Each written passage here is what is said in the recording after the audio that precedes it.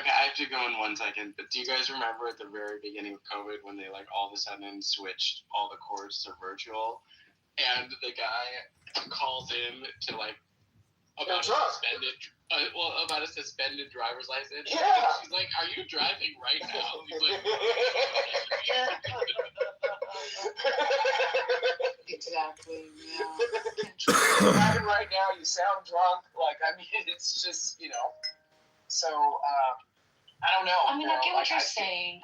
I guess it's because I don't drive too much anymore, and I guess it's just, my lifestyle. Like Trevor doesn't drink anymore, and I really only drink a glass of wine here or there, or gin and tonic here and there. So it's just not my lifestyle. But if it's something that's really impacting your city detrimentally, I totally can see why you want to make these changes and enforcements. Yeah, I mean, the second you get to the bottom of my hill where I live, you have within like a quarter of a mile radius, you have like 7 or 8 liquor stores. How many do you fucking need? You have bars that are down the Hollywood Boulevard. You have hotels that have their own bars. You have a Target. You have grocery stores. I mean, how many more liquor stores? There's one place where there are 2 liquor stores in the same damn parking lot, owned by 2 different people. It's gotten to the point of just it's exhausting.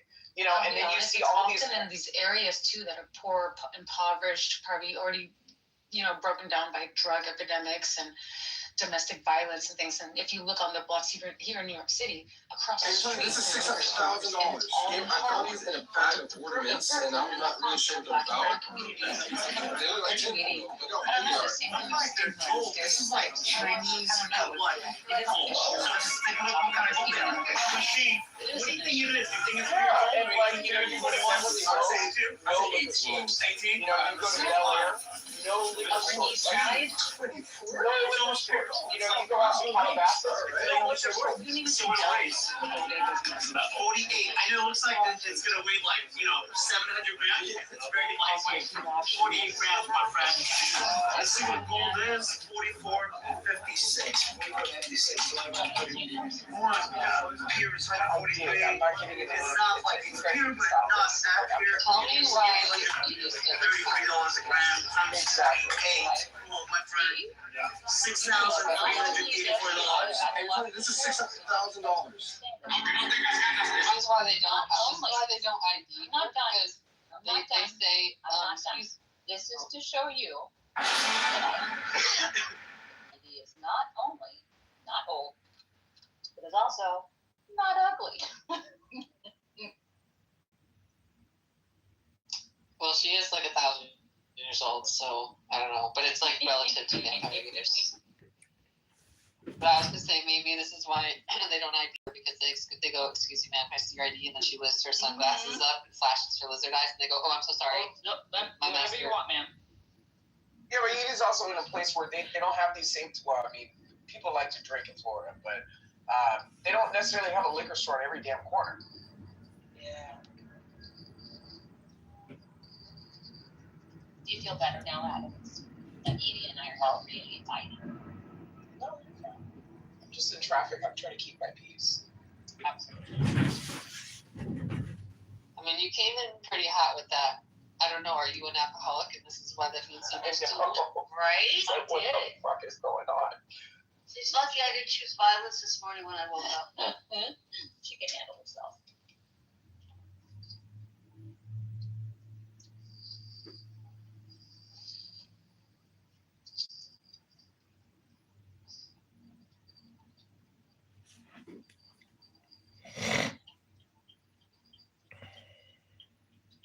So today is the first day that they opened the subway that goes from downtown to Beverly Hills. What?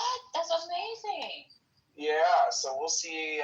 Traffic is a little bit lighter, but it is a Friday, so. What's it called? I had no idea they were creating that. The D line? Yeah. Getting on the D? I'm so happy to hear that. That's so cool.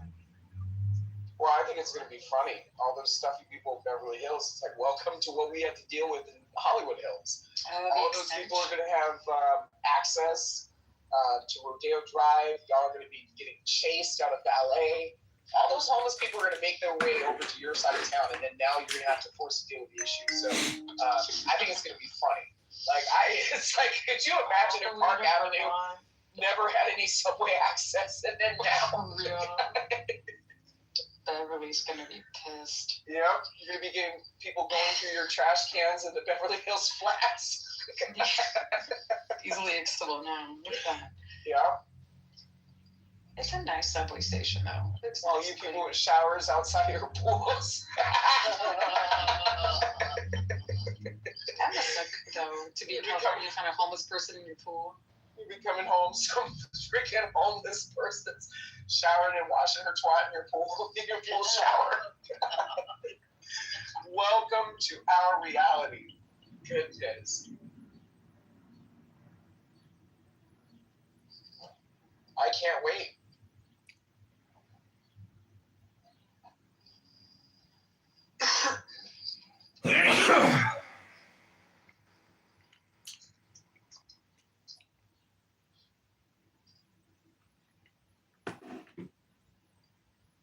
But yeah, no, it's fun for me, bro. You know, I've held on a very positive attitude. I'm not leaving. You know.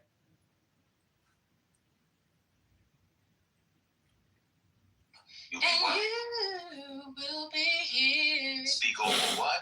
Speak over yourself. Encourage what? Encourage yourself. Where? In the In the Lord. What a blessing. I'm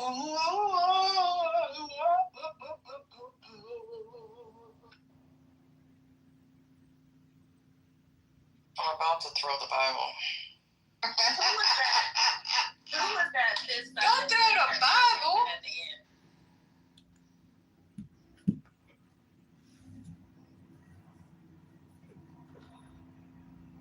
The doors of the church are closed at this time. No ushers, close the doors.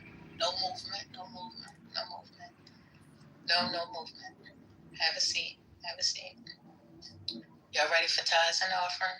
Please get your get your seed in your hand. Amen. I'm gonna bless this. I'm sorry. Hey, shut up. What did you say? Get what in your hand? Get the seed. Prepare the I seed. recommend if you get the seed in your hand, you go right to the sink. You don't want it to get all over the room. So if you ever have seed in your hand, just you want to wipe that off because it begins to smell over time. Just get rid of the seed right away. That's Really? yeah. You don't want seed in your hand. Yeah. Well, you gotta harvest it.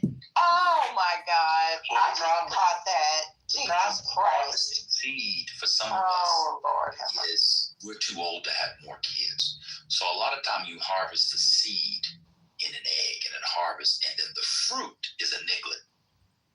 I'm post niglets. Oh, Jesus Christ. Well, Jesus never did that. Although there's a lost book of the Bible that suggests that Jesus may have in fact had Just children. chill, sis.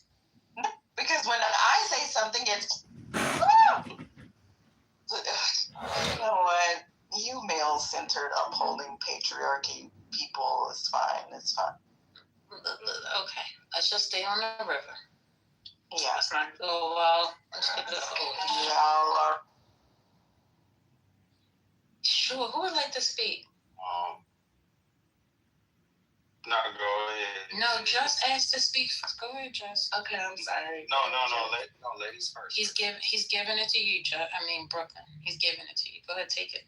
I just wanted to say when y'all was doing the praise session of this portion of this segment, y'all know how the chat suggests rooms to go in. It was a Christian space that you could come chill.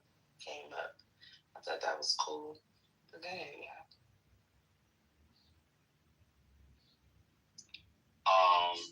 This was like I guess this is like news. Did y'all see the White House put out their 2026 counterterrorism plan, or at least like I guess like their bullet points of what they plan to focus on as it relates to counter terrorist threats that they deemed to the United States. No, I'm too busy looking. You want to share? Alien files. Yeah, sure. Yeah, sure. I'll put it in the chat. The ones, I mean, the main three that they're claiming are, let's see, it was on page 3. It says, identify terror actors and plots before they happen. I'm sorry, that's wrong page. Narco-terrorists and transnational gangs, legacy Islamist terrorists, and then the funny one, violent left-wing extremists, including anarchists and anti-fascists. So those are the top 3 terroristic threats that the White House has deemed on their high priority list, and those are the ones they plan to focus on within the coming part of the administration. And I'll put the document in the chat. It's like a whole 16-page thing where they kind of go over what they identify as such. They're calling the left-wing extremists the people who killed Charlie Kirk, and it goes on to talk about their some of their efforts, including how they blew up the drug cartels in the sea, and then the military operation they did in Africa, specifically in Nigeria with I think it was ISIS. But yeah, so just kind of going over all those things, and I thought it was interesting. But really, what stuck out to me was just the left-wing extremists and the anti-fascists, because I thought being anti-fascist was good in America, but I don't know.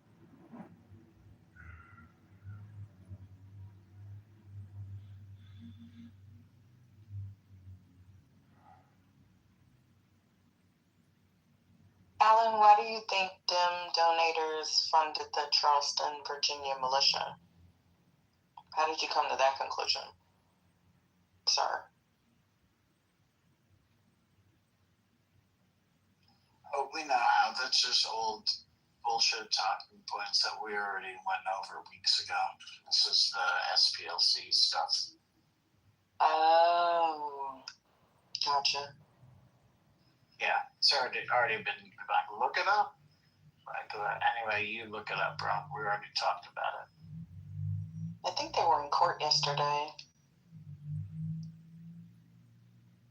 for the first time.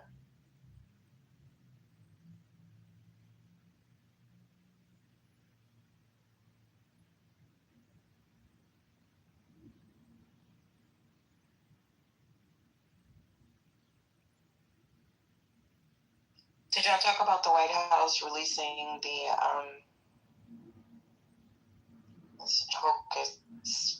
room today, the space files, extraterrestrial files or something? There's a cute little moniker that they have for the. So it's the TLDR. What is TLDR? Oh. Too long didn't read. Oh, you don't know that? Okay. No, I'm over 50 years of age. No, I'm not reading it. It's just they dump all those files. I put the link in the chat earlier. If anybody wants to look at it. Apparently, Trump said that they were gonna. They wanted more transparency about aliens and everything that the feds had on aliens.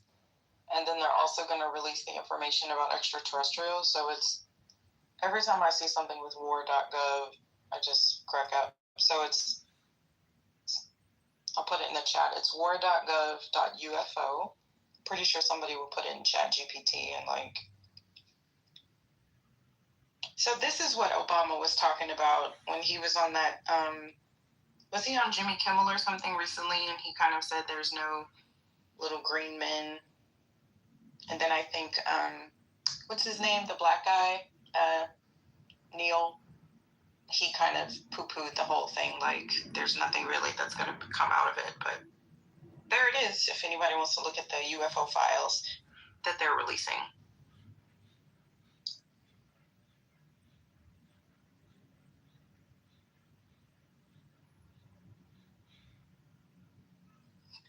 Well, so there's no takers on the alien thing. I see Wayne Brady went after Bill Maher. How do you say his name? Maher? Saying he's a racist. Bill Maher. Okay. Wait, isn't that an old story? I mean, he is a I racist, don't but I know. thought Wayne Brady went after him a while ago. Oh, was it a while ago? Let me see. It says 9 I mean, hours you should keep ago. going after him, but Says, maybe it was just comic Wayne Brady unloads on Bill Maher. Maher. How you say that? Ma. Maher. Sorry, it's my Boston accent. Ma. Maher. Okay, whatever. Over jokes about Obama. So he made jokes about Obama, I guess, recently or something. Is he racist? He dated Superhead. Who? Bill Maher. Bill Maher? That doesn't mean anything. Well, he was so racist. I'm being facetious, people. Jesus Christ. I'm sorry, it's raining, but I was making a joke. Okay. All right, so let me just take a moment out for a minute. We're coming up on the 12 o'clock hour. Yes, it is Friday. Today is May 8th, 2026. It is Mother's Day weekend. If you haven't already gone out and got your mothers, wives, sisters, cousins, nieces, whatever, flowers, then maybe you might want to do that. Think ahead. But if you would pay attention to the pinned item here, if you click on it, that is an X before the crash. That means no crash out Friday. This week has been absolutely different. That's the word I'll use. I'll use different. A lot of different characters came to visit us, and the ghost of crash outs was amongst us. So today, before we started, the stage has been blessed, and I just wanted to say happy Friday to everyone. I hope this day finds you well. Please come in with a positive attitude and an open mind and a kind heart, and have a wonderful day. If I don't see you or speak to you anymore today, I want to make sure I say that before we move forward. Yeah, I didn't know anything about. I'm sorry.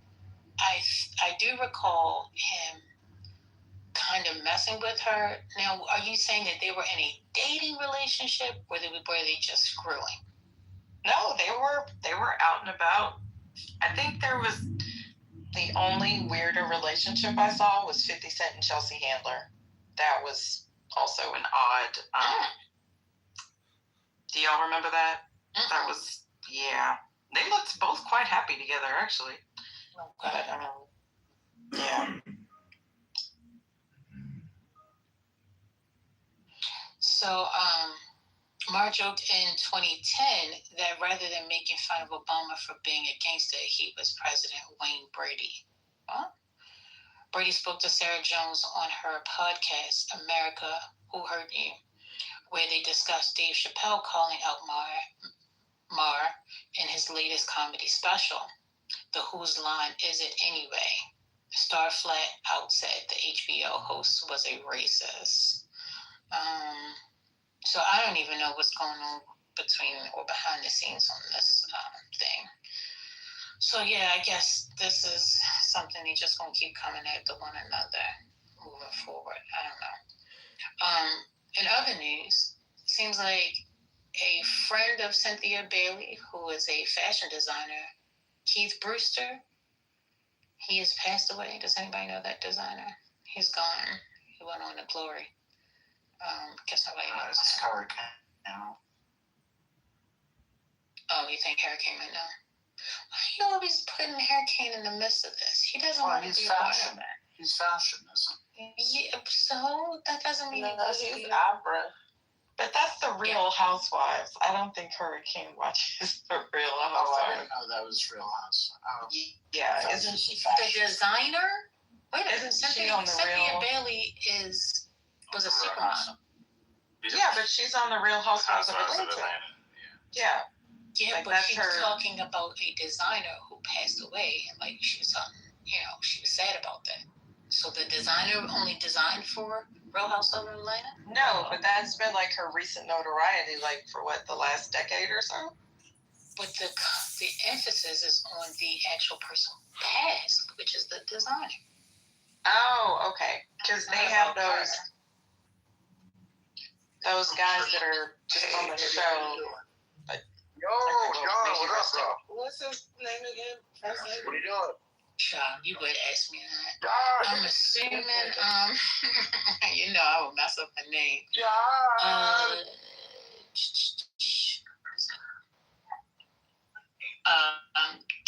Kithe Brewster. Funny. No. Yeah, funny. Another one bites the dust.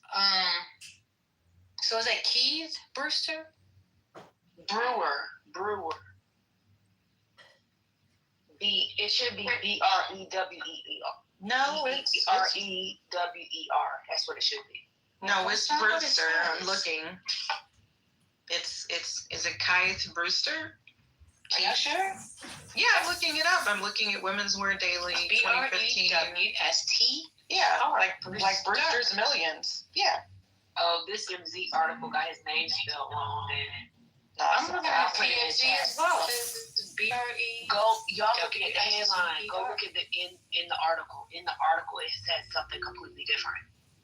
So this is for Oh, it women. does. Yeah, the headline says Brewster, but then when you click on it, it says Brewer. Yeah, that's why I was like, that's why I came up because I was reading it as you were reading it, and I was like, wait a minute, it's two different names here. Okay, go ahead.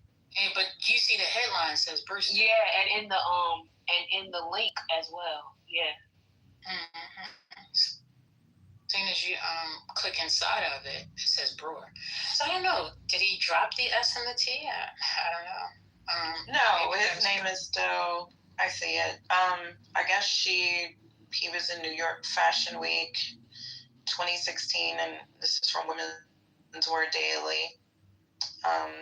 From 2015, I guess he did a ready-to-wear collection, spring of 2016, but I've never heard of him, but that doesn't mean anything. May he rest in power.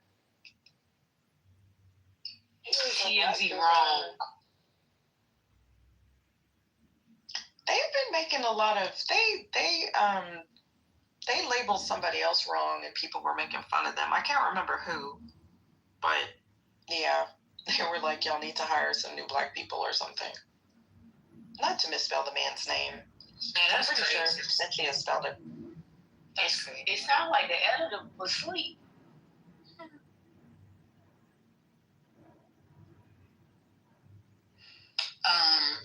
There was a show, I think, Dana Bash, she spoke with Keisha Lance.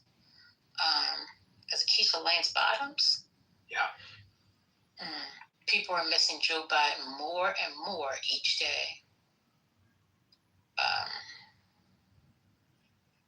don't want to hear that.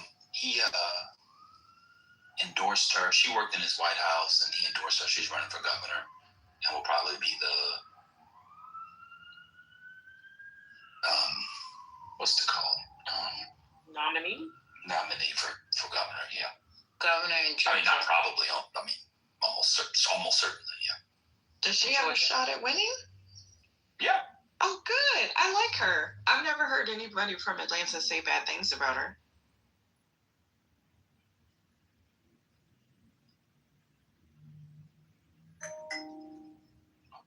All right. Well, my piece was just shot down, so I'm not going to say anything else.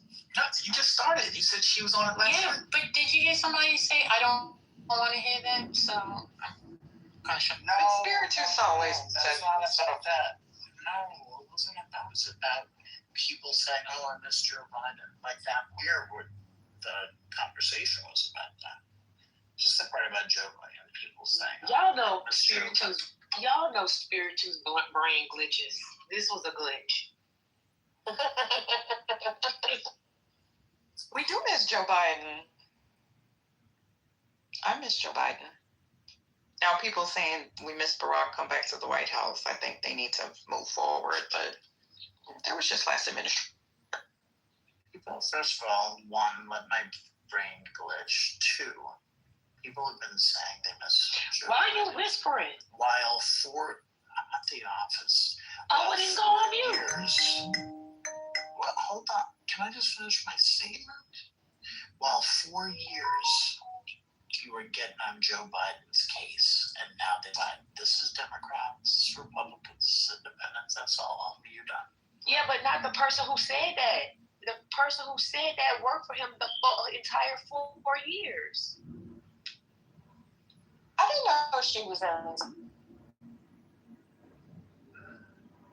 I think that it's a good thing that people are speaking like that in favor of Joe Biden, because now Trump and them are trying to blame. Nigga, do you not hear me talking? No. Fuck you up. Anyway, as of late, the Epstein administration has been blaming Joe Biden for the Iran thing, the gas prices, and everything. So I think that it's good that they're speaking good towards him. Why you know what? Like freedom. I bet Tef is a mechanic and he smokes black cigars. Just saying. It sound like you say, now you know what's wrong right there now? What you got? I'm sorry, So I'm just putting out random things. I don't know if this is true or not, or if this is happening now, just recently. It says Tennessee Democrats burn Confederate flag in dramatic walkout over redistricting. Did y'all hear that? Yeah. Can I ask you where that source was? Because I saw the video. It was literally like somebody printed on a Xerox piece of paper the Confederate flag and they burned it. When I tell you it wasn't a flag, it was the size of an 8.5 by 11. Okay? And they want to go on about like this flag that's planted on some racist lawn. That's not what happened. It was a little postage stamp that they burned at the Capitol, and then he stamped it out. But it did look pretty dramatic. Like the picture that I saw, and I think it was Justin Pearson, First Lady. I really like that young man. He is going to go very, very far. His name is Justin Jones. Justin Jones, I'm sorry. He is, I like him. I like his strength. I like his power. I like his defiance. So he basically stood there in the midst of all of that racism and hatred, and it was like a PDF, like he printed it and he lit his match and he just kind of stood up and like, this is what I think about this. And did y'all see the video of them? Well, it says, wait a minute, Tennessee State Representative Justin Jones burned a paper depicting the Confederate flag after a new redistricting map aimed at unseating the state's last Democratic representative. Yeah. We're talking about Representative Pearson, one with the afro, right? Oh, yeah, I didn't even catch that. Thank you, Black Struggle, because I was like, wait, maybe that is his name. Yeah. You were right. You were right. Okay, yeah, Pearson. And of course, I like him. He's smart and he's black. You should try it. And of course, I love black men. That is correct. So yes, I love him, actually. I don't just like him. But did y'all see the... But wait a minute, that's changing the subject, because I don't know how you got on Pearson, because this guy's name is Justin Jones, and I was talking about the flag, but then Pearson. So who's Pearson again? Justin Pearson is... Yeah, he's the other Tennessee rep. Yeah, they're both Tennessee reps. I think that's why they're confused. Justin Jones is the I don't know if he's black and Filipino, but he's the he was the current representative for Nashville, but he's been I think his seat's been drawn out. Yeah. And then Pearson's seat is the last one that just got drawn out. So they're the only two. Which one is the one that's running primary Cohen? Nope. Which one is Oh, wait, my bad. Which one burned the flag? Because weren't they both there? Probably. Oh, So Justin Jones, sorry if I'm echoing y'all. So Justin Jones is the one that burned the flag. Justin Pearson is the one that's trying to unseat Cohen, but that won't happen. Sorry, I'm echoing y'all. I have to come into a huddle room. Okay, so here's like a quick version of what's happening, if you don't mind me sharing this, First Lady. I don't want to get us off track from the paper burning yesterday. But a number of these... It's okay, you don't have to apologize. We think we're slick. Anyone who wears a skirt. She's so refined. I love Tiffany's voice. Listen, I was proud. I was given, civil rights icon yesterday. Okay. Anyway, so what has been happening in Tennessee for a while is that they have been redrawing all of these districts very quietly, but it's been really tricky in how they do it. So you'll probably hear a lot about London Lamar.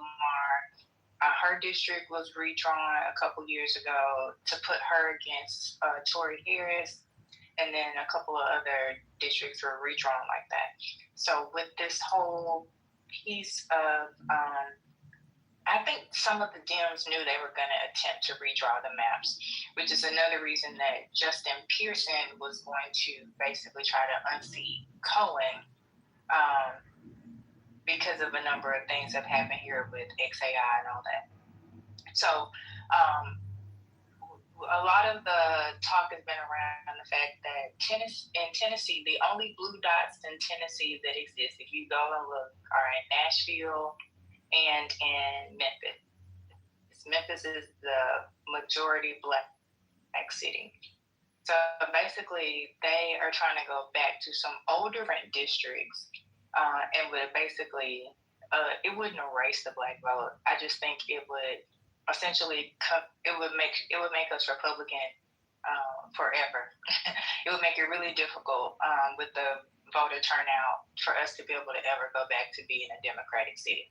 So, for example, we just had primaries, and only 18% of the vote came out for primaries. So, knowing that we already have low voter turnout and how they're redrawing the maps, it would make us basically more power would go to the rural part of the district, which would make us a Republican district. So Pearson is essentially going to have to drop out. So we have another guy, his name is like Brett Todd or something. He's basically like a community college graduate who was I think he's in Nashville. He's now decided that he wants to go against Cohen. So there's no way Justin's going to win against Cohen because it's too big of a fight. We can't lose the only representation we've already had, because they're just going to basically say he's a young guy. He's a young kid with an afro. Nobody wants to be represented by a black man, especially now that we have a chance for us to have a Republican, district. So it's about to get ugly. It's really frustrating. But yes, Justin Jones and London and a couple others led a walkout. I love the signs that said "Kill the Klan." It was very direct, but they led a walkout. Justin Jones burned truly a 8.5 by 11 piece of paper that was a Confederate flag. He probably could have gotten a real one because they're literally everywhere here. But I think he also didn't want to get arrested, because if you remember, the Justins were also kicked out. They were censured 2 years ago. So it's a hot mess here in Tennessee, and people have said Memphis should leave the state, and I was like, I don't think that's gonna work. But that's a whole other situation. But it's just been ugly and ridiculous here the last couple of days. Tiffany, with the district where Memphis is, like, isn't that being stretched out by like 300 miles? I read something where you had said it's going to be stretched out to like rural areas, but I heard it's as large as like 300 miles inward the state. Is that accurate? So I still haven't. I keep just seeing like screenshots of the map. I haven't actually seen a map, so I'm trying to get my hands on an actual map so I can look at it. But so there's I can't think of the name of the county, but there's a very rural county, like literally the people that are missing teeth, that don't even have a chance at life, we would be grouped in with them. But it is a really wide district from what I've been told. So I don't know. It doesn't make sense. And then it would even split in some neighborhoods. From what I was told, it would split some neighborhoods right down the middle. Like literally one side of the street would be in one district and another would be in the other. I think I put it in the chat. Is that it, Tiffany? So It says Tennessee U.S. Congress districts adopted May 7th. But look at how they've split up that green. Okay, so I see the 1, 2, I think it's 9 that people were saying was the weird one. But it's that is crazy. Look at 5. You know what? Yes, that's the parts of that same society we want to maintain this. You're not listening to what I'm saying. I actually agree with Brother Mark. So let's say in a society where you're not suing for, you're not civil rights for like all men. Men all have them already. So let's say like a pre-suffrage society, a pre-women suffrage society.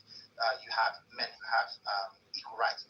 There could still be aggravating factors in a case where a man is violent towards another man. And I'm saying, okay, well, the intuition you want to play on now is, hey, in this egalitarian society, it seems like there's something wrong if, like, when a man beats up a woman viciously, we don't think that's an egregious crime. No, you still can in a feminist society. You still can. In a completely equitable society, you still can, because we're not concerned with, like, everybody being seen as the exact same persons. They're all facsimiles of one another. What we're concerned with is if everybody Right, and that's what I'm talking about. Listen to this thing again. The woman who takes her cart and slams it into the back of my leg. Don't I also have rights? Don't I have these? No, you actually don't. You're actually not allowed to beat her up. You're not allowed to beat her up. I don't know if you know that. You're not allowed to beat her up. And why not? Because it's illegal. Consider that crime. But you can't do it for man either. You can't do it if it's a man either. No, I'm not talking about it. You fight another woman up for doing that. Stop. I have the right to have equal protection, just like the person who's the actual aggressor. I think it's easy to. I think we expect others to operate based upon our moral framework, and that's just not reality.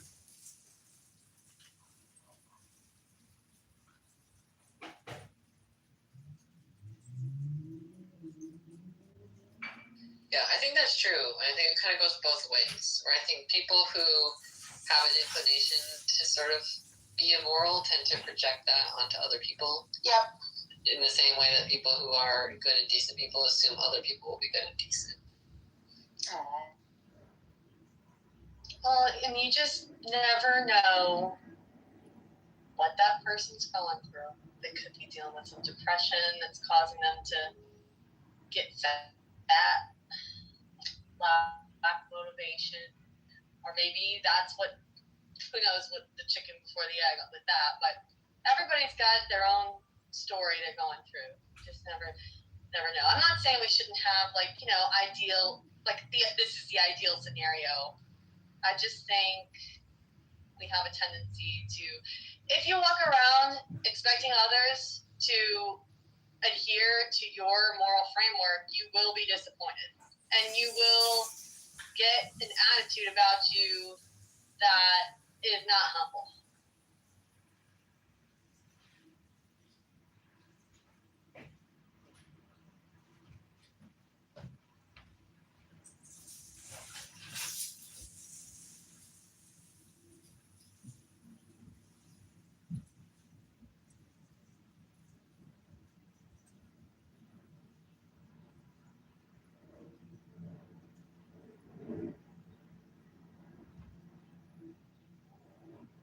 Can y'all hear me? Yes. Yeah, we were just resonating on what you said because it was so true. Yeah. Mic drop. We agree. Okay. Yeah, we agree. Period. Yeah, I mean, I hear Keegan, and though I don't disagree with what he's saying, I see this in my best friend too. I see her do it all the time, and I want to shake her out of it because it causes her so much. What is she Being a little matrixy, FYI. You see her doing what all the time, though? I'm confused.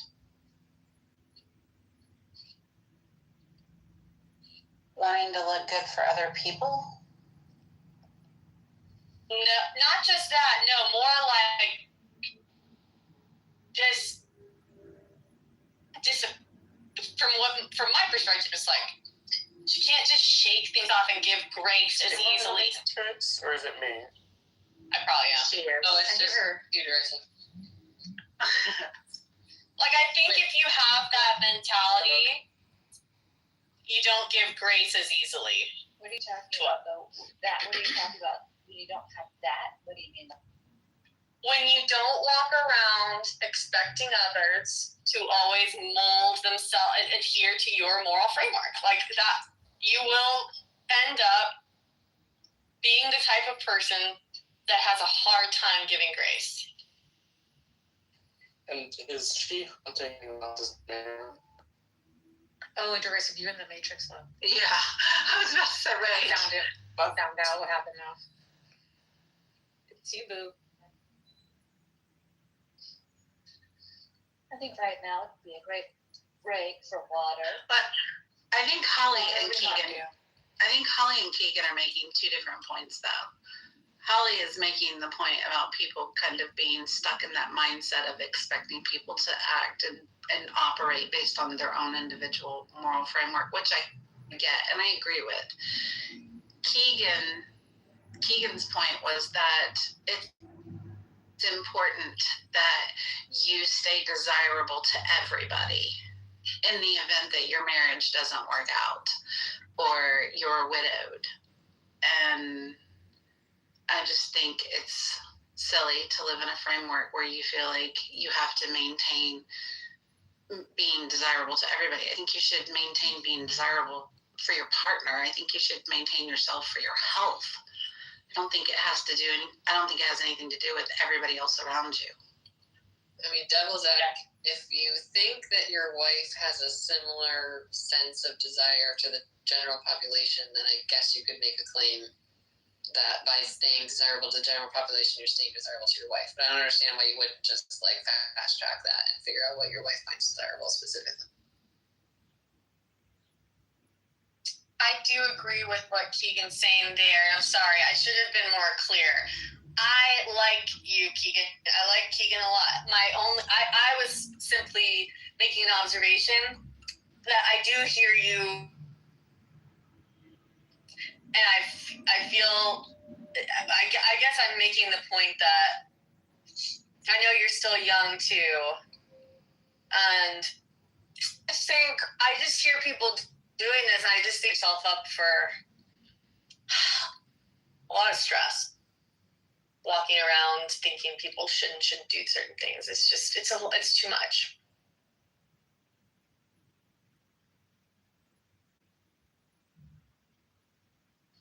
Oh, you're saying you might not, you don't know if you agree or disagree, or maybe you do agree with my worldview, but it's that I shouldn't have this expectation for everyone. Yes, that's exactly it. Yes, that's exactly.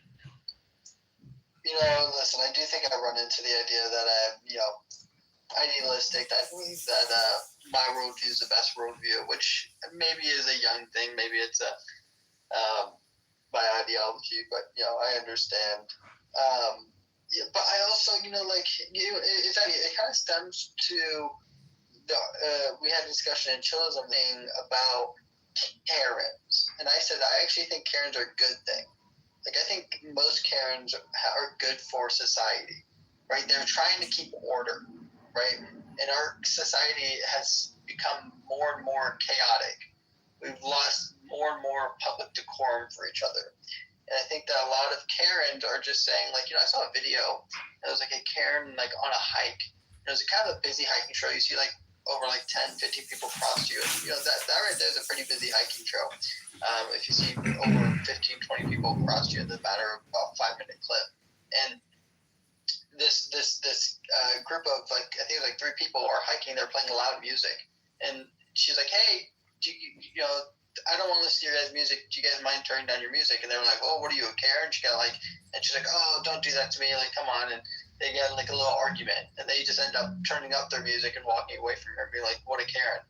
And, they're recording her. But, I'm like, I kind of agree with her. Like, she's just saying, hey, like, and I understand the idea of like, just let them be. They're not harming anybody. But I also think there's something about like trying to be like, hey guys, like we all live in this society. We all live in, you guys are my community. And like, let's just all respect each other. And, you know, I understand it was maybe kumbaya crap. It was very shocking earlier hearing how hard it was for people to hear that message. It was really concerning for me, you know. I don't think that we're being an authority figure to each other if we remind each other, you know, crowding around me at the ice cream line and I say, hey, buddy, there's a line here. You might say, oh, sorry. Okay, thanks. You might just get in line. It could be as simple as that. It doesn't have to be, I'm going to stab you in the heart like Carmelo. Yeah, I feel like that's where my ideology comes from. Is like, you know, I'm like, oh, you know, maybe I, you know, without a doubt, like have these like all or nothing ideology where it's like you should do this, you need to do this, or it's harmful, and maybe I'm wrong, whatever. But I think it stems from the ideology of like the Karen ideology. I have a Karen ideology. I am someone who, when I see disruptive behavior in public, I will call them out. I will say something. I'm not someone to be like, oh, like it's whatever. Like, you know, I go, oh, okay, they're being disruptive. I'm going to go let them know they're being disruptive to me. And I hope that they hear me as a person and they go, oh, okay, I won't be disruptive anymore. And, you know, I feel like we've kind of, and I think maybe it's like, maybe this is the difference between like people who live in a city and people who don't, right? Like suburban lifestyle is just much slower. And like, we're like, oh, like, you know, let's all just be neighborly. The Midwest, very neighborly. The Midwest is a very neighborly community. And maybe that's just a Vero, did you see in the New York Post, they had an article about the different hell at this apartment building in the Bronx? Did you see this? No, I didn't. You broke up just a tad bit. Something in the Bronx, what? It was the tenant from hell, and it was an article in the New York Post like yesterday. Let me find it. It's this like tranny young person who is stealing everyone's packages, tried to blow up the building. Like he left all of his gas burners on in his apartment all day long, and also like apparently has multiple personalities and wears a different wig depending on which other tenant in the building he wants to harass that day. And they're afraid to go in and out of the building. He's been like arrested at least 5 times just for harassing his neighbors in the building. And he hasn't paid rent since 2024, but they're trying to get him out. I like a New York City Karen. I'm a New York City Karen. I'm not like I wouldn't be like a Karen in Keegan's sense. I'd be in a New York kind of way, where it's for the safety of others, really. Like if someone tries to come into your door after you, like you use your key, you open your building door, and someone tries to come up behind you. No. I don't know you. You live here? So you Karen. Yeah, I'm Karen. What's good on it? You live here? Okay. You're trying to have a light pistol, someone staff, you're at the new shit, you're on a rooftop doing crack up there.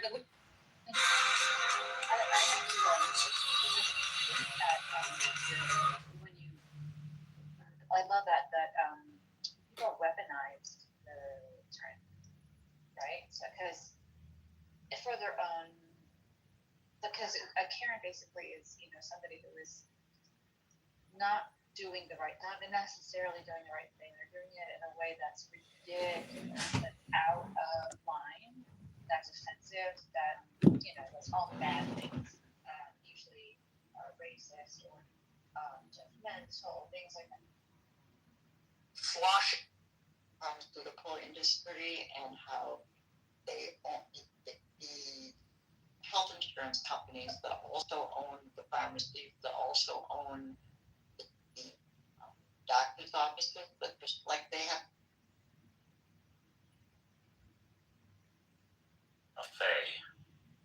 They've just gone nuts.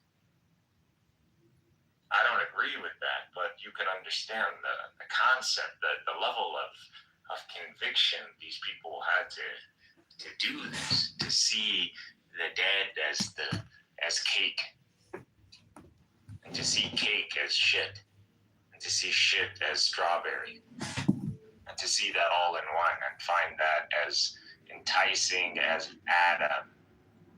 was enticed by the fruit.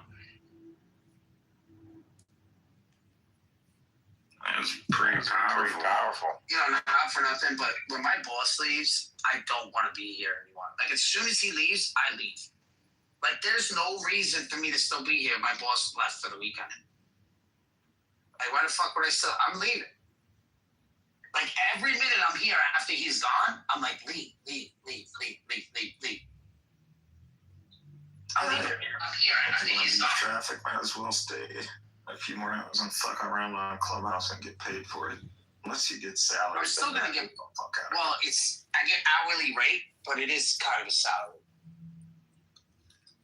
So I'm guaranteed 40 hours, and then the overtime. They made the military hourly. Everybody would fucking join the military. The biggest trick about the military is the salary part. That's when you realize you got duped. What are you talking about? The salary part is the best part. These guys retire getting like fucking 15 grand a month. What are you talking about? Oh, veterans? Yeah. I mean, the high ranked ones. 20 fucking years. Yeah, exactly. Yeah. If they would have worked those hours in a private sector, they would be fucking millionaires. Some of them are. You can. In the military, by the time you're coming out, you can. But I promise you, you would have made double, triple that. They enslave you, bro. Military slavery. That's okay. Come work for me. I'll fucking slave your ass too. That's why I call you a soldier. No, I know your life. I know how it is. I put on a fucking uniform and drag my ass out. I understand, bro. No, I mean, in the beginning, I'm going to tell you, like, you know, oh, we're boys, but I'm still your boss. Dude, I'm totally about change. It kicks in. It's natural to me. I don't see that. You have a higher rank. That's it.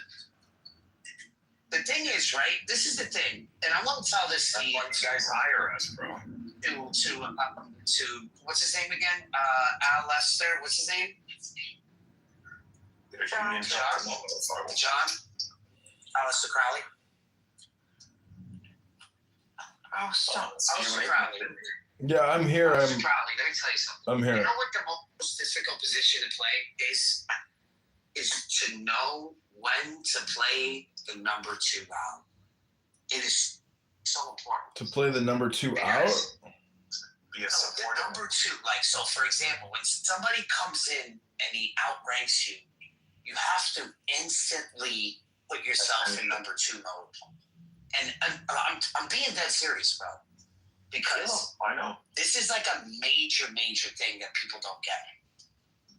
And if you know how to play the number 2 guy, it strengthens your number 1 guy. Like, it strengthens you as the number 1 guy. I don't know how to explain it. It's just like, you have to know how to play your position well. Number 1 should be given the vibe of number 1. That's, but you know, if you're always never, and I don't like being the number 1. The most guy, but it is kind of sad. Nobody wants to be the number 1 guy is the guy who can, when it all hits, something shit happens, it's on him. He's your fall guy, and he's the guy who's expected to Superman at a moment. So if they fail at that, then they're not going to be the number 1 guy anymore. You know, it's going to fall down to the second. You want to know something? You want to know something I learned? It's they know who to execute at the right time. Yeah. They have that eye. Yeah. Are you talking about concrete, Megatron? No, I don't know what concrete you're talking about. What, like physical concrete? Like like concrete work, not the guy. No. Like working on concrete. No, I'm not talking about that. Oh. No, he's talking about relationships. When somebody's there and he outranks you, you have to know how to play your position well. This way, you work in unison. You know what I mean? Yeah. Well, Alistair Crowley. They can't handle that. They can't. They can't handle that. In the military, in the military. Right. What's your name? In the military, you stand in a position. So if you're standing next to a superior officer, you stand at like the bottom left. So you actually position yourself in a place of respect, and it's in the protocol. So you are basically like geolocated to show your inferiority, and it's just that's the thing about rank and hierarchy. Hierarchy is like in America, we definitely have a caste system or like a 4-slot system, meaning that like we have military, law, political, and medical, or even banking. So it's like 5 slots. But I put some poetry about Ezekiel's spaceship. I used grok. I hope you enjoy it. Hope you have a great weekend. And I agree with you. When my boss is on a hammock drinking an iced tea while I'm in a cubicle, and I'm very upset about that, and he's laughing and having a good old time. Well, then you're so far from number 2. If you're in a cubicle, you're not even number 2, bro. So just don't even bring it up. Just let it to wash, bro. Yeah, that should be your dream. Yeah. A dream? You don't even. You should be getting your boss a fucking drink. That's what you should. You should be like, man, hook me up, like, idiot. You should be getting a fucking drink. But you gotta be honestly, if you're not trying to steal number 2, where are you? You're in the You're in the circle, John. You're in the circle. You got to get to the center of the circle, and you're already there as a subordinate. You can consume more because they expect you to do more, and so the more you can do, the more you can. All of a sudden, you're one of them, and then they wake up to it, and then they realize, holy shit, this guy knows everything we know, and then that's when they freak out. Now, I mean, my thing has always been they headshot to me by the time I'm like close to number 2. And that's when they realize that this guy has ambition. He doesn't want to just be a subordinate. He wants to be number 1. So if I was to go work for Barth, everything he's doing now, a year, and I would give him number 2, and he would chill, his balls would be spread. He'd be like, man, I'd never relaxed like this before. And then all of a sudden, I am Barth. And then Barth is like, never really enjoyed being lobotomized as number 2. It's been a while. You're losing me here. People there is that mental capacity, and then there's the physical capacity. And sometimes just being an ass or like an ox or something, that can be like relaxing then. Like when you don't have to think about the operation or all that, and you can just trust someone who has the energy to do it, you end up relaxing. Some people do that if they're content. If they're not content and it's always been about the hierarchy, that's when they expose themselves. Let me educate Mr. Crowley here really quick before we lose the thread. So, Mr. Crowley, we go over one Quran verse every single day, and then we learn from the Ummah about the Quran. So today's lesson is 379. Can you read that for us one more time? Because we're gonna get this in our minds this way. We kind of understand what it's saying. We understand it, that it's unifying. We don't listen to the Salafi boys; they're uneducated. We educate ourselves. Surah? Is this a surah? This is a verse. Okay, where is It's a that? chapter. An ayat is a verse.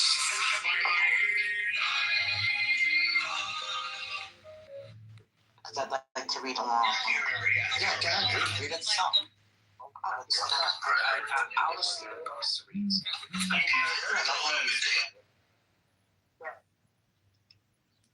Yeah, what do you want to be? I'm going to start too slow. I think I heard that. It's like the full book. No. I want to do old looking with Curtis. That's It's gonna suck. It's a little weird. No. I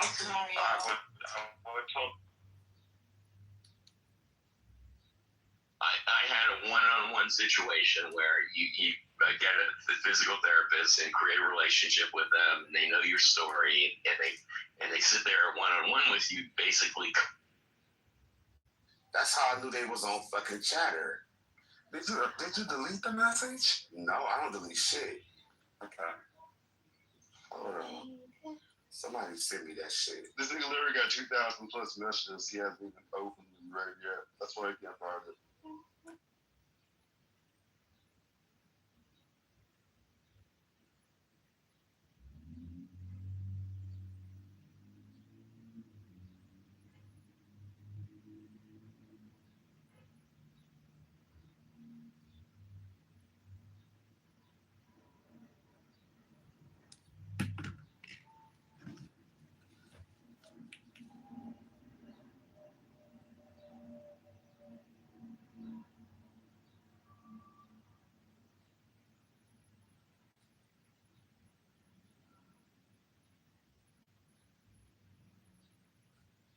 Here are 3 things to consider before applying for your next credit card. Number 1, your lifestyle. You fly a lot, spend a lot at restaurants. Mother. Among those with us this afternoon are a number of the angel moms who saw their precious children stolen from them by the open border policies of the radical left. Open borders, I call them stupid borders, not open. I call them stupid borders by stupid people that put them there. And the migrant criminals that let them pour into our country, and bad things happened. Bad things happened.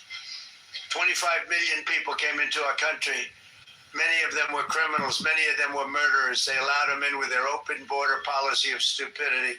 These incredibly brave and resilient women have turned terrible tragedy into unyielding resolve, becoming advocates so that their mothers do not have to endure the same heartache that they've felt all their lives. They felt for so long.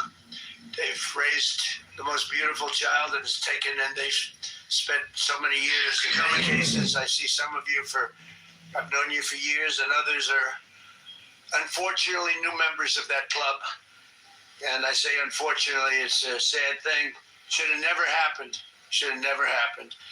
In their honor, we've rapidly turned the worst and most dangerous border in the history of our country into the strongest border in American history. We have no people come in during the last 11 months. We have zero. Nobody even tries to come up. You know, you used to read about the thousands of people that would pour in and they'd just come up in caravans. I think it was my name. I came up with it. It looked like a caravan. 25, 30,000 people pouring up. They walk through Mexico. They come from all different locations, come from all over the world, actually. But they came in through our southern border, and they'd come up and just let them walk in. They'd walk in. Nobody had any idea who they were. They were murderers. 11,888 murderers. They were allowed to come into our country. We've gotten a lot of them out. Many of them murdered more than one person. What a shame. What a disgusting shame. That people can even think that this is okay is pretty incredible. But for the past 12 months, that's been our number. And these numbers are done by people that the numbers, when I say zero, I actually mean zero. It's hard to believe, actually. But they're done by people they tend to be somewhat on the left. So they're not going to give us a fair shake. And they say that, people don't come anymore because they know they're not going to get through. So when they know they're not going to get through, they just don't come. And just on that, we save a lot of lives, because that journey up from Honduras and El Salvador and lots of other countries, or from the Congo, where they drop them there and they walk up and they come through our country. They emptied the prisons of the Congo into the area of the southern border, and then told them to just walk in because stupid Americans are going to accept you beautifully. And these were hard, mean, vicious criminals they allowed into our country. How anybody can vote for these people is hard to believe, okay? It's hard to believe. But to a friend of mine, Marianne Mendoza. Marianne, where is Marianne? Where are you, Marianne? I got to know you right from the beginning, right? And I won't ask her that, but I would often ask, is it easier with time? Because time has gone by. Marion, no, it's not. Sadly, it's not. You know, you always hear it with time, but a lot of people say it's not easier. But you're a special woman. I've gotten to be a friend of yours. You're a special woman. What you have to go through is disgraceful. Tammy Nobles. Tammy, are you here? Tammy Nobles. Right. Does time help, Tammy? No. No. It used to be, you know, time heals all wounds, right? But it doesn't. When you love somebody that much, it doesn't help like it should. Tammy Nobles. Jacqueline Medina, a great person. Where's Jacqueline? Jacqueline, where are you? Thank you, darling. Thank you. And so many others that I want to thank you for coming. And I don't think you've been treated properly. It's hard to believe, but the angel moms have not been treated properly. But this president treats you properly. I can't speak for others, but this one treats you properly. And we love you all. And all I can say is our hearts are out to you on Mother's Day. And you have a good Mother's Day. Go and have a good Mother's Day. In securing our border, we've also made tremendous strides in stopping the flow of illegal drugs into our country. The flood of deadly fentanyl across our border is down by 59%, and the drugs coming in by sea are down by 97%. 97%.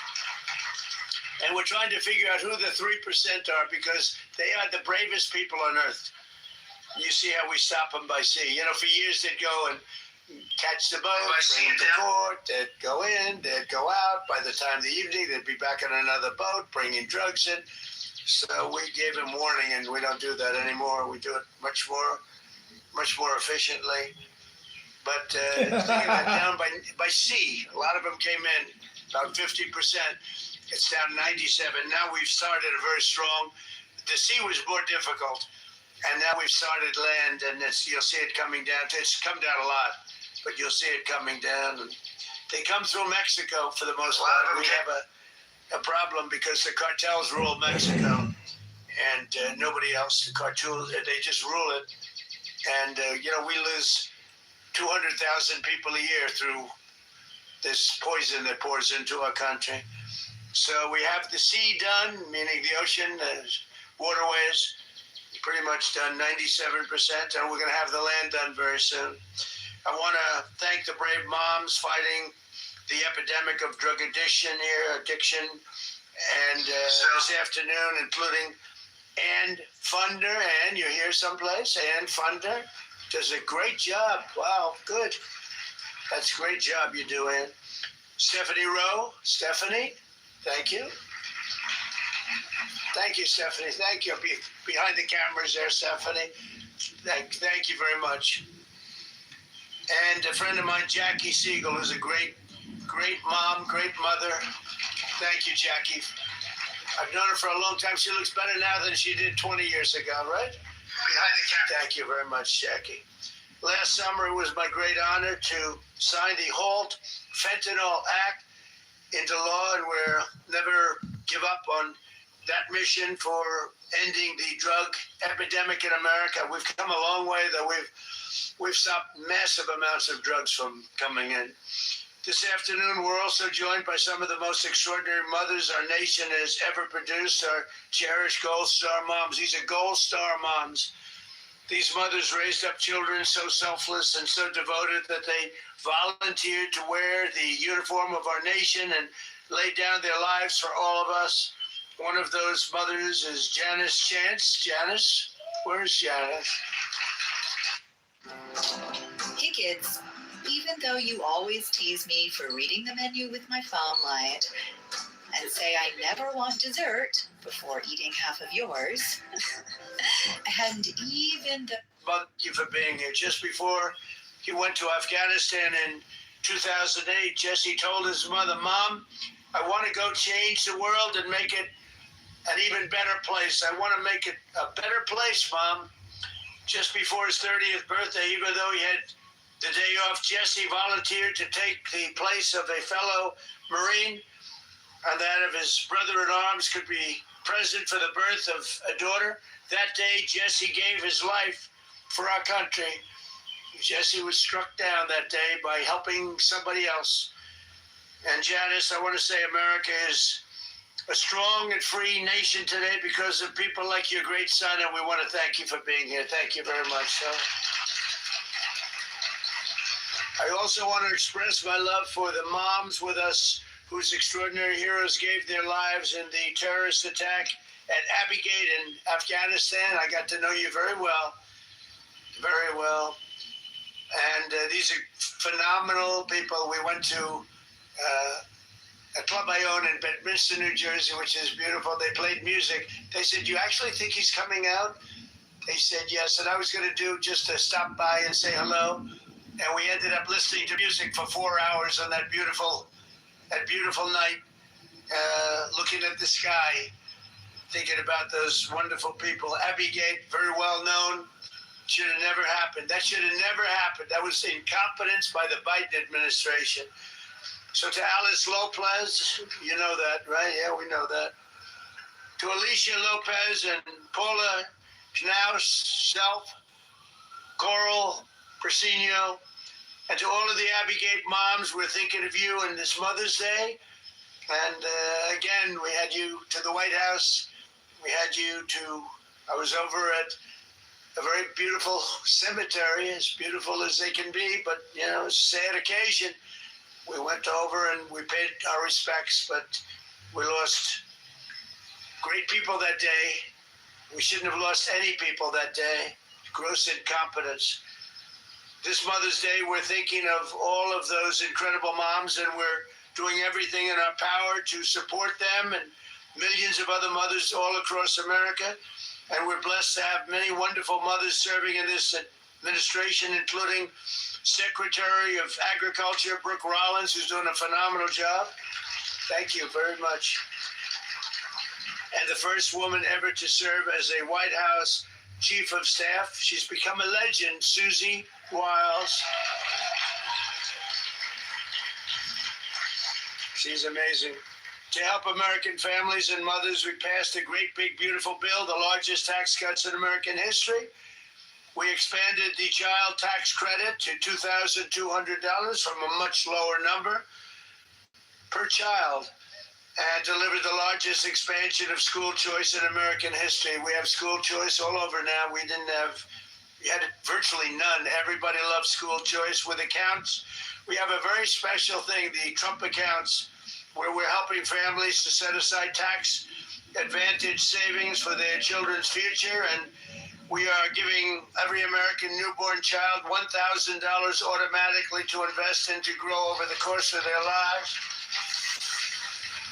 And I want to thank the Dell family. It's a great family.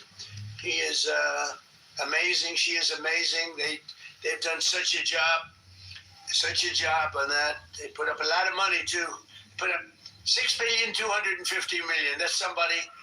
And he started making computers on his bed in college and selling them because they were better than other computers. And I said, "How did you do that?" He said, "Well, I did it, and I just never stopped. It just kept going."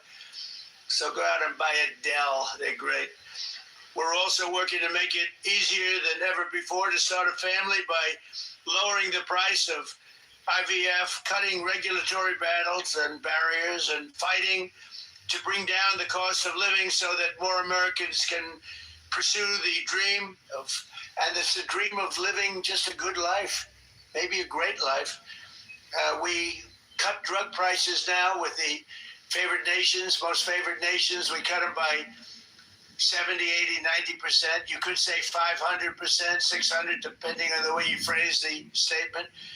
But we now play, when I was here, this was a big ambition. Right at the beginning, I was able to cut them a little bit, but I didn't cut them. I cut them more than anybody else, which was a little bit, because for 28 years, drug prices and prescription drugs only went in one direction. And when I came back, we now did something that everybody said was impossible. Favored nations. We had the highest drug prices in the world by far. Now we have the lowest drug prices in the world. Can you imagine? So we cut them by 50, 60, 70%. And go out and you'll see exactly. It's one of the I think it's one of the biggest things that we've done. Drugs that were costing in London $10 for a pill would cost $130 for a pill in the United States. And now, if it's $10 or if it's $20, that's what we pay. We pay the lowest price anywhere in the world, so it's great. And the fake news doesn't want to write about it, but that's why I talk about it, because we have no choice. We have to. So I just want to, again, I want to thank everybody for being here. It's so important. We do things like we keep men out of women's sports, a very popular issue. We stopped the transgender mutilization of your children for everyone. We don't have that. But I want to thank every single mother here this afternoon and all across our nation for your work every single day. America's moms are raising the future of our country, the most important. You have the most, we don't call it a job because when you love it, it's not a job, but for this purpose, you have the most important job there is in America or any place else, and you're doing an incredible job. I just want to wish you all a very happy Mother's Day. We're going to have a great Mother's Day. And for those mothers that lost their child, many of whom are with us today, the Angel Moms and others, Gold Star Moms, we love you especially. We love you maybe even the most. Thank you very much. Thank you, everybody. Appreciate it.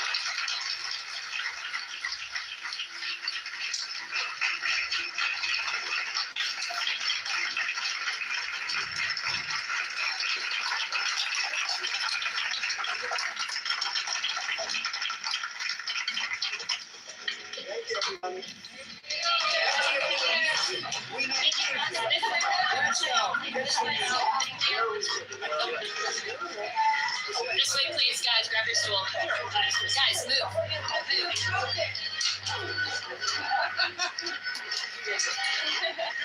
There's still time.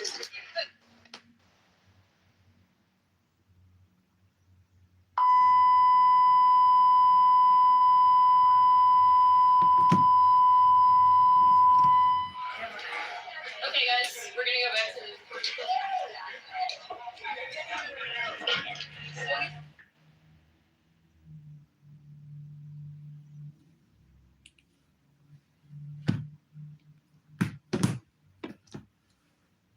All right, that was Trump speaking in the Rose Garden to the Gold Star moms, who we love the most. Mothers who lost their daughters and sons to illegal alien invader murderers who murdered their children. Trump has hosted them at the White House. He was talking about cheap drugs. Now we took $150 pills to $10 pills, and now we got the cheapest drugs in the world. Rabbanu Shalom. Good Shabbos!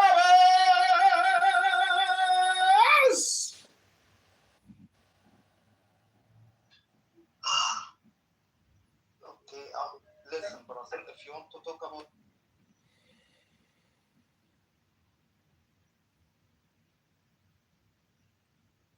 fully God, I'm fully God, but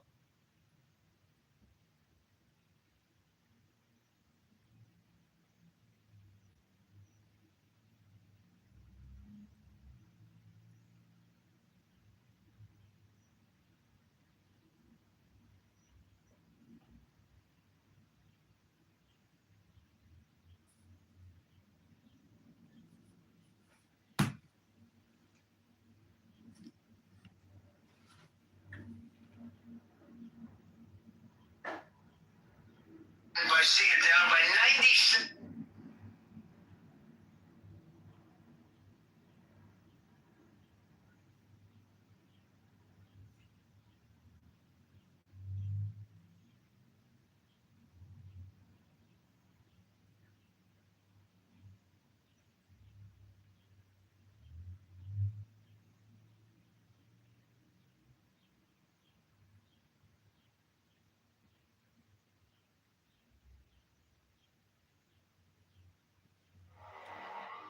Mine is the head of the man, and thy insight is keen as the hawk's.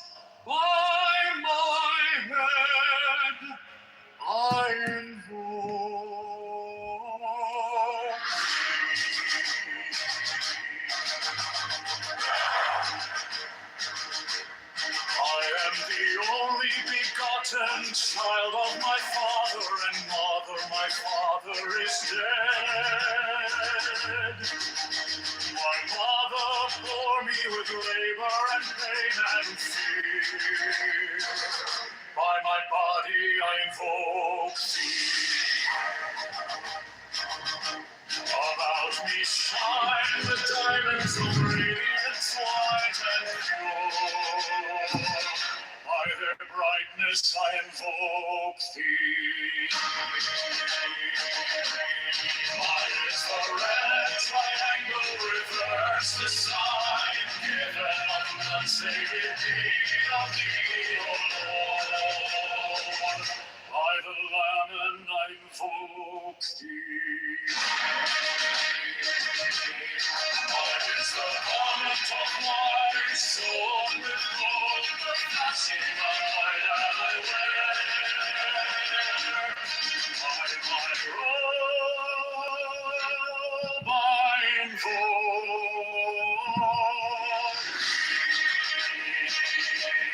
Mine is the sign of the office and time. By the sign I invoke.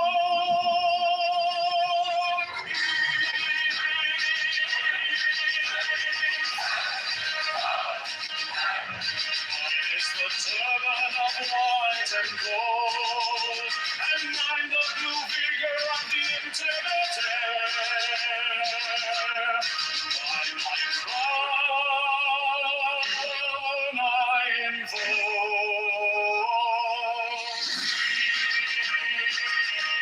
My fingers travel on the beats of pearl, so run I after thee in my car of glory. By my fingers I invoke. I never want the double power and the voice of the master.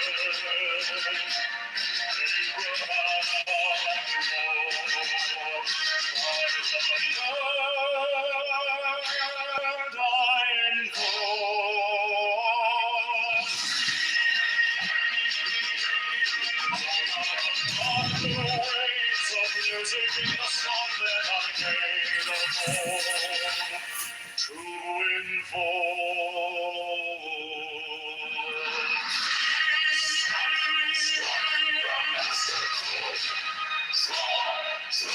the flaming sword, proud child and conquering Lord, Horus Avenger. By the song I invoke.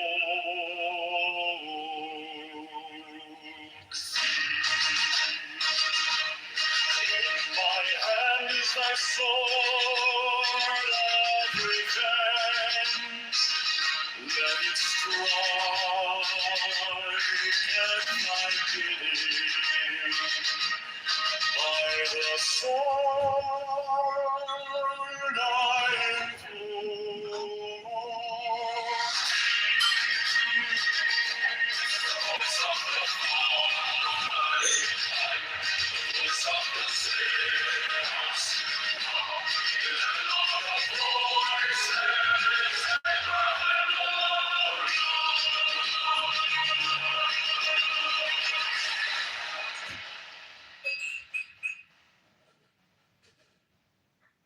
mine is the head of the man, and my inside is keen as the hawk's. By my bed I invoke thee.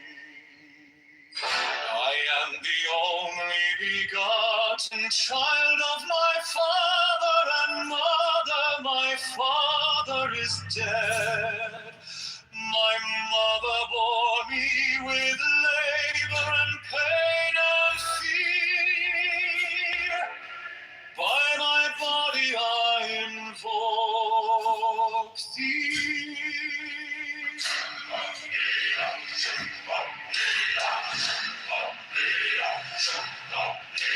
About me shine the diamonds of radiance, white and pure. By their brightness I invoke thee.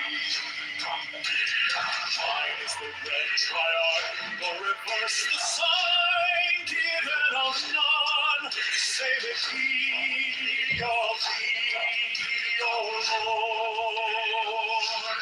By the Lamb I invoke thee. Mine is the garment of white, sown with gold, the flashing of day that I wear by my robe, I invoke thee. Mine is the sign of a prophetess and Typhoon, by the sign I invoke thee. Mine is the turban of white and gold, and mine the blue figure of the interwear. By my crown I invoke thee. My fingers travel on the beat of her, so run I after thee in thy car of glory. By my fingers I invoke thee. Find the wand of double power in the voice of the master.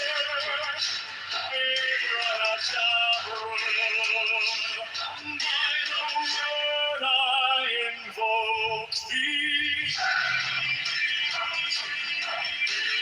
I know the dark blue waves of music in the song that I made of old to invoke thee.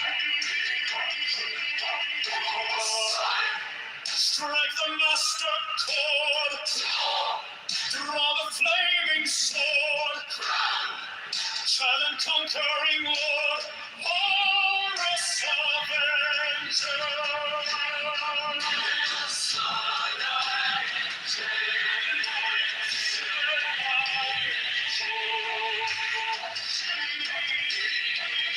In my hand is thy sword of revenge, and strike thy teeth.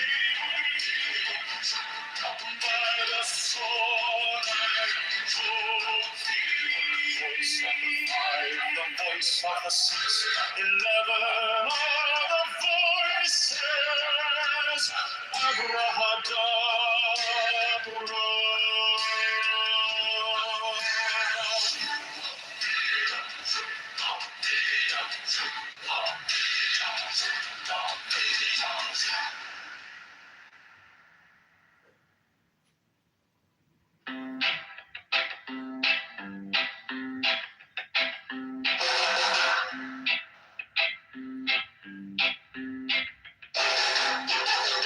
Mine is the head of the man, and my insight is keen as the hawk's. By my head I invoked it.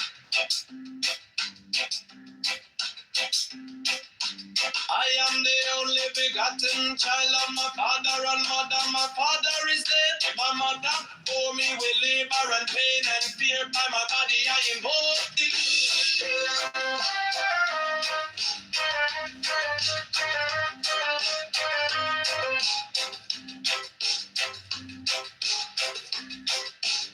About me shine the diamonds of radiance, white and pure. By their brightness I invoke thee. Mine is the red triangle reverse, the sign given of none. Save it be of thee, O Lord. By the Lamb and I invoke thee.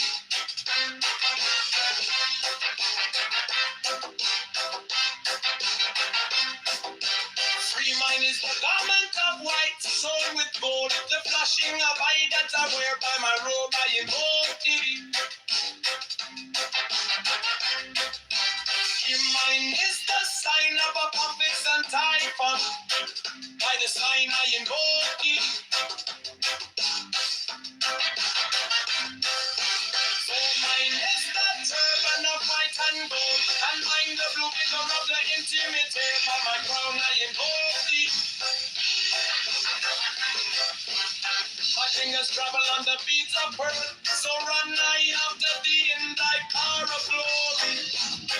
By my fingers I invoke thee. I hear the ones of double power in the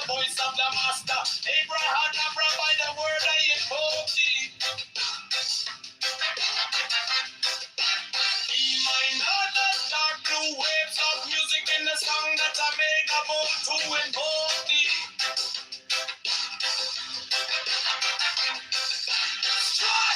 Strike a master chord. Draw the flaming sword. Draw child and conquering Lord. Avenger by the song I invoke thee.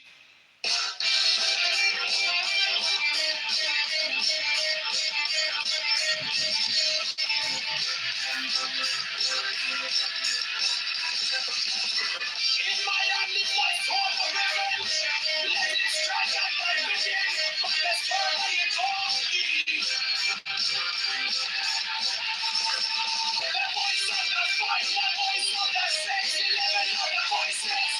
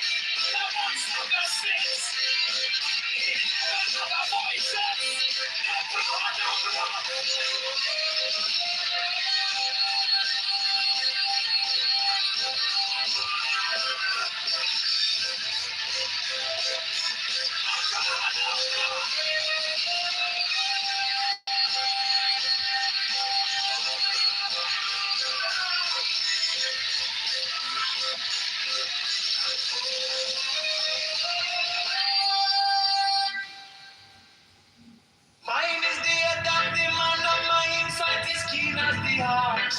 By my head I invoke thee.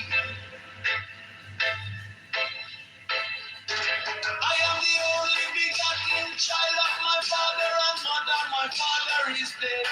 My mother bore me with labor and pain and fear. By my body I invoke thee.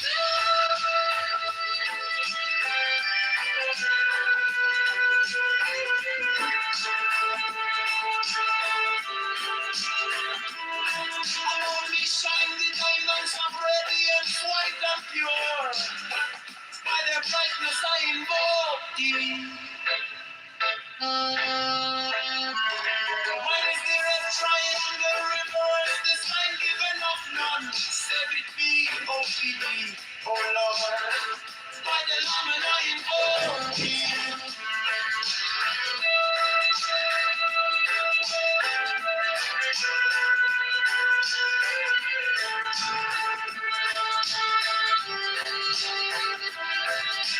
Mine is the garment of white stone with gold, the flashing of eye that I wear. By my robe I invoke thee. Mine is the sign of apocalypse and typhoon. By the sign I invoke thee.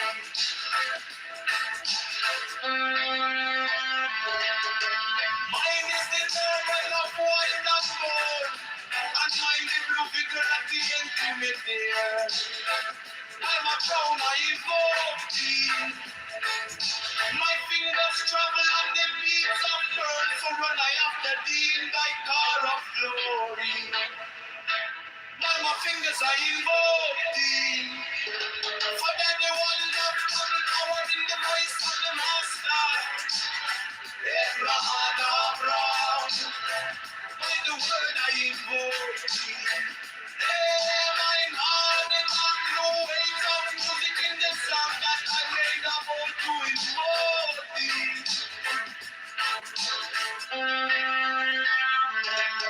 Strike the master chord, draw the flaming sword, Johnny and conquering Lord, our Lord, having God, by the sword I invoke thee. In my hand is the sword of revenge, let it strike, I die redeemed, by the sword I invoke thee. The voice of the fight, the voice of the 6, 11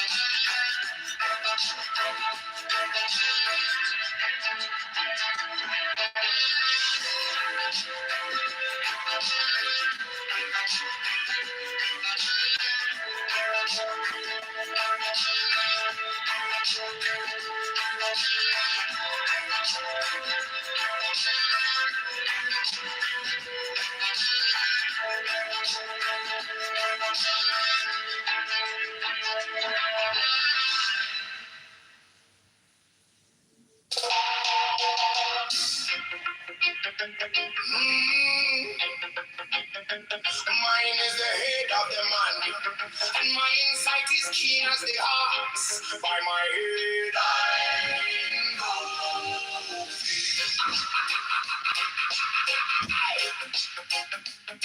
I am the only begotten child of my father and mother. My father is dead. My mother bore me with labor and pain and fear by my body. I know about me. Shine the diamonds of radiance, white and pure by the brightness. Mine is the red triangle reverse, the sign given of none, say the be of thee. Oh Lord, by the layman, mine is the garment of white, so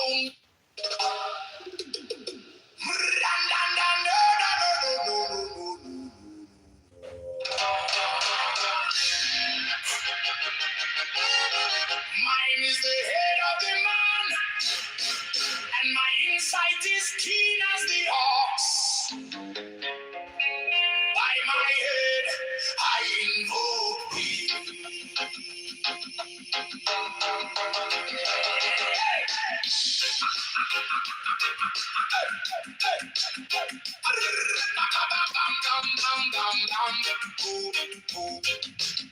I am the only begotten child of my father and mother. My father is dead. My mother bore me with labor and pain and fear by my body. I invoke thee. About me shine the diamonds of radiance, white and pure. By their brightness,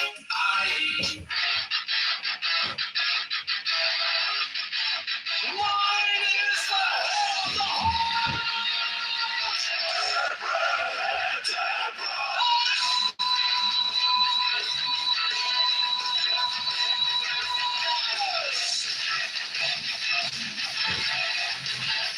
six of the rose and cross of life and love.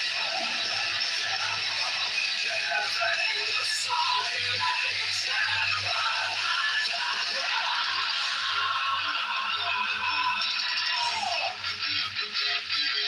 remaining in the sign, the invocation concludes.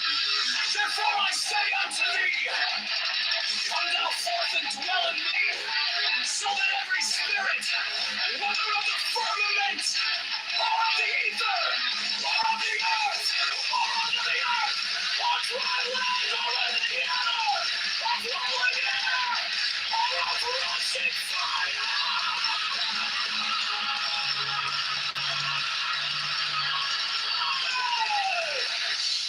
and every spell and scourge of God, the vast one might be.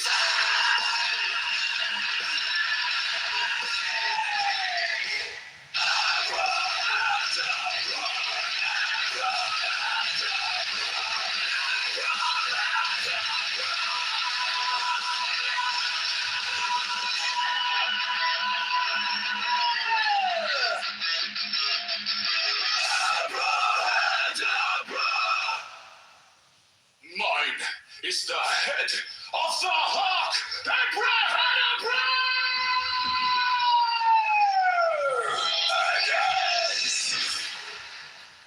I bear the rose and cross of life and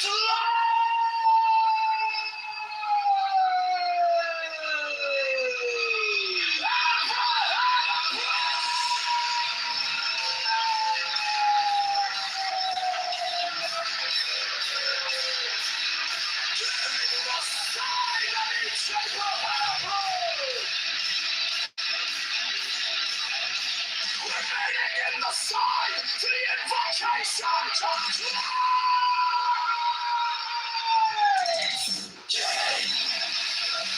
therefore I say unto thee, from the forth and dwell in me, so that every spirit, whether of the firmament, or of the ether, or of the earth, or of the air, or flowing in the water, or flowing there, And every spell and scourge of God, the fast one light beneath them.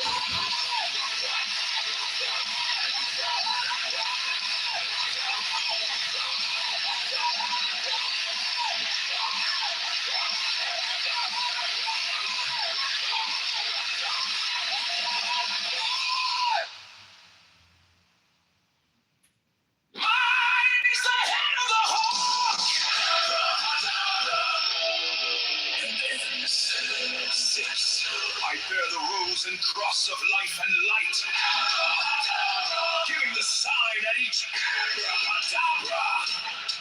Remaining in the sign, the invocation concludes. Therefore I say unto thee, come thou forth and dwell in me, so that every spirit, whether of the firmament, or of the ether, or of the earth, or under the earth, on dry land or in the water, of whirling air or of rushing fire, and every spell and scourge of God, the vast one, might be thee.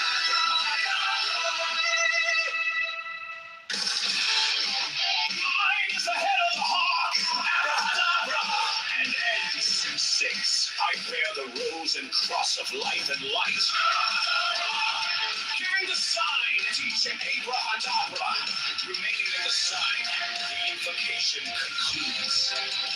Therefore I say unto thee, come thou forth and dwell in me, so that every spirit, whether of the firmament, or of the ether, or of the earth, or under the earth, on dry land, or in the water, or whirling air, or of rushing fire, and every spell and scourge of God, the vast one, might be thee. Abracadabra.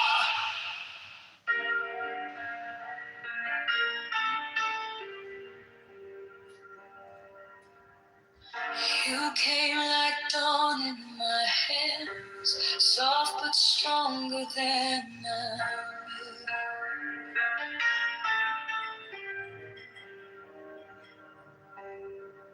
My fear turned gold in your eyes, and my whole night broke in two.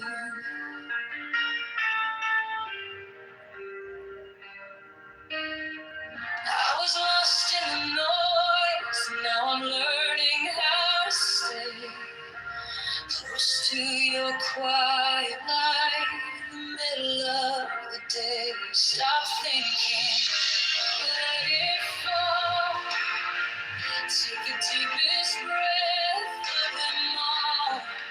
Hold it close. Don't run from the feeling. One more second. You can't stop believing.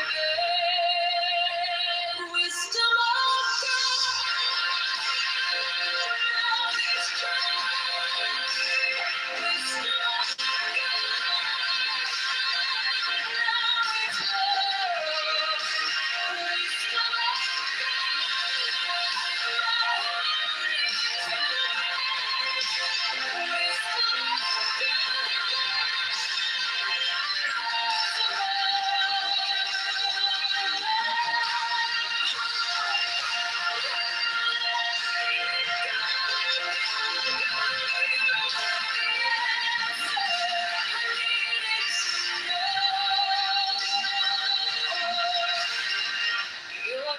is a steady rain on the dust of who I was.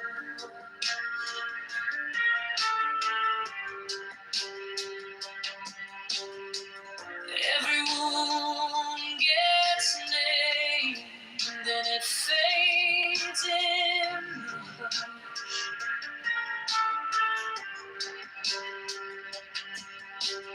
I don't need 1,000 signs when your name is in my chest. One deep breath, one brave step, and the rest can be blessed. Stop thinking, let it fall. Take the deepest breath of them all.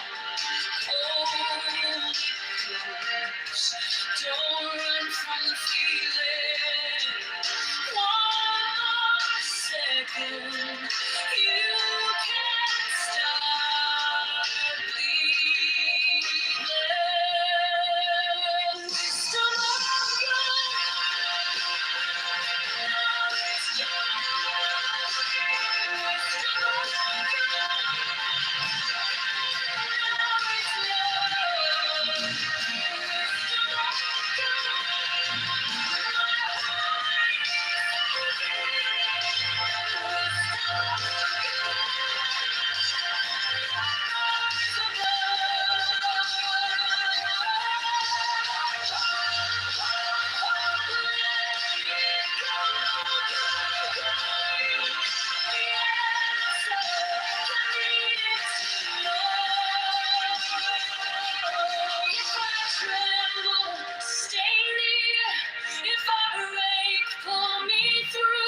teach my hands to release what I cannot hold with you. 10 on 9, 10 on 11. I breathe in your holy calm. The storm in my head lays down like a palm. Wisdom of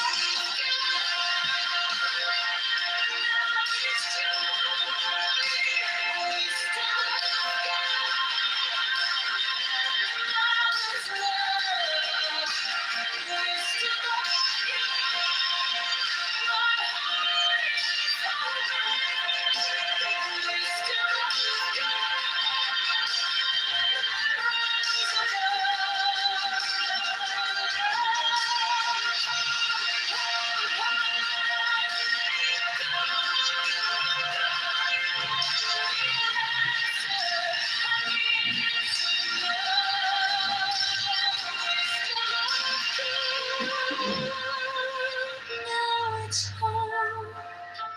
Wisdom of God, I'm yours alone.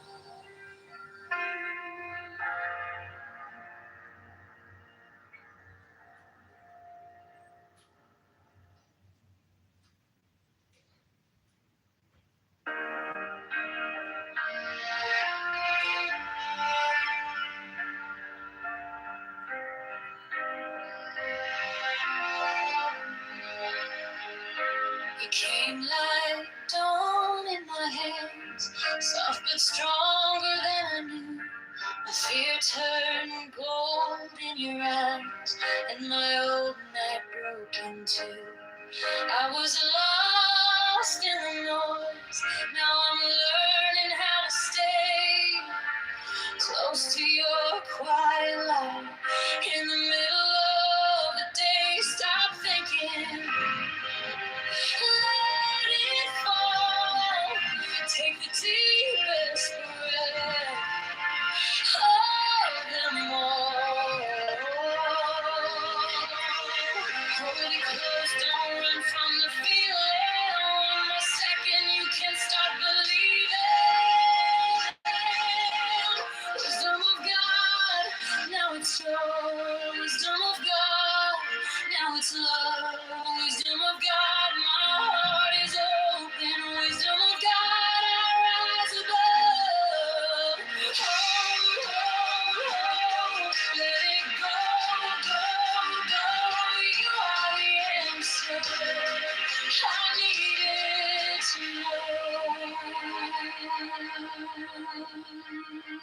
Your touch is a steady rain on the dust of who I was. Every wound gets named, then it fades in a hush. I don't need 1,000 signs when your name is in my chest. One deep breath, one brave step, and the rest can be blessed. I'm thinking, let it fall. Take the deepest breath of them all. Hold me close, don't run from the feeling. The second you can start believing. Wisdom of God, now it's strong. Wisdom of God, now it's love. Wisdom of God, my heart is open. Wisdom of God, rise above. Let it go, go, go. You are the answer. I needed to know if I tremble. Stay near if I break. Pull me through, teach my hands to release what I cannot hold with you. 10 not 9, 10 not 11. I breathe in your holy come, and the storm in my head lays down like a palm. Wisdom of God, now it's joy. Wisdom of God, now it's love. Wisdom of God, my heart is open. Wisdom of God, I rise above. Let it go, go, go. You are the answer. I needed to know. Wisdom of God, now it's home. Wisdom of God, I'm yours alone.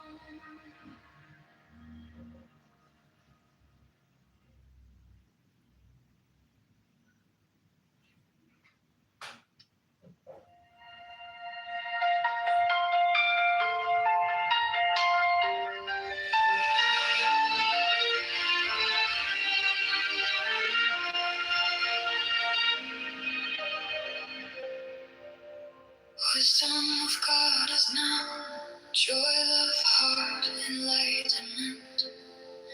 You found me in the quiet with my hands still shaking. I was carrying the hurt like a name I couldn't drop. Then you touched my trouble and the whole room stopped. Stop thinking and your problems. Take the deepest breath of the day. Hold for 10, not 11. 10, not 9. Stay.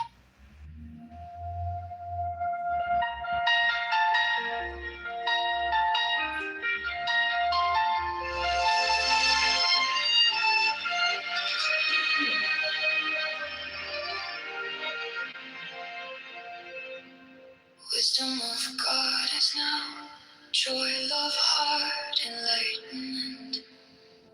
You found me in the quiet with my hands still shaking. I was carrying the hurt like a name I couldn't drop. Then you touched my trouble and the whole room stopped. Stop thinking and your problems. Take the deepest breath of the day. Hold for 10, not 11. 10, not 9. Stay.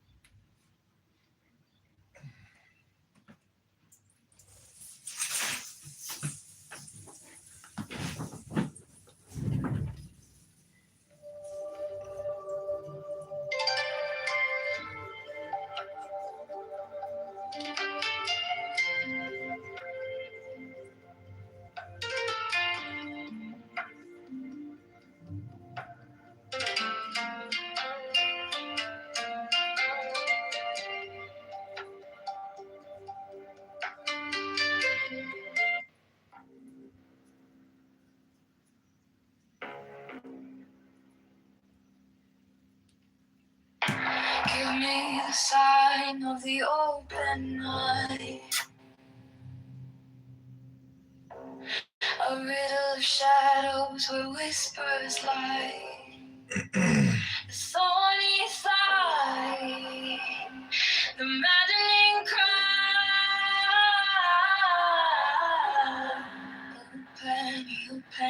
You pen. I am awake. The circle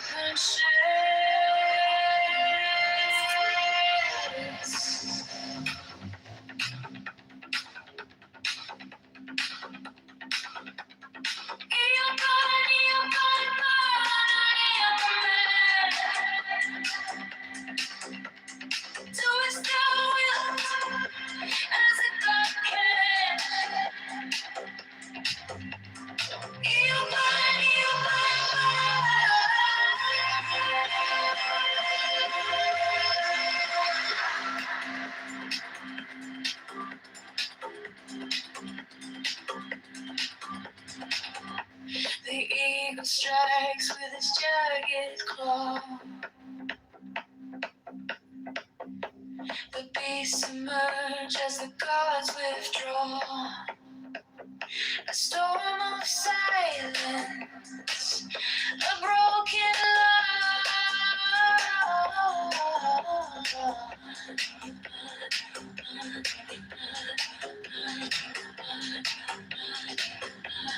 I am born to death, reborn on the hunt.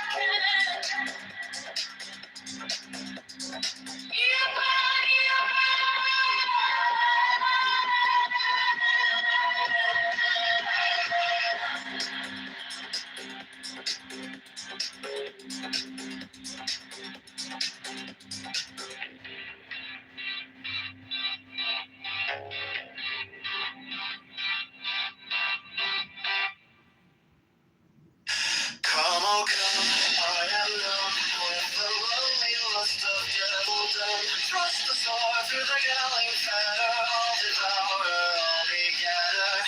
Give me the sign of the open eye, and the token erect of thorny thigh, and the word of madness and mystery. Oh, on you, on you, on you,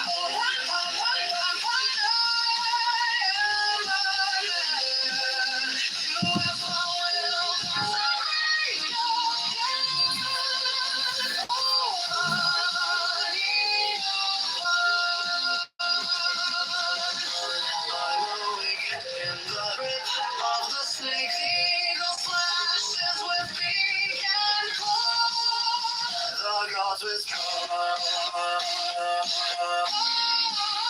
the baby's come, you burn, I am born, the death on the horn of the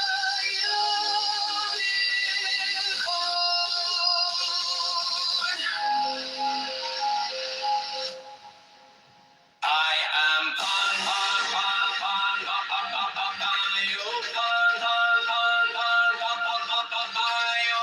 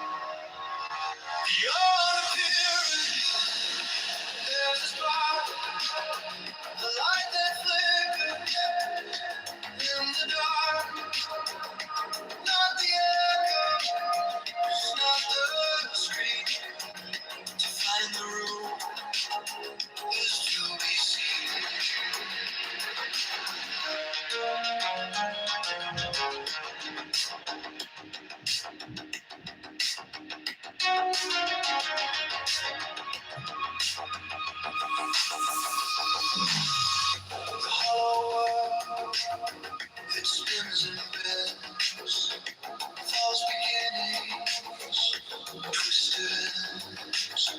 We touch the glass, we see it crack. The more we reach, the more it lasts. Inside the silence, the meaning waits. Through every shadow, the truth translates. Beyond appearance, there's a spark, a light that flickers in the dark. Not the echo, not the street. To find the root is to be seen. Ignorance, it paints the sky. Colors bright but born to lie.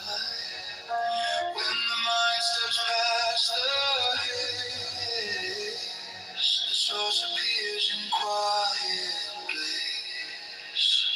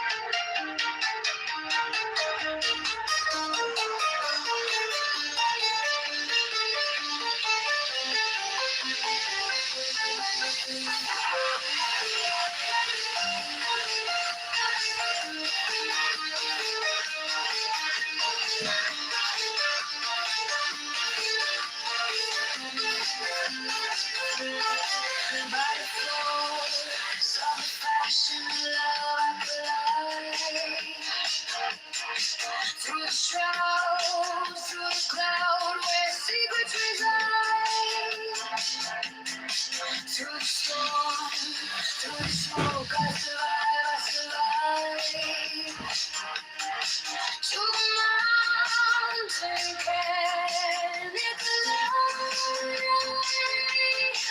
by the rays of the night, I invoke my soul, my fire, the sky I walk. Through the midnight of madness we spoke.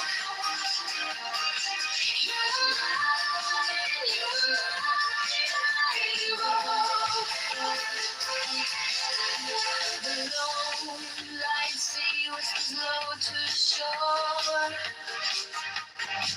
The swoon of the moon burning tides of the more.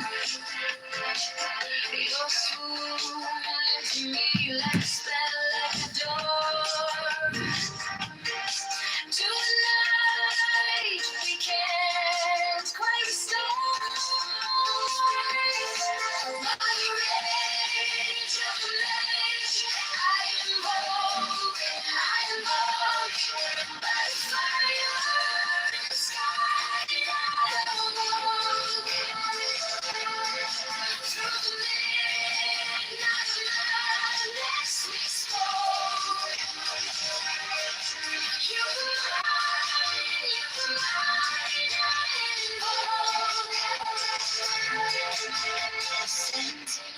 light on the cliff clings tight, a silhouette carved in the shadow of night. The stars overhead burn cold and bright, but they can't touch the heat of that flow.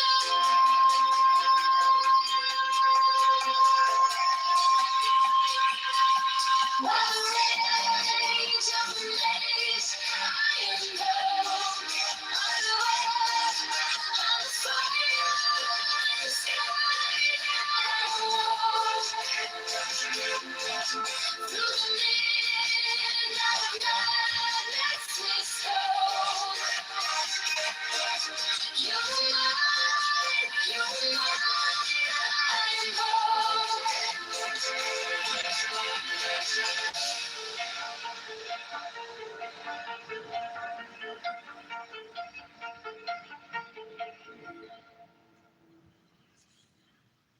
Thrill with bliss, some lust of light. Oh man, my man, come careering out of the night of pan, oh pan, come on, see. We got more questions on you. And so therefore,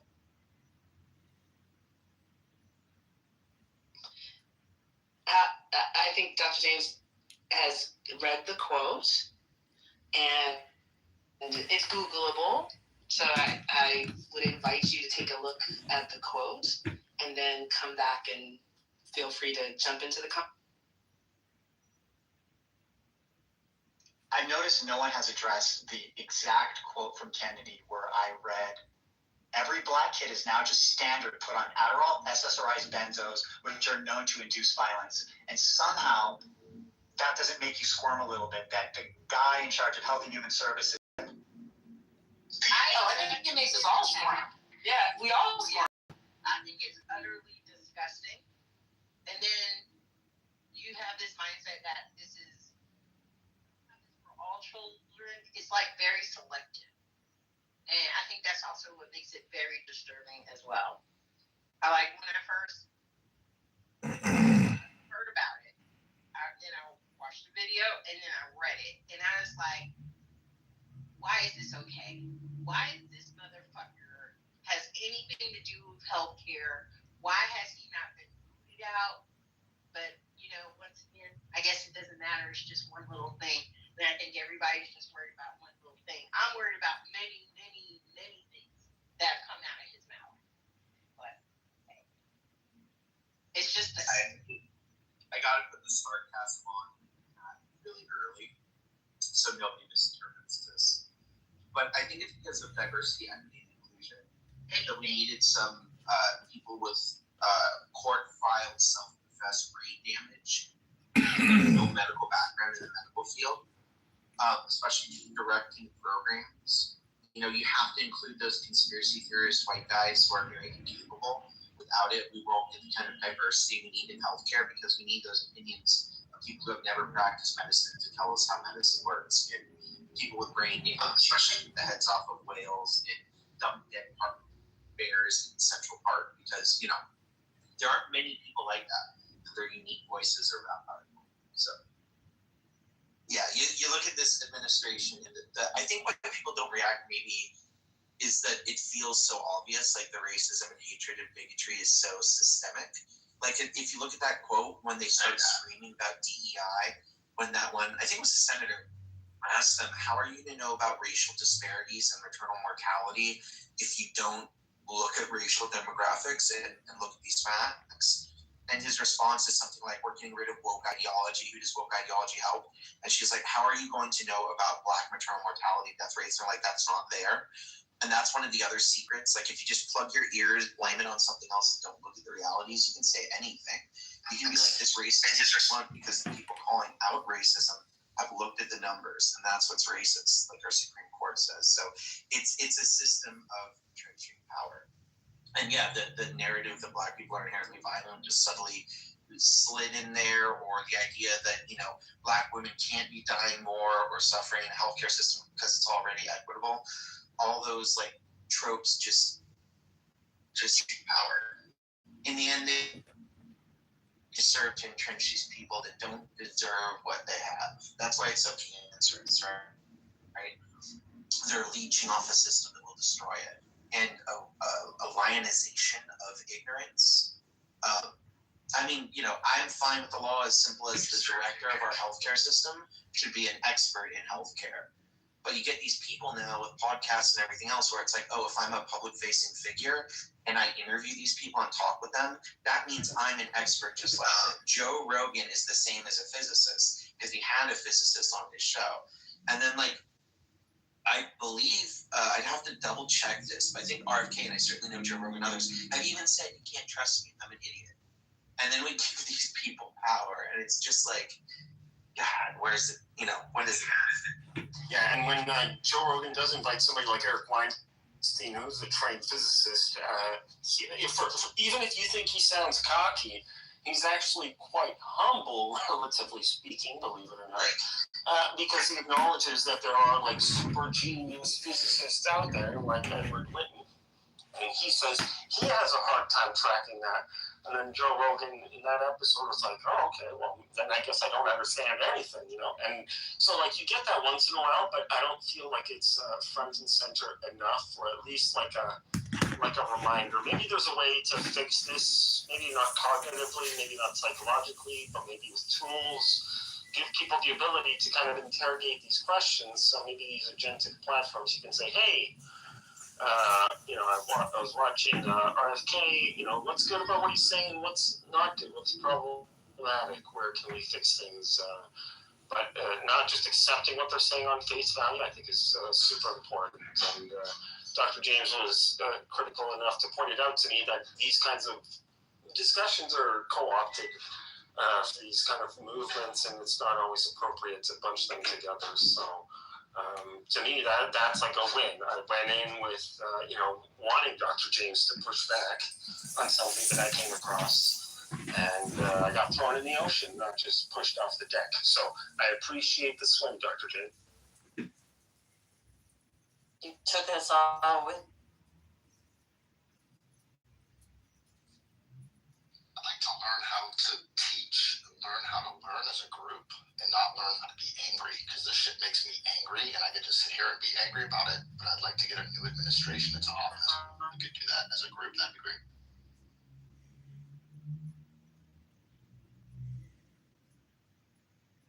I was a little confused what you meant by that. Do you mind? I think I might resonate with you, but I'm not sure. Can you explain? And this is very genuine. Can you explain what you mean, or like where you're coming from? What I mean by what I just said. It might just be a me problem where I didn't uptake it right, but I think, yeah, I misunderstood you.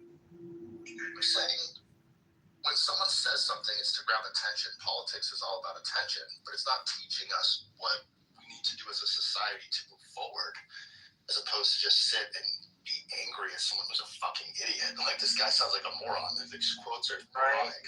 Now, Maha is essentially trying to connect SSRI use to opiate dependence, and there is a sort of solution that's been proposed. He ran on this, which is that they want to create, you know, farms, camps for our kids and our adults to go to, you know, rehabilitate and to go work hard in the sun and, you know, essentially grow organic food, and because food heals everything.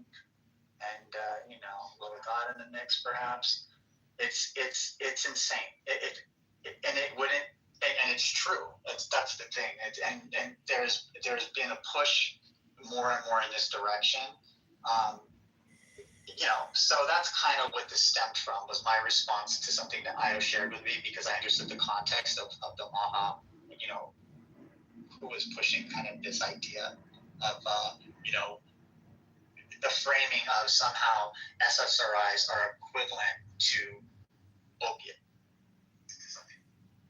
Yeah, I understand that's your industry, and that would make me pissed off if my industry too. So I understand that. Only because people, you know, like, you know, the fact that so many people are dying by suicide, and those numbers have increased. obviously.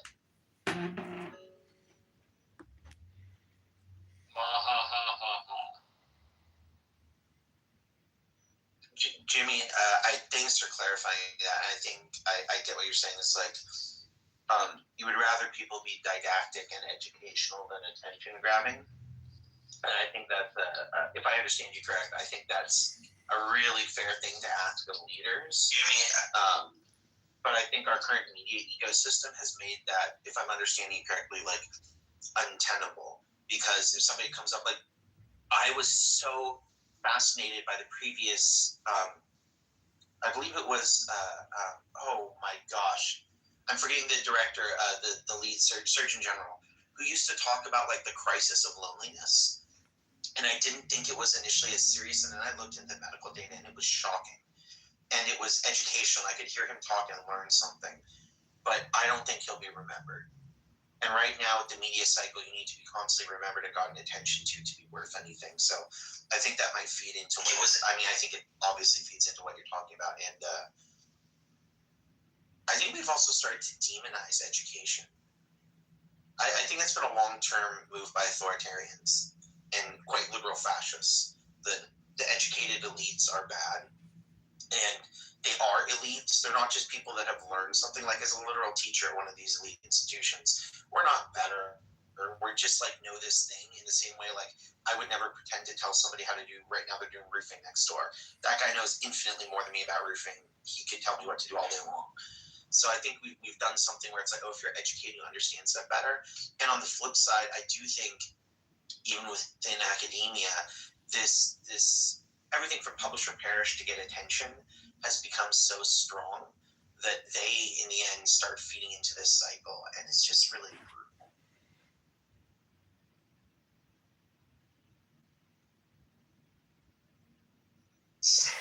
Well, isn't disdain for education, isn't that one of the 14 indicators of fascism?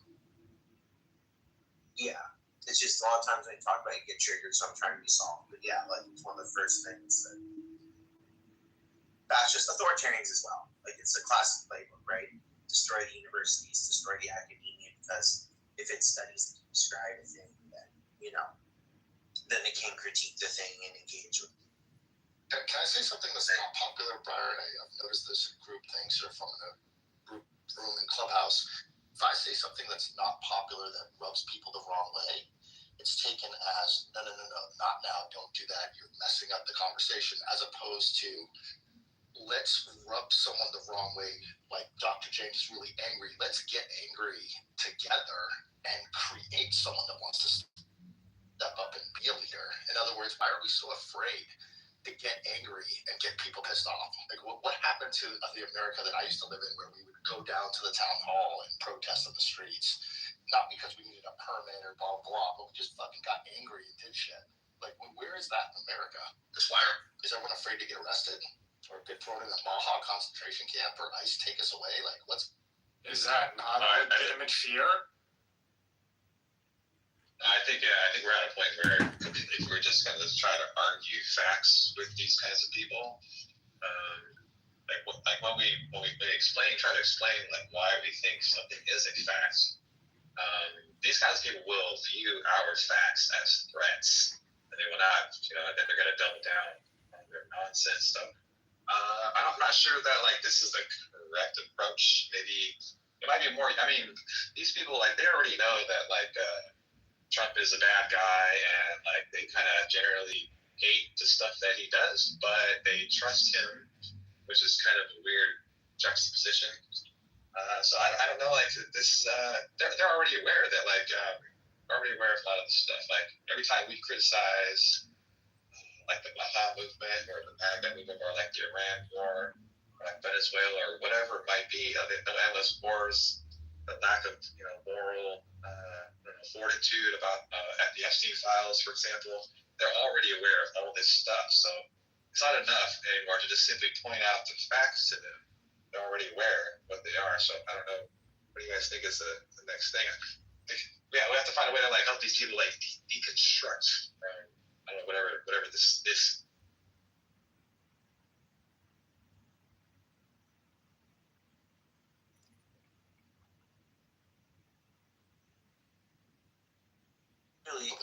feel what you said there, and I think to what both of you said, I think, look, somebody close to that friend I referenced earlier, my longest lifelong friend, the friend, literal friend of a friend, but one of their closest friends was the Buddhist peace activist that was locked up and tried to be sent to an El Salvadorian prison and missed the birth of his child because he said he was against any conflict in the Middle East and he is not for the killing of any life.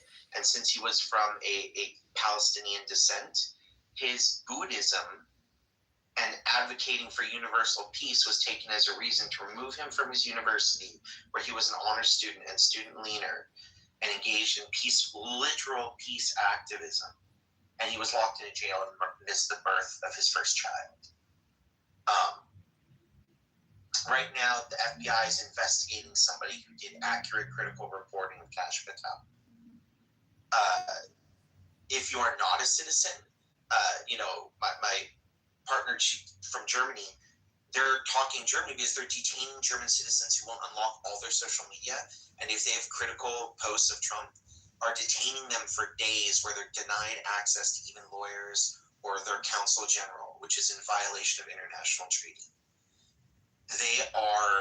So that's a real threat, right? This isn't like some, and the thing is, people will try and kind of do that move of, oh, you're so woo-woo, this isn't happening, as it's happening.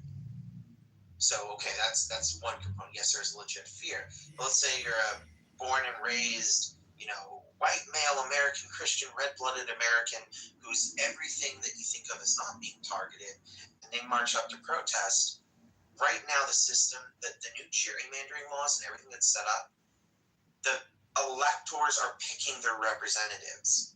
I'm not saying that protest and speech, but we've had record-breaking protests every year for the last several years protesting what's going on. I don't think that moved the needle very much, and the protests are very weak. So you see these town halls, and Team Red comes up and screams, and Team Blue comes up and screams. A couple of people get arrested, and yes, at local places, they're literally like arresting these people that are, following the rules, and the next one comes and does it, but they're on their team. We've made everybody so amped up and angry that going out and expressing outrage feeds the system. It thrives on that. I don't think somebody yelling, and I think I'm not saying it's useless or feckless or we can't weaponize it or do something good with it or constructive, because all those things can happen. But I think the idea of, if Mr. Smith goes to Washington and screams and protests at injustice, things change. No, Congress is hardly ever in session and pass almost nothing. The amount of work being done is done behind closed doors with judicial activists saying guns need to be everywhere except anywhere they are where they set the rules. It's the hypocrisy and insulation of the powerful where they want people outraged and screaming. Like, if all the left just disappeared and all the right wing that's in power had utter absolute power, there would be this break, because when people are upset, where do they go? But while there's these two kind of mediocre, middle of the road, this argument that it just drifts. And right now, if we're being honest, the drift has just been to the right. But it's like we have the center right party talking about how insane the far right party is. So let's meet in the middle at like the right. And then, okay, so the right's fine and they're like extreme fascists. Let's just meet at far rightism. And it's demonstrably been happening in America. Name the last president that didn't drop bombs in the Middle East and try and attack people. It's just become, I feel that need for rage, but I guess the question is like unchanneled rage. I keep saying it. I think the only thing that will be effective, the only time I've seen a real change, it's such a stupid little thing, is when prices gets too high and people will literally resist, or when everybody does an economic. So I think screaming at a town hall won't do much. Getting organized well, or having a general economic strike that's targeted towards businesses. Disney caved when they lost money instantly. Meta and Facebook and all these companies, all this crap, they'll do whatever they can. Google, Apple, they'll flip-flop to whoever has power. But if everybody stopped buying their products, they are, again, just greed and power. So, But I think right now we're so divided that it feels so feckless. What do we do? You just said it. You just said exactly what to do. Don't buy the services. Don't be a part of those services. Create a campaign that communicates for other people why it's so great to not be a part of Disney and get ready for Disney Plus. Start a movement. Start a bagel shop where you cut a bagel in half. One side is Republican, the other side is Democrat. And you go to the condiments and you see exactly how much of our tax dollars are taken out by representing how much cream cheese is in a condiment dish. And teach people how much the lobbyists, it's not the people that are in office, it's the lobbyists that stay there for 30, 40, 50 years that are fucking with all of the people that go in there to help the people that are good people trying to work in Congress, work as senators, work for the American people, but get co-opted because of that system. Start a movement that educates. And if no one wants to do that, let's just stay ignorant. Has anyone heard of Bank Transfer Day? Yes, I've done that. I've heard of it. You want to tell us about it? Yeah, you can transfer your money out of banks that you don't want to participate in and go to local credit unions. Move the money locally. And that does hurt economies, and it does raise up your local economy. But that's always a good movement. Thank you for that. I may just do that. Yeah, one of the only pushbacks, the only pushback I get on that is I already have my stuff and it's inconvenient. It's just a matter of reprogramming your direct deposits and reprogramming how you pay your bills automatically. Nobody does banking anymore. Yeah, I think there's some truth to that. And by the way, like I would just echo for whatever it's worth, if anybody wants to hear from another voice, credit unions are extraordinarily legit. Like, and banks are shady as hell and probably hurting you if you're there. You're a tool, whereas you're an owner with a credit union. But to your point on education, here's what I found as a literal educator and teacher. People right now hate being taught to. They like choosing who to learn from. So if, let's say, I don't know, Jordan and Io each go make podcasts, and one extols the virtue of AI, and one extols the virtue of psychedelics for solving the same problem. The problem is right now that this is the pro and con of decentralization. You can find your own microcosm to learn about whatever you want. So people really hate when somebody teaches something as like objectively true that is challenging or limiting, and they resist that. And because there's so ubiquitous access to information, and again, information can be true or false or propagandist or whatever, and we've been conditioned to be so commercialized that we're used to being propagandized and marketed to everywhere, that I think it's really hard to engage in what would be in academic circles called good pedagogy. Challenging assumptions, trying to have a rational basis, engaging in community, trying to have some grounding in what we teach, making sure we're being self-critical. But, so that idea of, are there people that are trying to teach all the hell over? Like, I'm a professional teacher, I walk around a lot of other people. We try and do community events, and we try to say different things. But what tends to happen is an environmental group wants to do something on the benefits of how recycling could be done effectively. So everybody who's already informed and cares about that shows up. And I'm being a little bit hyperbolic. Like, there's 1% to 2% that's like, oh, this is new to me and I want to learn. But I think what you're talking about is like, oh, challenge the system and critically engage and stuff like that. And that's usually people are already on board or they're there. So I guess what I see happening more and more is people just trying to give their opinion on the solution for what's happening. Challenge the system, right?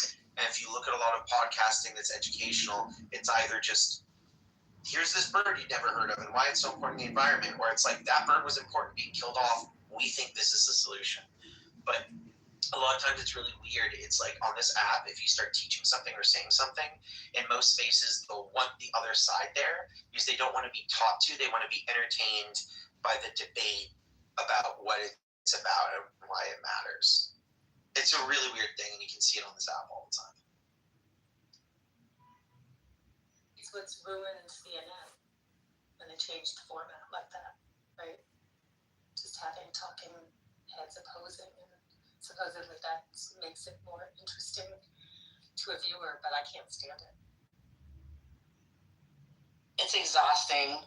Y'all know I do some media stuff, and I was kind of off of a show as a recurring guest because they said I was too moderate.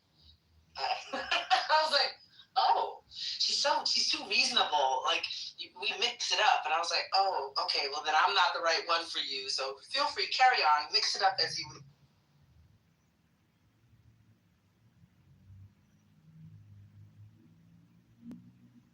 It's so funny because I think you are very. I wonder if they meant moderate or you're.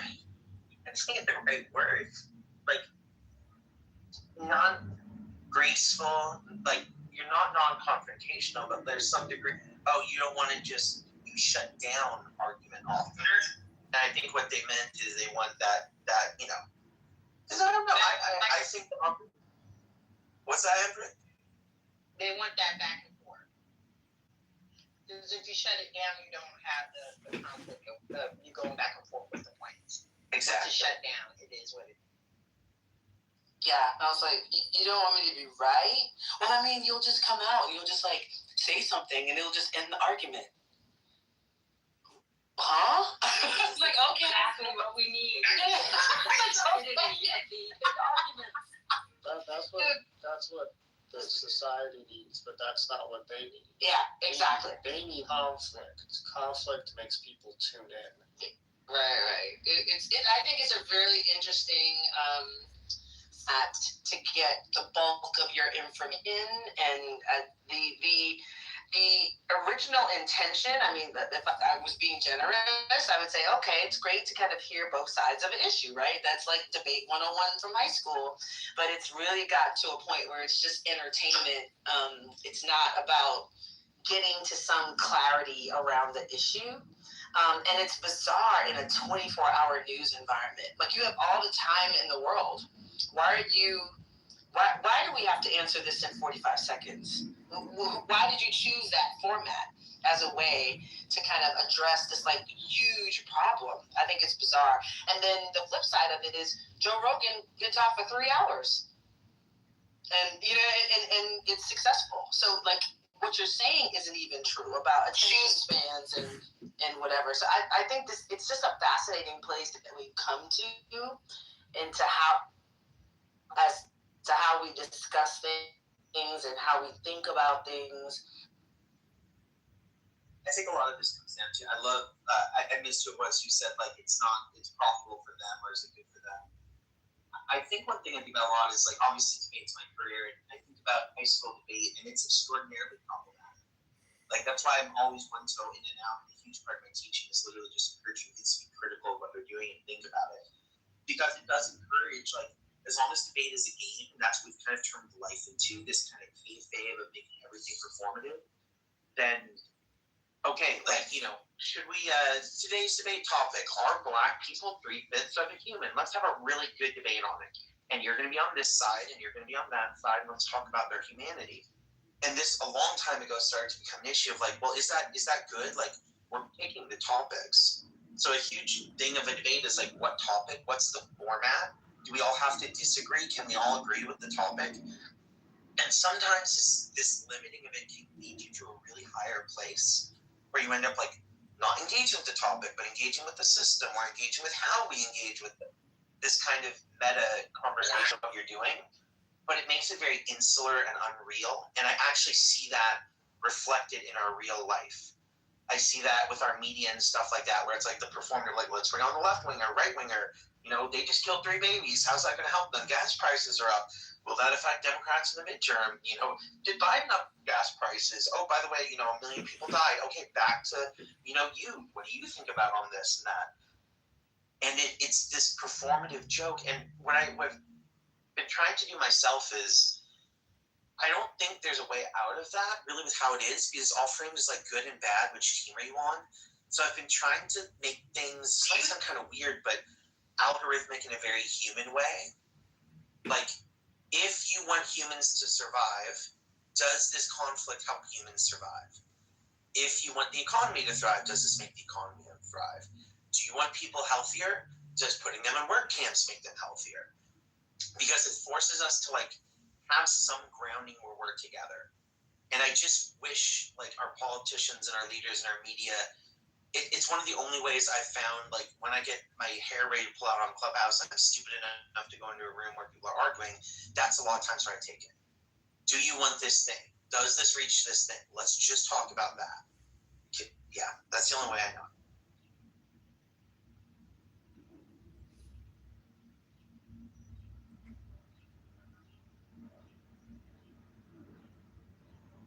I see that Elliot just came to the stage. Hi, Elliot. What'd you like to add?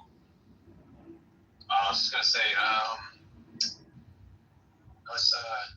like obviously they're all kind of they've got the wrong idea about. I mean, everybody isn't. I mean like just about everybody is an expert at identifying problems and faults in some kind of system or another. You know, like human beings are just kind of naturally very good at this kind of thing. So, like the solutions that people have to the problems can be very different. You know, like a lot of the when you actually go and like you talk to these people, MAGA type people, like a lot of their concerns are just the kinds of concerns that like everybody has. Like my bank account is shrinking. My mother is 73 and she's just lost her health insurance and she can't get a job. I'm like, it's stuff like this, everyday stuff like that. Like, how am I going to feed my family? These are not right to just sweep those under the rug. You're in the matrix. You're in the matrix. It's just so. Toward that direction. Not necessarily with the you're in the matrix a little bit for me. My bad. Yeah. You think about on this, Matt, and it's this performative joke. And what I've been trying to do myself is, I don't think. JL said, I think Clubhouse is having issues. Steve, I'm trying to bring you up. I see that you raised your hand, but can you go out and come back in? Maybe that'll help us skip. I'm so sorry. I raised my hand inadvertently. Carry on and ignore me. You were not. It's not possible to ignore me. I was so wondering why 7 people invited me simultaneously. I'm like, was something said that people think my info would be useful? It was completely accidental. Ignore.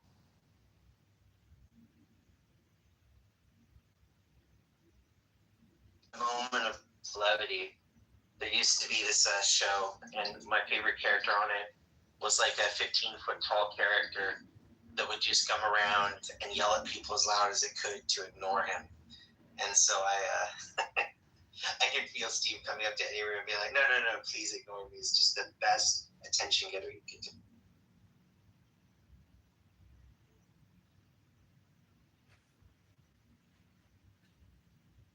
But speaking of laws, did you guys see that? And I just love this on the 4-3 decision.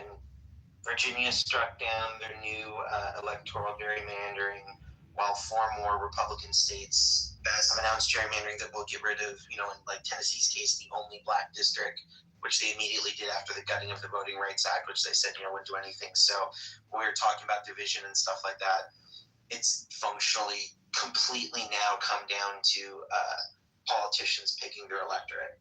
And if they can slice them up enough, and with good AI algorithms and more targeted data and social media information in the government, it can probably very effectively slice it out. So it's a great time to be an American. In Soviet America, a politician picked you. Do you think it's going to be enough Congress people, though, to not let the Dems take the House? We'll see. I think they did that. It was very slow.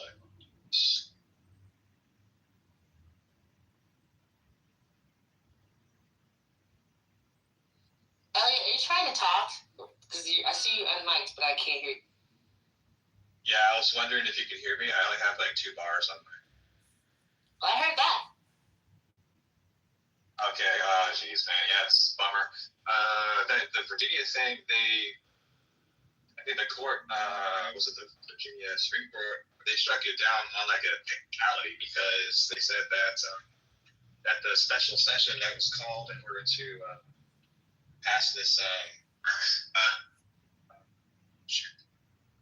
the gerrymandering thing was actually, it has to be called specifically for that purpose. And so because it wasn't called explicitly for that purpose and for some other reason, they said, they struck it down because of that. But that's just a silly technicality. The state legislature could just call another special session and do it the right way. And there you go. So I don't think this is going to.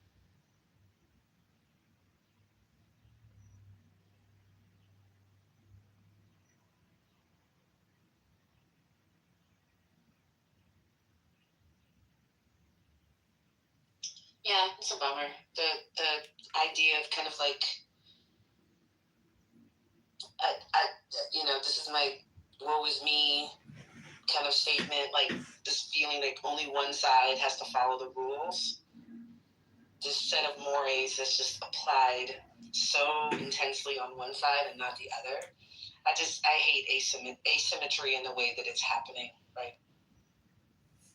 I think the legislators who are calling for this stuff, they should be outed, like really publicize the exact names of these people that are behind this stuff. Shame them.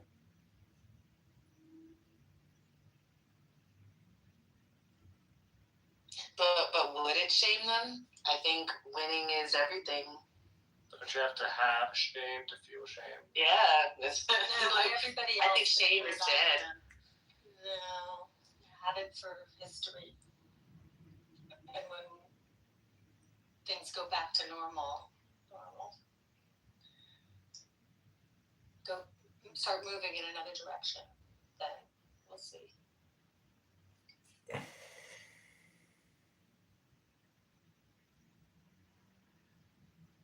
Yeah, I think that shame is an interesting concept in these conversations. I think I'm not seeing a ton of shame. I'm seeing a lot of victory around successfully advancing,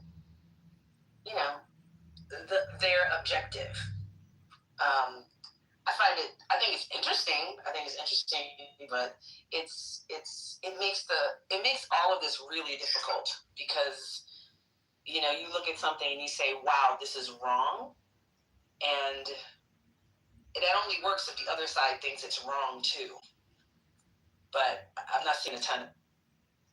I feel like I need a cigarette after this chat we've all had today. I mean, I really feel like we've all had a wild time in bed.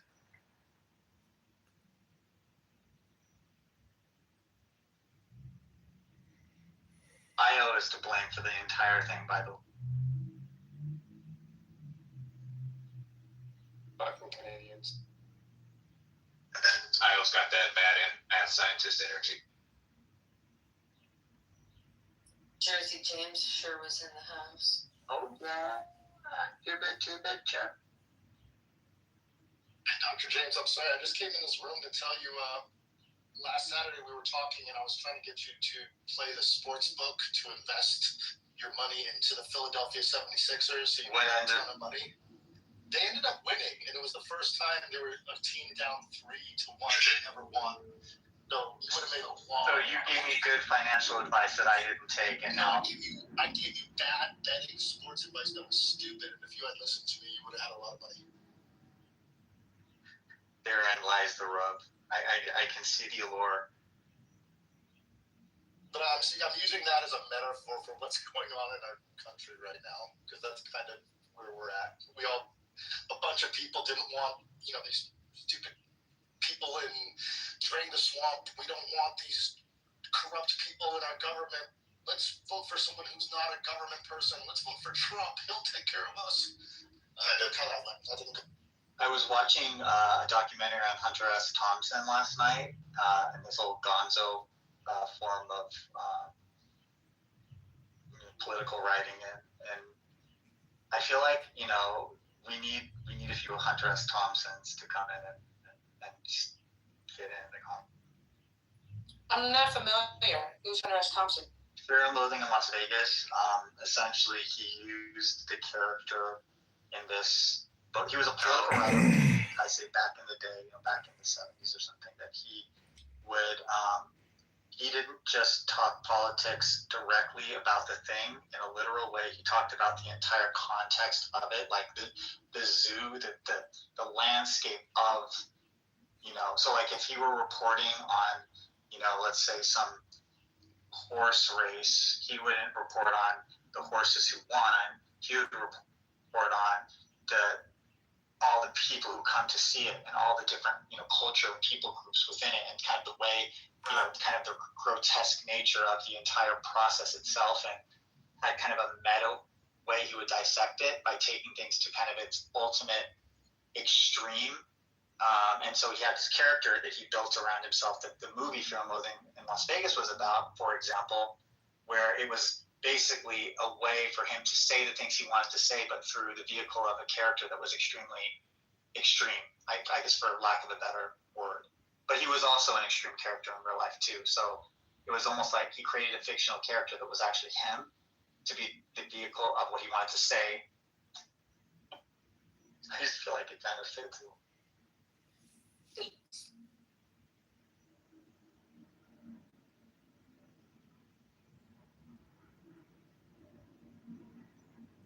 And his form of reporting was called Gonzo, G-O-N-Z-O.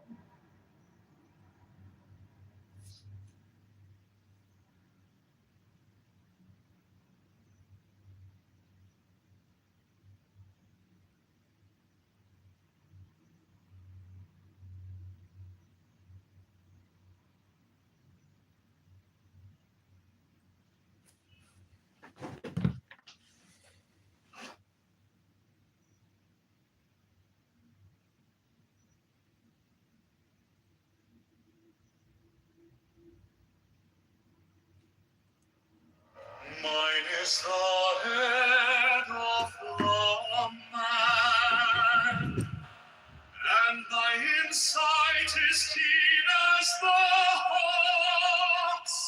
By my head I invoke.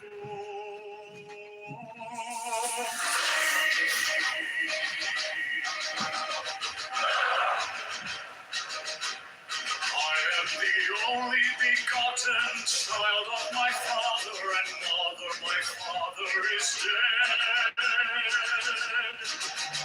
My mother bore me with labor and pain and fear. By my body I invoke thee. About me shine the diamonds of radiance white and gold. By their brightness I invoke thee. Mine is the red triangle reverse, the sign given of none sacred deed of thee, O Lord. By the Lamb I invoke thee. Mine is the garment of white, sewn with gold, the flashing light I wear. By my robe I invoke thee.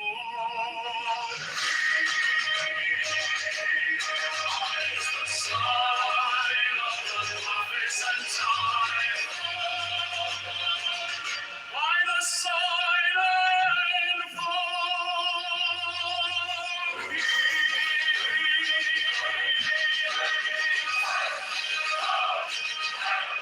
Mine is the turban of white and gold, and mine the blue vigor of the intimate air. By my crown I invoke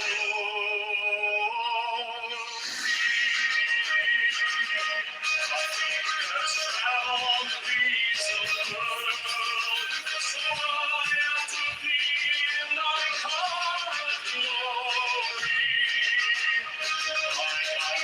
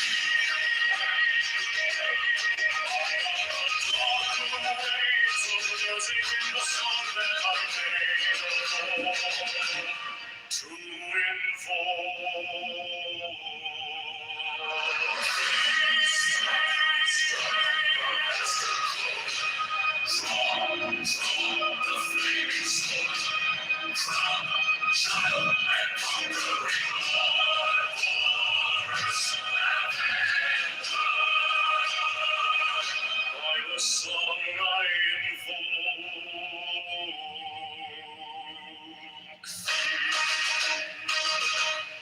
In my hand is thy sword of revenge. Let it strike at thy bidding. By the sword I invoke.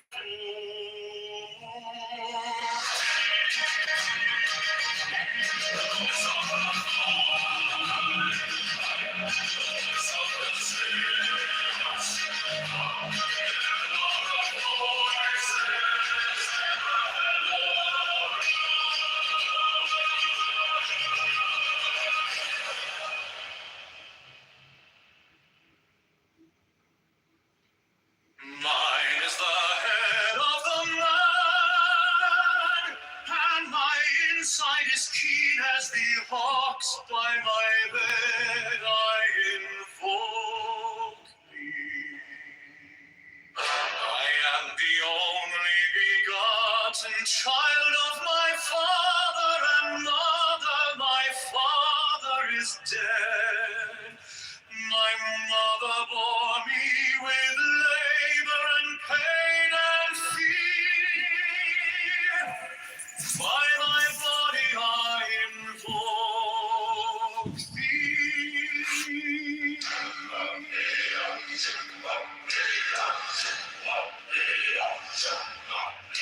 About me shine the diamonds of radiance, white and pure.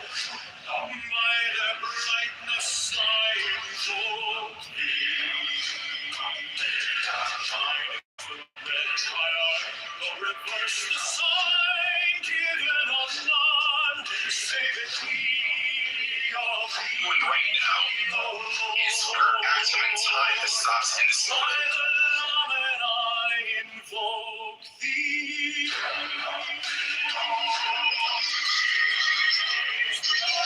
I will also with gold flashing a veil that I wear. Watch generation want to disturb his lunch.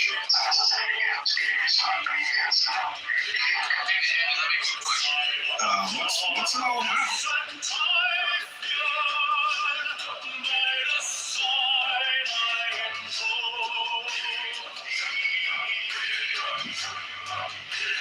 Mine is the turban of white and gold, and mine the blue fear of the eternal air. By my crown I invoke thee. My fingers travel on the beat of earth, so run I after thee in thy car of glory. By my fingers I invoke thee. I bear the wand of double power in the voice of the Master.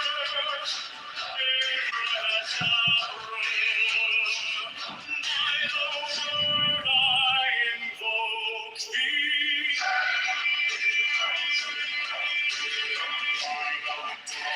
Waves of music, a song that I need no more to invoke thee. Strike the master chord, draw the flaming sword, silent conquering Lord, Horus Avenger.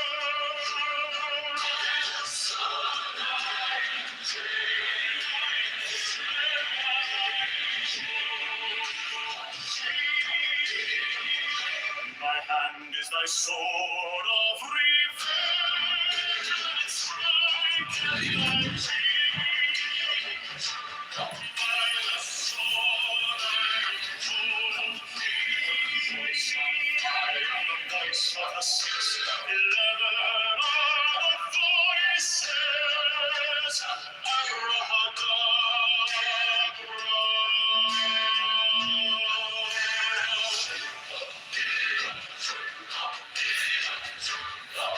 Mine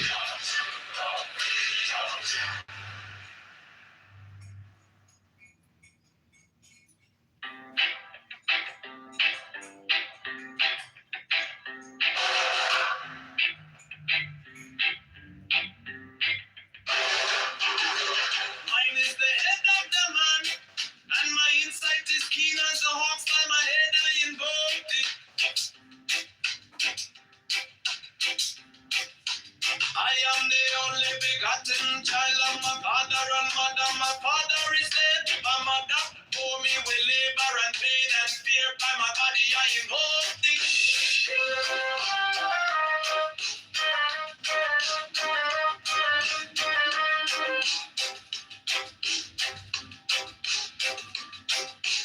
Upon me shine the diamonds of radiance, white and pure.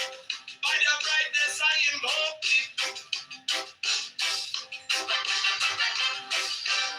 Mine is the red triangle reverse, the sign given of none. Save it be of thee, O Lord. By the Lamb and I invoked it.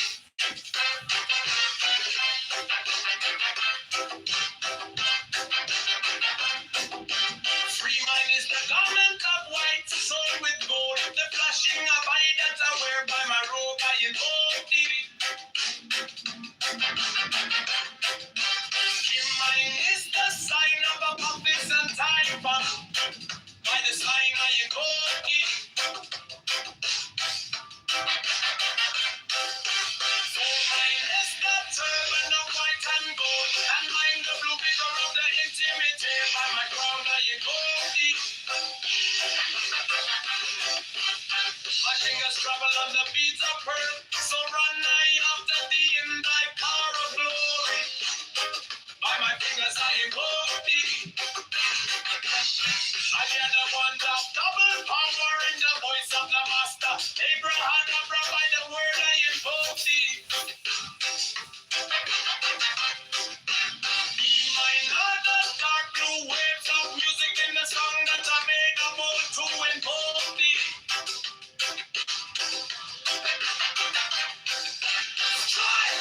Strike a master chord. Draw the flaming sword. Triumph and a conquering Lord. Horus, avenger, by the sun I invoke thee.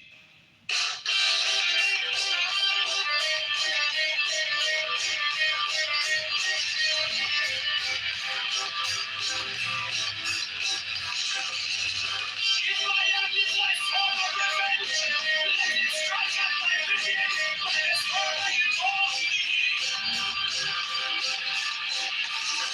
The voice of the fight, the voice of the 611 other voices. Every heart of blood.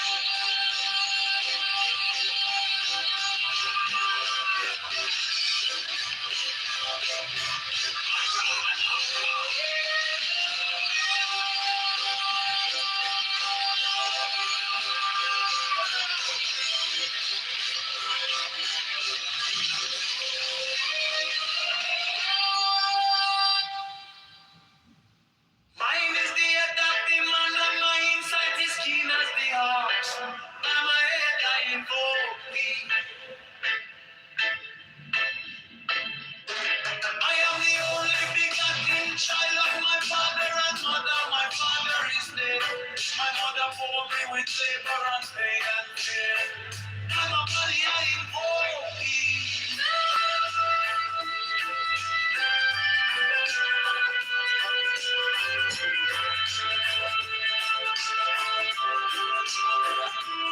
Upon me shine the diamonds of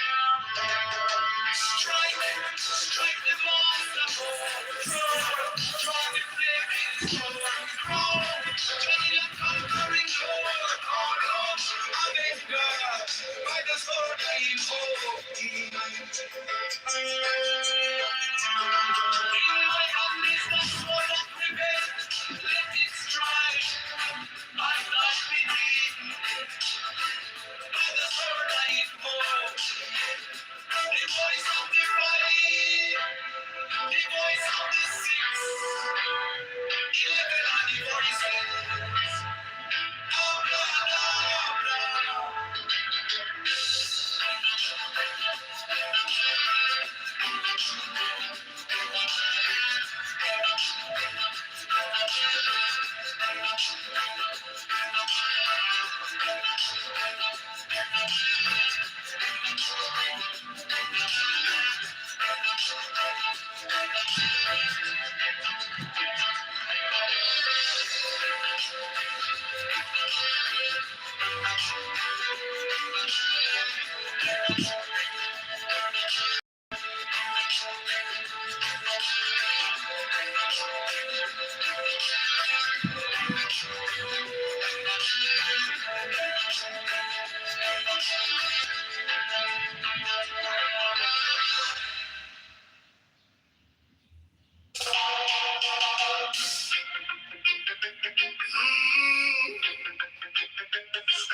is the head of the man, and my insight is keen as the ox. By my head I know.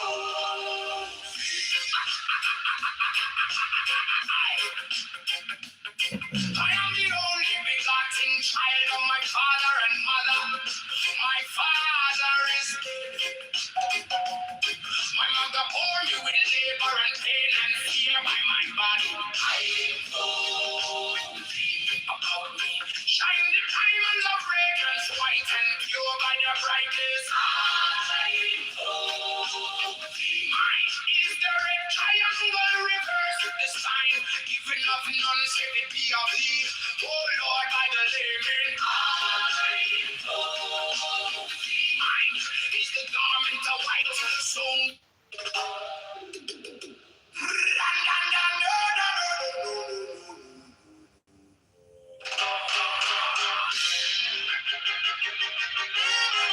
mine is the head of the man, and my insight is keen as the ox. By my head, I invoke thee.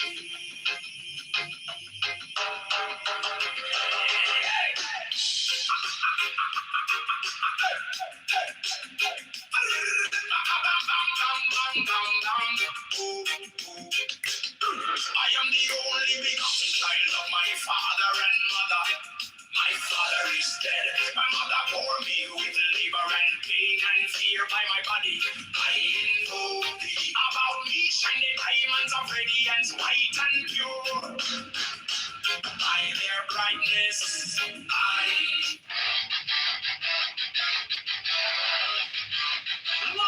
is the head of the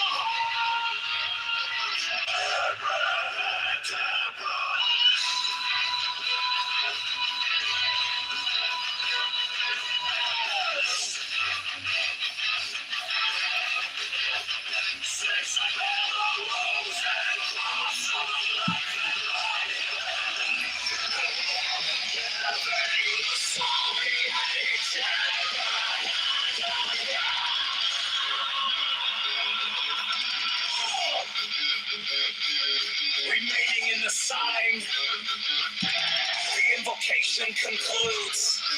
Therefore I say unto thee, come thou forth and dwell in me, so that every spirit, whether of the firmament, or of the ether, or of the earth, or under the earth, or dry land, or in the air, of rolling air, or of rushing fire,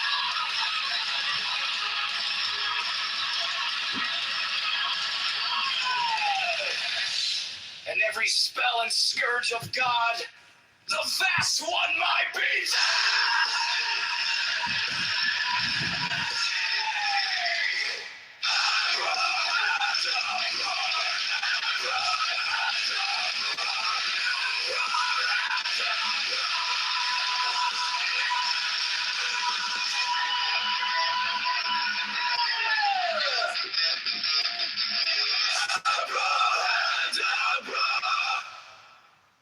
Mine is the head of the hawk, Abrahadabra!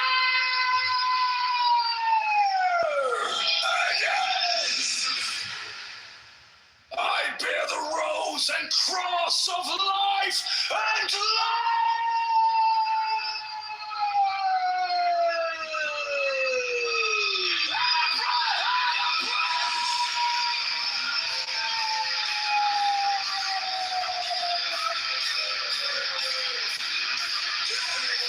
You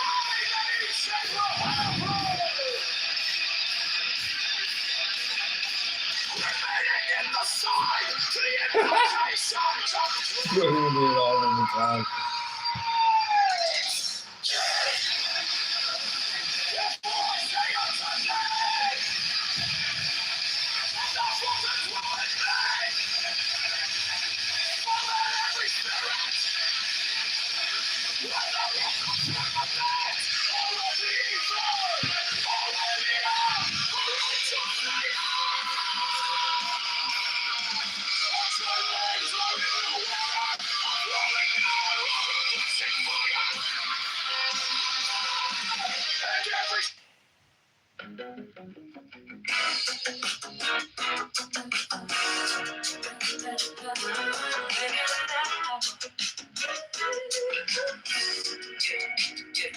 I was waiting for a sign to start, like a map drawn out in the dark. Now the city's calling out my name.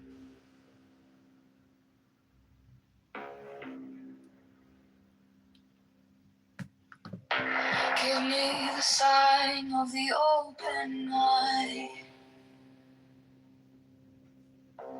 a riddle of shadows where whispers lie. The thorny thigh, the maddening cry. Open, open. I am awake. The serpent shakes.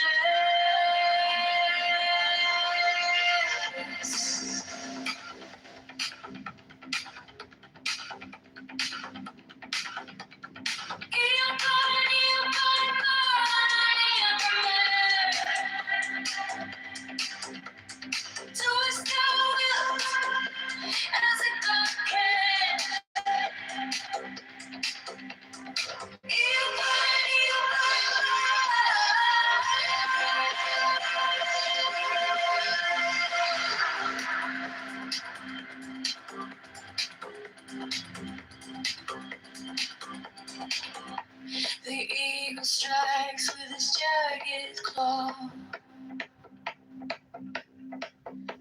The beasts emerge as the gods withdraw. A storm of silence, a broken law.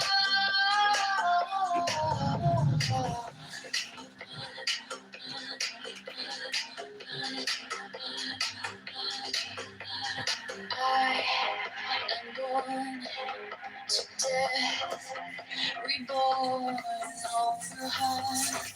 I want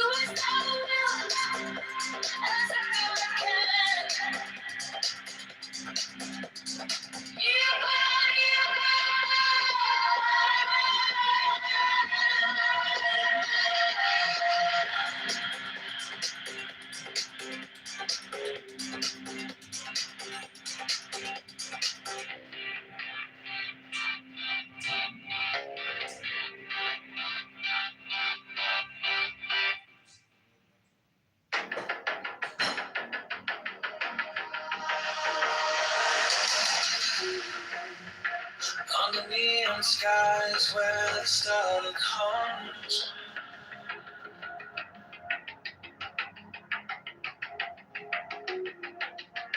Shadows whisper truths as the baseline drums.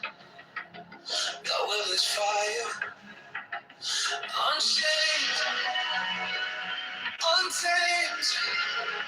No path is written, no soul is blamed. Thou hast the right, but to do thy will.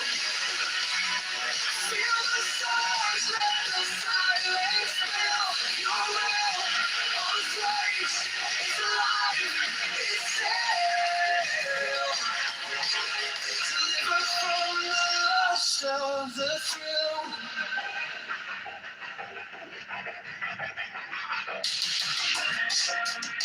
Echo shattered glass where the circuits glow.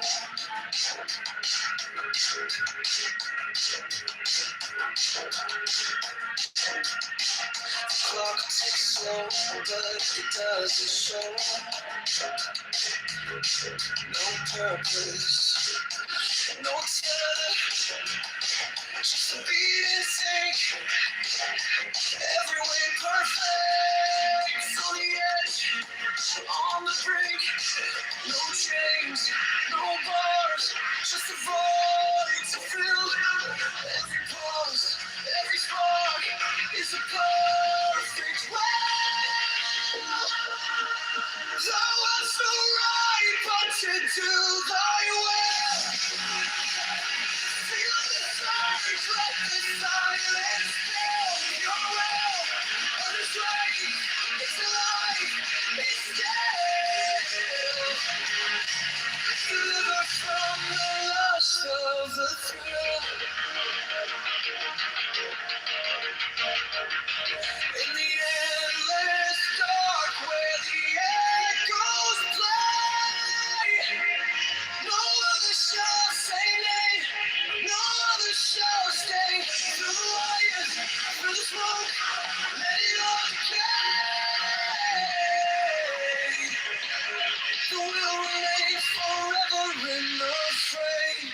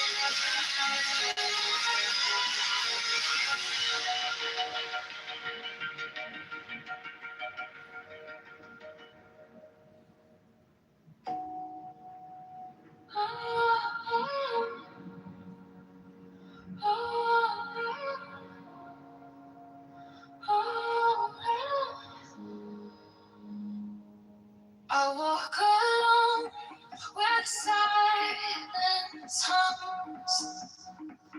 No shadows chase, no voices come.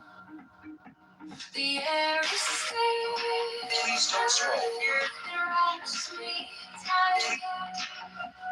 We're recording on, let's say something. To bear. The sweetness whispers everywhere. Sweetness of solitude fills my veins. So clear rivers wash my chains. No need for gold, no need for fame. This quiet place, it knows my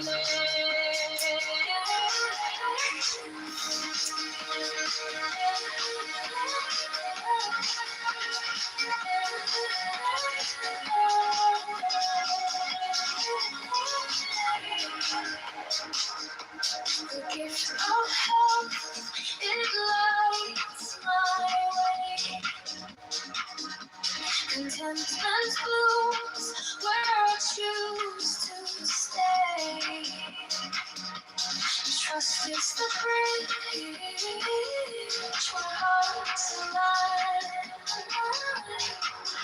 No fear, no sin, no way to bear. The sweetness whispers everywhere. Sweetness of solitude fills my veins. Rivers wash my chains. No need for gold, no need for fame.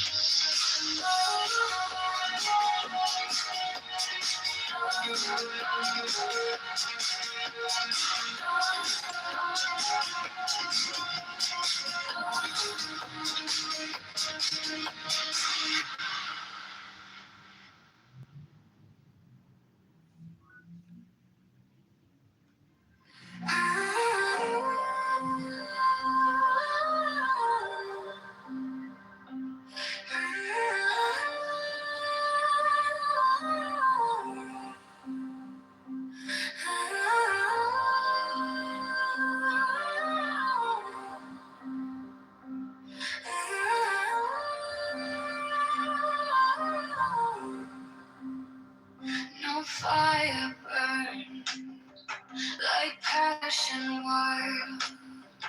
No losing through like hatred piled. This body aches, a cage of stone. Rest whispers soft, the only throne. Oh. Hunger's New charges. the sharpest sting, body cries, its constant cling. But oh,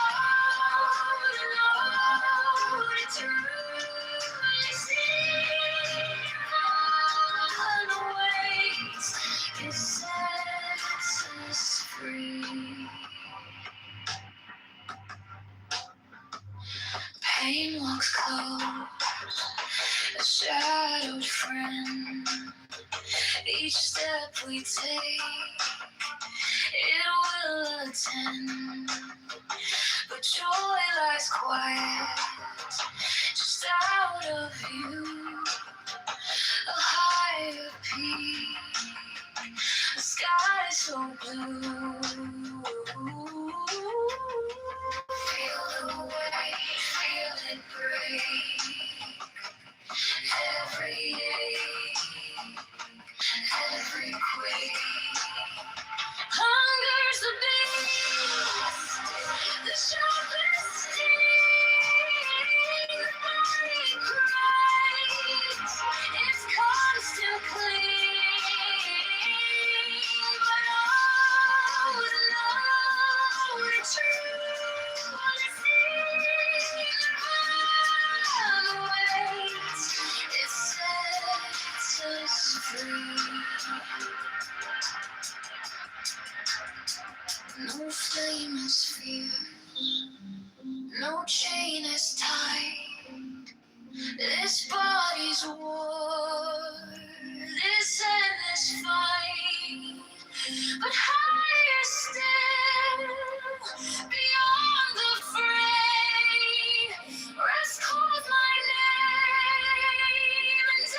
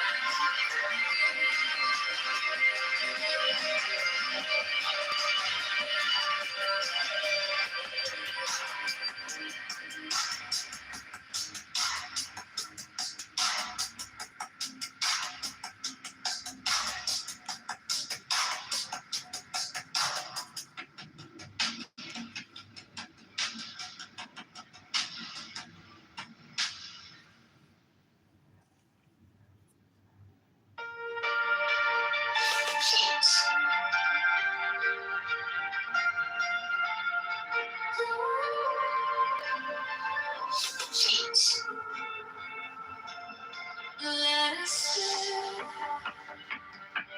let us breathe. free as air.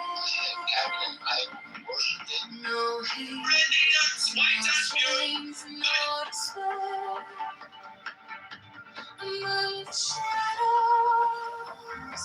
we shine so bright. We carry peace into the night.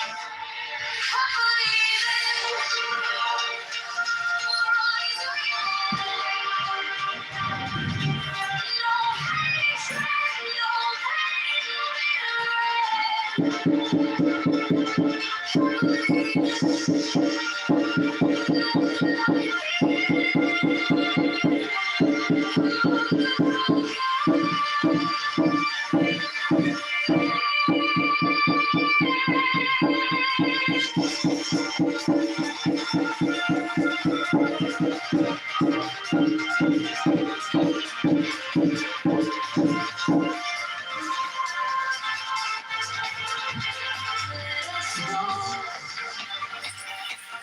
let us heal, free from strife.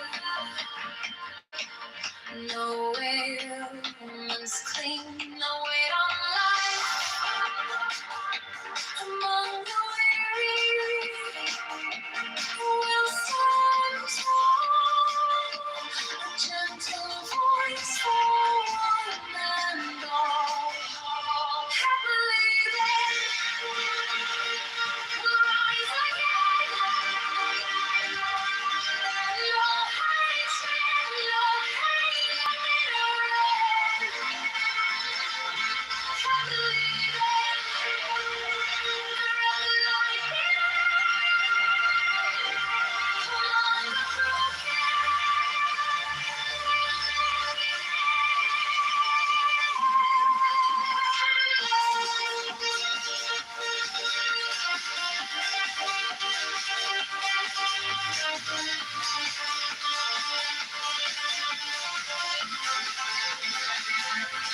free from greed, we'll plant the seed.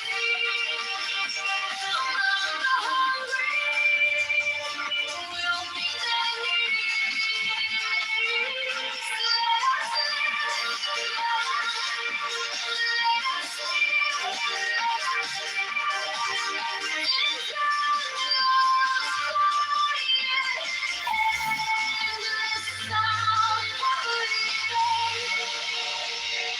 We'll rise again. No hatred, no pain, no bitter end. Happily then, let the light in among the broken.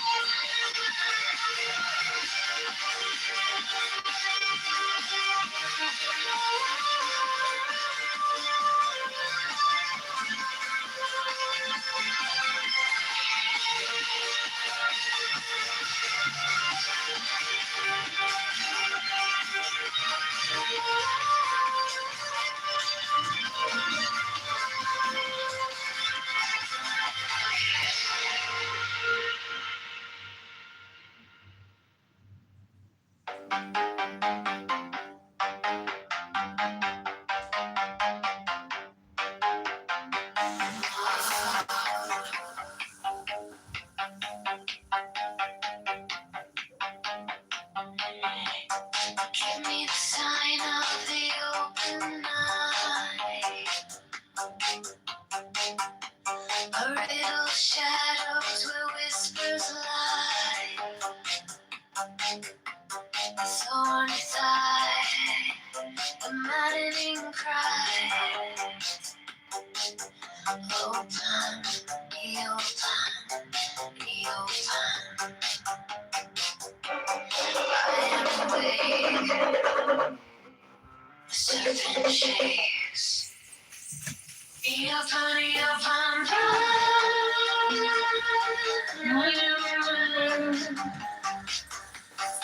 do as God will, as a God can.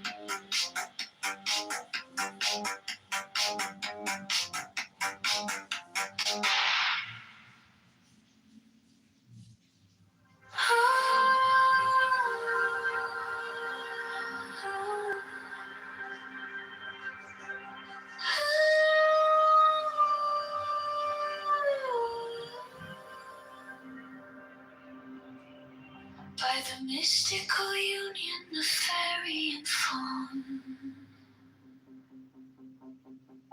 a dance in the shadows from dusk until dawn.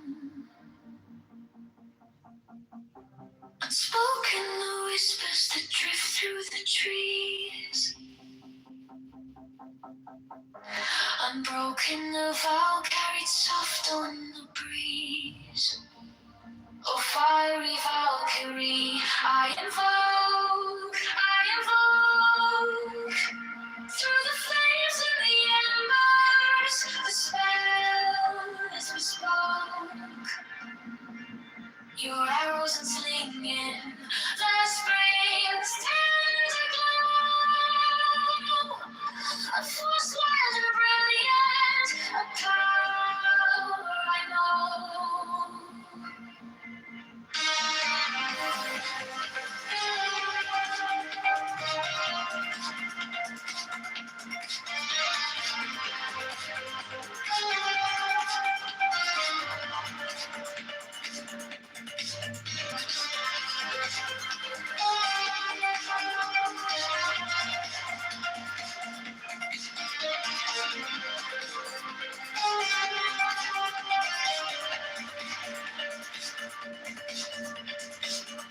A secret communion of hearts left unsung. The listless, resistless, tumultuous tongue. Through veils of the morning, her armor does gleam. The warrior spirit ignites every dream. No godhead could charm her, no throne could command. But manhood awakened, she took up her stand.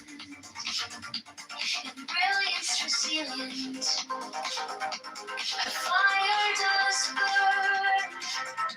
A goddess of spring, with the world left to turn. With fiery archery, I invoke, through the flames and the embers, the spell is bespoke. Your arrows and slinging, the spring's tender glow. A force wild and brilliant, a power I know.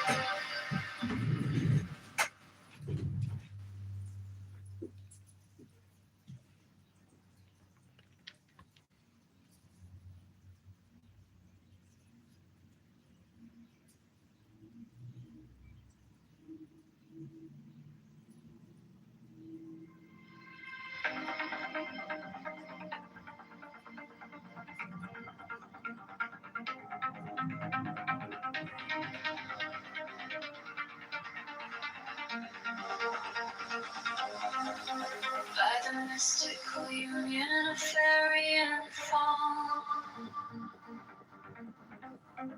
a dance in the shadows from dusk until dawn. Unspoken the whispers that drift through the trees. trees, unbroken the vow, carried soft on the breeze. Oh, fiery Valkyrie, I invoke, through the flames and the embers, a spell is bestowed. Your arrows on flame in the spring's tender glow. A force wild and brilliant, a power I know.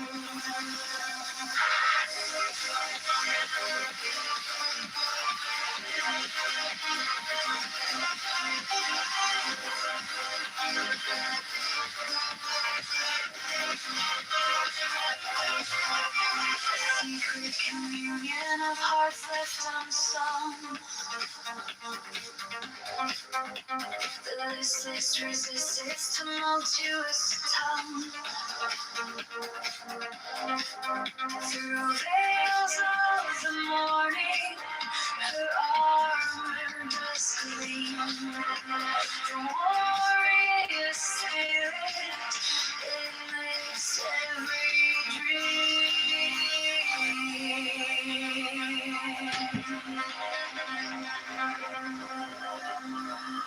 No godhead could charm her, no throne could command, but manhood awakened, she took up her stand. In brilliance as the end, her fire does burn, the goddess of spring, with the world to turn. Oh, fiery Valkyrie, I invoke.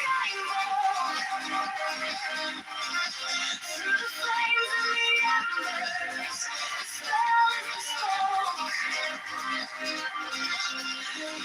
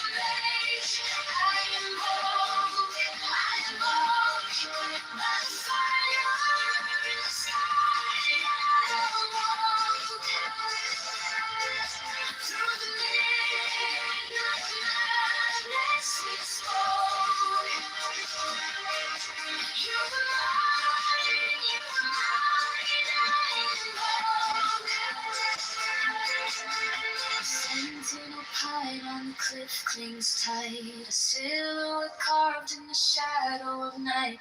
The stars overhead burn cold and bright, but they can't touch the heat of that flame.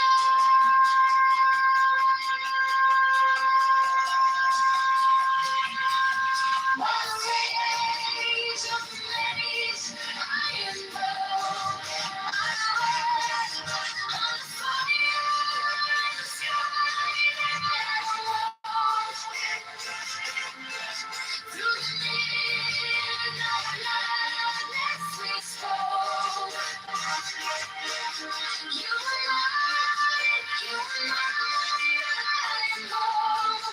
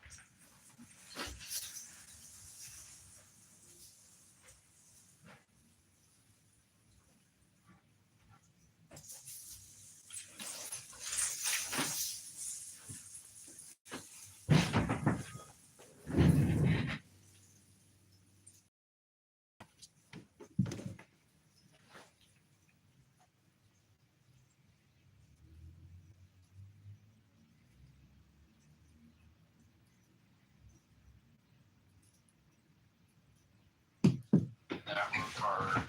But I think you have to look at motivation very carefully. Kind of getting a lot of thumbs up and thumbs down. I don't know who agrees and who disagrees.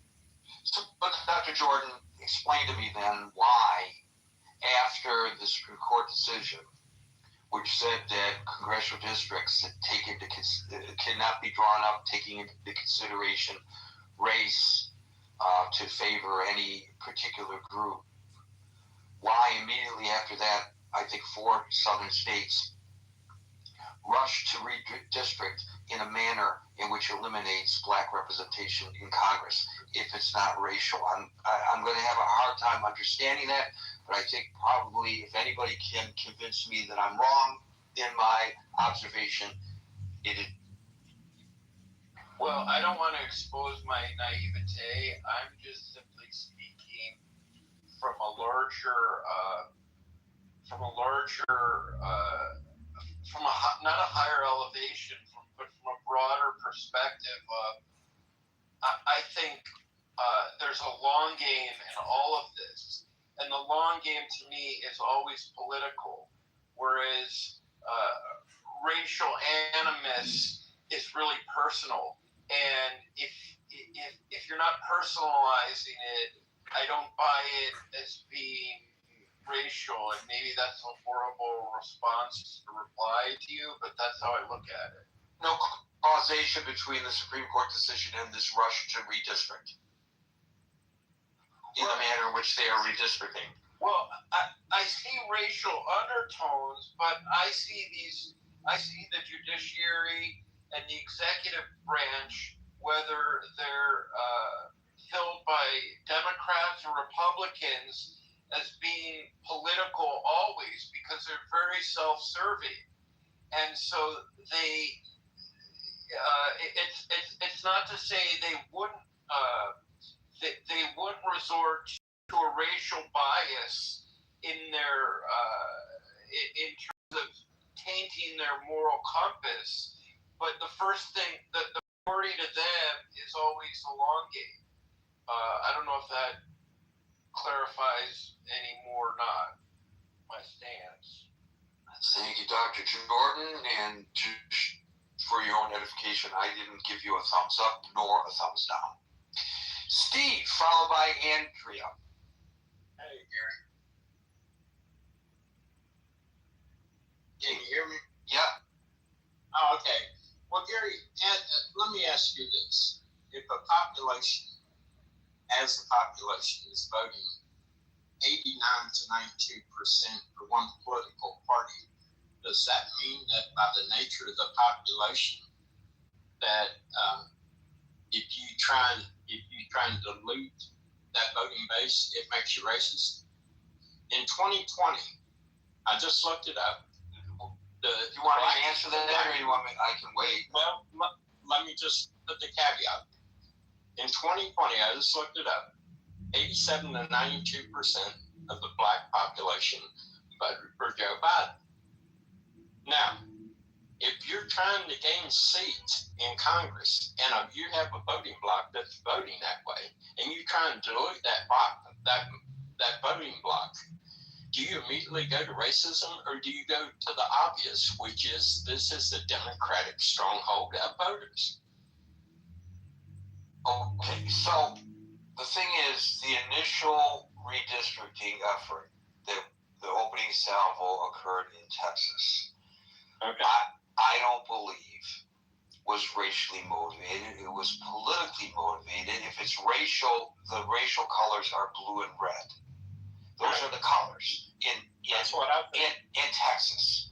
However, the subsequent southern state redistrictings attempts in Tennessee, Louisiana, Alabama, that occurred immediately after the Supreme Court decision, and in which the redistricting proposals were mapped out in a manner which coincidentally or deliberately eliminates black representation by combining districts that are next to one another, in order that at least one of those black members of Congress cannot stand for re-election because one's going to primary out the other. I don't see how I cannot wrap my mind around any conclusion other than that was racially motivated. Now, you may argue otherwise, and that's fine, but it seems pretty obvious. Now, you can argue that the law which permitted the original districting that favored black representation was unconstitutional, and what they are doing is a proper redress to that, and that's fine for you to make that argument. But to suggest that there's not a racial component in it just doesn't pass Gary's smell. It may pass. Well, Gary, let me ask you this. If you have two districts and both of them are Democratic, and your objective is to get more Republicans, your immediate instinct is not that we're eliminating a Democratic seat. Your instinct, what I'm hearing you say, is there's got to be underlying racism. It's based on the Supreme Court decision that they're doing this. They didn't do it before the Supreme Court decision. So obviously it's racially motivated. It may be to redress a law that was racially disadvantageous to you or me because of our skin color, but it 100% is racially motivated. And if you can't see that, I don't know what more I can say about it. But you asked. Well, let me ask you this: before this latest round, the Texas, California, Virginia, Tennessee, all these states started doing this redistricting. In New England, it's generally considered that New England has population based to 40 to 45% Republican. You know how many congressmen from New England, that conglomerate of states, are Republican? Gary? That has nothing to do with the discussion in hand. It absolutely has something zero to do with So is there an attempt to redistrict the New England We're states talking about based on racial? Is there an attempt to take advantage of the Supreme Court decision and redistrict any state in New England? Yes or no? Can you name one? Why would you redistrict when you already have what you want? Why would you do it? Then what's your point? My point is that these are motivated by political power. If you have two black districts and you got inside those black districts Democrats, and you redistrict where you eliminate one Democrat and you could possibly... And why did they try to redistrict based on the rules that existed before the Supreme Court ruling? They were redistricting based... Let's just... Wait. Let me finish asking. I'm going to let you answer. I always let you answer. What they are doing is redistricting based on the Supreme Court ruling with regard to districts that favor greater black representation. So they are redressing what they feel is an unfair advantage to black representation. They are addressing that specifically. They're not addressing. They're not addressing. Okay. They're not. Now hold on. Hold on. I haven't finished saying it. Well, I think you've said enough about it. Okay. Well, I'll let you moderate. Go ahead.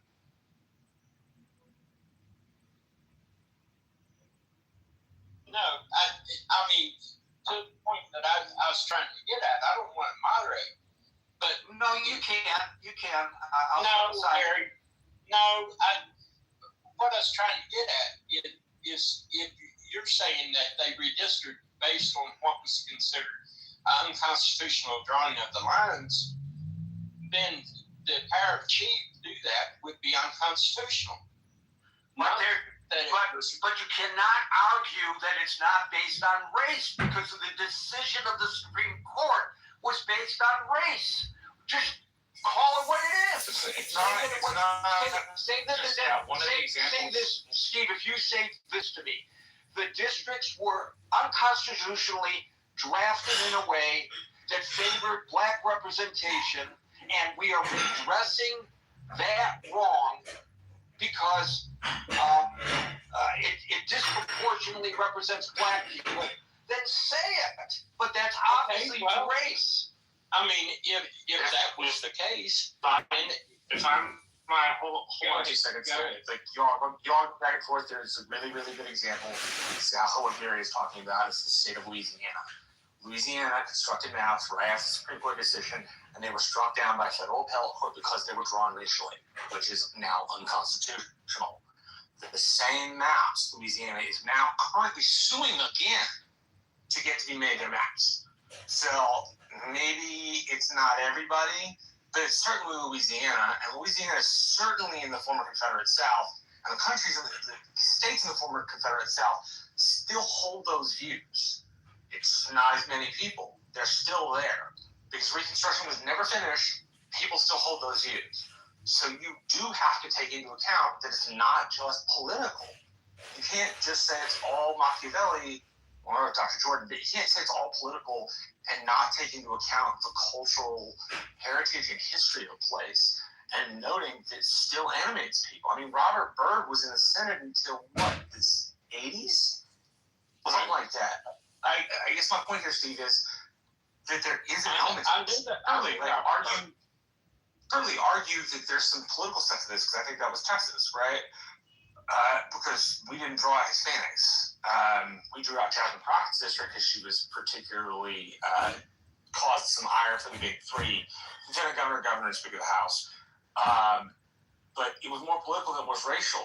Louisiana's was more racial than it was political, and so we gotta recognize this. Marshall, let me ask you this a serious question, because I've lived in the deep South a little bit. Do you think at this time that there's enough of that undertone that you just talked about to wield the political power that would be necessary to achieve these things? I don't think there's enough of it present. Sure, there's a little of it there, but to the extent to permeate the political system, to the extent that you could get this type of movement, I don't think it's there. Not based on my experience in the South. That's not what I mean. What I mean is you mix people together, and so yes, there are going to be some people in that group that make decisions that do it ethically and do it the right way and represent the people. But there are also those members that hold on to the lost cause mythology that still hold racial animus, and they may not be in Congress, but they are community leaders. They are people who go back a long period of history who people look to, right? I'm not saying that the South's not made great strides in some form. What I am saying is the South's genetic undertone from the start of the country is still there. It's not gone away. Let me ask you this. So, when the Supreme Court addressed what was going on in Harvard, and if Harvard correct that admissions thing they've done based on what the Supreme Court said in their decision, does that make the faculty at Harvard racist? No, which is why I didn't use that as an example. It's why I didn't use the term racist. I said based on race. What are you up to tonight? Yeah, but you use the term racist, which may very well apply. But to say that if you're taking advantage, and I'm not saying taking advantage in a negative sense, if you're taking advantage of a Supreme Court decision that is a decision that was about congressional districts defined based on race, and now you're changing it, obviously there is a racial component to it, because what else could it be? The Supreme Court acknowledges that those districts were drawn up based on race. Now they are redistricting, not based on race, but they're using that Supreme Court decision. I don't understand. Dow's protest too much, I think, on this. Well, am I hearing this correctly, that the original drawing of the map was the correct way that should have been done in your mind? I didn't say that, but if you ask me, that's not what I just said. That's not the argument that I'm making, but I'd be happy to make that argument. But that's not what I'm discussing. What I'm saying is, obviously, the decision to redistrict based on the Supreme Court ruling, which was based on race, is therefore based on race. And I don't know why you're protesting. Why don't you embrace it? If you think that those original districts were wrongly established based on race, then say it. Just say what you believe. Don't try to pardon the terminology. I'm going to use the terminology. Don't try to whitewash it by suggesting that it isn't based on race. Oh my God. Well, I mean, if it was based on race originally and it was improper to have that based on race, and you're correct in that, I don't see any problem with it. And here's another thing. If you do that and you correct what was ruled by the Supreme Court to be improper, then you go to the motivation of why you're doing it. And I would say that political animals operate from the motivation of power, which the conversation up until now doesn't address that. It's all got to be some nefarious, shadow group of people meeting in a cigar-filled room Nobody somewhere. said that. And I don't know why you would. Well, I mean, that's I don't know why you portray it as such. Nobody said that. But well, no, that's I don't think anybody in my example, that's not what I implied. No, and Marshall talked about Reconstruction far more than I did, and I don't think he implied that. But Marshall, you can speak for yourself. No, I didn't imply that. My entire point was to say, from South, which the Voting Rights Act had purview over. There is a state, Louisiana, who drew maps after the Supreme Court hearing, and they got sued because the maps were racially gerrymandered. That is an element of DNA of the South. It just is there, right? It doesn't mean those people are always in power. It doesn't mean they're always influential. But in Louisiana, it certainly meant they all were, or else it wouldn't have gotten struck down on racial gerrymander because they would have drawn an appropriate map. And that is an example of what some of these southern states are doing. Right? And my point is, let me ask you this. Yeah, go ahead. Let me ask you this in all sincerity.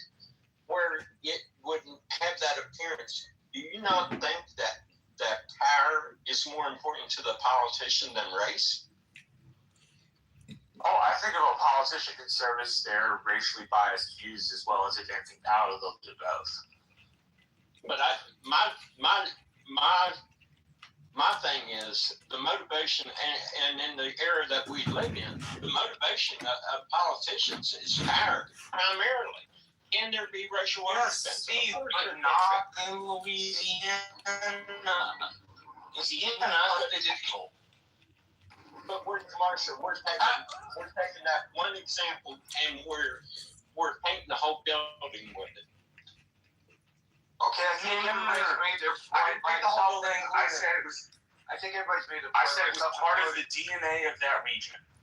So it pops its head up all the time. I'm listening to this book called Nations Apart, and one of the things it describes is the Deep South. The Deep South, when it was settled, was aristocratic and authoritarian in nature, and it was settled by former slave plaintiffs from Barbados, from the Caribbean, and that DNA is still in the South, in the same way that what this author calls Yankeedom, which is essentially the East Coast, the Northeast Coast, they prize more communitarian, they trust government more, they tend to see government as a positive force, right? So the regions of the country are different, and they manifest today, yes, in different ways, but because of those seeds that were planted, that'll always be part of the DNA of the region.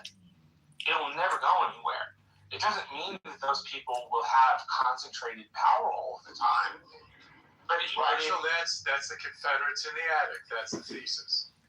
That's the thesis. See, I have the book. I just haven't read it. Okay, I think at this point, everybody heard what I had to say, Steve had to say, Marshall had to say. I don't think there's anything more that Steve, Marshall, or Gary can say. That's people will have to sit. We have a huge audience, and they can decide that it's their prerogative to agree or disagree with any of us. Well, can I finish? I thought you had. Gary, can you clarify the format of this room for me? The format of the room is I run the room and I call people one at a time to speak. And moderators are allowed to interject. You're welcome. Okay. I just, at the risk of being redundant, Gary, it's my fundamental belief that politicians are primarily driven by power. And I'll leave it there. And in answer to your question, no, I do not agree with the Supreme Court decision. Andrea, followed by. Thank you. I also don't agree with the Supreme Court decision. I do think the recent gerrymandering in Tennessee in particular was based on race. I think you cannot, as Marshall or several others mentioned, I don't think you can separate this from some of the history in the region, though unlike Marshall, I do think regions might change over time, because if we remember Marshall, there were the Southern Dixiecrats that I believe were part of, the Jim Crow era, who were Democrats. So racism, I think we're grappling with a new spotlight on this in our country for some, not new for others. I believe that, with the emergence of the involvement of Oath Keepers and the Proud Boys, and just the increased spotlight on those groups from January 6th and recent involvement in ICE, that it's just becoming more in the headlines, so to speak, something that perhaps has been, existing for quite some time and never fully resolved, as Marshall said. Just a couple of other quick, and Gary, it's so interesting always to hear you and Francine speak, though I know there is an age difference there between you. I love the intergenerational rooms because of the perspective of people who have lived through history and know friends who have, fought and bled and advocated, and died and lost family members fighting for this right to vote that the Voting Rights Act was meant to protect. So, but I do want to, my heart broke today, though I wasn't surprised, and it broke when I saw Tennessee, and then when I saw Virginia come through, and I would say that I want to zoom out rather than get into the nuts and bolts on the redistricting, which Marshall can do any day better than me. We are looking at this in a time where Trump currently is extremely unpopular in the country, though he retains a certain commitment from a segment of his base, and perhaps is gaining ground in places like, Indiana, or where he just won several seats. But, there's a reaction to the fact that the Democrats have flipped 30 seats in special elections. And I do actually agree with Steve about a main motivation from many politicians being power. And then, obviously, I think it's possible for any single one of them to be racist as well. But I actually tend to agree with Steve that things are more, they're more motivated by power. And then I just want to say a couple other things. This notion, the point that Francine mentioned about secession, not the Civil War, about an economic boycott and a reaction by some of the blue states, that this is actually, I believe it is gaining ground in a way that's not very public. So I think it's, no, I'm not advocating one thing or the other. I just believe that it is out there as a tactic, that people have been, it's in the ether that people are talking about it. So it's not off, I don't think it's totally off the wall. And then the other thing I just want to say is, Marshall, I disagree with you on the deficit, even though all the administrations have maybe gotten us to this point. Ultimately, right now we have debt far outpacing GDP, and it's just accelerated. And what is, even though we're at war with Iran, we are currently still in relative peacetime here in America. And I don't see that we have a big economic boom projected or coming, post-war to save us, unless we're all relying on those 5 AI companies or however many that are propping up the stock market. So I'll land there. I do think it's racially motivated. I think this is a very important subject. Gary, thank you for hosting this topic tonight. Thank you, and again, a reminder that on Saturday night at midnight going into Sunday, Sunday night at midnight going into Monday, we're going to be holding forth on Substack Live, something new we're going to try just to see what it's like. It's not a replacement for Clubhouse. It's a completely different environment. But if you want notifications of all that, feel free to subscribe to my Substack, which is linked above, which is a free subscription. You don't pledge any money, just subscribe.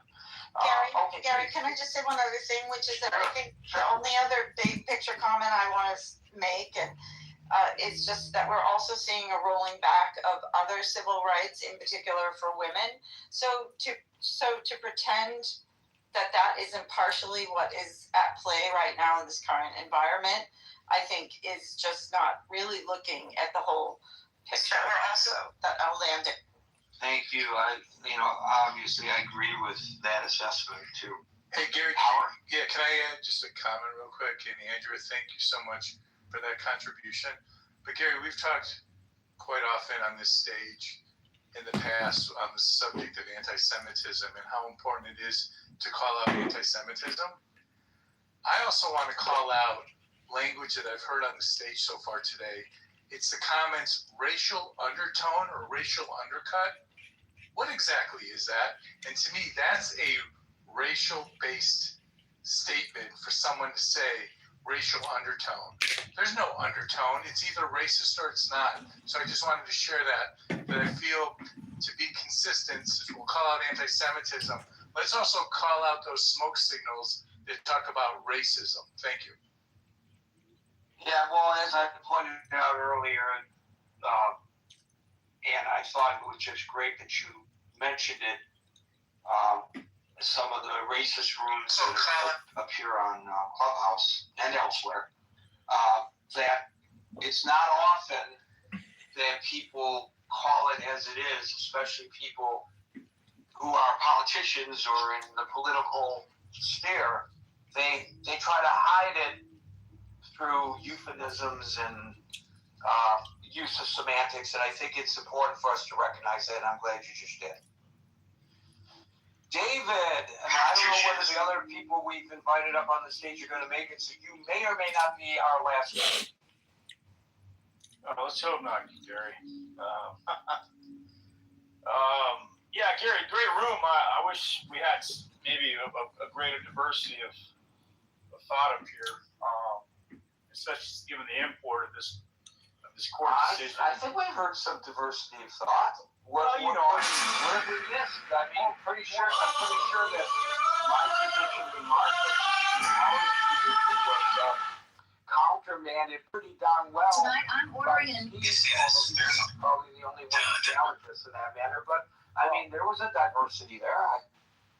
Okay. Well, all right. Well, I'm going to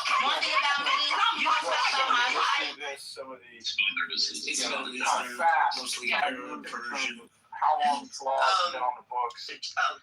Also, though, when people let me in, to when I'm trying to come out of a driveway or let me change, I also always give the. Recall that when the march on, putting in play the new amendments to the post-Civil War Reconstruction period, that arduous, heavy lift that we asked white America to do in the face of years of their oppressive behavior, it wasn't easy. In fact, I take people back to 1912, where there was a court case involving a gentleman that wanted to vote in the great state of Alabama, and Justice Oliver Wendell Holmes ruled in 1912, you have a right to vote, sir, but we don't have a way to compel the state of Alabama to give you the right to vote. So therein lies, in 1912, the difficulty and the power of entrenched systemic racism against a large majority of populations in the South that were facing the inability to overcome. I just found out as well, Gary, that the term grandfather law refers to a slave having the right to vote, or excuse me, not a slave, but a former descendants of slaves having the right to vote if their grandfather was able to vote. And so the South used some of these very onerous, arcane terms because how many people actually that's where the term grandfathered in comes from? That's correct. That's right. I never knew that. Yes, exactly. So 1911, in Giles versus Harris, Oliver Wendell Holmes made that majority opinion. So anyway, marching toward the Voting Rights Act, we saw what happened with the ascendancy of the Warren Court, circa 1950s, I believe. Earl Warren, by the way, was one of the most popular governors in California's history. He was a bipartisan governor for 3 terms. He promised then President Eisenhower he wouldn't challenge him in his election, but in exchange for that, he wanted a position on the Supreme Court, and it just so happened that the vacancy that opened up was that of Chief Justice. So Warren never served as a jurist. He was always a politician. But this guy was able to obviously lead the march when the cases were brought before him in terms of Brown versus Board of Education, and obviously that they overturned segregation with a 9-0 verdict that came down on high. However, the Deep South and their politicians were calling for Warren's head. They were calling for impeachment. They were saying this is legislation from the bench. Well, this is the very exact thing we're seeing right now, I believe, Gary, in the way that the Supreme Court has surgically dismantled this law. And let me explain. In 1982, when Congress passed a strong amendment to the Voting Rights Act in 1982, a then emerging jurist by the name of John Roberts didn't like the decision. He didn't like the arguments. He said, wait a minute here, this isn't right. Well, in the Deep South, Gary, the 82 provisions were challenged in the state of North Carolina, resulting in a Supreme Court case affirming with 9-0 these very amendments that were passed in 82 in a case of Thornburg versus Jingles. And so here we have not just the legislature enshrining law the way it's supposed to be done in this country, but you have the city Supreme Court justice affirming that. We see a total takedown of one legislative victory, and then we have the Supreme Court affirming that, only to have this Supreme Court decide in all its wisdom that this is bad law. And we, in our wisdom as 6 jurists, have the right to override this precedent. So that's very important. It also is important to note that in 2013, when then District Attorney Eric Holder fought the Shelby decision with Section 5 of the Voting Rights Act, recall that it was Justice Roberts who said, hey, wait a minute here, we still have the Section 2 provision in play here for you folks to lean on, if and only then you need to do that, so it's not completely gutted. So here we have that messaging, that articulation by then Roberts in that 2013 decision. And then recall that it was the vaunted legislator, civil rights lawyer, John Lewis, who marched in 1965 on the Pettus Bridge, named after a grand dragon wizard of the Ku Klux Klan, Southern leader, who marched Bloody Sunday, 1965, into the mob of guys and cops and cops with badges and batons, and they all got beat up pretty bad trying to march for the right to freedom. And of course, we shot down the John Lewis Rights Act, could not get the votes, trying to re-enshrine those things that were lost in 2013 by the Supreme Court decision. So Gary, what this could potentially portend is the emergence of politicians in the Deep South who don't necessarily want equality in this country.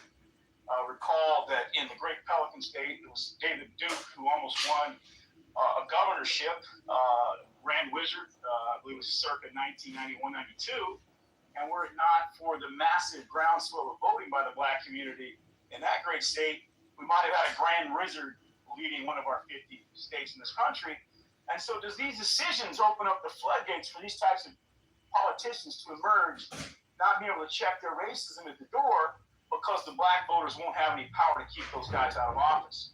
So I think that ultimately is a potentiality with these decisions that does not advance the democratic and racial principles of this country. And I like to just end on, I really appreciate Dr. Francine's comments as one who lives in a blue state.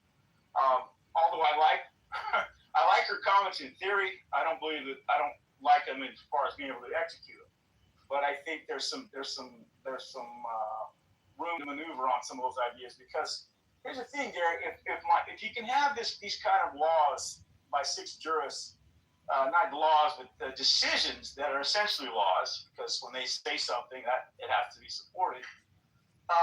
And then as the minority populations of this country begin to expand, where does that leave us if this is not done? If it's a colorblind society, Gary, then the arguments that Steve makes and all those other persons on the stage may know they're few and far between, then we don't have anything to worry about. But this is not a colorblind society. And that's my issue with that. And I'll land there. Thank you, David. Les, followed by Ching.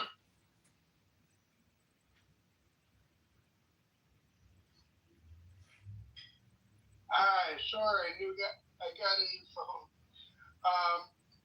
To get back to the question of redistricting, I think the root problem is that politicians can choose their own voters. It should be the opposite. Voters should choose their politicians, their representatives, and we just need to get rid of all of this gerrymandering. We had that in California before the recent election, and I understand why California did that because of what Texas has done. And the only thing good I can say about that California gerrymandering thing is that it's sunsetted for 2013, so 2030. Hopefully we'll go back and we will do that in California if the other states do that as well. And so that would be my wish. In terms of racism, Mr. Trump is a racist. He was not his properties were not renting to black people, and he tried to find that in the courts in the 70s. And in terms of racism, we did make progress in the 60s. The big thing was the Voting Rights Act, because we had people like Strom Thurmond that was a racist and was, voting against, of course, black interests. But then South Carolina had a huge black population, and after 1970, he had to cater to the black population or not treat them with as much disdain as he had been doing before. And so I think that things aren't perfect, but I can tell you things are much better.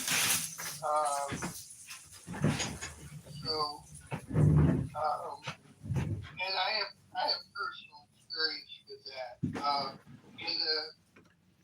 In 1980, I was picking up my daughter and my wife at the airport, and there was this racist cab driver. I should mention, she was black, probably still is, as far as I know. And he was just giving me all this racist crap on the ride over to the airport. I was picking her up in a cab. And I don't think cab drivers would do that anymore. And, I do think things are better. They're not perfect, but I do think things are better. And I guess that's all I have to say unless someone has questions. Thank you, Les. Ching.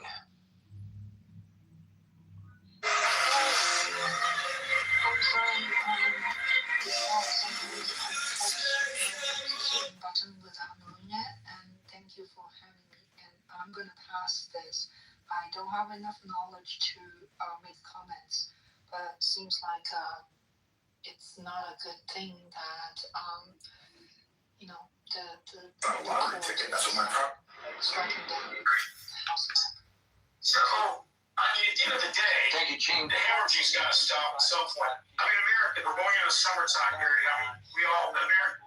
In manufacture, because when you rely on it, when you have manufacturer, they on Substack Live. So until 5 o'clock New York time on Monday for the next edition of the. It's time for the quarter. Be safe, be well, and.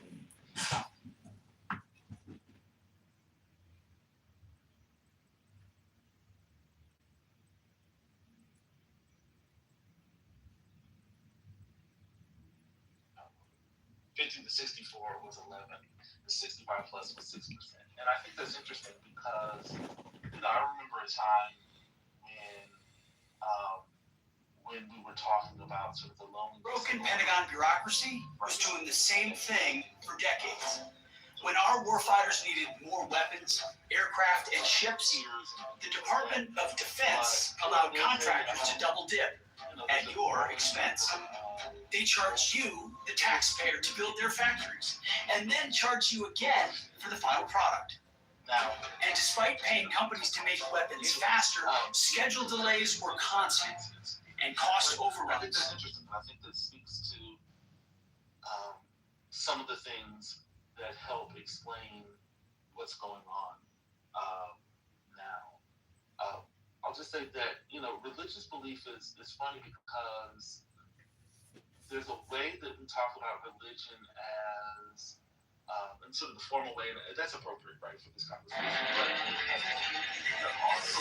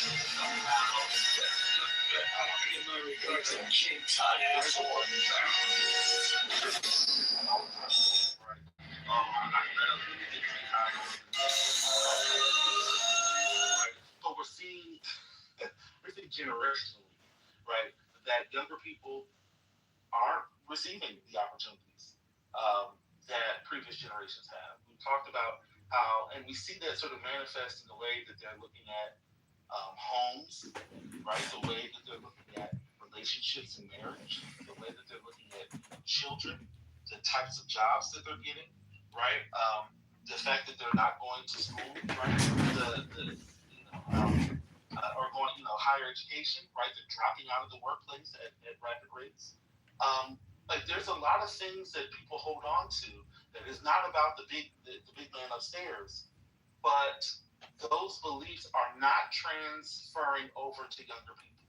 Younger people are not constructing the world in similar ways. And in moments of crisis, in moments of disruption, over and over, right? The cycles of economic disruption that we continue to have over and over and over, right? People are looking for, not everyone, but there are people who are looking for other ways, who didn't grow up with religion, who don't have the same sort of relationship with religion. They are looking for something that sounds or feels like there's some structure in a disruptive, seemingly normless world. And it's not completely, this cycle is not new, which is one of the reasons why, people often laugh when they say, religion is going to die off now, right? God is dead. The world is, the world moving on. We're much more modern and much more sophisticated. And a lot of people laugh because these cycles are not necessarily.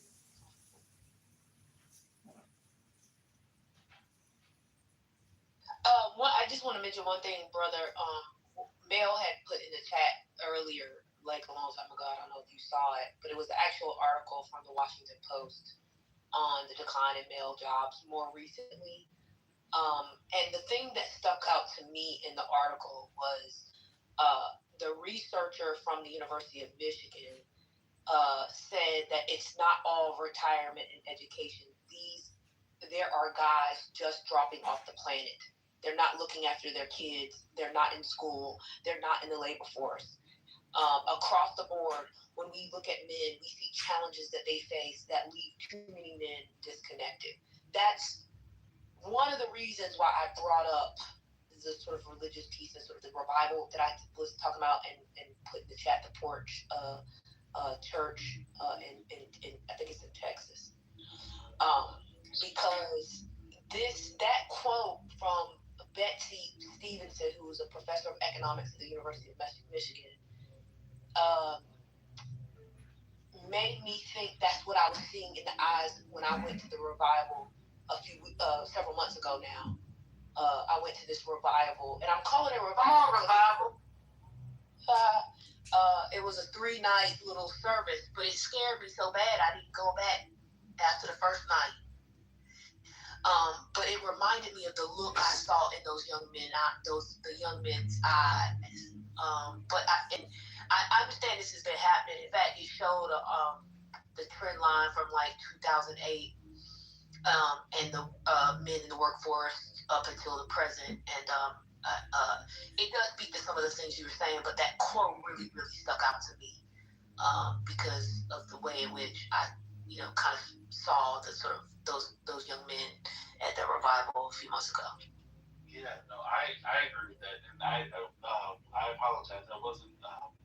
I was reading the article as you all were talking, and so I didn't mean to sort of speak against that article. I actually agreed.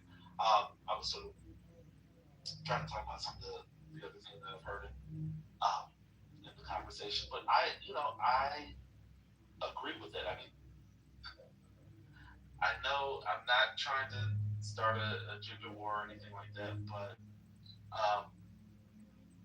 like we have talked about on this app, we've heard in other rooms,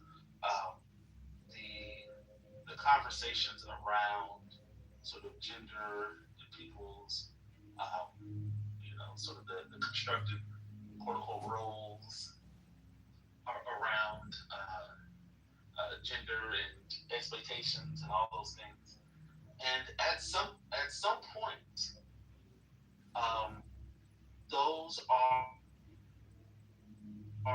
right. Gender is an organizing principle, right? And Brother Ricky, can you expound on that? What do you mean? Gender is an organizing principle?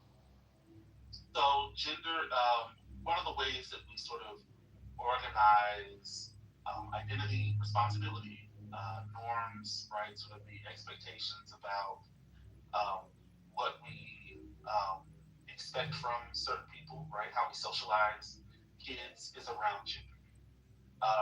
Like there are certain expectations, and I'm not saying every single individual down to a T has this, but we can generally talk about sort of all of us, even if we don't sort of ascribe to them, what are quote unquote I'm using air quotes. I'm just gonna say it, not just deal with it. But we generally have an understanding of what society understands as a man, a boy, a girl, right? And so those are, when I say sort of gender is an organizing principle, it sort of organizes and constructs the way that we expect others to behave, what sort of assumptions we have placed on ourselves. We have a certain expectation of how people are supposed to talk, behave, look, dress, engage. When we assign them a particular, or we assume a particular gender identity. Okay, thank you. Right? Does that make sense? Yep.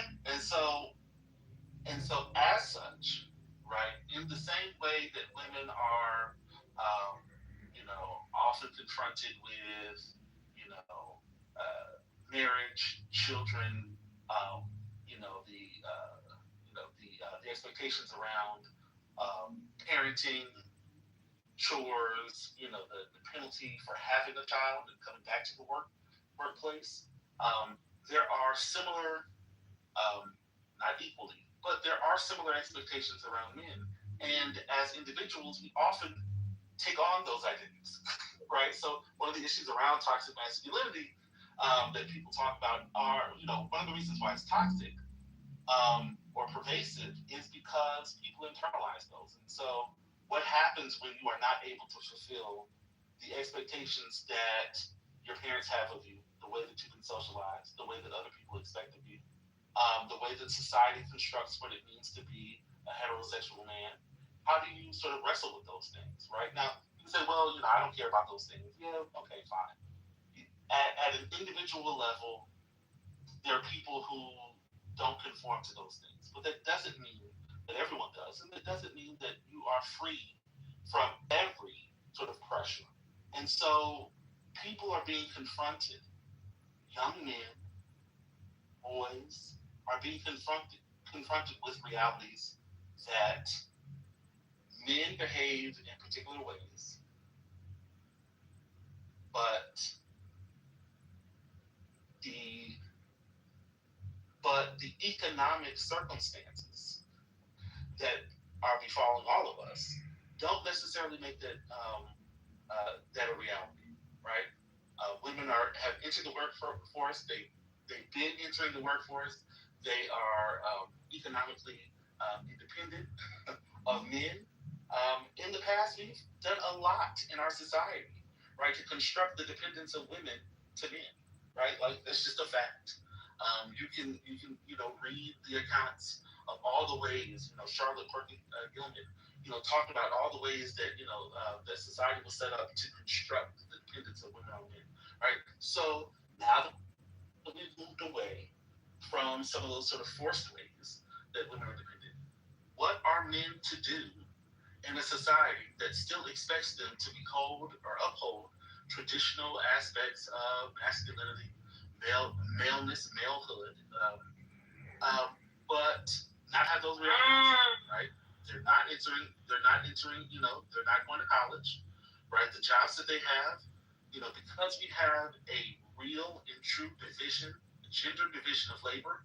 What happens when male work leaves the society, right? Starts dwindling, right? What happens when, I was just reading another article that talked about all the sort of ways, so you got declining health and disability, you have a skill mismatch and educational gaps, you have technological disruption and automation, stagnant wages and low status, right? Like the ways that we have formed the jobs that have been successful for men with the declining, sorry, I'm all over the place.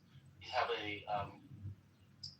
a diminishing and dwindling middle class, right? What does that mean for the jobs that have traditionally been a part of that middle class, lifestyle, right? All of these things sort of are connected, right? But we don't have, as a society, we still have the expectations, right, on men and women to perform tasks that go far beyond the realities that we live in right now, right? And so we have disruption. We have men who are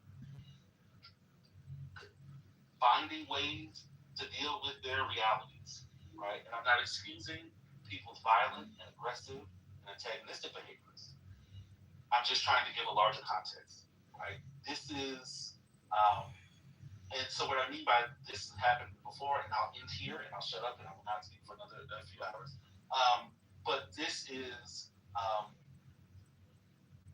consistent with, I'll just say this is sort of traditional sociology. Traditional sociology has talked about sort of the rapid increase or the shifts, right, in sort of the norms, values, and expectations, and then the larger sort of societal and structural changes that are taking place. And when one moves faster than the other, you have disruption. It's called, Durkheim talked about normlessness. Merton talked about, anomie, right, the strain between what individuals are facing and what their expectations are, and the realization that they can't meet those expectations that society has for whatever reason.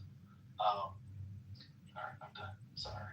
Oh, we was waiting for vapor. We was waiting for the vapor drop. Yes. You done read through the whole thing. We got one-on-one, and we got one-on-one in a 30-minute lecture. I mean, let's go.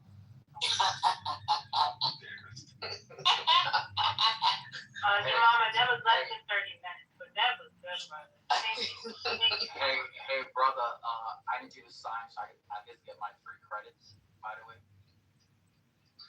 Oh, trust me, it's even more painful. This is the largest. This is the largest intro to sociology on all of the internet in all of the world. In fact, shout out to Nubia. Shout out to Karen Hunter and Greg Carr. Well done, brother. I'm just playing. But thank you, brother, for substantiating what the data actually says, right? Men are losing their minds because that traditional concept, which, by the way, was not very favorable to men. And I would be curious one day just to hear you speak on those things and expound on them. Men had higher rates of death than women because they typically worked to death.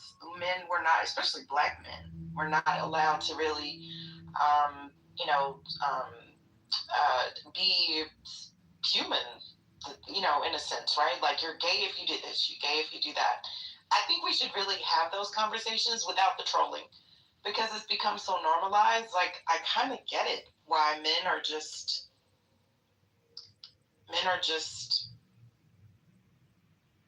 I don't know. It's just, yeah. I think that this is a great opportunity for men to redefine themselves, to be perfectly honest. The old views, and I'm not taking up for men, I'm just merely looking at the data, but y'all didn't have it so well, like before with that idea of the patriarchy, right? Like, it didn't really work out for y'all. You just kind of worked and then you died. Like, I'm just saying. Gabby, can you guys hear me? Yeah, we can hear you. Brother, the part about, women on the rise, taking, some of these positions, and then the men feeling like, well, what am I supposed to do? And then holding on to some of these old traditional ideas versus adapting to the, place of where you are today. I thank you so much. I mean, I really wish, you would, allow yourself to present this, on a recorded conversation. Yes! Because I think the message, a lot of times in the midst of the conversation, I don't think some people can receive it because it's like they might feel like it's tearing them down and they want to obviously fight. And that's rightfully so. But perhaps maybe just, somebody blazing over a recording and they hear such, it might just be able to plant the seed. A lot of times the seed can't be planted in here because the soil is too thick. And it's thick with the ego and all kinds of other different things, especially being on an act. But I really appreciate how you articulated it in such a way. I think it was gentle enough to be able to pierce somebody's heart. So thank you. And it wasn't antagonistic. Also, encouraging. Okay, I'm going to. I love whoever that was. It's my child. That was so sweet.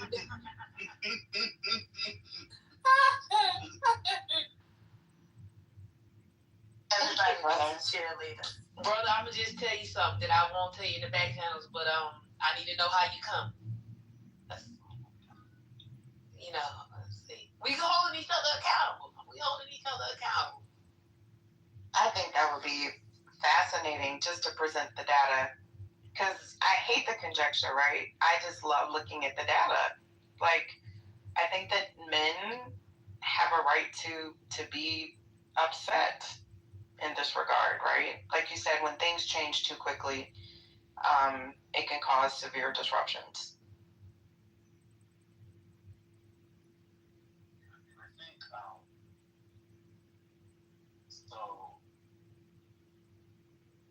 I think it is, and this a little diabolical because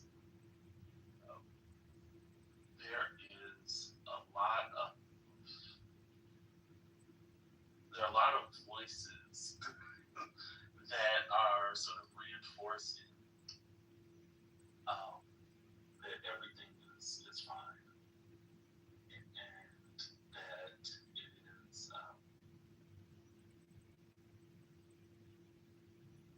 that everything is fine. And so what that does for a lot of folks is, with I think there are a lot of things, but again, sort of the growing isolation of people. I think that also makes those narratives even louder because I was looking at I was reading some stuff about hookup culture, and this was a while ago, but you talk to people, and they'll tell you, these are young people. They'll tell you what they do. They again, you've seen sort of the trends around sort of not having sex, not engaging, in sexual activity, and it's not it's not the majority, but it's a significant group of of that population. And they'll say, okay, I'm not having this, but I think everybody else is, right? Or I think, and so then there are other questions people they'll ask, and so they have this sort of warped sense of what's going on, but they believe that they're the one who's the outlier, right? And so I think the same is true with some of the struggles that men are having, where these narratives exist about what it should be, what it is, or what's happening, right? That don't speak to what's actually going on, and people are talking to each other, and and so they believe that they're the only one, right? And then they find out that other people are struggling, and then they become resentful because they're the only ones. They think they're the only ones who are going through something, and we haven't really provided narratives. I mean, I've talked about this before. Again, I'll show back to this. I think institutions are really important. What institutions communities build for their people? Like these narratives don't just change on their own, and the issues that people are dealing with, if they feel isolated, they will make their own meanings. And when people, and this goes for children, right? This is why, like, not having conversations with children, not having age-appropriate conversations with children about things is frowned upon, because people make their own meanings, and oftentimes those meanings are wrong, but they are trying to make sense of the world around them. And so when they do so in isolation, and when they think that they're the ones who are sort of getting the short end of the stick, with the old reinforcement of what they quote unquote are supposed to be doing, they can't achieve that because either something they did right, or something something they're not doing correctly, or they just got the wrong end. You got a lot of resentment, and social media often does not help those conversations. It can, but yeah, I think institutions that are purposeful in sort of reaching out to people, and I think that's one of the reasons why the church is people are seeking the church, because that is an institution that more or less is in every community, right? There's a visible, people know where they can go, or at least have an idea of where they can go. And in the past, I think. I'm making my make up here real quick. There's power in testimony. And what you said, because if people are speaking about the good things that are happening, and someone who's young and who's struggling, it's very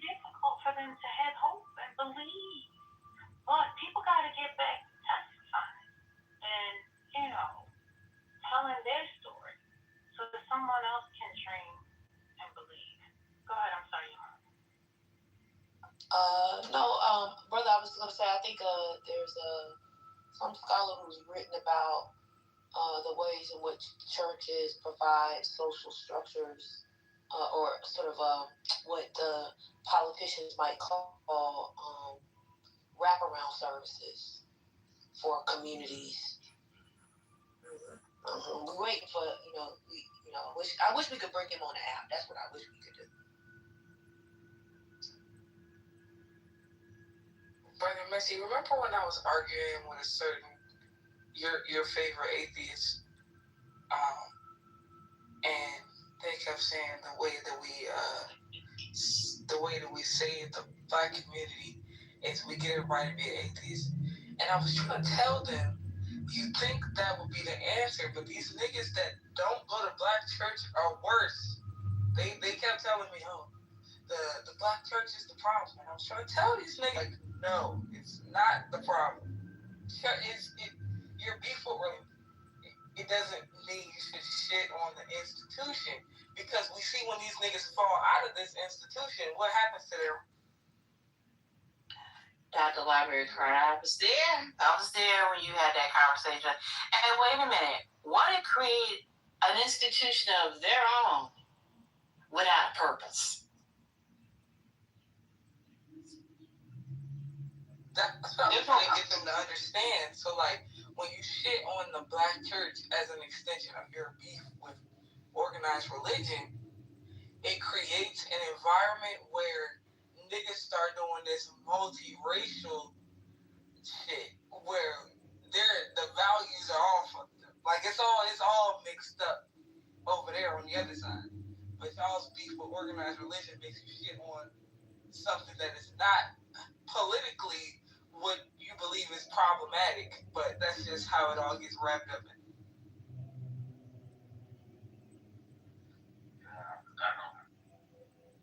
That's good, Doc. I'm not even gonna get into the black church in this space. I know you don't know nothing about it. It's a rough time. I mean, I'll just say that having spaces to gather in person are important. Not saying social media, social connection, like any form of social connection, can be positive in the sense that it can help with emotional well-being, sort of the feelings of isolation. But also, I mean, I've said this in other spaces. One of the things about the churches, and religious institutions is that it also allows for people to gain a sense of cohesion, collectiveness, shared understanding. I mean, not everybody in the church historically has believed in everything the church espouses.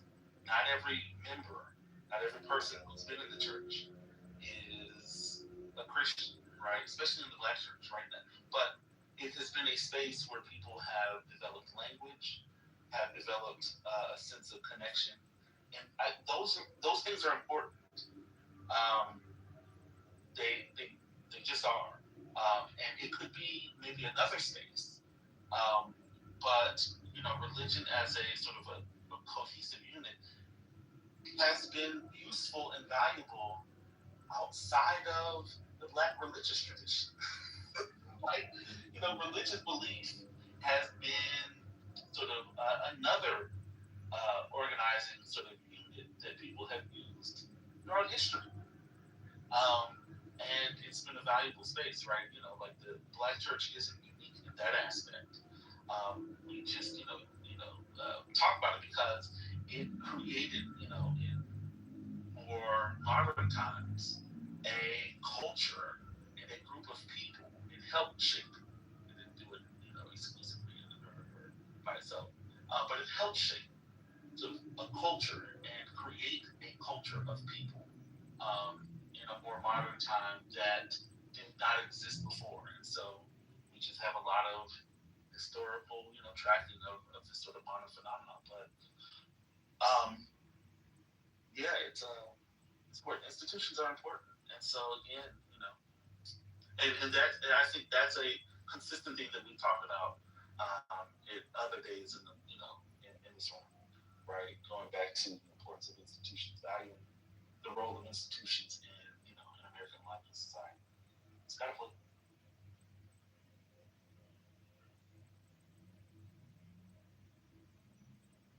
I've said this before, and it's just my own conjecture that the church also like helped to enact shame. Because the church was community. The church was also a social place. But I remember hearing lots of times, not directed at me, but just like better to marry than to burn, and a lot of those things, right? Like to be fiscally responsible or conservative. That's the manner in which I was reared. And I think that without that community judgment, so to speak, not like clubhouse judgment, right, which is based largely on boredom. You know what I'm saying? Like, I said this before and it was taken the wrong way, but it's just my thoughts. I think that like when we as a society kind of moved away from that it kind of took away shame, right? Because you can be anonymous and be a fool, but when we were all more so in community by proximity, you really didn't have that option. And I think that has also made a lot of changes. So I do agree with what Dr. Library Card put in the chat, that church has hurt a lot of people. But I just remember there just being more of community accountability, if that makes sense, for both genders, the expectations, the desired outcomes. Also, personally, like, we don't have to get into more like social structures of it all, just a personal accountability to it. That's why I be getting on the niggas that claim to be Christian here and they don't go to church, because they're afraid to be held accountable or to be disciplined, to follow a hierarchical structure within the community, or to do what you said you was gonna do and show up. They scared. So yeah, I would agree. Or more like what I see sometimes is more like an entitlement, right? Like, you're not going to tell me what to do, that kind of thing. Because there's also like a submission in that regard, right? I don't mean I agree with you, but that's what I was saying. Separating it from gender, there is a sort of submission to the structure, to the leadership that these niggas don't have. They don't go. They doing it in their bedroom, so they don't have to submit to nothing but the computer, mouse, and the Dorito. That's a nasty word. I was gonna say Cheetos because that's messier. But right, hot Cheetos is hot Cheetos. The Doritos are good because the breath is stinking. Or Takis, they love them goddamn Takis. But you know what? I mean, I'm thankful that y'all got yourself together, because y'all was going crazy. But I just want to say something that I didn't say earlier, and I'm thankful that Brother Messi, stopped his trolling. He put down the sword of trolling to give us an opening into his brilliance, and I'm grateful, and we're better for it. That's number one. Number two, this is why I often come here, and y'all think I'm playing, but I'm dead ass. Black men need order. They want to be the head, but don't want to lead. They gotta get it together. They really do. I mean, there's a thing so y'all hear me talk about this sometimes as well, which is this idea of order dos amores, order of love. Y'all gotta get it together. Can you say that louder for the people in the back? I'm done speaking, Sherry.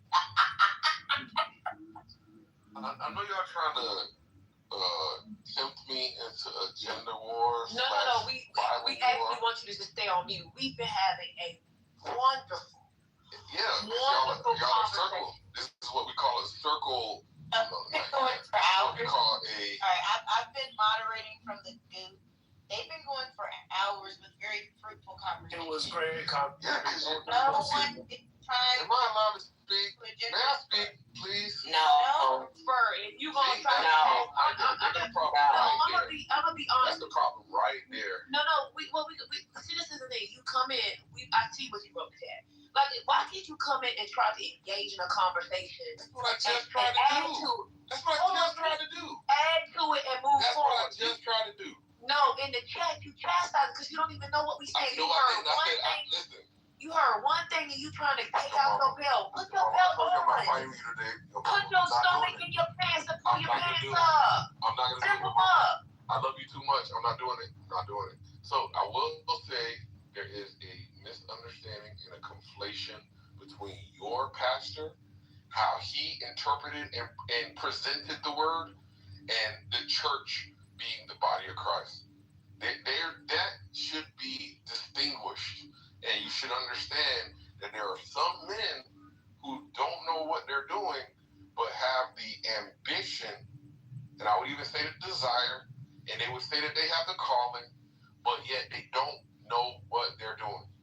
And then I would say that there are certain denominations at certain time periods that don't know what they're doing.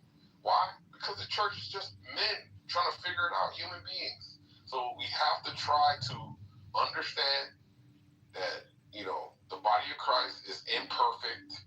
I would even say a work in progress. And you got to be able to distinguish between the church and some man's interpretation of the word and presentation of the word. Thank y'all right there. But your mama, and before y'all respond, y'all don't have to, please. I just want to say, your mama, one thing that I feel like I learned from the church when I'm always talking about discipline, there's a certain, because of the hierarchy, and what people, even the way that we use like the term elders in the church, that people put an amount of work in, whether that's committing to attending services, committing to volunteer in the community, committing to read something weekly or 2 times a week or 3 times a week. That level of commitment, it shows you what you have to do to be esteemed in that same way. And when you were saying there's a lot of people trying to be the head, they're trying to be the head without doing what being the head requires, right? So they don't want to uplift their community. They don't want to reach out and uplift the kids. They don't want to read the Bible. They don't want to be held accountable to doing things that they say they're going to do, but they want to be crowned the head automatically. That's why these niggas need to go back into the church. They think logging on is the same amount of work as people who commit their time and their money.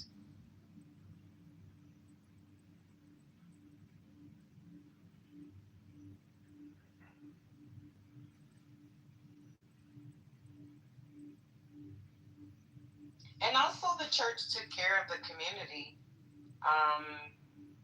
I remember when my kids were little, this is anecdotal, but I didn't want to take them to a daycare just yet. So where did I find,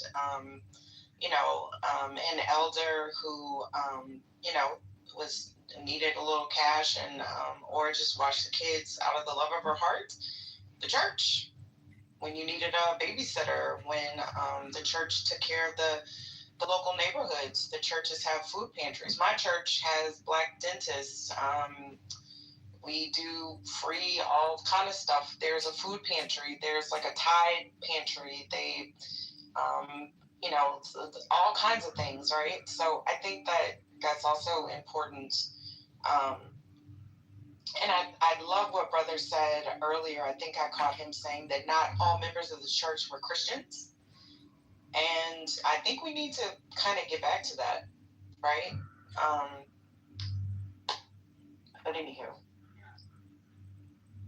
I think that's right. I mean, when you think about, and I saw that video of those kids trying to read a few sentences. Oh Lord, wasn't that bad, Michelle?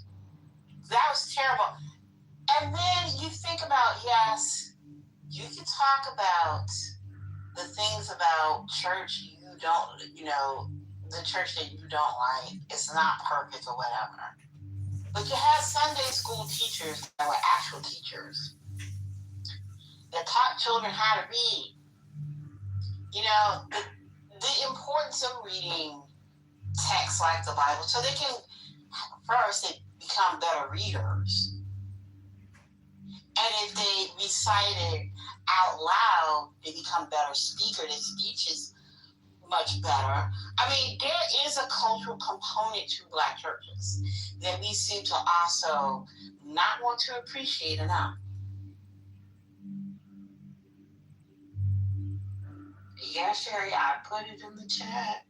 Every fifth Sunday, for you Sunday, having to get up there and read the announcements, having to get up there and do whatever it was my grandmother told me I was supposed to do that Sunday.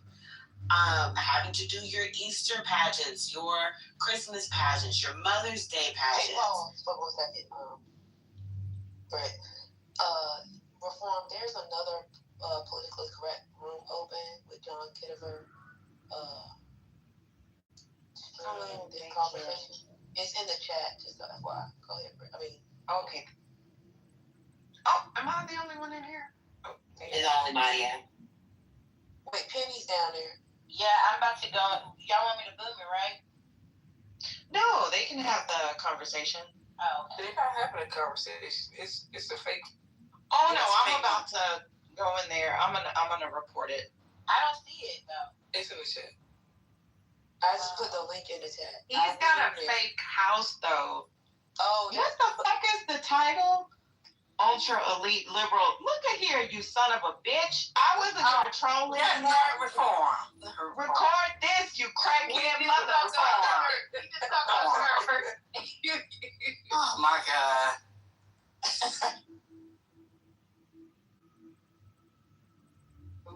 I went in there and I was like, why is Perry talking? Okay, if you guys are a whole fake house, y'all please report this house because he is a whole fake house. But y'all please. I thought it was another. I thought he opened a room. Politically correct. He got a whole fake ass politically correct house. Weirdo. Because he's not a mod. He can't. An admin. But y'all please continue the conversation. Sorry, Brie. I didn't mean to interrupt, but I. Oh no, you're fine, Doctor. Said we should play music. I guess in an effort to stall him out or whatever. But Yes. But yeah, I was just saying that like having to do that, from the time I could read up until when I left for college, like if you are a very shy person, all of a sudden it's not saying that you're not shy. It's not to say that you don't have nerves. It's just to say that as you get older, having to build that skill, by the time you go off to college and you have to give your presentations, it's no different than having to give those Easter speeches. And the things that I had to do in effort to get through an Easter speech, as far as learning where to focus, having to enunciate, having to make sure I, can pronounce the words properly, all of these things, you're able to do it once you get to college. You're able to do it once you matriculate on through life, and you might have to do presentations for things and for people. It's just, there's skills that are taught there. And even though, as a kid, hate doing it, as an adult, I can be very quick to accept the fact and admit the fact that, part of the reason why I'm able to speak the way that I am and do the things that I do is because I had to do all that in church as a kid.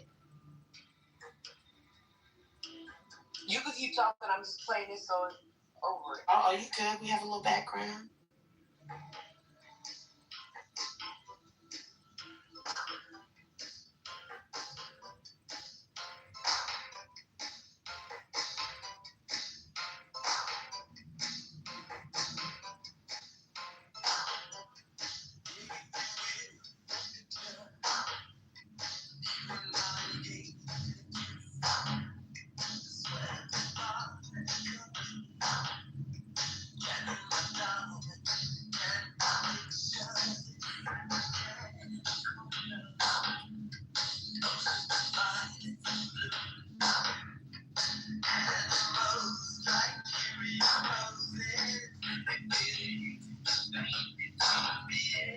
Okay.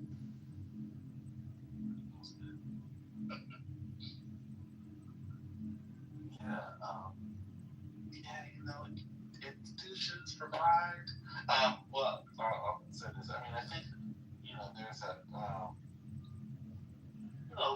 rites of passage. I think are important, right? Celebrations and moments of highlighting moments in the life course. I think are really important. I know that people have talked about the excess of like the celebrations of preschool and high school and all that stuff, and I don't need to mention those to go down a rabbit hole. I think, and I'm not saying those specific ways of engaging are great. You got to spend $1,000 and all that stuff. But I do think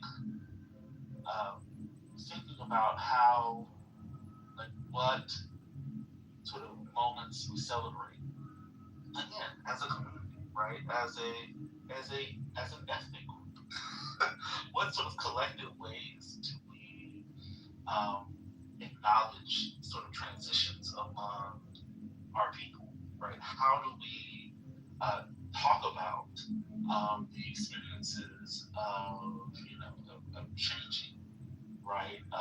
Is it just that we have being a little facetious, but is it just that we have to talk about what to do with the police officers, right? Like, is that that's a consistent narrative that we have. I'm not saying it's not important, but I often don't hear about other ways that we celebrate or we acknowledge or we instill what it means to transition over time, right? I was reading a really awesome piece about the way that other cultures or the cultures in general celebrate the like baby teeth, right, when they fall out, and what it means for different cultures, right, and how they actually engage in the process of acknowledging this sort of moment of change, and what that means for parents. The role that the celebration has for parents as they are dealing with children getting older, and what that means for their relationship to them, and all of this. It was really sort of a beautiful discussion of that, and thinking about what does it mean for other cultures celebrate 15 or 16 and all those things, and what does it mean for people to celebrate that, and what are the messages that they're also instilling at that time, right? What does it mean for who that person, what are the expectations, right, about a person, and it doesn't mean that everything that gets instilled or it sticks. Culture is not something that's just sort of that's passed down and kept the same way, preserved. Not all aspects of culture work like that, but there are those moments where if a culture is to live and exist beyond its current moment, there has to be some transmission of it, and there has to be a way to articulate that that resonates with the generation that you are trying to instill those things in. And then what does that mean for what they take, what they adapt, what do they continue, and what do they change, right? And then how do they disseminate it and pass it? I think those are important, and I think we often miss those, and it can't just be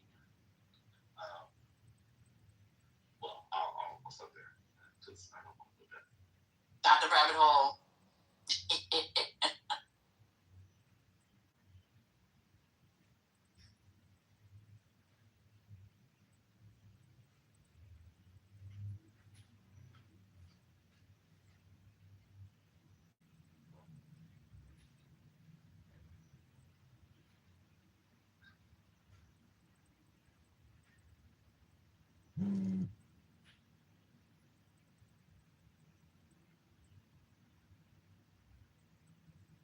I kind of cleared out the bottom because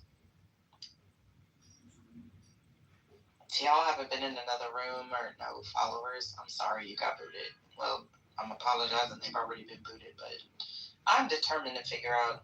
I wonder if it's the Anon, what they're streaming from. But I'm sorry, y'all. It was a really great conversation. How you doing, Mickey? Hello, crackhead.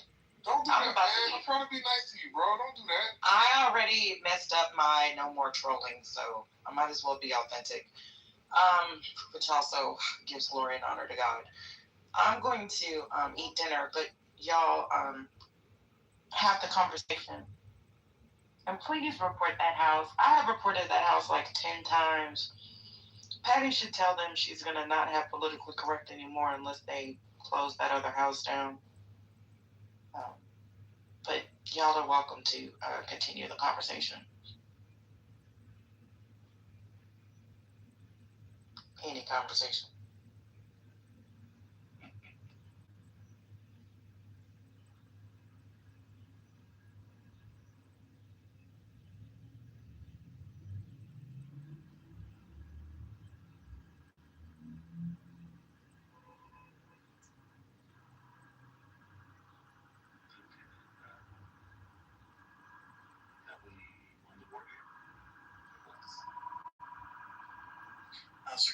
That was a whiplash.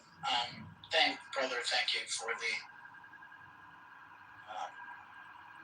just for opening my mind a little bit today. I appreciate it, and everybody who contributed. It's really great to listen to.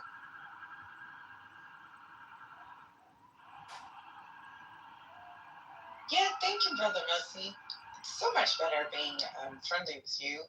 Remember the rooms that James used to do, y'all? Didn't he also do like sociology, psychology kind of thing? I was actually thinking about James because you said you. Yeah. Where is he at? I don't know. He's been gone for a minute, but I always appreciated those rooms. Plus, he was funny as hell. Oh, he's working. He's getting work done. Oh, well, congratulations to him.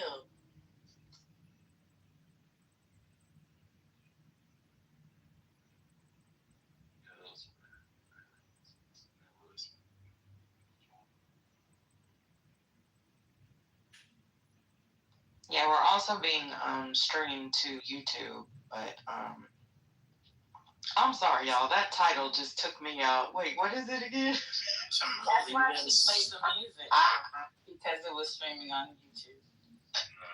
Ultra. Oh yeah. Ultra elite liberal intellectuals.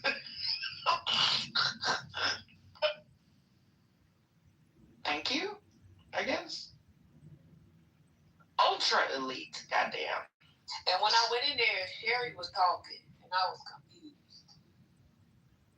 Yeah, he doesn't stream all the time, but y'all that belong to that house, shame on y'all. People probably belong to it thinking it's this one. They do, but it's like some of the same people, yeah, because this house has, well, most of the people aren't on here anymore. Yeah, we reported him. I reported him on YouTube. I reported him on Clubhouse. I have all iterations of him blocked, but oh well. Thank you, Maya, because, yeah. Ugh. But yeah, I wish you would do those rooms because I loved when James did those rooms and he would break down that topic and everything. No, I mean, listen, I can't keep around that shit all. I had a good discussion. I just put the end of the line. That's all.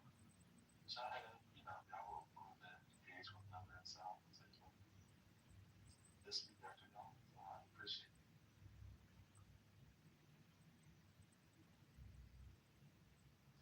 Oh no, F. I think Manfinity irritated First Lady so bad he's gonna be blocked for at least a good month or two. He's gonna get that TC level block. I think he's done. I guess I don't understand what the purpose is, but I don't want to also fuel a conversation that will center people being weird. It's Very interesting.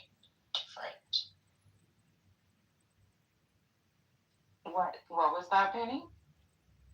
As I was saying, I just don't understand what the motivation is. It's weird. You know, as Black people, we are never alone. Not even on Clubhouse. At least he called us ultra elite liberal intellectuals.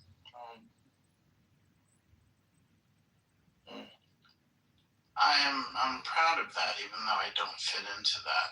I'll take it. Thank you, Mr. Streaming Weirdo. I'm sorry. Why am I really getting old? Because I really did raise my voice like when you.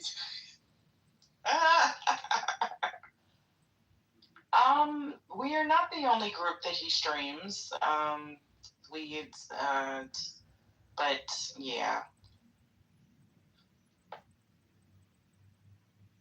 If y'all go in a house and you see a weird white man that's modded, you're probably in the wrong politically correct.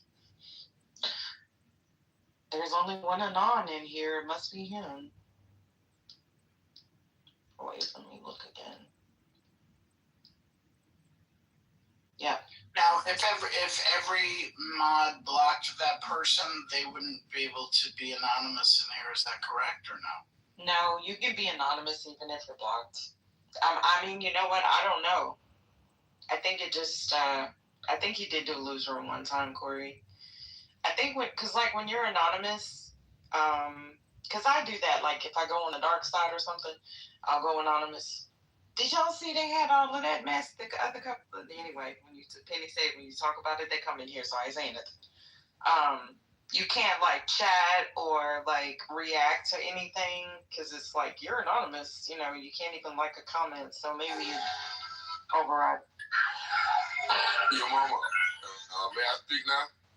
Mm-hmm. I mean, this ain't my room. Is that a yes or no? It ain't my room. What I can't help. So I can't speak no more. I still can't speak. Would you inform me when I am allowed to speak? Just speak. She's playing the music for the streaming. Just speak. I'm waiting for an official notification from your mama that I'm allowed to speak. Thank you. I'll push it down. Speak, please. Thank you. Can you send a notification to him when he goes to the goods? Don't do that. Why are you being so difficult? Listen. You know your compadre got banned. You better behave. Wait, who got banned? I didn't realize y'all were two different people until y'all were both on the stage at the same time. They do sound alike. They really do. I swear to God, I thought y'all were the same person for years. Yes, Manfinity. He got banned to Hades yesterday. I need to leave that good brother alone. We don't sound nothing alike. It's crazy how you're calling him a good brother now when generally you call him a liar and a dishonest person. Look, nobody's perfect. So, and as a Christian, I have to forgive my brother 7 times 77. So there you go. I used to try that when I made people I'm dating mad. I was like, you gotta forgive me 70 times, 70 times. Just because you use the word nefariously don't mean I would. I didn't. That's true. I was saying you can't be. I'm sorry, baby. I'm sorry. I'm sorry. Mama, you are diabolical. Why is people in the chat talking I'm on the dating apps? No, I'm going on the dating apps. Ooh. If the dating apps is Clubhouse, because Clubhouse keep the back channels hot. Your mama's a high value woman. Your mama, what celebrity, just so I paint a mental picture, what celebrity do you No. Okay, 1 second. Wait, who said no? I was talking to my dog. There is one that people often tell me, especially when I have my hair cut really, really low. But I will not tell y'all because then y'all will be going Googling looking at the lady and then thinking that I look like a lady. It's just because I got a skinny face like that. That's the only reason why. But I'm not going to hush, brother. You're not going to divulge the celebrity that you look like? Okay, send it. Let me know. You already know kind of who it is, brother, because I already gave you that much. Hold on, I'll send you that. What type of paranoia is this? We're talking about a proxy, your mama. Oh my. Wait, can I ask why you need to know? Or you just... I already told her to paint a mental picture. Whatever mental picture you currently have is enough for your mama, I'm saying. This is insane. Why do people need to paint a mental picture? Right. Let my voice be sufficient. You was talking how the back channels were back channeling. You was talking about... Yeah, because her voice is popping. Have you not heard your mama? Let me just tell you, Concrete, there is nothing attractive about your mama.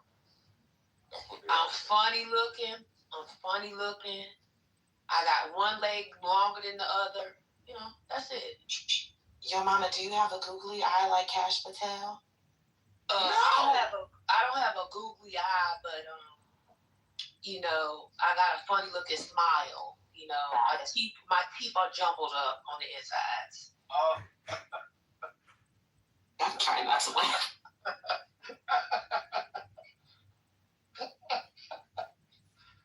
Somebody tried to call me asking for a mental picture creepy. Is that creepy to say? Why people try so hard to be weird? Somebody said I was fat and worked at Walmart. I mean, I did used to. Why do people keep saying I'm fat? Do I sound fat? Hey, maybe let me go eat some almonds. 1 second.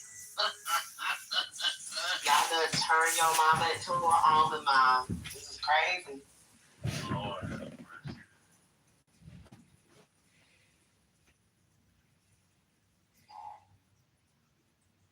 Well, I think we killed the room and the content. Well, I mean, the goon's still heavy, which to me is indicative of the room not being dead, just the stage is dead. Can I ask a side question? Sherry, was it you that said or suggested that I watch, was it Nature Boy documentary? Was that you? Oh, no, that wasn't me. Oh, that wasn't. Okay. Did you watch the Nature Boy documentary? I am on 3. Okay, yeah, because I'm not, no, it wasn't because I'm not watching it, so. Oh, you're not. Okay, Reformed or your mama, can we get a little assistance? Yeah, I just blocked him first, sorry. Oh, thank you. Who was that wasn't Concrete? Yeah, that was somebody. No, that was somebody else. Yeah, because I'm about to run away, so y'all got it. No, Concrete would never do that. Well, never say never, but yeah, that wasn't. It might happen by mistake. It was a compliment. No, it might happen by mistake. You know, sometimes you think you're muted, and you're not muted, and you do something. Why can't you just run away with a compliment, man? Oh shit, you're right. Damn it, I was aiming for accuracy, and I should have been aiming. Just say thank you. Just say thank you. You're right. I'll do it now. I'll fix it. Anyway, Spirits, back to you in the Nature Boy documentary. What episode are you on? Episode 3. What are your thoughts of that cult over there? Oof. I kind of don't want to say anything until I finish because I really, really don't know how it ends or anything like that. So all I can say is that it's almost like verbatim how all these cults operate. That's all. It's pretty predictable in that sense. Or did you watch the whole thing? Oh, see, I watched years ago. This is like 3 years or so ago. I watched some YouTube on the ground documentary style work about the Nature Boy cult. And, you know, I remember seeing the lives and the videos as they came about. And, you know, the Hulu video, from what I've been hearing, the Hulu documentary, from what I've heard, they're not covering all of the scandals that everybody from just like watching the streams and stuff saw. Right. They have some of that. They have some of the like YouTube and the real time people who were commenting on what was going on in real time. So in that sense, it's been interesting. But I haven't really seen the whole thing. But it's it's fat. People are fascinating. Hey everybody, And also, it's not it's the people who follow the leaders that are the ones that I'm most worried about. In the same way, in the Manosphere documentary, it wasn't like the head Manosphere types. It was the people who were so enamored by those people that were the ones that I was most.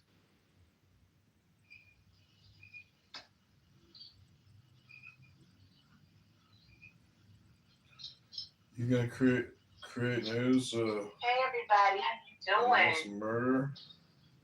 I'm late to the party. Amen.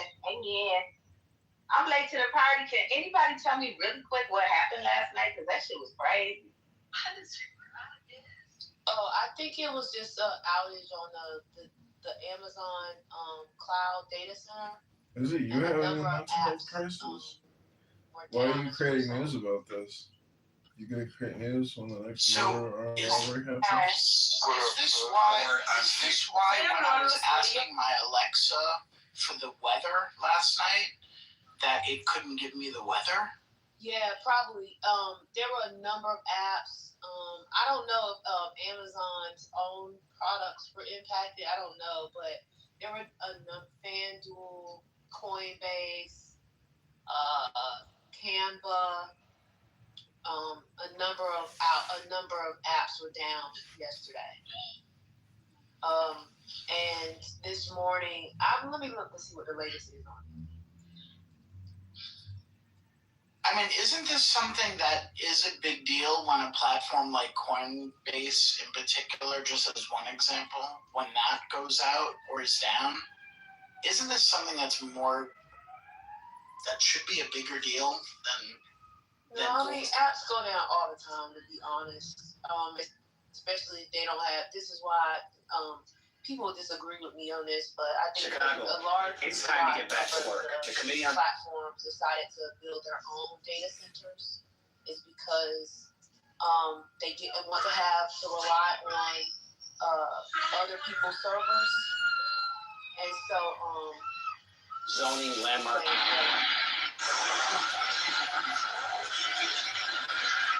Alright, you're gonna be able to come out when you get out to the passenger side. We're sitting in the middle of the lane of traffic.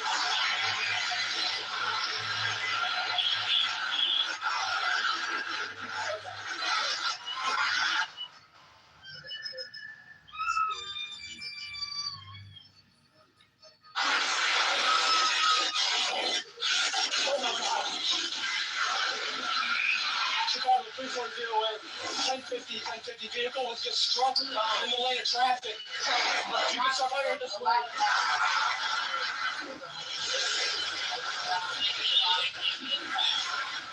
Chicago 340 I was functioning strong. I don't know. Amazon the first time said it was I believe it was like something that one of their engineers did, but I'm not sure what. I think they said something like a terminal outage. So they said it was overheating, I think. All I know is it was crazy. It was absolutely crazy. Was anybody else in the room when everything happened? What was crazy about it? That you were in the room and that happened? We were in the room and political friends. It was going people just started. Yep, people started disappearing one by one. And then it got to me, and I kept trying to get back in. And it was only like a couple of rooms in Clubhouse, so you couldn't get in the rooms. And it was crazy. It lasted for like 4.5 hours. I finally came back and got into Brandon's room, his music room. But I couldn't bring nobody up. I couldn't do anything. And it was just weird. I was just like, what the hell's happening? So I'm just concerned about the reliance on the Amazon Web Services for like important shit that involves, money and transactions in real time, things like that. I don't think shit if Clubhouse goes down. It's probably for the greater good that it's down every once in a while for a few hours.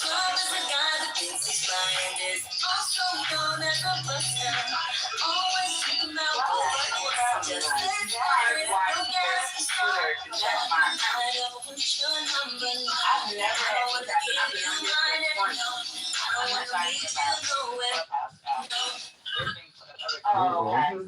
earlier iterations of the app. But I was talking to Spirit saying that he was worried about AWS. AWS causes business disruptions all the time. Some of them just don't make the news. Yeah, no, I understand about a fair amount. I just Is that Walter? I'm wondering what percent. So y'all focus on AWS, but Google's had some similar. The Google Cloud. Well, in fact, this is why many companies, many apps, don't just rely on Amazon Web. They are also on Google, so they can. So sometimes what you will see is some people in certain parts of the country will still be able to access stuff because part of the servers that of the apps they're working through or they're accessing are on another server. So you see this happen all the time. In fact, during the last AWS outage, it was the longest. This actually wasn't very long. It just takes, because it was degraded for some time, it did take some time for some of the apps to come to be restored.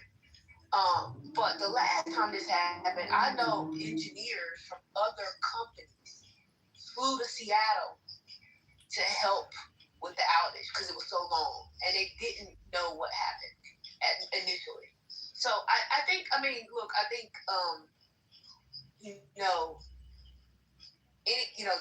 these are technology companies. I remember one time at a company where that I know several years ago, they had their own servers, they had their own data centers, and their apps used to go down all the time. And people would freak out. Advertisers would freak out. So I think it's not a normal thing, but like it's technology. Things happen. There are bugs that get in and different things. I don't think this was a hack though. But we'll see what Amazon says about it. But yeah, Mama, weren't they hacked the first time? Like, remember that I DoorDash dinner, so now I have some time. Remember that really big one? Like, what was that, a couple of years ago? I think that was AWS, and I was in the office, and I remember with the firm, the first thing is that we always think that we're being hacked. But one of the tech guys, one of the big wigs had a conversation, and he basically scared us. He was like, don't tell clients, but we're attacked 24/7 daily. And they thought that it was actually an attack, but they weren't going to say that. Because, like, we couldn't place trades, like, nothing. It was actually, like, we really did think that it was, like the firm was being hacked. Because, that's what you think at first, like, this is, just where I am right now. And then, do you think it was a hack or just, like, a disruption? Because how does something like this happen? Honestly. I don't want to fearmonger myself, because I do that plenty enough, but... I think cyber hacks have increased. I think it's, a weapon. I think there are people who just do it for fun. I think there are groups of people in other countries who do it. I don't know if y'all followed the WhatsApp case where an Israeli company had hacked it some while ago. It's like, but the Israeli company said, well, it was there was a security flaw in the code or something like that. But that happened like a while ago. I think cyber attacks happen all the time. I think if y'all put in your alert cyber attacks, you will see that like data is exposed all the time. Personal data is exposed all the time. So I'm not saying that, like, I'm not trying to downplay it, but it is like a very common thing because it's technology and things happen. And that's why a lot of these large companies try to change, if it's like an app, they change code very frequently. This is why companies, these large companies want to do more in encryption because it prevents these sorts of things. And when if there is a hack or a leak, your personal information is not included because it's encrypted. But the governments around the world, particularly Western governments, don't like encryption because they can't get data for when they're investigating criminals, and they can't spy on people in other places. So I mean, there are definitely trade-offs, but I think a part of security is having more private networks for sure. But I don't. That's separate from what I think happened at the data center in Virginia. I do think it might have been something to do with one of their terminals, as they said, but we probably would never really know the real reason. They'll only tell us so much, partly because there's security risks in telling exactly what happened. But also they want to keep confidence in their customer base because people pay them to use their services. So. Thank you. That is why I like Gen Z, because they will hop on a TikTok in a minute, won't they? Let me tell y'all what happened. I need to go to TikTok with that information, because I was just like, that's weird. But I guess I've just never experienced it because I don't really do a whole lot, especially on my phone. And like my computer, I don't do no banking or that stuff on my phone. So I'm old, so I'm old school. But it was just weird. And then I bumped into Ashton, and she was freaking out. She said she paid this guy a whole bunch of money to fix her phone, and I was like, what? It's only been a couple of hours. Yeah, she gave him a whole bunch of money to get back in club. Oh no, that really. Oh God, it's convicted me tonight. I'm sorry. What'd you say? Wait, what happened? I'm sorry. It was too many people talking. I couldn't hear what you said before. No, you repeated because everybody didn't hear that. Oh, but in the ask, I can't remember what room we were in because it was only like when I was scrolling on Clubhouse when I got back in, I could only find like maybe four houses that were open, and I went into a house and Jeff was in there, and I think Lisa was in there. Get to what Ashton said, please. I'm sorry. The reason I asked that because I kind of heard the opposite. Is that like I got my own money, I got my own car, I have 250,000 followers on Instagram, I have all these several links. I don't need no man because there's a lady that spoke recently called NJ Gray. I don't know if you know that person. She's living as a dark feminist that was always pretty she would never get engaged. Like it's off. Like kind of mirroring what you're saying, but not in totality. You've I'm not opposed to marriage though. Like if it happens. Oh, I never said you were. I never said you were. Yeah, I never said you were. But like it's, I think when someone would hear you without you actually saying that, they would assume so much. I think because I've heard you speak sometimes. I don't believe you're someone that doesn't believe you. But this person was always pushing this whole fact of this and that. But she actually got engaged recently. Those needs that you were highlighting, do you think is analogous to men when they want to marry a woman? I feel like men do the same thing. I feel like men do the same thing. For the exact men need women for social. Talking about what about is men need women about social. When men need women for social status, men need women for financial gains, men need men for everything you mentioned. Basically, do you think it's analogous? Yeah, absolutely. I think that there are men that marry women for their money. I think there are men that marry women for their social status. I think there are men who marry women for a whole plethora of things. We see it happen all the time. And we even see it from I'm trying to think. Fuck. I don't know why I'm drawing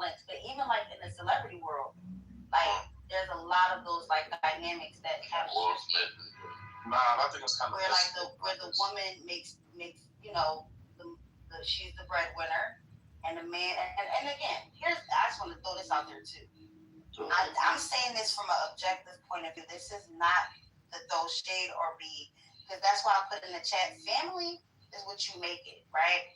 Marriage is what you make it, right? It's about what you want in your life, okay? So if in fact there's a woman who makes more money than the, but the trade-off is that man loves her, he worships her, he showers her, he shows it in different ways, etc., etc. He's a great man, a great father, all of those things, and that works for that dynamic, then who's to say, or who am I to say that that's not a bad dynamic? Vice versa. If a man is making more money than a woman and a woman wants to be in that traditional role, if it works for them, it works for them. That don't mean it works for me, though. You get what I'm saying? No, that's fair. I'm trying to understand your points. Yeah, I'm trying to challenge. The point is that the point of the matter is that what's for me is what's for me. What's for you, Lucy, is what's for you. Just so you know, I'm not a Christian, right? So that's fine. My ideology when it comes to marriage doesn't come from a biblical sense. Does that make sense? No, I'm not looking at it biblically. Because I like that. That's like I'm not nice. I think because when you say traditions as well, I know traditions, especially African culture, they tend to get married. Man was the man does have a child, does have a destiny. They kind of phrase it whereby if you don't plant yourself this morning, your destiny will never fulfill as a man, as a person, as a woman, as a father, whatever it is. But I think the foundation of what they preach, I want to give is like, we don't want you to be lonely. We want you to have more responsibilities in your life. Not saying you can have that as a single person, but I feel like when people kind of have. Can you be lonely in a marriage, Luffy? Okay. You can. I'm not opposed to that. But even the thing is, when parents even preach that, they never ask that question. They just ask. They don't want to think that question is even a reality. They're like, we'll be working into cycle shortly. When you have these conversations with them, they don't want to see that perspective. So Charles Max, thank again for all the t-shirts and college shirts. We'll be working into cycle shortly. I don't think people really need I feel like it's just like a social status. All my friends are married, hence I kind of think, right?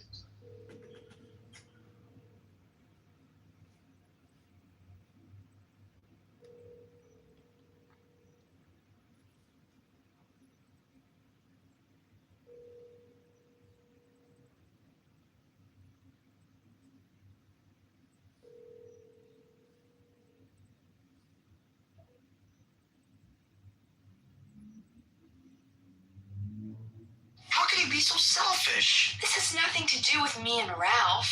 Then how come I don't have any say in this thing? You do. Oh, no. Oh, God, are you okay? Oh, my God.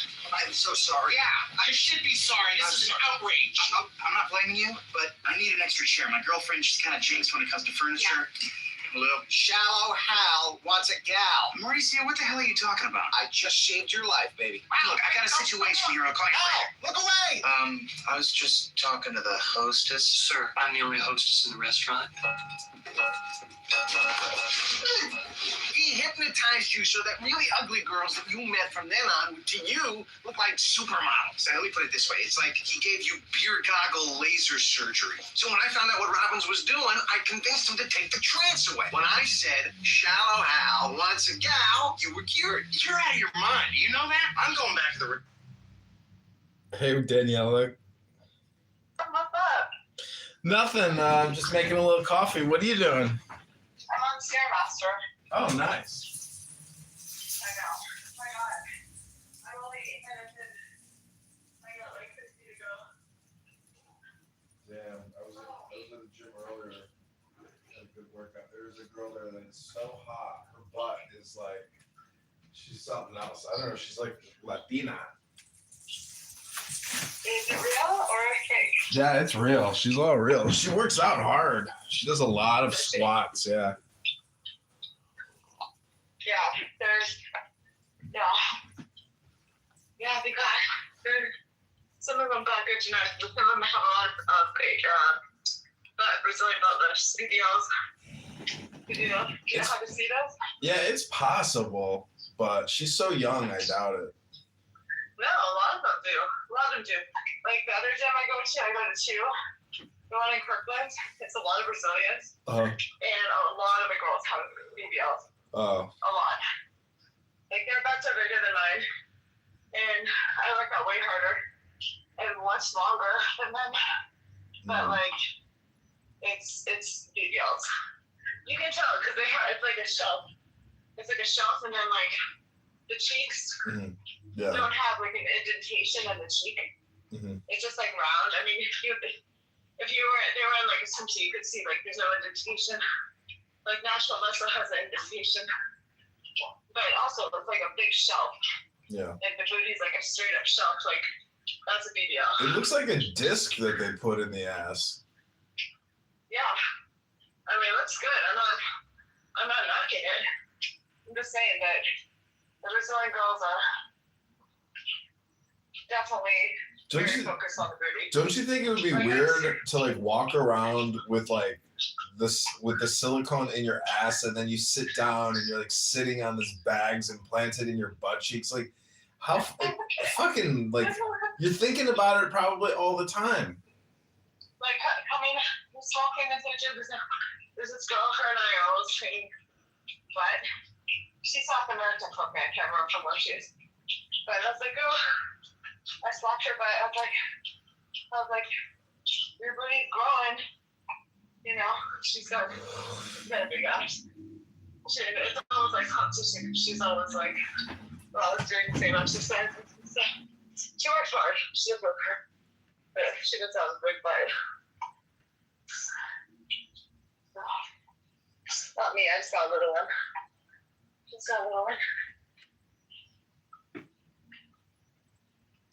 How have you been, John? Life is good. Doing well. I got thousands of flowers coming up in my garden. I spent like $100 on seeds, and I've been like watering every day, and it's like they're coming in. That's nice. Well, you want what's a copy of mine? What's so we laid down this turf in my yard last summer. Oh yeah. And really pretty turf, big grass turf, like it's like fake grass. It's like a carpet. And there's fucking rats just running around outside, like all over. Because in front of my house, it's a big park, but it's a park now. But it used to be like a garbage dump at some point back in time. So I think the rats still like are just like, you know, infiltrated the area. You gonna get the hantavirus. Huh? You gonna get the hantavirus. Oh my god, so they peed all over the turf. Oh. And my mom and I were just like, I cannot stand the smell. This is so unsanitary. Yeah. You know, my mom's like, yeah, the grass is not renewing itself. And my dogs are going out and laying on it. You know, I don't want that shit inside. Yeah, gross. I don't want my dogs getting sick either. So I had my guy pull it all up. And then today he's been laying down like topsoil mixed with manure and grass seed. So I gotta wait for it to grow. So, yeah.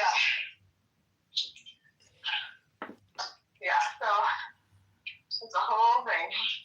Well, the squirrels kept eating all my seeds for my flowers. So I got a slingshot and like these little plastic beans. And sure enough, after like a couple of days, they're just like terrified of me. As soon as they see me, they run for their lives. Oh, you're slingshotting the squirrels? Yeah, but not with like, not to kill them, just to like shock them and scare them. I know, but that's dangerous. Yeah, but it's amazing. They're like so indignant. Like they have pride and honor. Like they walk away with like, you know, an attitude. Like, how dare you fuck with me? I'm a squirrel. There was a raccoon that got in my yard last weekend. I was out of town. I went to, you've heard of Coachella, right? Yeah. So the weekend following Coachella, there's another music festival called Stagecoach. Yeah. Which, like, there's some country music, singers, but not all of them. Like, Pitbull was playing, and like some 90s hip-hop, Third Eye Blind, like, it was kind of eclectic. Mm-hmm. So we went to that, and I was down there. Have you been to Palm Springs? No, I never went. Oh, it's straight up desert. Yeah. It was super hot, which I like, dry heat. And then for the afternoons, the wind like picked up. Like it felt like there was gonna be a tornado or something. So the concert festival was 3 days long. Mm-hmm. And on day 2, at like 8:30 at night, all the stage screens went bright red and said immediate evacuation. I was like, what? Oh my god, no way. So, yeah, so then I was like, what? And I wasn't that concerned for the weather. I mean, the weather was turning, the winds were really strong.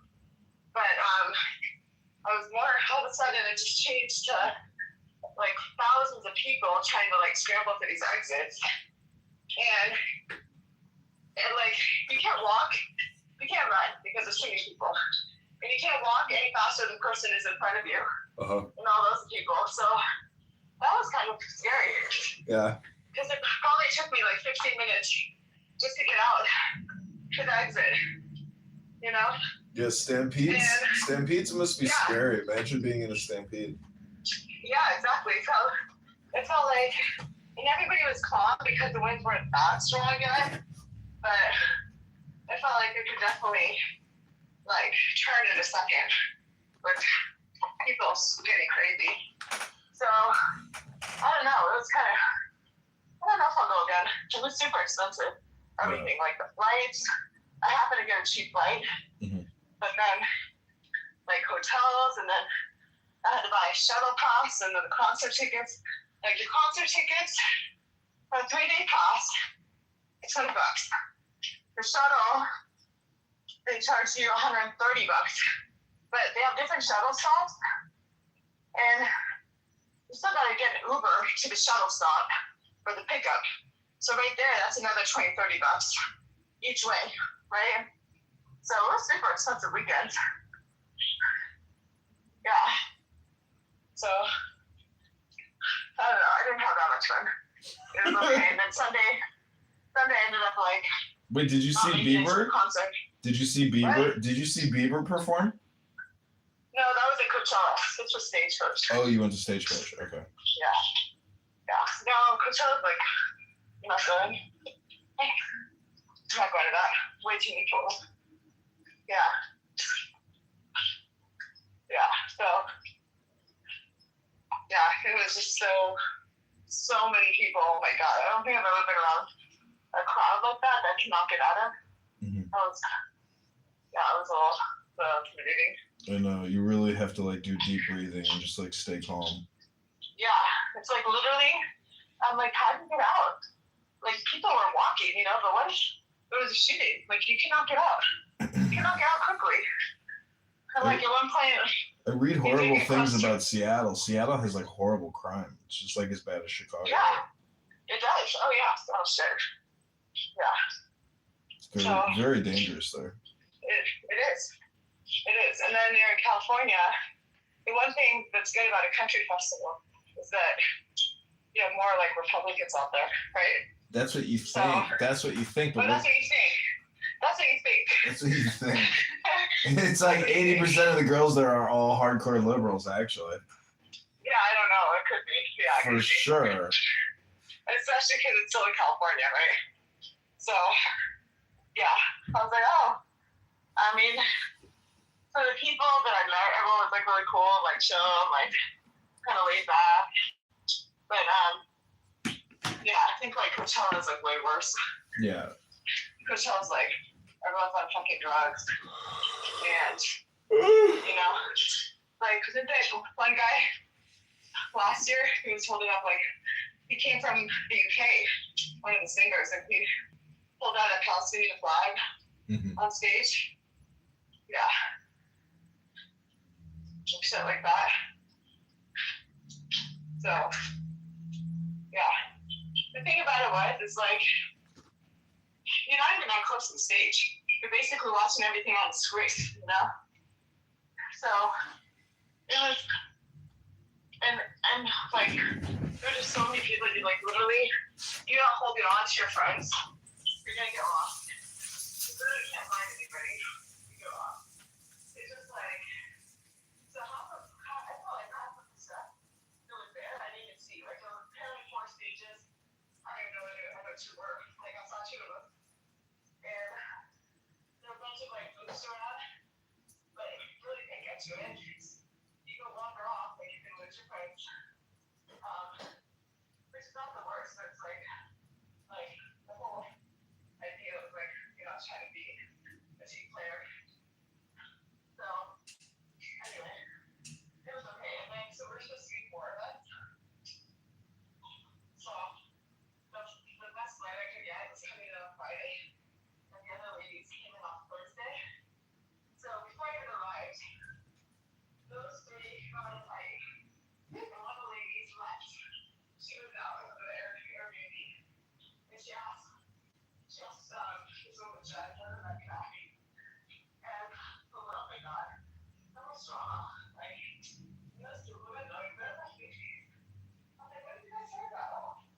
One of the beds, like, hey, what's up? They need to see the feet. I was like, no, I'm sleeping with you today.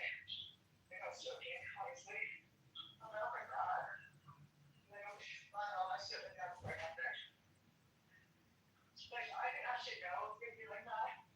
When I signed up to go, I was like, yeah, like, it was supposed to be like the woman who planned it and like her fireman friend. That's how I understood it. I was like, yeah, like fireman. I'll go. But yeah, overall, it's like these women's trips. I can't do it. Yeah. Too much drama. Not enough testosterone. My grandmother went to Florida with our neighbor one time, and after she got there, my grandmother called my dad and was like, "You're gonna have to get me a return flight ticket. I can't stay here with this woman." Yeah. Oh, I know. And like even with like other women and like my friends recently, like other women who said that we got on different trips and all the drama that went down there. Like this one friend of mine, she went to China with these 3 other women. Also 4 women. And it was supposed to be like a 3-week trip or something. She had to fly back over here. So one of the Chinese ladies was the friend who was staying up there. Like started like throwing her shit across the room, yelling at her, and all this stuff. So she had to go crazy. Yeah. It's like, yeah. Yeah. So.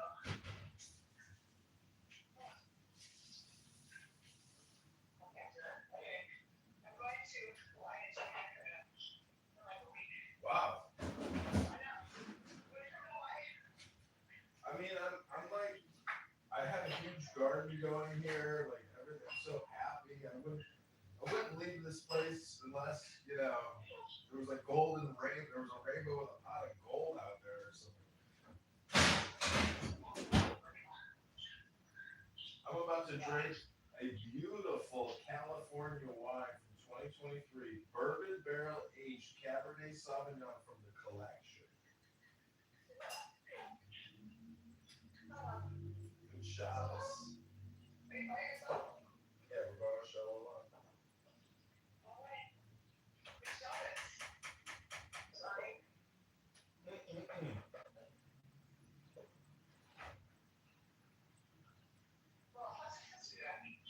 She's good. I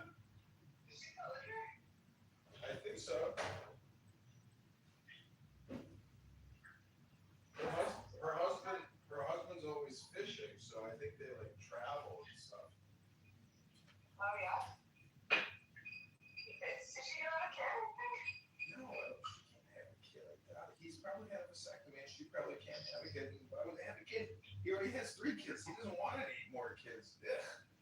You know, my friend just had a kid with her husband, who's he has two older kids, like in I think in high school, and she's the second wife. They don't want a kid, so they just have a baby. Well, you could move here, and we could have a baby here if you want to have a baby. A baby. Everybody wants a baby. Mom, I got a baby. You had a baby? A baby, mommy. A baby. Well, I guess that's what your mom is doing. What? I guess that's what your mom is doing. She's having child's thing. All my kids should have a baby. You know, my mom is probably just like, I don't want any grandkids. I don't even want to think about it. Really? yeah, Think so? probably, yeah. No. You think so? It's 2026. I'm 43. My sister's like 45. Like, you know, I know, but you might marry like some 25 of them. I doubt it. These people are so fucking brainwashed nowadays. I don't think I'm compatible with anyone.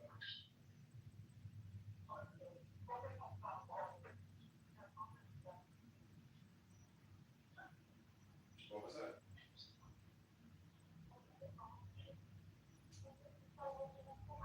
You must have sweat. I know you sweat profusely, so your microphone is filled with sweat molecules.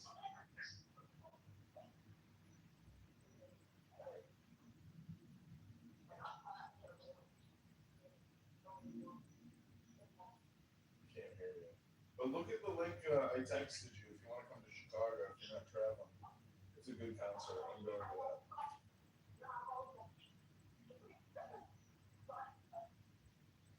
I can't hear you, Daniela. Your sweat molecules have filled up your microphone. All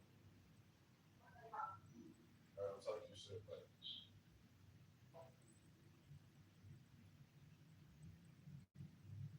Bye.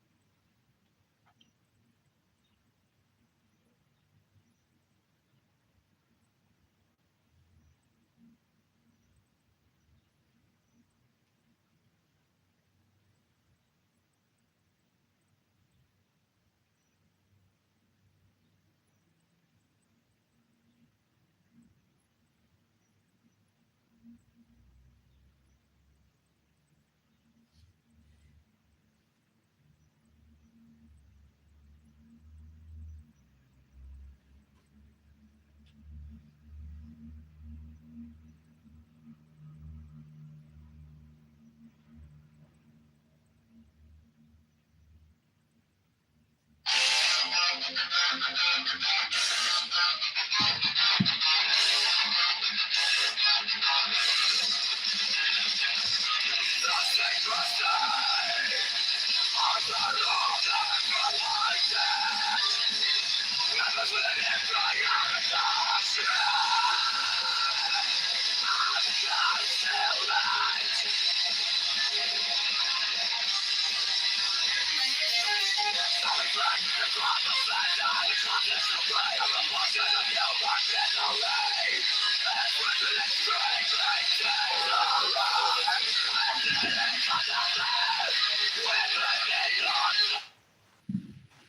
I can see that.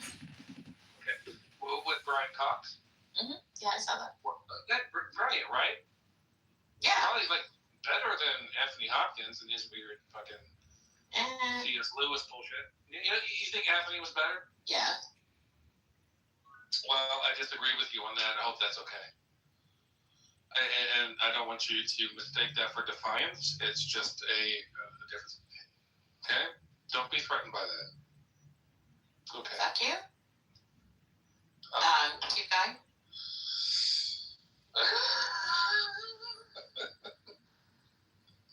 Is that a green light? A green light for what? Fuck you, keep going is the green light. For anything. I don't know. Like.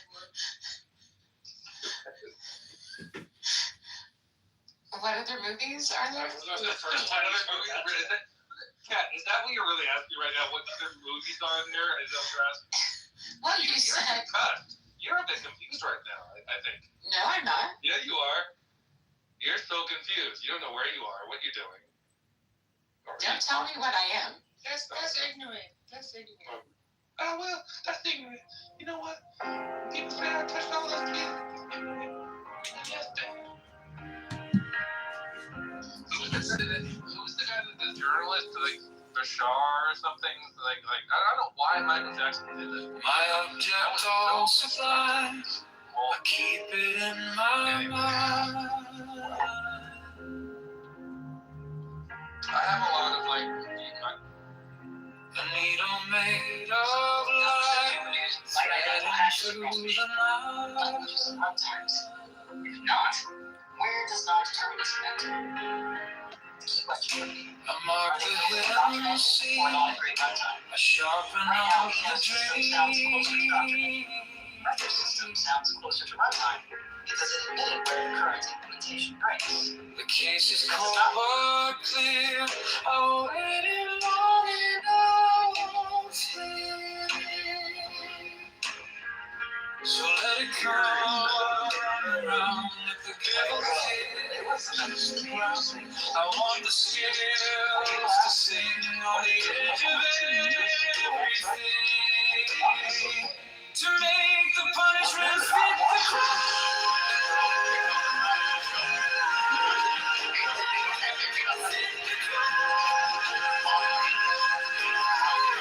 To make the punishment fit the crime.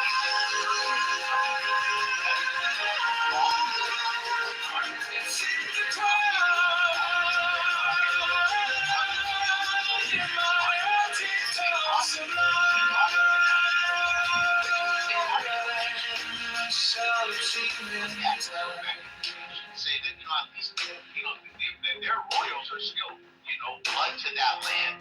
And You are the borrowed faith, you left no kind of grace. Government there. I mean, it was still what their conservative values, of course, but they're not progressives in the wrong word. They just make But every lie you spun turns back beneath the sun.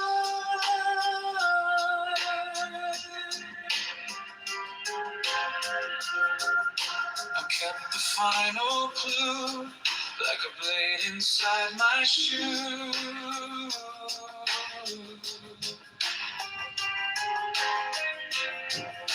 Now every step you take feels like the earth might break.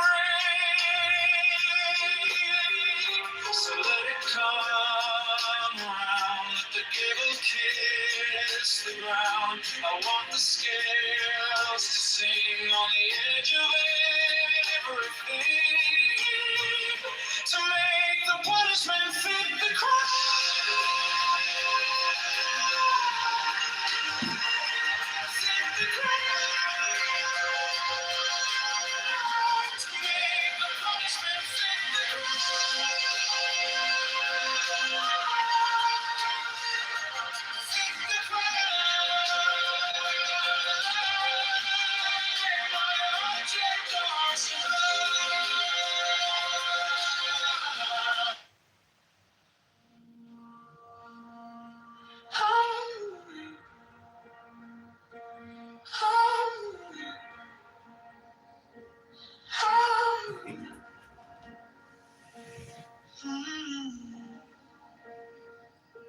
My object all.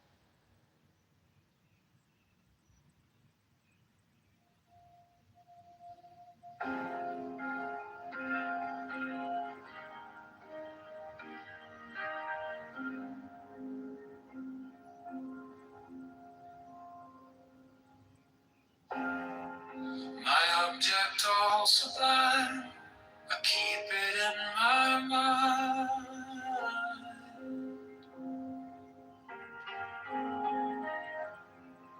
A needle made of light, threading through the night.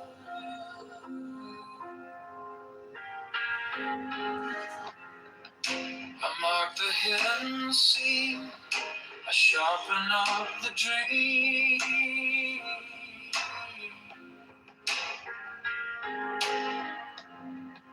The case is cold but clear. I waited long enough here. So let it come around, let the devil kiss the ground. I want the scales to sing on the edge of everything, to make the punishment fit the crime.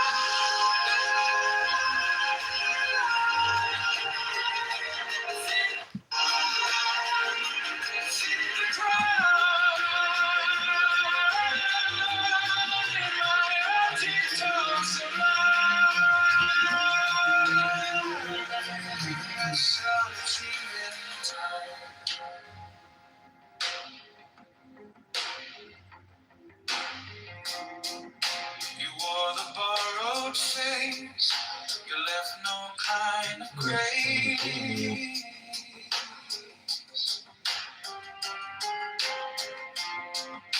But every lie you spun turns back beneath the sun.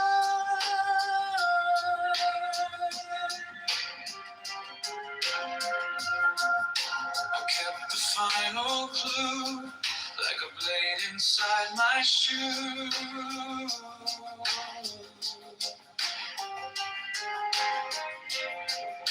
Now every step you take feels like the earth might break. So let it come around, let the devil kiss the ground. I want the scales to sing on the edge of everything, to make the punishment fit the crime.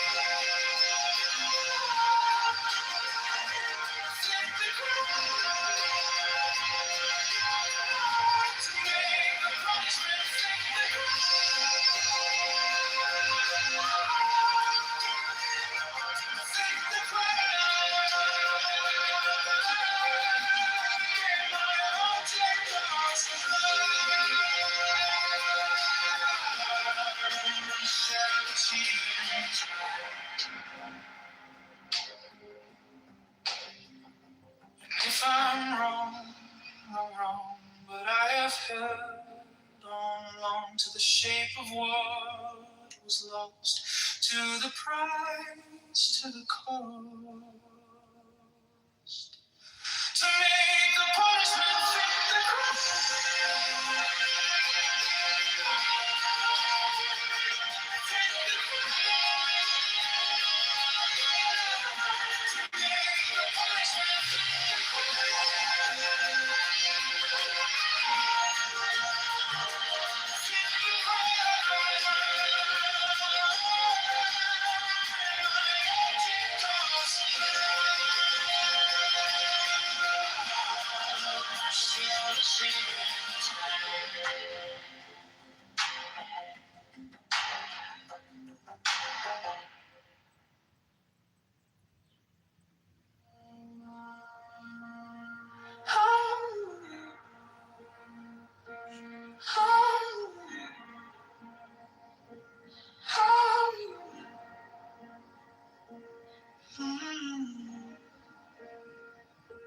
My object all sublime, I keep it in my mind. A needle made of light, threading through the night.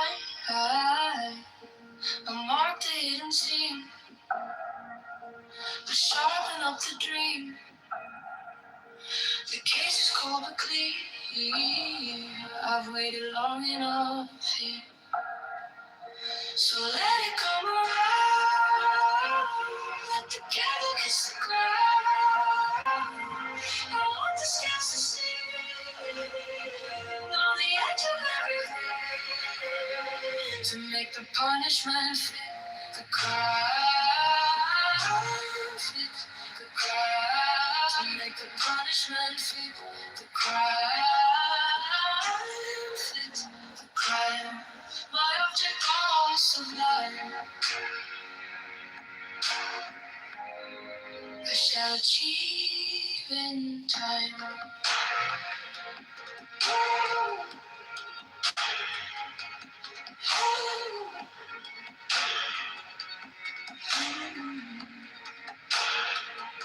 You wore the borrowed face. You left no kind of grace. But every lie you spun turns back beneath the sun. I kept the final clue, like a blade inside my shoe. Now every step you take feels like the earth might break. So let it come around. Let the candle kiss the ground. I want the scales to see on the edge of everything, to make the punishment fit the crime. Fit the crime. To make the punishment fit the crime. Fit the crime. My object all sublime. I shall achieve in time.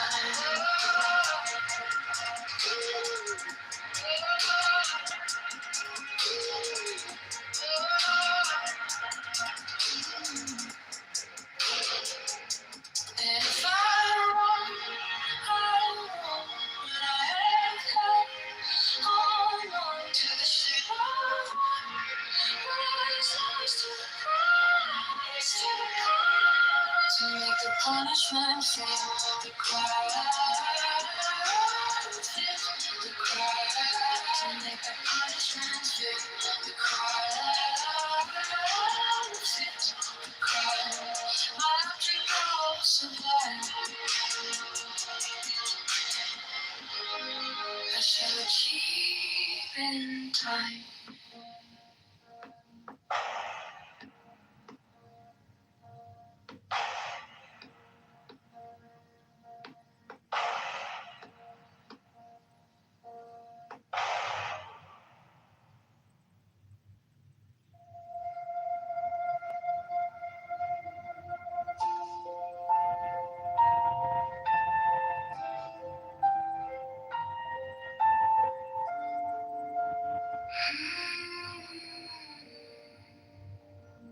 My object all sublime.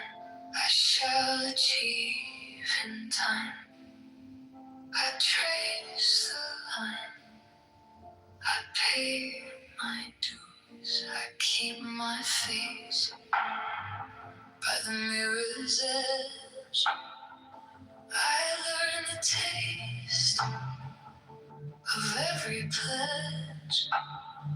And when the night comes down, I hear it in my bones. A careful kind of vow, a weight I own.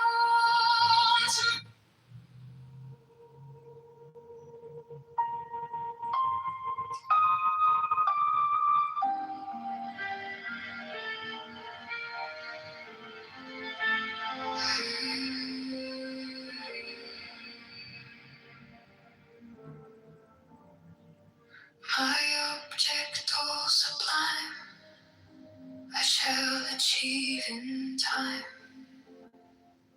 I trace the line, I pay my dues.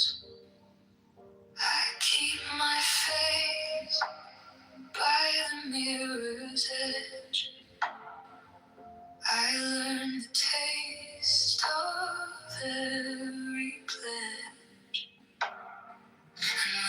night comes down, I hear it in my bones. A careful count.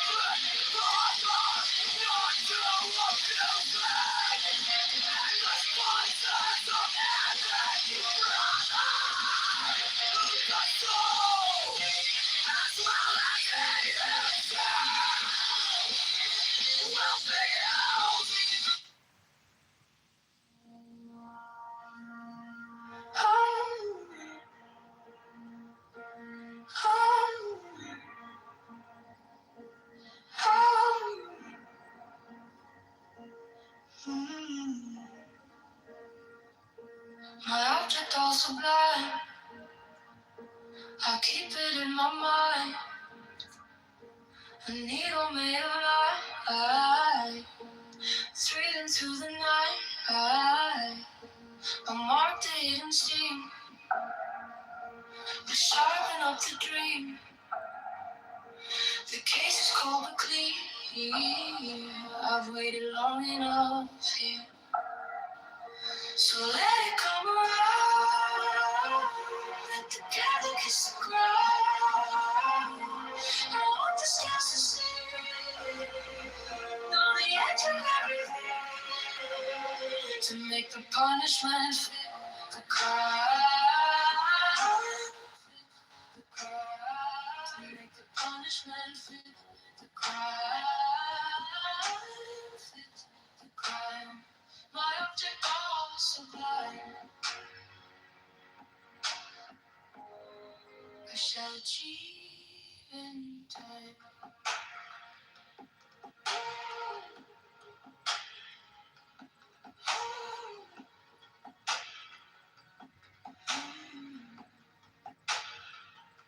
You wore the borrowed face, you left no kind of grace, but every lie you spun turns back beneath the sun.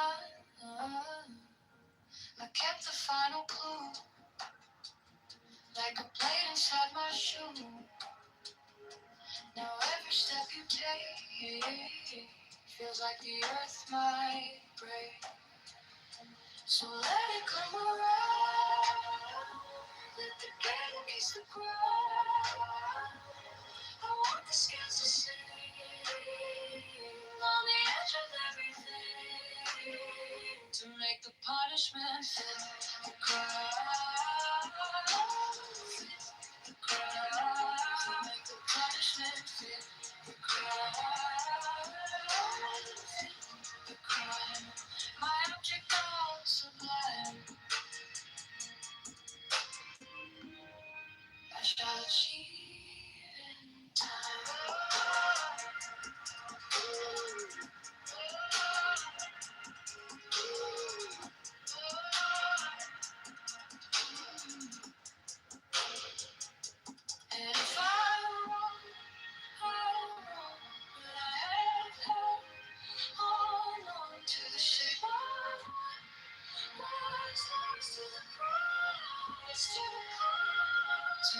punishment fit the crime.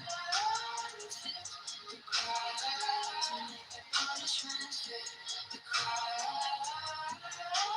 Fit the crime. My object was sublime. I shall achieve in time.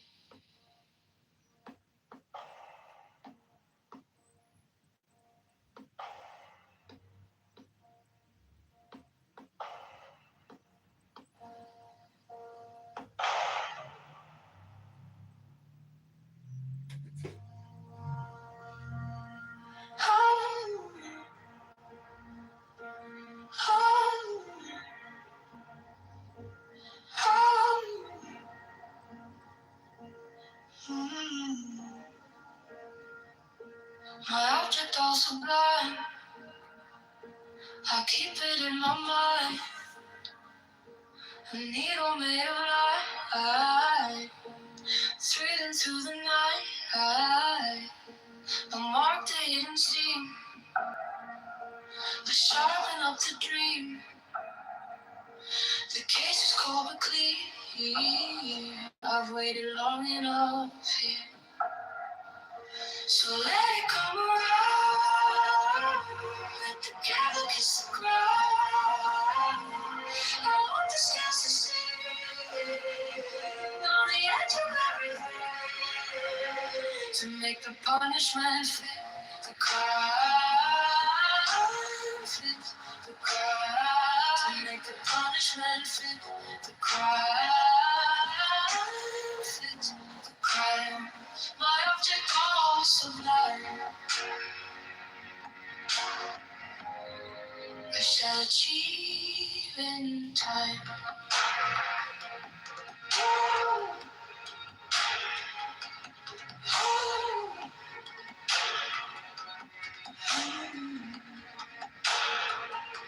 You wore the borrowed face. You left no kind of grace. But every lie you spun turns back beneath the sun. I kept the final clue, like a blade inside my shoe. Now every step you take feels like the earth might break. So let it come around. Let the gavel kiss the ground. I want the scales to sing on the edge of everything, to make the punishment fit the crime. Fit the crime. To make the punishment fit the crime. Fit the crime. My object all sublime. I shall achieve in time.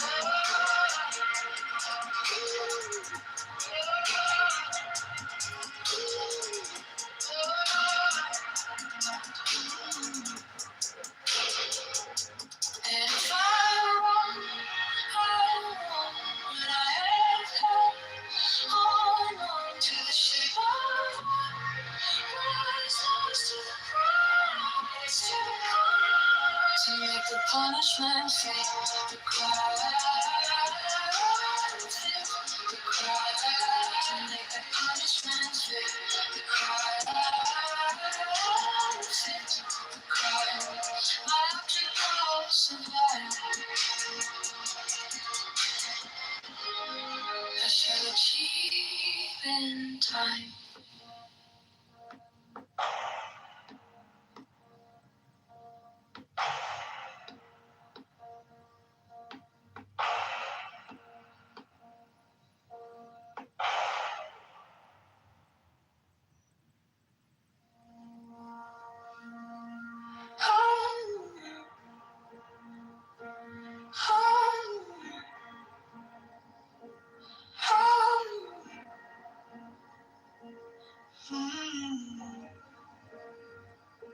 My object all sublime.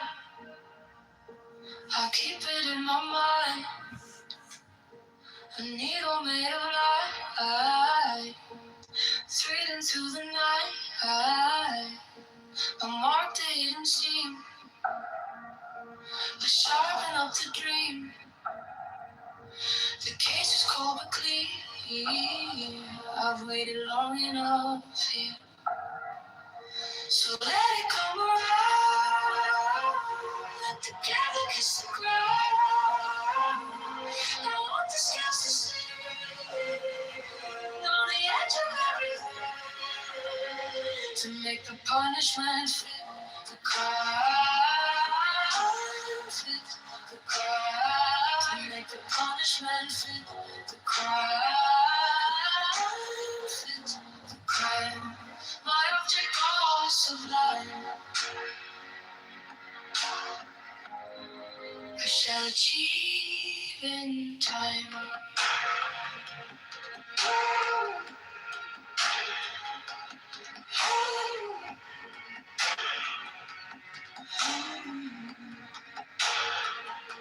You wore the borrowed face, you left no kind of grace,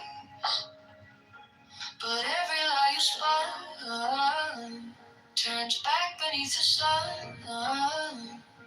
I kept the final clue, like a blade inside my shoe. Now every step you take feels like the earth might break. So let it come around, let the devil kiss the ground. I want the scales to sing on the edge of everything, to make the punishment fit the crime, fit the crime, to make the punishment fit the crime, fit the crime. My object all sublime, I shall achieve in time.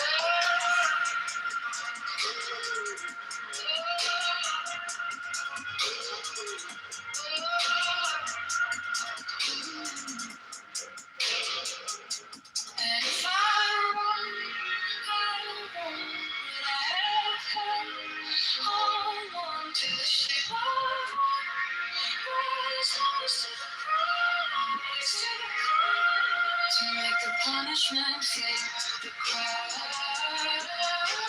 fit the crime, to make the punishment fit the crime, fit the crime. My object goes sublime, I shall achieve in time.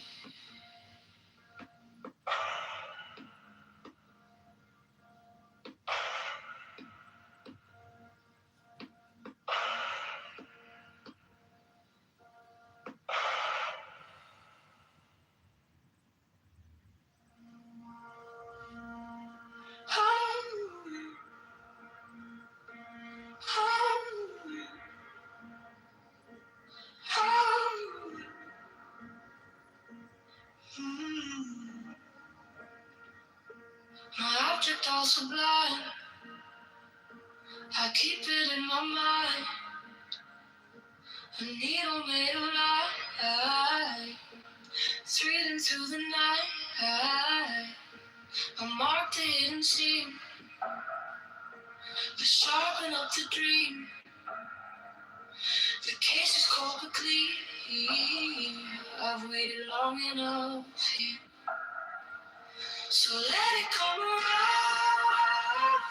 Let the gather kiss the ground. I want the scales to sing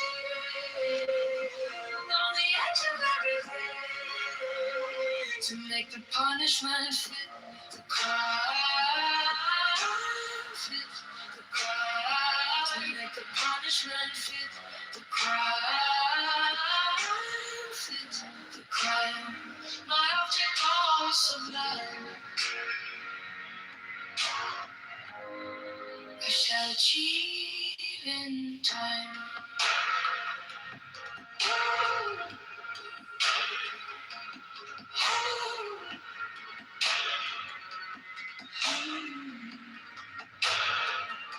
You wore the those days, you left no kind of grace. But every lie you spun turns back beneath the sun.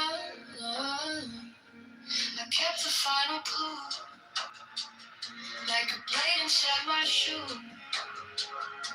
Now every step you take feels like the earth might break.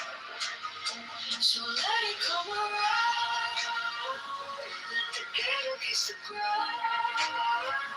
I want the scales to see on the edge of everything, to make the punishment fit the crime.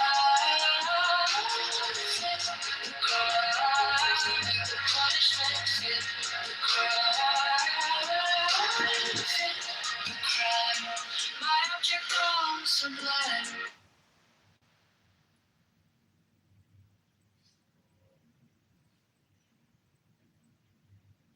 Okay, Vera, what about the H? What is H would be stained?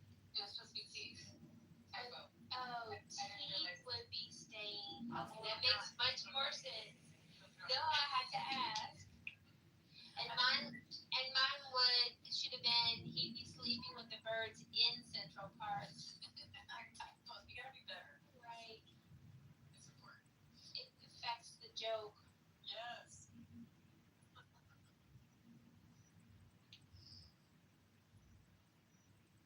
You see it a little bit? Sam? Wait, what's the room code again? Well, don't. Are you on the main screen or are you on the same screen? I get back on this main screen. Oh, okay. All right. Well, it's if you already returned to the main screen. Like, if you're on the game summary page, the host can just click a button to restart a new game with the same players. But now we just have to go to the main screen and start a new game. So the new code is 1366.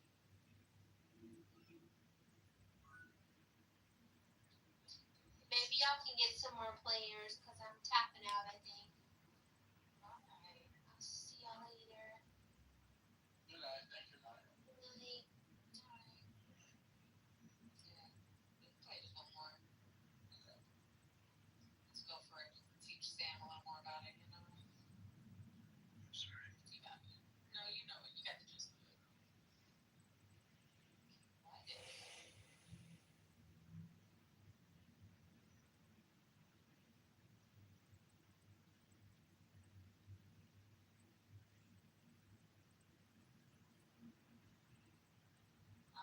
I'm interested.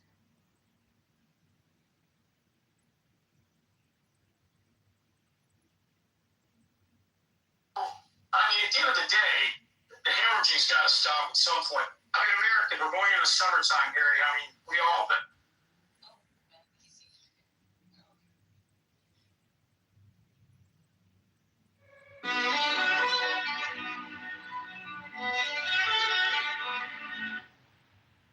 You were last to submit your question to me last time. What a bitch. Fuck you. is that funny? Hi. If you like, I'll try to play with you.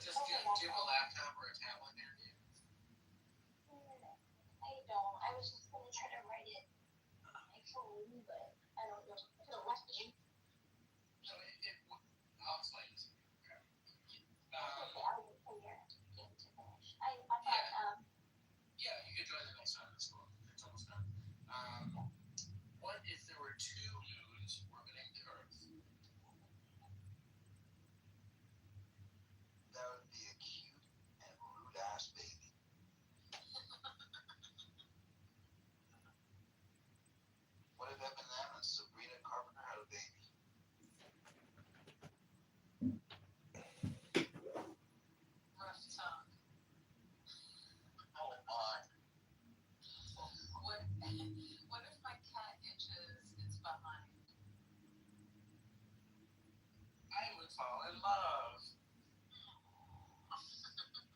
Okay, we're done. Exit out this one so that we get that on that side.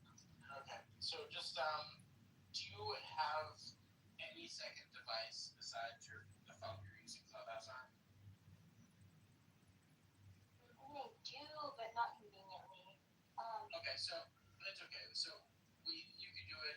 Just make what? No, it's okay. Just So copy the link and put it in a mobile web browser. Don't just click it from the room because it will like open up a fake web browser. Oh yeah. Right. So put it in a separate mobile web browser. Just leave your mic open and keep the screen visible on your phone the whole time. And don't click any notifications or go out of the screen. So here, let me give you the code 1 second. Let me know when you're ready. 4177. Thank you. Oh, it is already installed. Okay.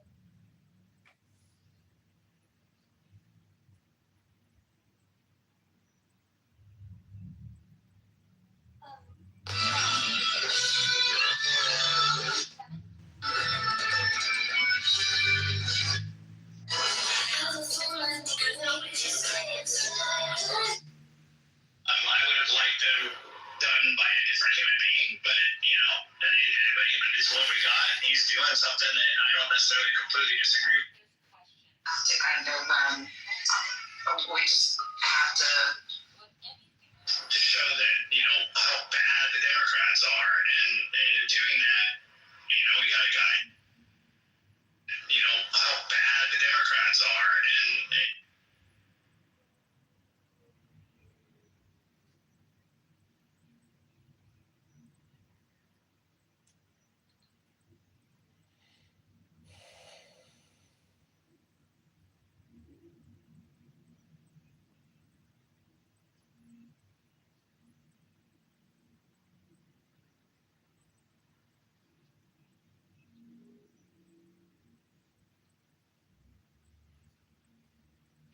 This is really tricky.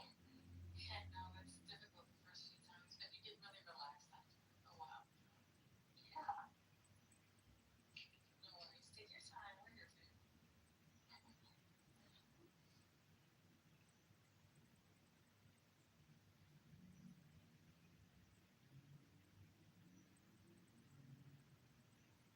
Oh my god, this is It's a lot of pressure. yeah. What if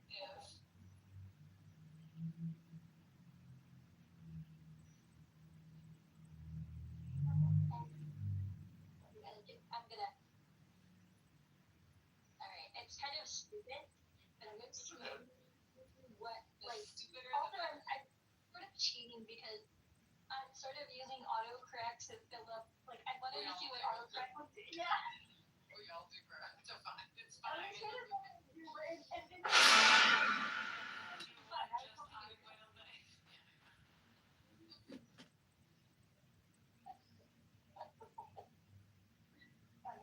Okay. Now answer the question and then press submit. oh, okay. Okay.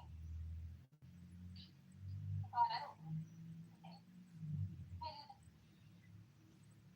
thought we were gonna answer different questions. I misunderstood it.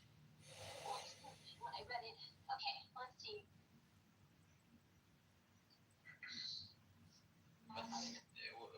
What's going on in here? We're playing a game. Hold on, bro. Okay. Stay. I'm going nowhere. Wait, Anna, did you say you got your own question? She got her question. She's done.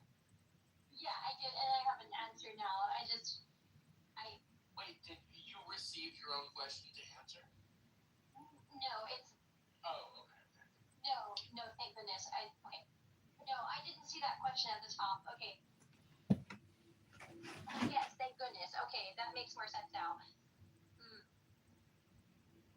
Okay, yeah, just because I'm still,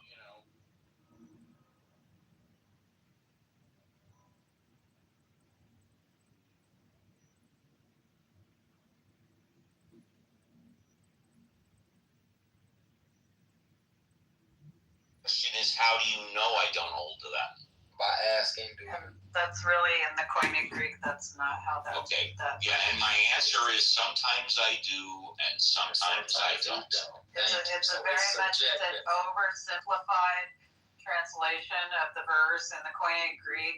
It's actually jawbone, not cheek, right? And the turning is an inward turning to self-reflection, right? And the idea is that in the more correct translation of that verse from the Greek is, if someone backhands you across the jaw, which was considered to be an extreme insult, right? Do not adopt a militant stance against that person. Turn inward and think about the situation. Right, I get it. That's the point. Yes, exactly. I know, I get it. I'm just trying Was there any truth there? Is there some you can take away from learning? Did you learn something about this person on their reaction to you? I'll take a second example. I don't want to go down a whole list, but I will take a second example. You call it meditation. We'll say prayer, right?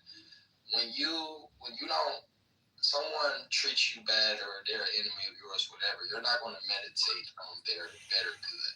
Not saying you, but what I'm saying is there's not a standard where you have to meditate and say, hopefully they are still blessed. Hopefully they are still, the good comes out. You're going to still hold grudges because you don't have to forgive. You can stay unforgiven if you want. There's no standard.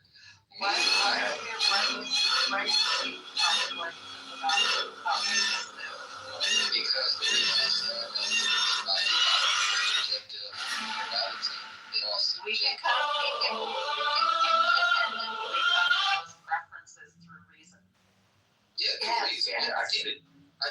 You can sit down for a minute and think about, should I forgive or not? I get it. Meek, if you keep saying atheism is a standard, that's right. The only thing atheism has is everybody who they ask you whether they get insulted or whether they strike the master chord. Their reaction is on that individual. Same with you, right? You're saying you have an objective morality. No. If you're saying it's objective because God gave it to you, that is subjective upon the mind of God. You are even following your subjective morality. So you got to understand that. Sure, but our paradigm is God is not subjective. God is subjective. Conclusion come to by religious reader. Okay, y'all everywhere. No, we're not everywhere. No. You said God is not subjective, right? God is a thinking agent, yes or no? Sure. Great. So anything coming from the mind of God is subjective to that mind of God. Now, a Christian may make it their objective goal to follow those rules, but that doesn't make the rules objective. You understand the difference? Okay, I use an example of I'm a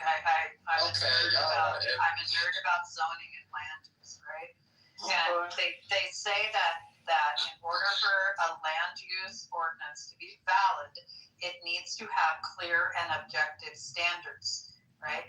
The actual law in and of itself is subjective to the place and time and goals of the jurisdiction that puts it in place. The objective standards, that those standards are set and applied to all situations in the same manner. That's what it is, but it doesn't make the ordinance in and of itself objective and universally true and minded. I got it. That's a subjective opinion. And look, because I didn't just want to leave, but y'all saying so much, it's hard to respond to everything. But look, I love y'all. I wish the best for all of y'all. And just keep on striving for truth. Keep on. You don't love me. You don't know me. I don't know why do they do that?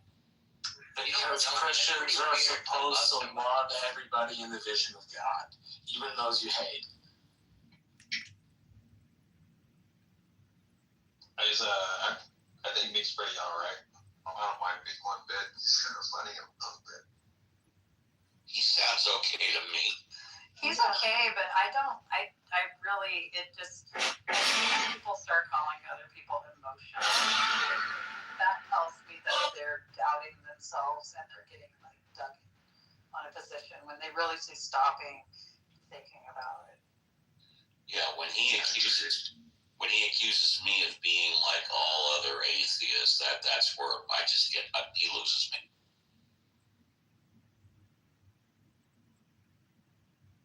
I know plenty of atheists that don't want to be like me.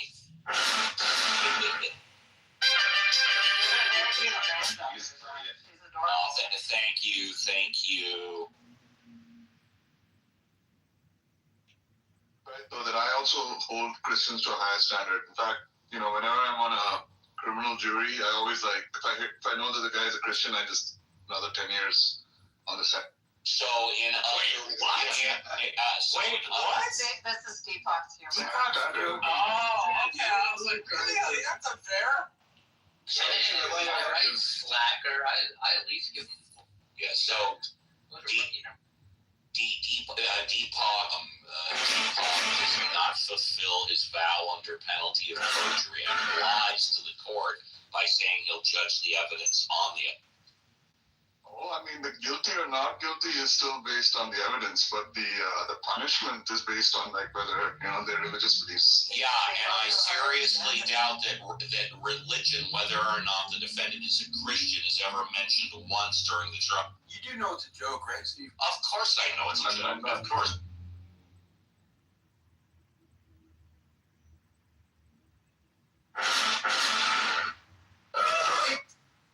Hey, Cora, glad to see you're feeling better. Yeah, I'm pretty good. I've been finally getting out and swimming, and stuff, getting a little more exercise. This may not mean much to you, but we put you on our prayer list for church. I know you're not a religious person, but we stuck you in anyway. Yeah, Cora, glad you're feeling. I hope you're feeling okay. Thank you. Yeah. And the world is essentially has added to the control group of a number of our experiments. Also, Awesome, Deepak. Yeah.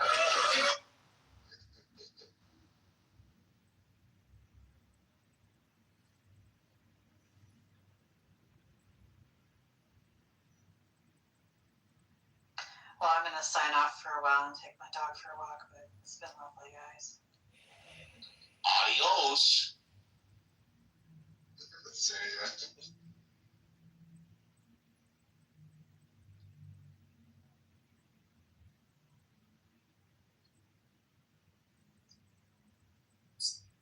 Hey, what's up, Jacob? Hello. What's up?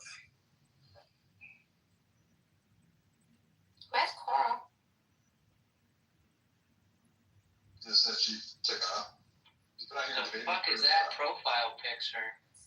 That's a female.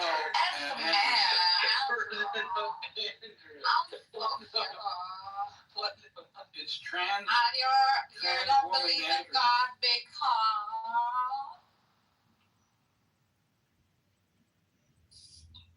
He's transitioning for God.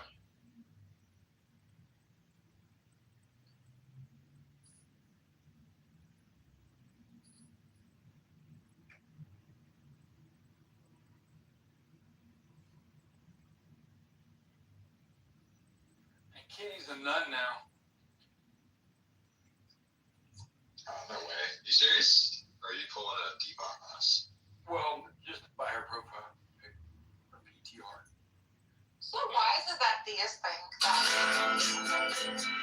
notorious, like murderers? Because we're heathens. We're evil. We're the enemy.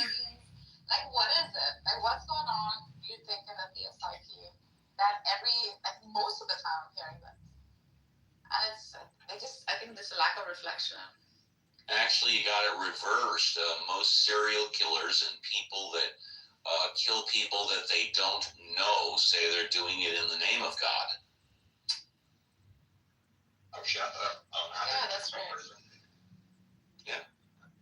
I can't recall. I mean, I'm sure it's happened, but I can't recall anybody killing a bunch of anonymous people in the name of atheism.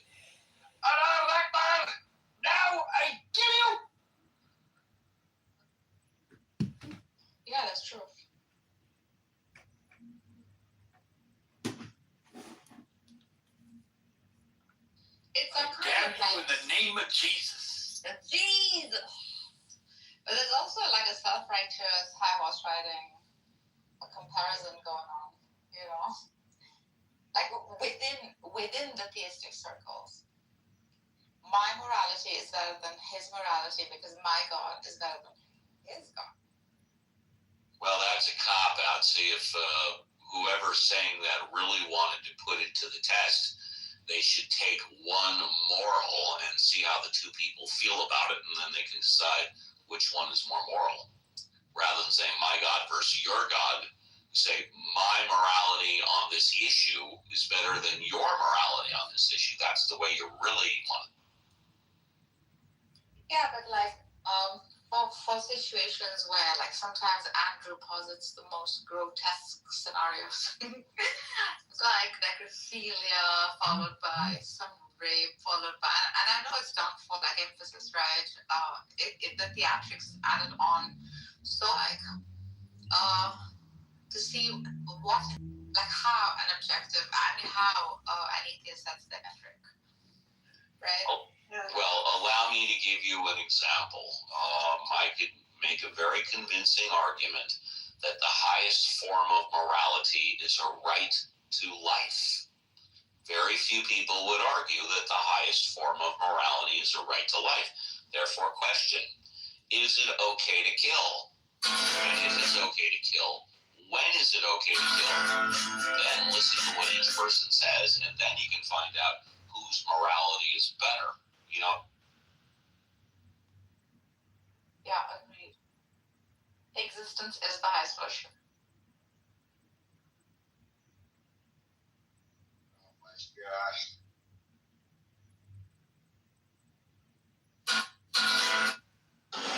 It's like you always gotta throw those like little mysticisms. Good Lord, look how I'm getting political. Now close your eyes. Take a walk by the lake.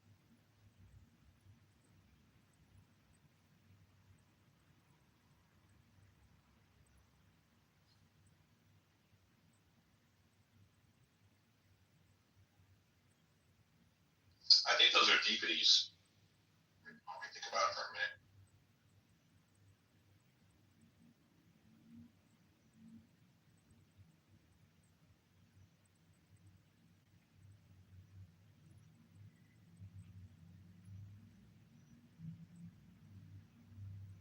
This just shows like how widespread moral disagreement is, right? Because you guys think that like whatever right to life is the highest moral like good, but Nargis thinks that like ample cushioning and like sperm heel support is like the most moral thing. Oh, she's left. Shit, this joke doesn't land. Damn it. Yeah. Right here, loser. He's here. Oh, that's whoa, who is that? You. Who do you think? Who do you think? It's your baby, Bubba.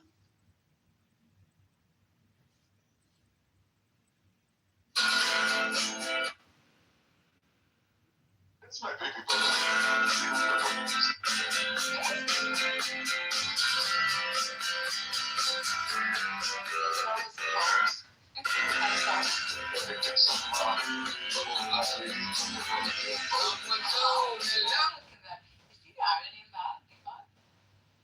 I actually think the highest moral good is making sure that the capitalist economy flows smoothly. So no, I think he's doing God's work.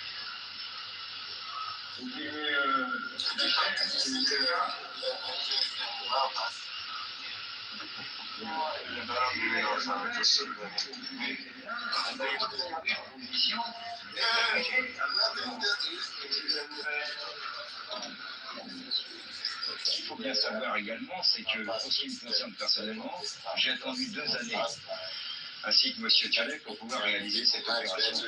M. Kalki, quant à lui, a attendu 5 années pour pouvoir réaliser cette opération. Par conséquent, je pense que les forces de police peuvent attendre quelques minutes, quelques heures. Non. À quelques centimètres de nous, une balle a fracassé l'objectif de la caméra de la BBC.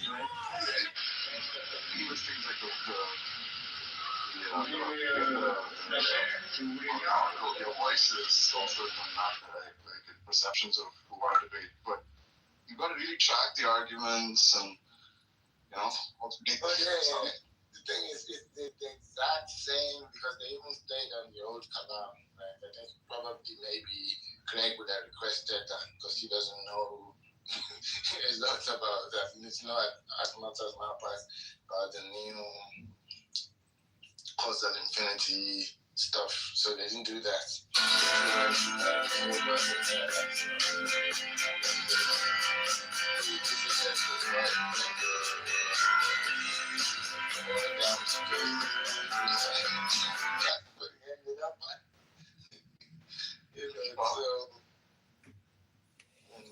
But I thought he has his whole inductive argument and all that, right? But the thing is, when he push and push, it comes down to out of nothing comes, what it ends up in, because he tries to say it's like a metaphysical thesis or whatever, because if you say it's induction, it can be attacked like, oh, what's your sample? Have you left something out? So eventually he wants to just say that it's just something that makes sense, out of nothing comes. But I think actually examining the strength of that induction could be a productive discussion, right? Like,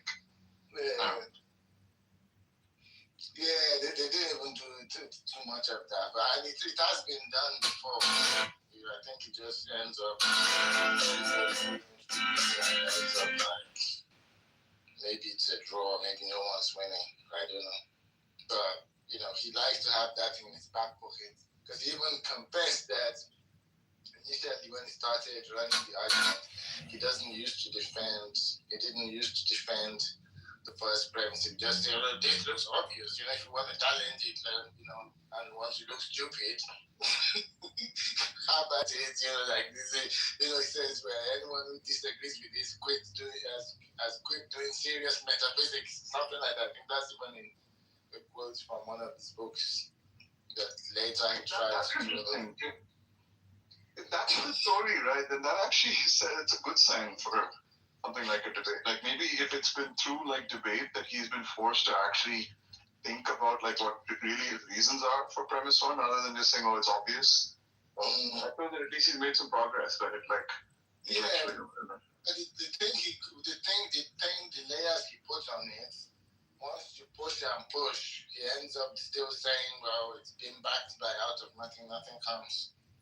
Which is and then he will say that that's just intuitive. It's intuitive to me.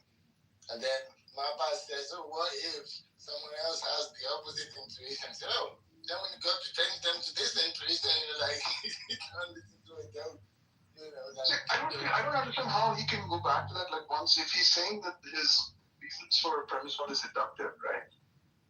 That's more than just saying out of nothing comes. He's saying that something in every instance of something coming, we always see it being preceded or caused by something else, right? So then you can ask yes, go ahead. I'm saying then the question turns to okay, well, is there grounds to generalize to something as general as the whole universe? Just because every single thing in the universe has a cause, does that warrant generalizing to the universe as a whole?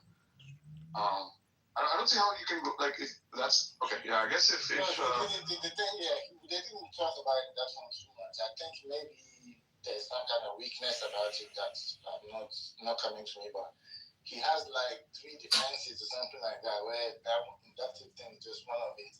The other one is just metaphysical arguments, but that is the one that boils down to saying out of nothing comes, and that's the one they talked about. They didn't even debate oh, can you use induction here? Does it work? They didn't. Try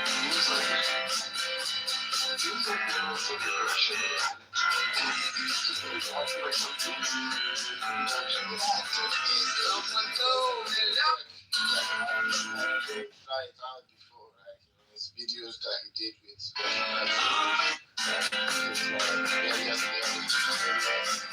abstractions, where to put the abstractions. Some people have toyed with oh, we have like a more restricted principle that, whoever begins to exist has a material cause or something like that. There's some more restricted versions of that. It's very obvious where if they were true, you wouldn't work for Greg. I think that that is a good class of responses. Right? Yeah. How many other inductions would then follow if you're allow yourself to. Yeah, so he would just end up being cherry picked because people would say, why that one and not this one? Why not my one? You could make some argument this is the most modest version, right? So even if each more specific one, you'd have to have more and more doubt about, right? And maybe you could say that the property of materialness is just almost by definition something data management so simple internal to the physical universe, right? So it doesn't even make sense to say that it the feels like universe second has nature. material cause, right? Evercare. That doesn't necessarily apply to a concept of just a cause. He has tried this before. I think he probably should have come with this today as well. That's what he did with this guy who used to go by theoretical bullshit, but I've forgotten his actual real name. They had the debate, and this came up. They went into the induction, and he was saying that he was trying to give reasons why the more generalized principle should be what we should go with that. Why are you making all these little restrictions? I tried to offer that. Maybe that would have been better because the one he went with ended up out of nothing comes. People have criticized that is just the first premise reworded. Out of nothing. I can't do it. Oh my God! Oh my God! Oh my God! Oh my fucking God! Oh my God! Oh my God! Hey, was somebody in there? Oh my God! Hi, Chicago! Happy Mother's The dog eats every day, but he wears a collar. Oh. So that's what it is. They had it was a face-to-face. They were real life in front of each other, and they had somebody controlling the debate, right? So it was, and then they did it into 4 sections. So once they rambled on, it took an hour and a half. So once they rambled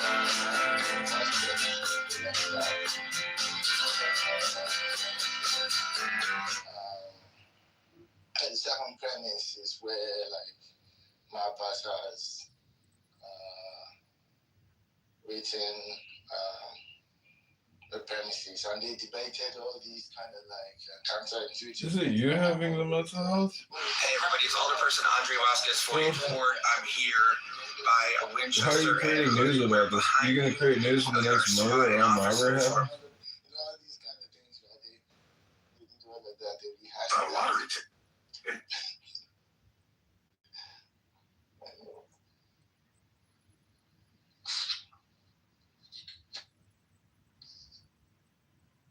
All right, did we chase all the goofy religious people away? Except for Michaela. I like Michaela. Oh shit! I think I was Justin. I was funny. I was trying to make a comment, and then I had my mic open, so I was unmuted. And then I muted myself, and I said, "My thing." I fucked that up. I was gonna think should we think of intuitions as a kind of recharacterize them as a kind of feeling?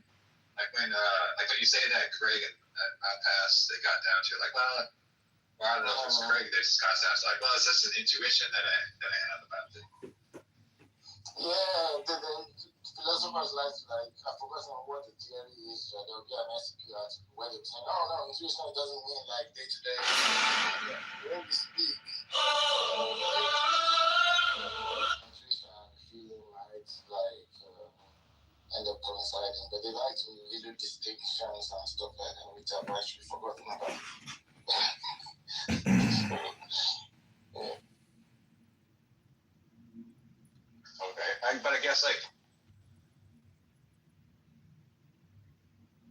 Getting trained because I'm getting ready to get a couple of pistols. I have a shotgun, and I'm not gonna go out like that. If this is what they want to do, they want to take away our rights. They can take away our rights, but they ain't taking away my life without a fight. Period. And okay, so I was addressing both of you. No one suggested to have an armed insurrection against the government. That was not being argued or being said. So if that was the understanding, I apologize if I wasn't more succinct, because that was never proposed. What I am saying is that yes, Tiffany is right that systemic and any government issues you're supposed to try to fight them civilly. But again, here's also the reality of people. People do also descend into violence because out of repercussions of basically failed or whatever it is. And it's better to be prepared than not prepared, because if you think that I feel comfortable surrounded by a bunch of people that have weapons and I do not know about you, but I sure as hell would not. And I do not encourage black people to solve their problems with violence. But when violence is brought to you, my friend, I highly suggest you respond in same balance. I think for me, and I'm just gonna say, hey Ron, let's work on the conversation. We'll get to that clip in a minute. Right now, let them. This is a different one. I'm just gonna add on to it. I'll be quiet. Yeah. Let this conversation kind of wear itself out, and then we'll jump to there. So, Miss Sandra, I want you to always know that I absolutely love you. I back channel you. I do know how isolating it can feel for you. I've had these conversations with other people, and I live in the same world. I think that sometimes, because we live in different parts of the country, sometimes we don't think about what the racial tension feels like, and it is very thick in the South. It is, literally, you can drive through any neighborhood and you still see Confederate flags everywhere, right? Like, literally, at the state capitol, there are always Confederate flags outside the state capitol whenever there's any kind of votes going on, because, we are a red state. They very much could care less about the rights of black people than us here. And it's wild. Wild to think about, right? Like, even, I'm sure y'all heard Marsha Blackburn is crazy as a dodo bird, but the same white people that sit next to you at work voted her into office, and she's been very clear. She was the one that originally called Bill Lee about redoing the maps, right? So the things we're going through are very systematic. I am at work every single day. I'm paying attention to how these political issues make it into the workplace. And when I tell you, it will not be the way that we think it is. It's not going to just be one day that there is this uprising and that we will get to, go to war as we believe we will. It is to the point where, think about all the people that lost their jobs earlier this year.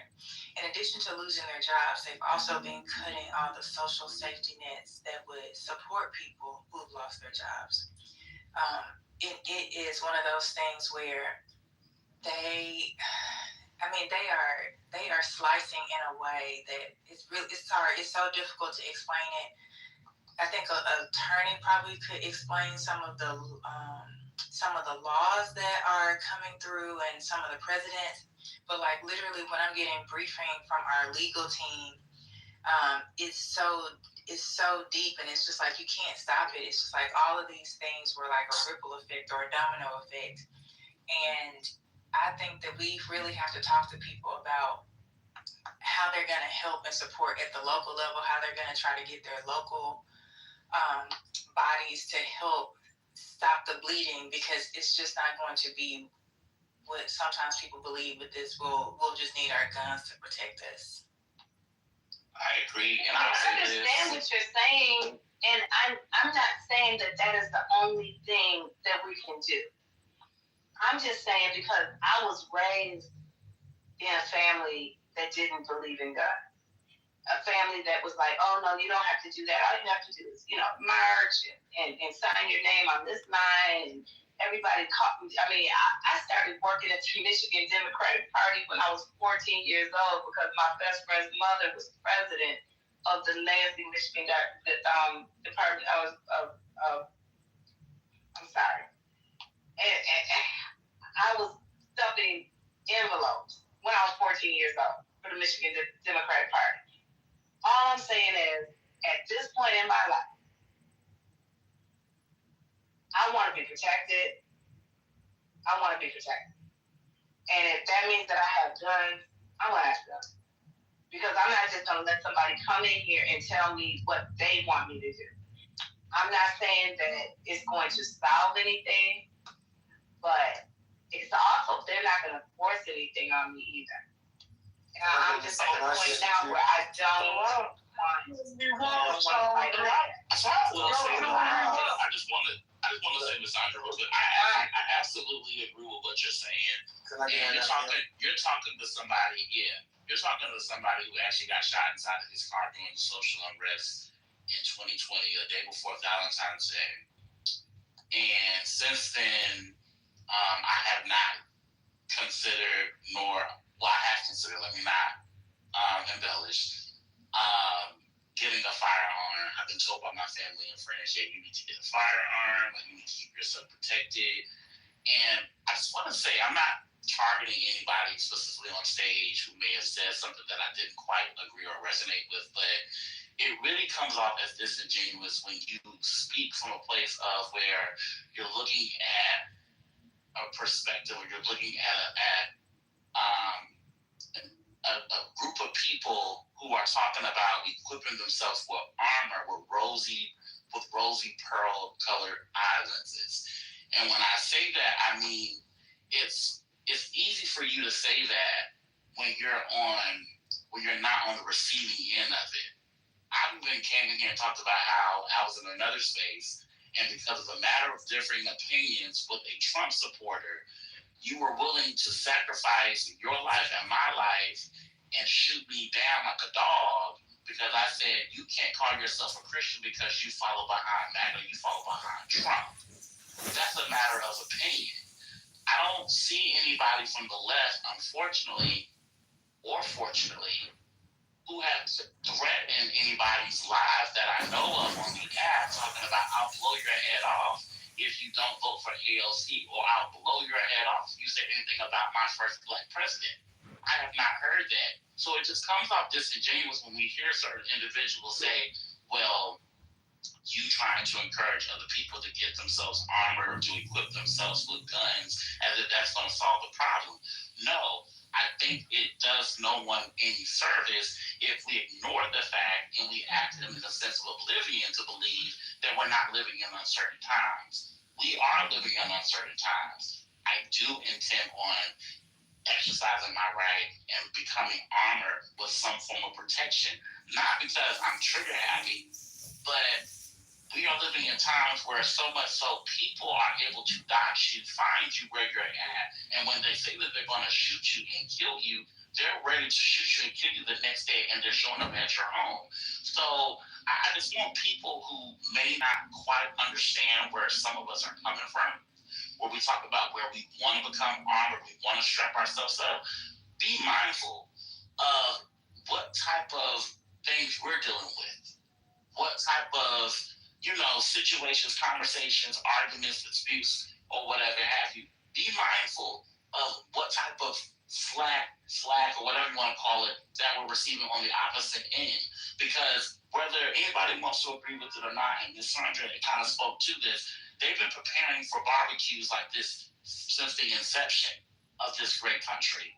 And they're preparing for the greatest barbecue of all time. Even when the election was going on, they were talking about it being the Civil War. So for those coming on stage or maybe in the chat talking about, hey, there ain't no need to talk about trying to equip yourself with guns. Like guns gonna solve things. It's not about solving anything. We're living in uncertain times. They just said there's gonna be a Civil War. We're just preparing for it. And just want to clarify something. Daryl, I know you want to speak. Just give me a moment. just in case anyone thinks, oh, you're in Canada, so it's not the same situation. I understand at least not right now. I actually can't even say that because I know you guys don't keep up with Canadian politics or what happens here, respectfully. So you don't actually know what it actually is like in Canada. Not to the same extent as the States, I will say, but we do have our own problems. And if you think for any minute that there are not pockets of this country, especially where I am now in Alberta, that are not full of just pure white people and are racist as fuck, I'm going to let you know Canada's not that much evolved and above everyone else. Okay? So again, I'm in Alberta. There are places that they would literally like call you out your name in front of you and not feel anyways. But obviously I live in major cities, but I'm not naive or gullible enough to think that nothing would ever happen, considering there are Trump supporters in Canada. Explain that. So if you know, say, that you're in a position where you can and be literally outnumbered, so you don't want to, I'm not going to walk around naive and thinking that I live in this ideal world, ideal country, nothing will ever happen, especially as a woman.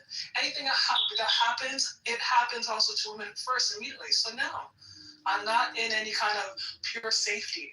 So please don't be misunderstood of where I'm coming from, okay? Now I'd like to go. Cass, please go after Gerald. Gerald actually has been holding on. You can go after Gerald, please. Thank you. And then after that, I guess we'll give Rhombus a chance to play his clip, so now we can jump back in because it kind of sets everything up. Okay, so all you know is I live in Texas, and I joined the Texas Army National Guard and during the Operation Iraqi Freedom. And I remember one of my colleagues who was working on White House detail during Barack Obama's second term. I had this bright idea to take my family to D.C. because I just wanted to see the White House because Obama was there. Fortuitously, the Smithsonian opened up that same weekend. I was like late September of 2016. While I was there, I had the opportunity to go to a lot of the memorials, but one of the ones is that every memorial has a bookstore at the bottom. So I went down to the Lincoln Memorial and I bought this book called African Americans During the Civil War. It's a great book. I encourage anybody to read it. But one thing that I took out of that book was these proud black men. And some of these people were in leadership positions, captains, things that I've never heard of in my life, things that was never in social studies at all. These were men that some of these people were not far removed from slavery, coming through the transatlantic slave trade that people say never happened. Which it did. Okay? This is what I noticed.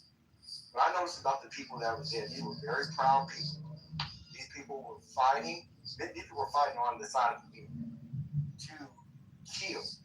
And they were sanctioned to kill any Confederate that stood in their way. Right? So this is what I'm saying. The battle, if there ever was a battle, is not going to be fought by ourselves. We have allies all over this planet. So this idea that 13% of black people on our own is foolish. There is a lot of people, brothers and sisters, that are Christians, Muslims, atheists, that know right from wrong. And if this fight was ever to happen, which I doubt it will, because the Civil War that did happen had the most U.S. casualties in any conflict in U.S. history. That's the Continental Army from like going back to all the Indian Wars from like the 1600s throughout even to present day. Over nearly 1 million people lost their lives. The second largest conflict with American soldiers that were killed was during the Vietnam War at a mere 80,000. Right? So all I'm saying is, guys, it ain't. Man, there's nothing wrong with you operating with your Second Amendment right. Places like Texas have our Catholic doctrines. I hear what Sanders saying. I agree. Marlene, look, there's nothing wrong. And then the other gentleman that got shot, you hate that happened to you. Man, get your firearm. I'm not saying that you got to go out there guns a-blazing, but if somebody bring that smoke to you, dead they fucking ass. And don't and be willing to die for what you believe in. There's nothing wrong with that. That's not saying you're some crazy black, disarranged black person that wants violence, choose violence. That's bullshit. What that's saying is, motherfucker, I'm gonna take you and the motherfuckers with me. God damn it. Like, what the fuck are we talking about? Look, our ancestors came here to the transatlantic slave trade, and even the indigenous people that are already here for over 10,000 years. all the way up and down from Alaska down to the Central America and South America. These people were warriors. And you got warrior blood in you too. So pony up. And I will say this, last thing I'm gonna say. Not everybody's built to fight. Even in a modern day military, you have your infantry, what they call your combat arms, and you have your support arms. We need cooks, we need people that can drive, logistics supply, we need medics. Everybody's not gonna be a fighter. So when I hear people say, oh well, I think, we should be some kumbaya, that I can listen to. He's just not a fighter. They just don't see what it takes. There's people right now that have died for, I know so many people are my battle buddies, have lost their lives fighting for your freedom. For you to speak freely as you are, but don't think for 1 second that there was a lot of black people who have died, and they died for this. They didn't die in vain. These people died for what they believed in. And some of us have forgot our way. I don't know my mind, man. I don't want to overtalk. When I hear people want to give up their rights and shit like that, you're all scary. Hey, come on, man. Quit being a pussy, man. Fight for what you believe in. Die for what you believe in. Hold on, guys. Hold on. Thank you for that. I forgot who was talking. Somebody has Matt Cool blocked. If you have Matt Cool blocked, please unblock Matt Cool, please. Also, hey, everybody, welcome to the 420. Tonight is going to be this discussion because they're saying that we're on our way back to, but it's going to have to be one or the other. It can't be Jim Crow and slavery. So we're just going to suss it out. We know what we're talking about here with the gerrymandering, the taking of districts, pushing all black people out of the House in certain states. And then somebody came in the room and said they have a clip of somebody saying we're trying to get them as close to Jim Crow as possible. Rhombus is going to play that. I want to hear that so bad. But unblock Matt Cool because we're going to need his input on this conversation tonight. And we welcome everybody. Listen, let's start out by saying this. We have a different stage tonight, so we're missing a lot of people. There's no dropping anyone out of the room. Try your best not to block it. I'm sorry. Let me start over. There's no kicking anyone out of the room. Try your best not to drop people off stage unless they're being quite disrespectful. But other than that, this is going to be a tumultuous discussion. And just because somebody asks you a question, it's not an open invitation to start an argument. I know we can do it tonight, you guys. I know we can do it. So we're going to try to have a good conversation with grown folks and hopefully learn something and maybe have some fun tonight, okay? So welcome. Ping your enemies. Here we go. Yeah, Miss, I'd like to say, it's Misa. It has an A on the end of it. I said Miss. Yes, we promised Rhombus he was next. No, they didn't. They promised I was next. No. If you want to lie about it, if you just want him to go over me, just say you want him to go before I. Yeah, so say we're going to jump back in and then play. You can let him go. You can let him go. Let him go. No. Go ahead, you go. All right, split it. How long is it split? Real quick, okay. It's Jim Clybourne. Everybody check your blacklist. And see if they have this man blocked. It's a quick one. Drop down to the audience. We'll bring you back up. Thank you. Okay, here it is. Democrat Republicans and supporters want to make America great again, want to be remaking it in the image of the antebellum era. I just want to be clear. Are you saying you think they want to reinstate slavery? No. They wish to get us back as close to slavery as they can possibly get us to without violating. There's a constitution that they can't do it. Jim Crow. Yes. Do you think they would reinstitute Jim Crow? Absolutely. And I think the Supreme Court is well on the way to doing that. Remember, all of this started with a Supreme Court decision called Dred Scott. That's what defined and laid the foundation for all of this stuff. And then they got another case called Leslie versus Ferguson that's established separate and equal. Well, of course, Okay, I'm gonna stop right there now. Now, just think about that. Now, I'm gonna play this one thing about Nick Fuentes. He just released this, and he's far right, and he's pretty much trying to articulate his values, and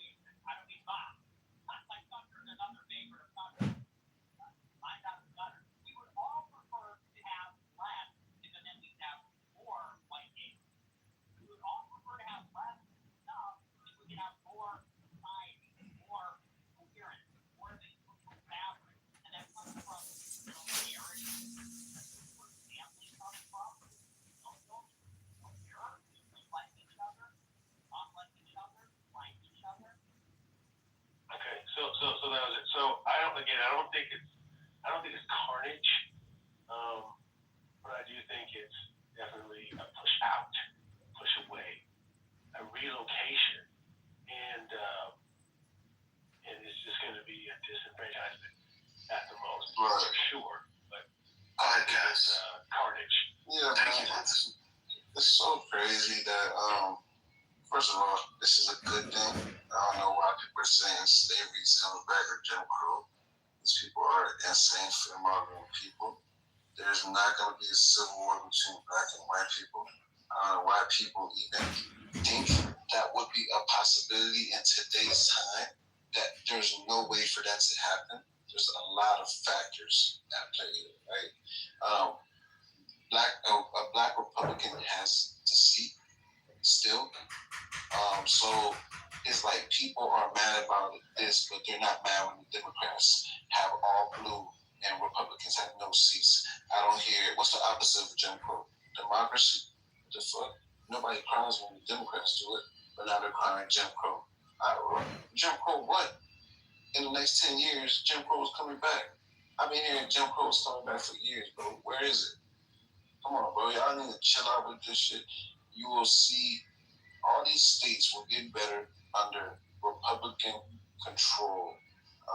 And, we're headed towards good things. I sprayed that too. I sprayed everything in it. Yeah, I appreciate it. You too, brother Frank? You said you support everything, right? Yeah, bro. This is crazy, though. I don't know why y'all fear-mongering.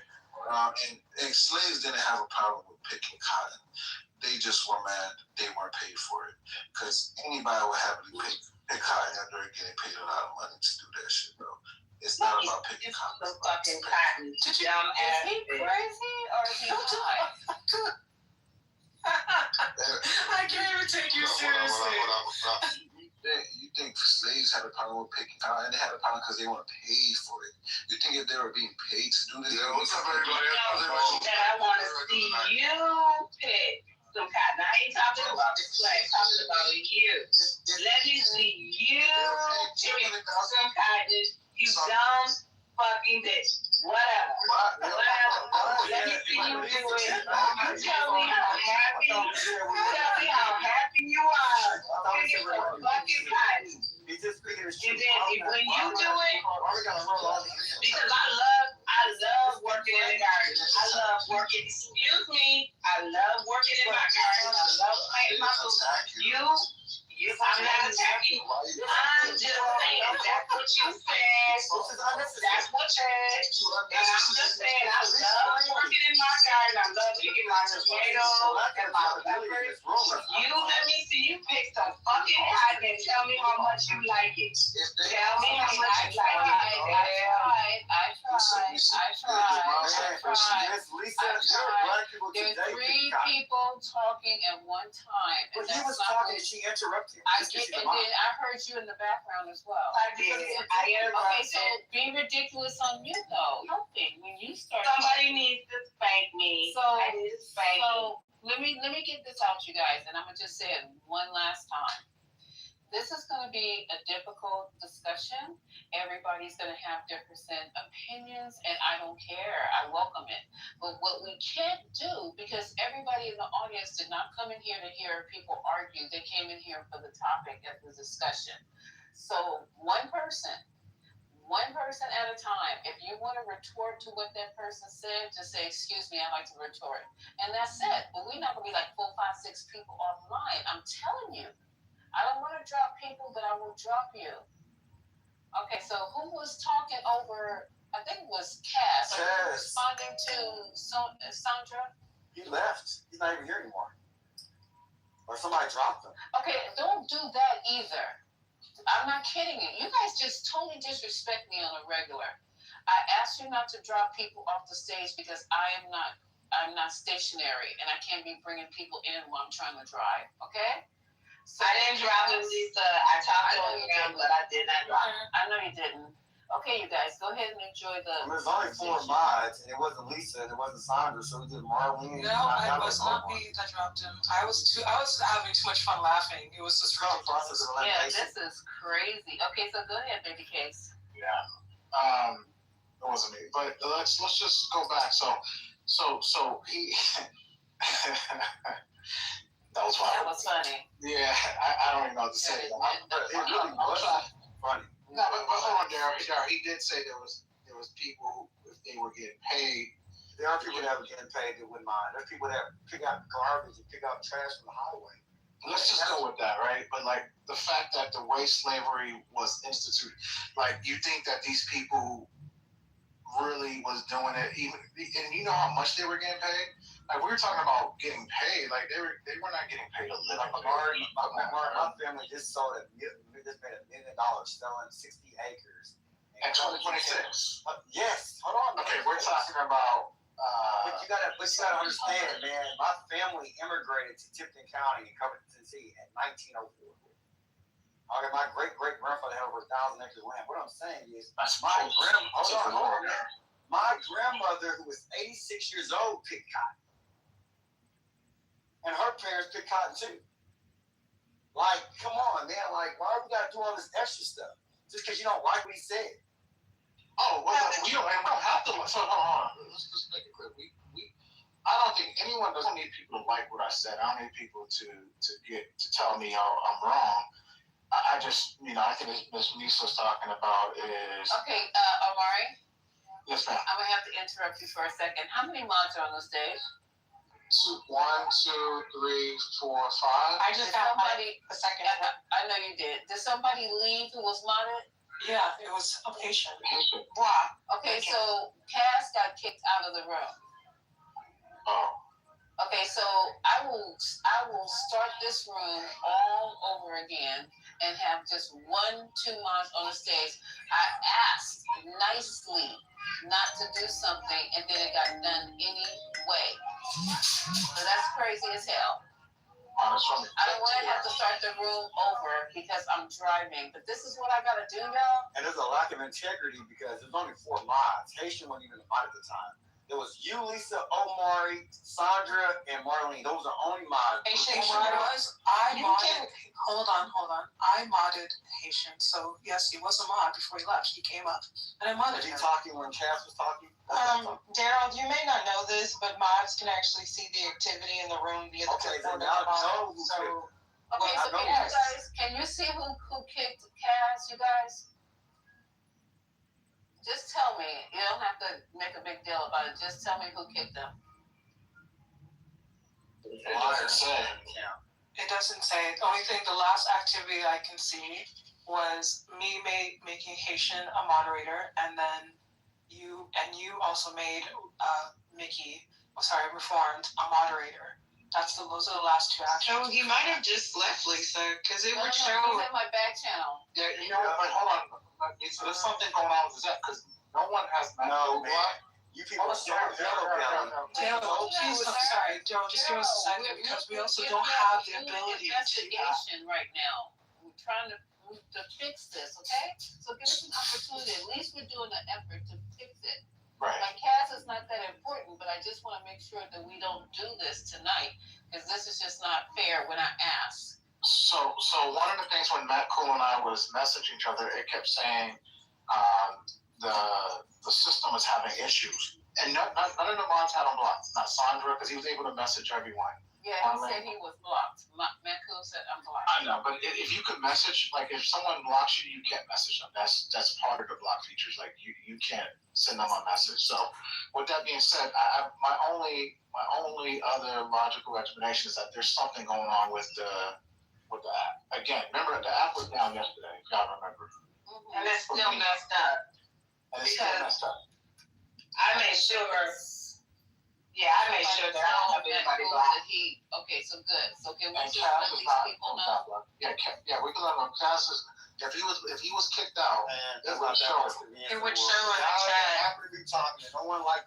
And I was the one that had. What's happening is kick him out. Oh, Lord Jesus Christ. Stop. He just happened to get kicked out. Lisa, I'm gonna move down Cause I had Mac Cool blocks, and if you open a new room, just wait. Give me about 5 minutes before you mark me down. I can't open up a new room. I'm driving. It's gonna have to be when I get home. Okay, but you get home. Let's wait till does you get home. anybody know if he chatted? Cause his chats would be gone too. But if it doesn't show it in the little clipboard, I mean, maybe he can't get in now because somebody has him blocked. But it's also anybody on stage. So tell him to go, because I had to do this. If someone is on, and you can get back to Misa's conversation. If someone just on stage has you blocked, you can't see the room in the hallway. So like I had to go in the house. Does anyone have a backup account that you can bring in? No, just tell him to go in the house, click on the room, and then he should be able to get in that way. But it's not going to show up in the hallway. Oh, okay. So can you tell him? Oh, you're not following Cass. Absolutely not. Roger Amari. Oh. Okay, so give him those instructions, babe, so I won't have to break this room down and start all over again. And if you guys are wondering why we're doing all this for Cass, it's really not for Cass. It's out of respect for me. If I asked them to do something, I would just love it if they would just do it. That's it. And if you had a room, if you asked somebody to do something, just out of respect for you, I would more than certainly do it, okay? That's what we're just saying. So anywho, let's get it all straightened out so we can get back, because I know some of y'all gonna need to go back to slavery. Some of y'all need to have the whip and chains, because you can't follow instructions. Really. Lisa, this is weird because people keep coming into the room, and then I go to see, like, Michael just came into the room, and he disappeared, like, before I could bring him up or invite him up or anything. So there's still stuff going on. Yeah. Is there still stuff going on from last night? Does anyone have a burner? No, I don't. I can't afford a burner. I don't. It might be shadow banned too, because I have a burner. Let me see if it's in the hallway. I always go to the house, y'all, because the hallway is been. No, I can see it in the hallway. On my burner. I would be shadow burner. It's not shadow banned. I can see it in the hallway on my burner.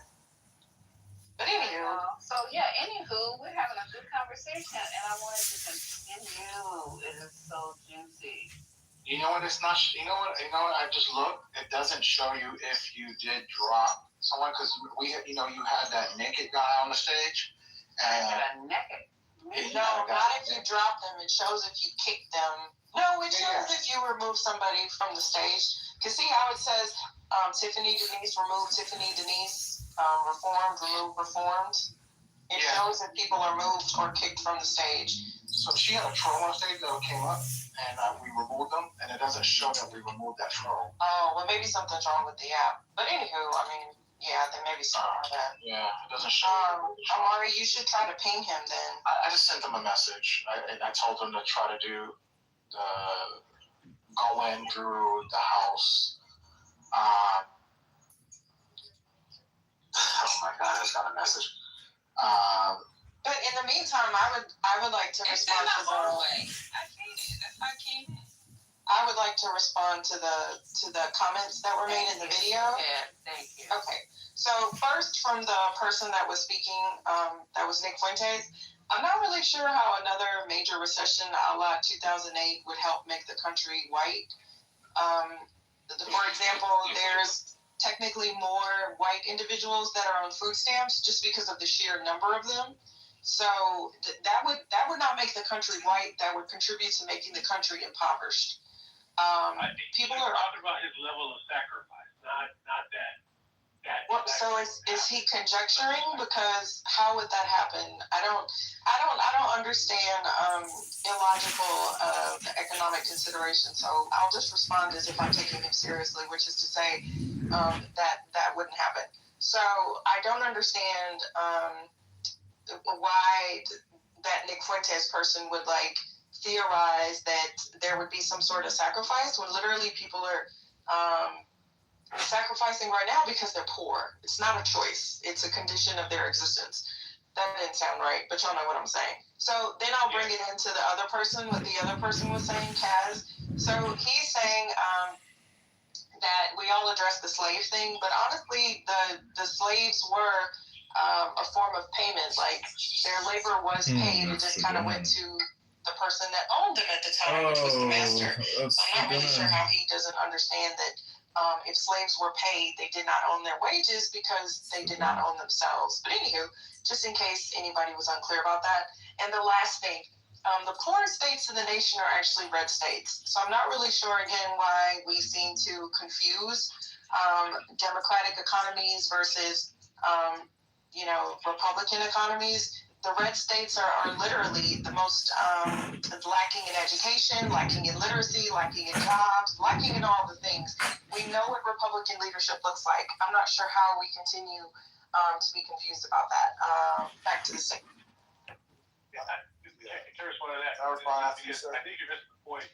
I think he's not trying to make this a matter of fact. He's just saying, I hate not having a white country so bad. I would love to do this instead of that. It's not an idea to say like, oh well, this is better than that. This is better. He's not saying that. All he's saying is he wants a white neighbor so bad. He's willing to be stupid, to be ignorant, to be poor, to be everything that is deplorable if he can have more white people. That's what he's saying. I mean, okay, I'm gonna take one last stab at it, Romas, because I get it. I'm taking him too seriously. There are literally places in this country that are majority white. I mean, like really majority white, like white. Like I don't understand if he's in Idaho and the black population is not that high. If he wants a white nation, why can't he just take his ass to live in a country in Montana or something? So that's all I'll say there. Like. Nick Fuentes, like just the way that he framed it would let me know that they need minorities and immigrants, because that's a really stupid theory. That's all I'm saying. Anyway, I'm done. I agree with you. Not only that, I live in Texas, right? And actually, Texas is a red state. It's the second most populous state in the country. It's a red state. And then the most populous state would be California, and then followed by New York. So those are your three biggest states, then Florida, Georgia, whatever, right? But number one and number two, right? It's going to be California, which is obviously very blue. It's like 54 electoral votes, and I'm not quite sure we have. I think like 38, if I'm not mistaken. But anyway, I digress. The reason why I did want to say this, when I'm in Dallas is a very small place, right? I live in a predominantly white neighborhood, right? I can count my black people. But it's an upper middle class neighborhood. There's no freaking Confederate flags in my neighborhood. Now, are there white people that prefer white people? Well, it's a predominantly white neighborhood. Sure they do. But when they come out and bust a grapefruit, probably not. Because guess why? Because they're working. They're working a lot of hours trying to get their kids to the top schools. Whether you here in Dallas is probably UT Austin or maybe Texas Tech, A&M. I mean, they're living real lives. I remember when January 6th happened, I was just like, you know what, let me take a peek out and see if there's any white people, doing anything crazy. I'm sorry, is this addressing either my rebuttal or the original point? I'm not even responding to your rebuttal. Oh. Because you basically said that you don't take it seriously. And I knew you didn't take it seriously, so there was no need to respond. I'm kind of speaking on the overarching about the Nick Fuentes guy, so I'm not even responding to you at all. If that makes sense. I'm not centering you at all. No offense. But you even said you were just kind of like... Oh, no. Continue speaking. I was just asking for a point of...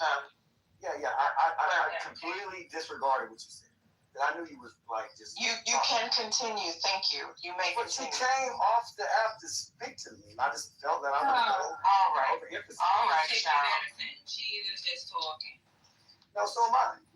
Well, you keep going and going. Just go with whatever you got. Well, she interrupted me, and I lost my train. And she did it on purpose too. I'm sure you're not that special, but continue, please. Yeah, neither are you. Two of us. You're not that special either. All right. Well, you actually had nothing. Okay, Jesus Christ. You had nothing to say, but you said something. But you had nothing to say. Do you talk to the white people in your neighborhood like that? I'll No, talk I never to found it there. I'll talk Lean to on it. anybody like that. I'm not scary like you. You're scary, not me. You're scared to die, not me. Do you think the right people are gonna kill you? Man, shut up. You sound like a fucking retard. But you actually are one. Off to who he goes. Wait, is that him in his PTR, y'all? Bye, Felicia. Oh my God. But I really was asking. You gotta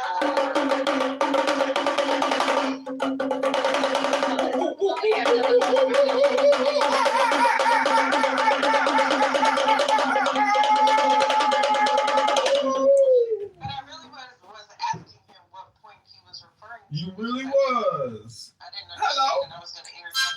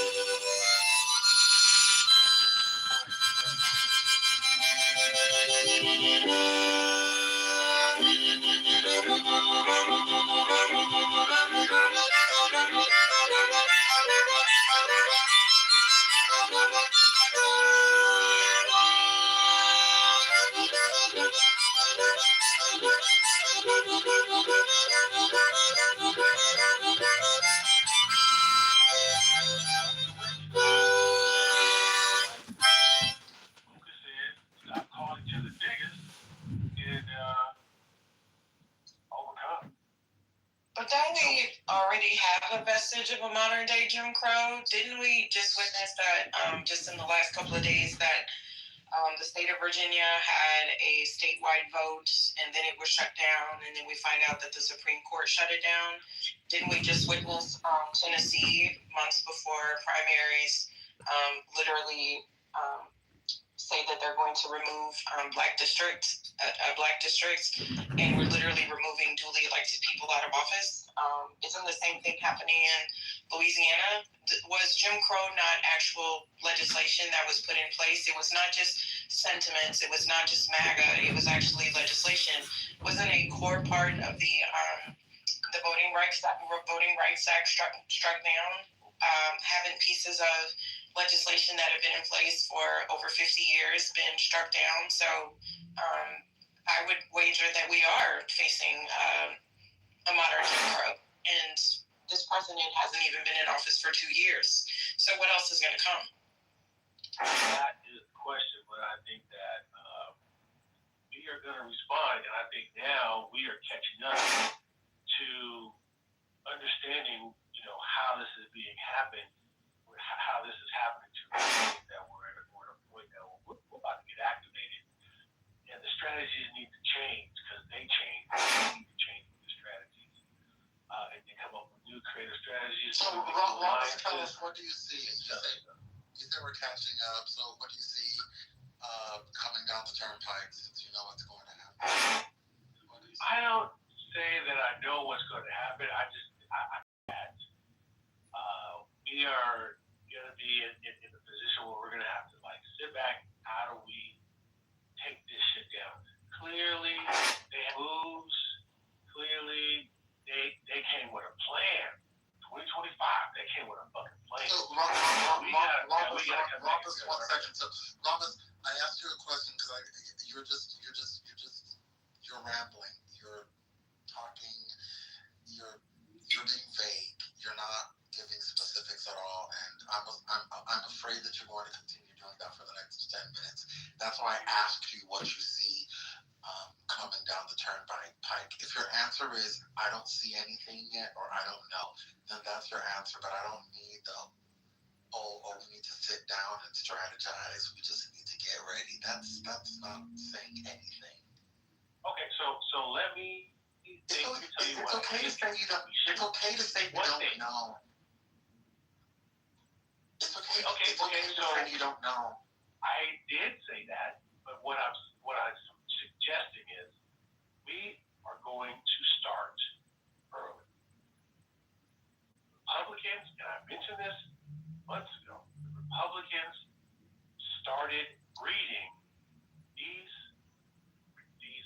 monster Republicans, these right wingers, since elementary school. They have had them in programs, in clubs, making speeches. They started early. And what I mentioned a long time ago is, when are we going to start to do that? I think we have a reason now to do that, to start fucking in elementary school, right? While we're fighting now, we got to build. To start what in elementary school? To start what? Building some coalition, building some training, something to keep our ability to vote at the top of the list of things to do. I think civics, certain civic things started maybe in my, I don't know, high school. I remember in high school we really started to learn about government. Other than that, it was like social studies, talking about history. I think we need to start talking about making a change, understanding what our positions are, learning how to support it, being in volunteering for, registration. Who's the we? Elementary school. Who's the we? So you say we need to do X in elementary school. Who's the we? We are the opposition party. So we have elementary school. What are you doing? Dare you? How dare you? Really take them serious. Really start teaching it when they're about to graduate high school. That's way too late because the other side. And you're still talking about the Democratic Party when you say we. Let me be specific. I think it's not just the Democratic Party. I think it's anything that's not our fascist right. We're gonna get this school off the damn stage. I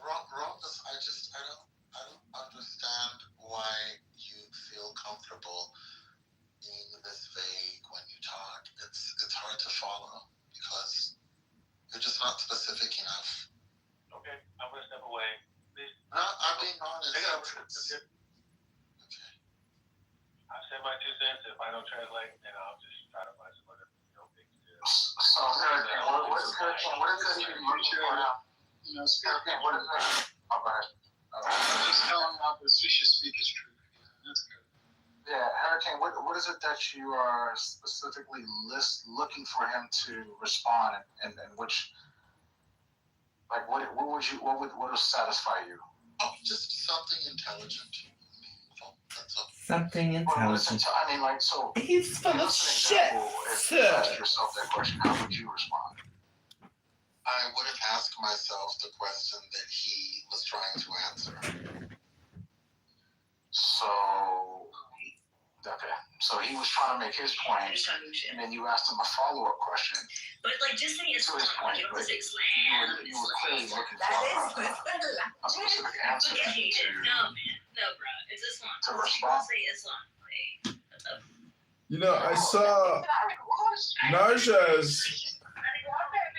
I saw a woman dressed like that today, but even over the full thing, she had a second one just in case. So it's like a Muslim JIC. Just in case that one falls off, she's got the other one to, make sure. But isn't that so crazy? It's like, where did you come from? How are you driving, a nice new car? And, who are you? And you know, how long are you planning on staying here? When are you gonna go back to Damascus? Hello? Damascus is beautiful up there. It's a very open culture. Where did you come from? Where did he go? Good Joe. Let's sing. You're supposed to have a karaoke. Where's Daniel Nero? Can someone? I just called him. He's not picking up. Oh, I don't know where he is. Narsha, you said something earlier today that was wrong, and I just wanted to question you about it. You said something like the experience is the virtue, or you said just life is the virtue. Existence is no. You said existence is the virtue, not a virtue. It's a virtue. Oh, it is a virtue. So there are many virtues. Do you think? Many virtues. Do you think the other virtues supersede just mere existence? No. They're identical to existence itself. Oh, it's identical. Oh, got it. So there's actually no learned ethics or morals or virtues, correct? Is that what you're saying? No, I'm saying all virtues exist. That's all I'm trying to say. All virtues exist. You're not actually saying anything. I'm saying that it is because the argument is it better to exist than to not exist, right?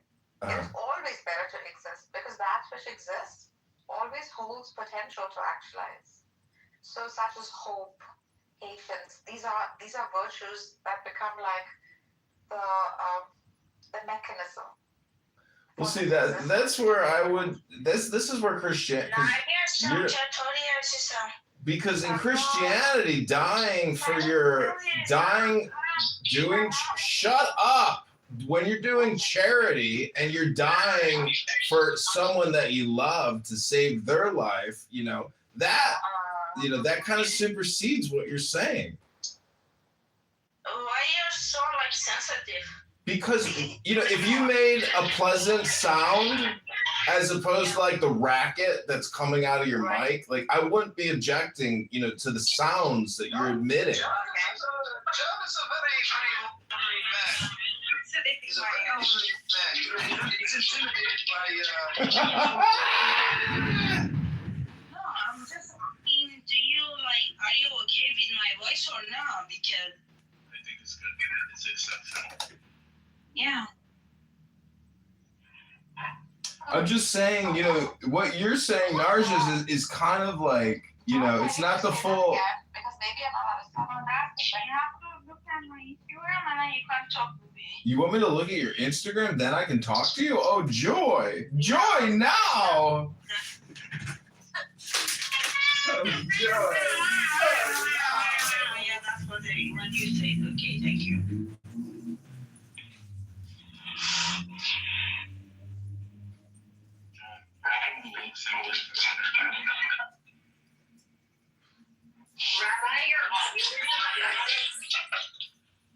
Yeah. It's whatever. Your audio is also shit. میگه بابا ترس خودتون ولش کنیم قد جریان بازی در نیارید همین میگه دیگه. چه کاری حالا جریان بازی در نیار. اوکی من میام میشینم خونمون شما بریم باز خودتون اشغال کنید.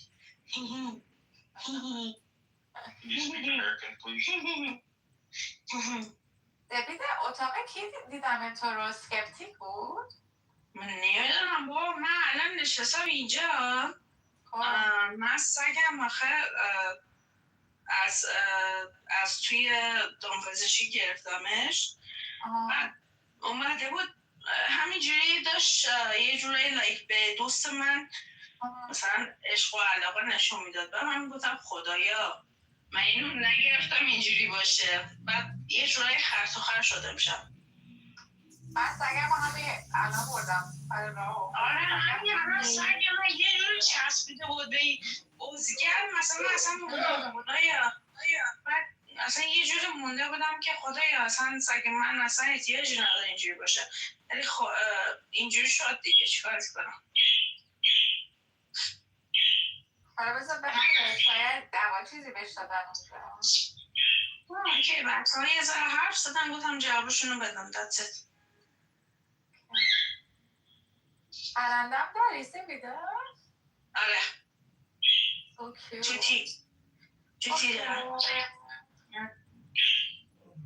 الان اینجا اگه خاموش کنم همه چی خاموش کنم میتونه بگه که سپیده بعد جدا از اون سپیده رو میتونه بگه که ولش کن بچه حرف بیادبی نذارم ولش کن بگو نه بیادبی آخه بیادبی بگو بابا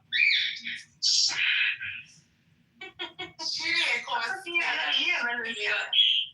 کسخور چی میگه اصلا نه میگه که ریدم دهنت Okay. Hey, Flo, can you tell them you're like reading and it, please? I'm just literally asking you. خیلی بامزه. What the fuck? این چی به من زنگ میزنه؟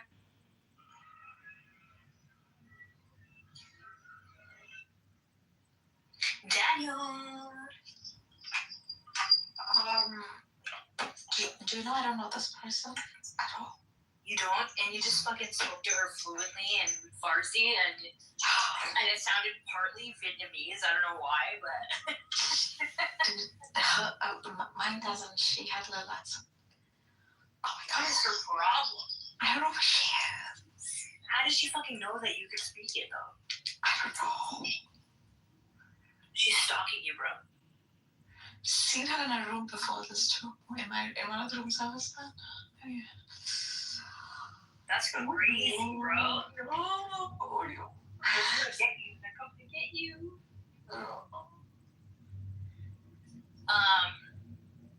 Should we start? No. Yeah, I just put clothes on. Hey, Daniel. Hey, sweetie. Daniel, why aren't you speaking? Wait, nurses, I got a question for you. Do you think the IRGC is hiring, meaning like because they killed so many of them, like they're not putting out job solicitations to Iranians? So like, hey, we need to recruit you, join today.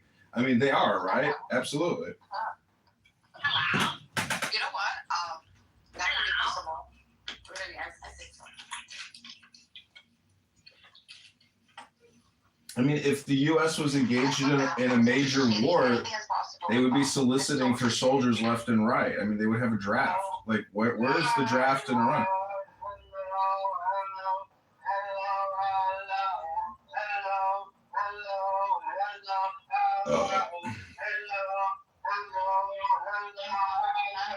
Oh, wow. Good one, Nero. I know that song. Welcome, Dr. Brian. Welcome, Dr. Brian. Welcome to Liberal Elite Intellectual Democrats. That's funny as fuck. Okay, I want to give you a quick sample. I still am a So CBS, PBS. I think this would be, Amari, this is important enough for us to listen to it in its entirety because we can chop it off every 5 minutes. But for us to be listening to out of sequence clips that are not going to give me any understanding, because he started in a different spot this time. You notice that?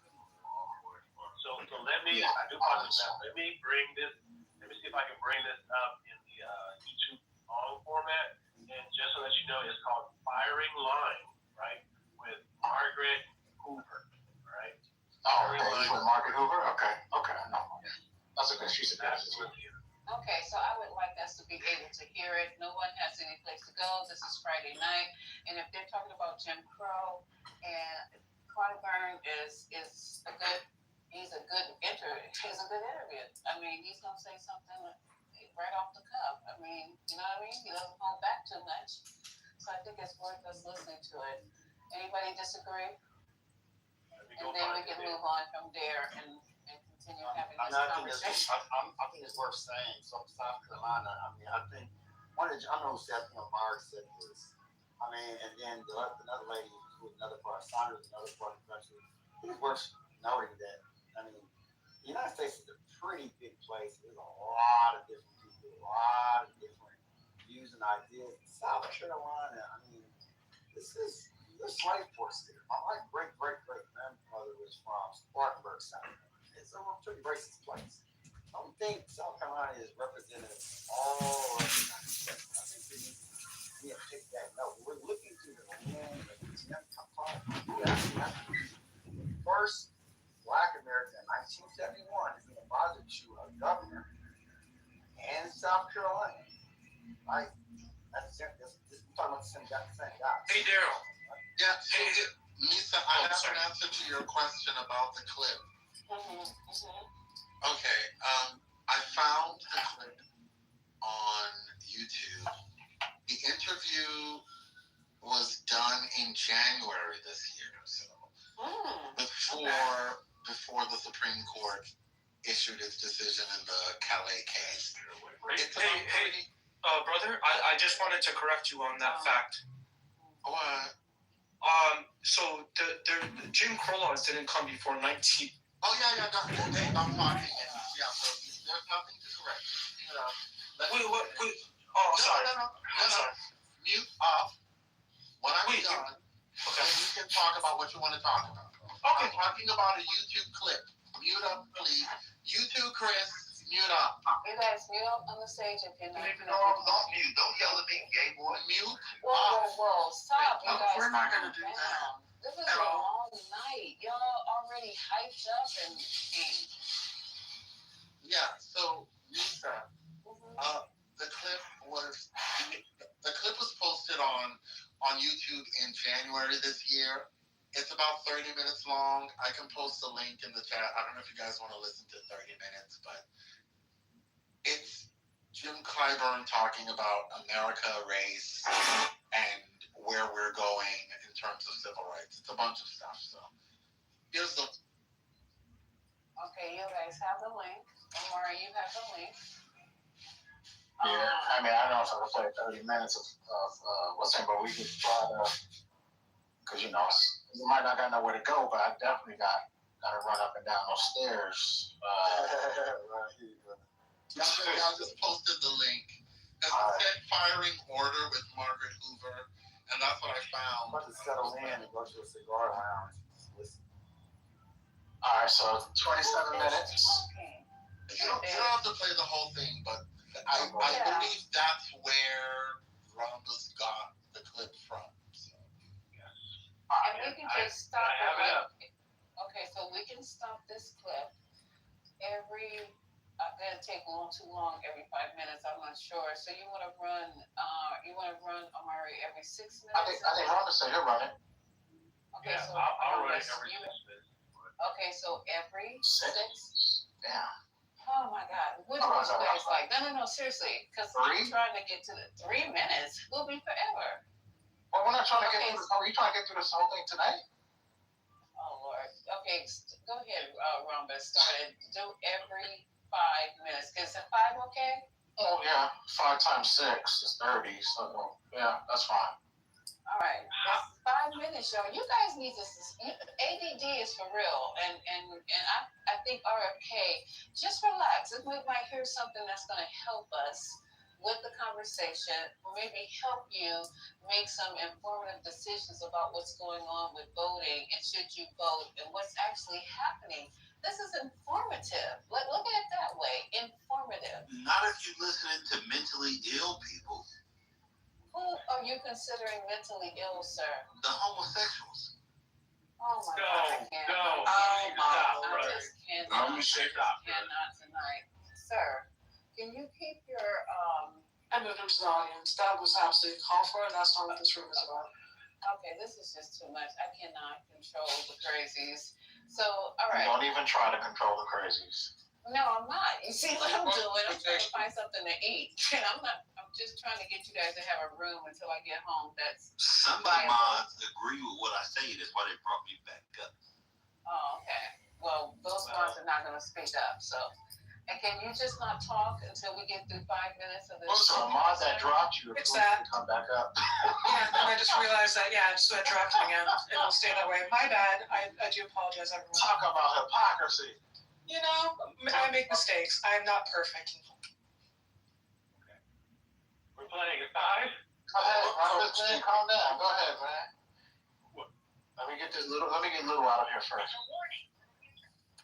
This is on fire. My cautionary tale is thus: anything that's happened before can happen again. South Carolina Congressman Jim Clyburn is talking about segregation. All it takes is a rogue Supreme Court, and I'm not so sure we have not gotten there. So you think they would reinstitute Jim Crow? Absolutely. I think the Supreme Court is on the way to doing that. Clyburn's recent book, The First Eight, is a reminder of Black Americans' political advancement and deliberate political suppression. It tells the story of the 8 Black Americans elected to Congress from South Carolina immediately following the Civil War. There wouldn't be a night until Clyburn's election in 1992, close to a century later. And you say that it became more urgent to you to tell this tale after January 6th. Right. I am convinced that whoever put January 6th together used a roadmap that they came right out of this. Yeah. Thank you. At 85 years old, Clyburn is a national power broker. His famous fish fry is a mandatory stop for any Democrat with presidential ambitions. What does Congressman Jim Clyburn say now? Margaret is made possible in part. Well, I think that Mike Washington history has always been a part of this country, especially the Civil War. The people who came out of the Civil War and had lost the war decided that was just a battle. They would continue to fight to redeem the South to its rich Civil War days. And in my book, I refer to them as redeemers. The Redeemer Democrats were the Southern Democrats. They wanted to redeem the South. They wanted to redeem the South to rich Civil War days. And constitutionally, they can get it done. But you will see the instant death against us. They made the decision. We're going to take our society back as close to slavery as we can get it without violating the Constitution. So now, the 13th Amendment was there, which meant that the formerly enslaved were now free. The 14th Amendment gave them equal protection of the laws and, of course, the 15th Amendment, the right to vote. But the implementation of constitutional amendments rely on legislative action, and that's where they made their attempts. Went straight to the legislature, and then they got the Supreme Court to interpret things the way they wanted them interpreted, and that's how they got Jim Crow. The first Black South Carolina member of Congress, Joseph Kane Rainey. Yeah. You say when you got to Congress in 1993, there was practically zero evidence that he had ever been in the same college you were walking. That's correct. And I set out to change that. And later you were able to hang his portrait in the Capitol, have a meeting room designated in his honor. Right. Why was that so important? Well, I believe history is very important. She should not just be informative, but it should instruct. And what I believe that's so strong, I think that the extent to which we all left out of that history takes away from the foundation that our children and grandchildren can build upon. Okay, we're at 5 minutes. Any thoughts? Mike, continuing on? We need to fast forward more. So, We good? hold on real quick. I just give people a chance. I don't know, Misa. Did you hear? Okay, so it looks like they clipped the part where he talked about Jim Crow, and then they seemed like they mashed it with another section of your original clip. Did you hear that? I was hearing the conversation, and it sounded like the original one, but still, let's move from here. The conversation is, do we really think this is viable? Like what he's saying, because this is what the room is about. He is coming out of his mouth. This is somebody who's been serving for a long time. A long time. Hopefully he won't be reelected. But 85 years old, right? yeah, Time to just retire, buddy. time to retire, buddy. But he sounds good though.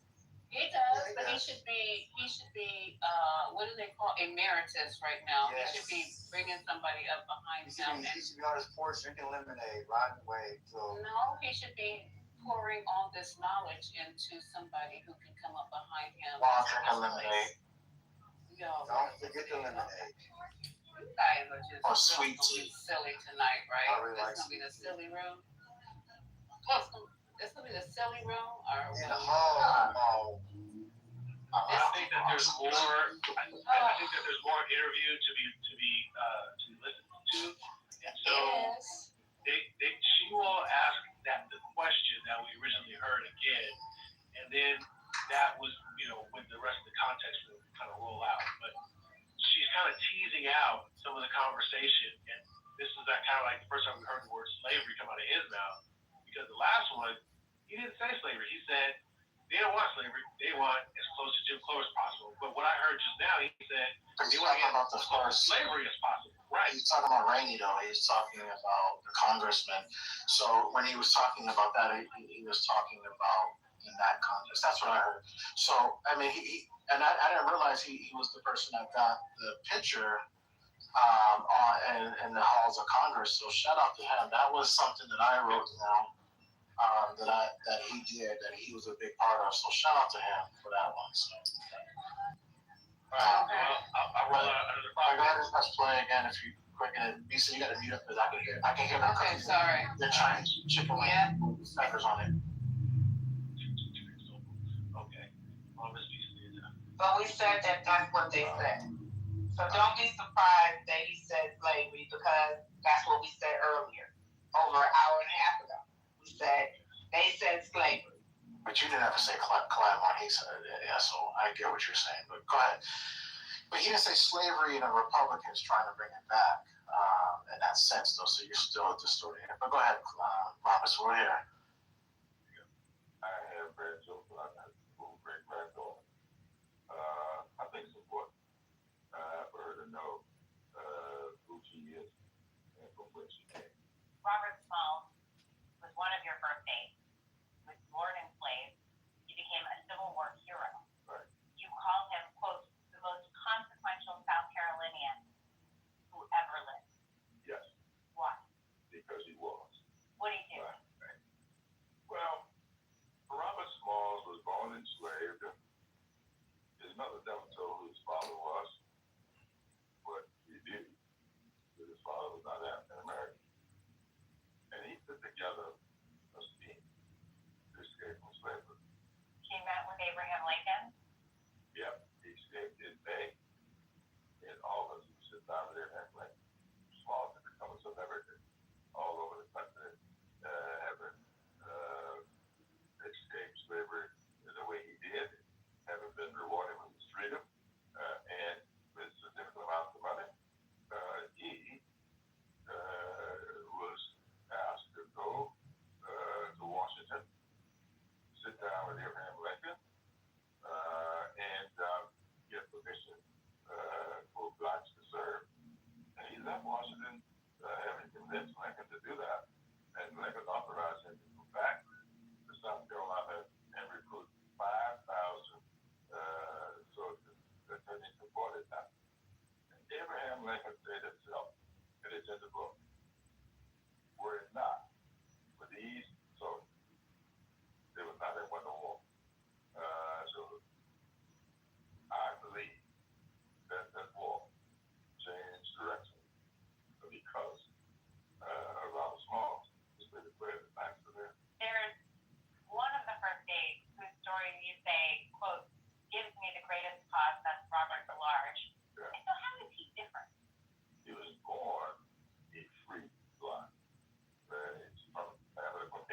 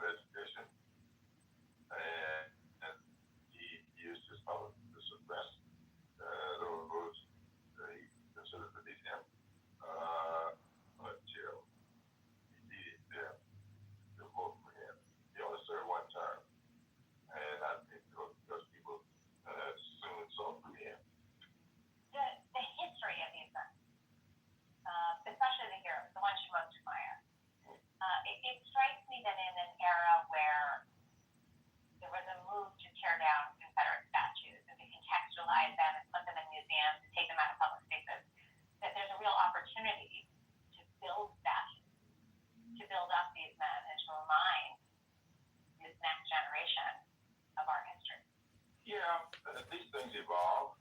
You see various books and Robert's laws in places, not really official. I have not seen, I have talked with the legislator that was working on this likeness in the Capitol. He represents Buford and happens to be a Republican. His thing for me was, Robert's laws was a Republican. Well, 8 of these people We're Republicans. Republican. Well, but this is the my mother and father were Republicans. But this Republican Party today, it's a little different. a little bit different. It's a little bit different. You say that, as a result of the tumultuous and challenging times in which we live now, this book has become much more than an introduction to heroic figures. Absolutely. Heroic figures have been lost to history. It is now a cautionary tale. Right. And you say that it became more urgent to you to tell this tale after January 6th. Right. You say that the Redeemer Democrats are echoing the tactics of MAGA Republicans. Absolutely. Tell me more about that. Well, this was all the stuff that they did. A guy named Witherspoon Gary, a general, they could cut it off. Completely unrepentant, believe that Robert E. Lee should not have surrendered. Absolutely. And he did everything he could. He, like the particular figure in the White House today, he overtook the entire mechanism. He wrote and given instructions as to how they conduct themselves. And one of the things he instructed them to do, always wear a red shirt. A red shirt. Today, red caps. He instructed them rifle clubs, Ku Klux Klan, use violence. Proud Boys said, you can look at what's happening today. If you want to know what all this is about, you get a nice, concise understanding of this book. So are you saying these tactics echo the past? Absolutely. In fact, I am convinced that whoever put January 6th together used the roadmap that they came right out of this. How far do you think the current MAGA Republican Party, because you say it's Proud Boys, which are different from run-of-the-mill MAGA, how far do you think MAGA Republicans, and you even Donald Trump as the leader of the MAGA Republicans, I mean, when you reference the echoes of history, how far do you think, or are you warning that they're willing to go? All the way. What do you mean by that? What do you mean by all the way? Because you write at one point in the book, the MAGA Republicans and their supporters who want to make America great again want to be remaking it in the image of the antebellum era. I just want to be clear. Are you saying you think they want to reinstate slavery? No. They wish to get us back as close to slavery as they could possibly get us to without violating the Constitution that they can't do it. Jim Crow. Yes. So you think they would reinstitute Jim Crow? Absolutely. And I think the Supreme Court is well on the way to doing that. Remember, all of this started with a Supreme Court decision called Dred Scott. That was the mind and laid the foundation for all of this stuff. And then we got the case called Leslie versus Ferguson that established separate and equal. Well, of course, the Supreme. Okay, so that was what we heard the first. Yes. Okay, I'm glad you did. Hope you defeat her. And I can't wait to hear what comes after that, because that's the part that, like Tiffany and others were stating, we need to hear that second part. But he said slavery, no. Jim Crow, definitely. Yeah. He said definitely. Okay, I heard that loud and clear. I have a little bit of pushback. I think since I've been coming to these stages, when we were trying to have a conversation. I would say since I've been coming into space, I think people take policies disagreements as wanting to go back to a Jim Crow slavery. You voting, because you want voter IDs, to have an ID to vote, that you want Jim Crow, right? Because you may have stricter immigration policies, right? That you want to go back to slavery. I'm not sure how you can put tens of millions of people in that bucket. And that's just my one pushback there online. And not only that, Amari, it's a very abstract thing. It's like you can't approve or disapprove that statement. It's just too abstract. It's too obtuse. And that's the issue that I have. I mean, he's just having a conversation, and we're hyper-focusing on this conversation, and we're all going to take away our own meaning from it. But, I mean, the guy's also selling a book, too. It's not to get that, right? Like, Follow the Money, Find the Truth. I mean, I think this interview, obviously, I understand who Jim Clyburn is. We all do. But I think things can be taken out of context on lost in translation.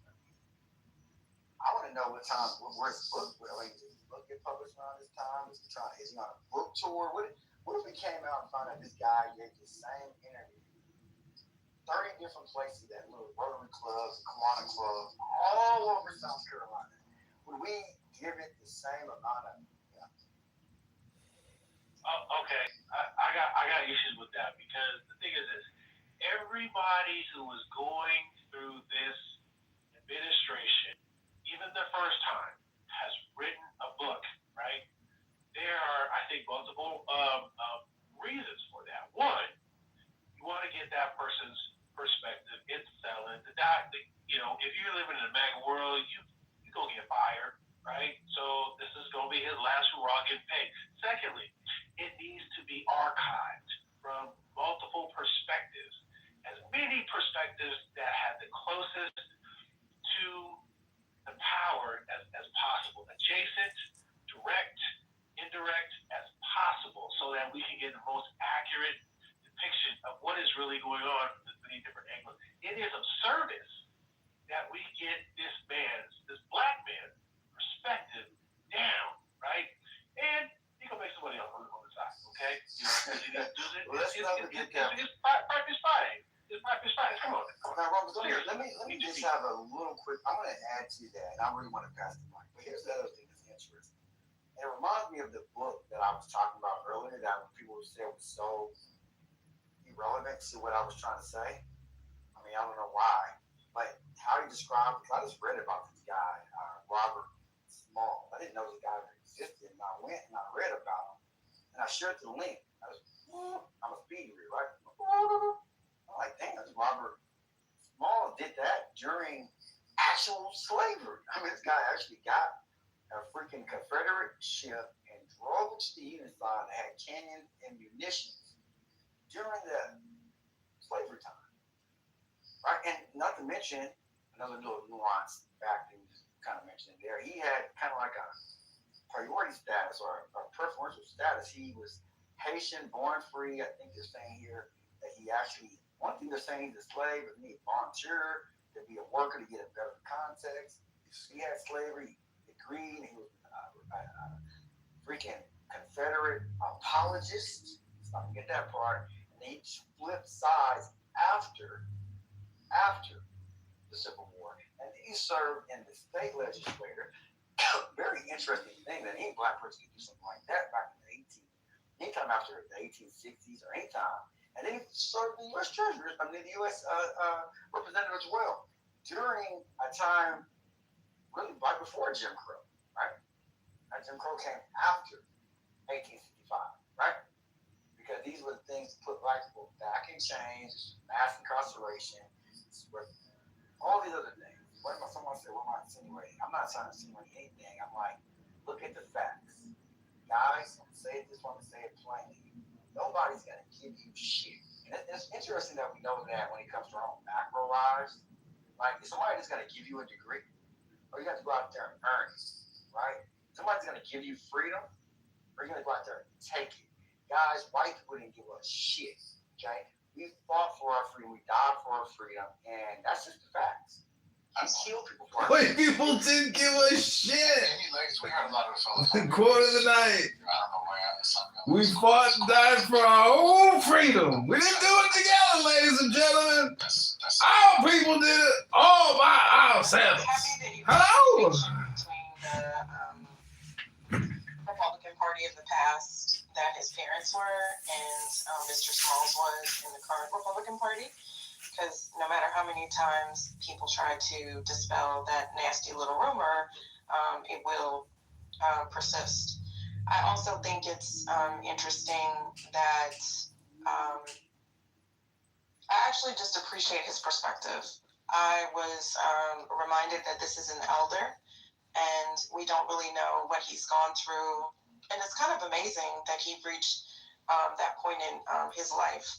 And what struck me, and I put this in the chat, and honestly it's quite infuriating, and I apologize to all of the non-melanated people in the room, but kind of the way that even at his age, with all of his accomplishments, that he still had a tinge of pride in his voice when he said, and it's in the book, that Lincoln said he couldn't have won the war without those soldiers.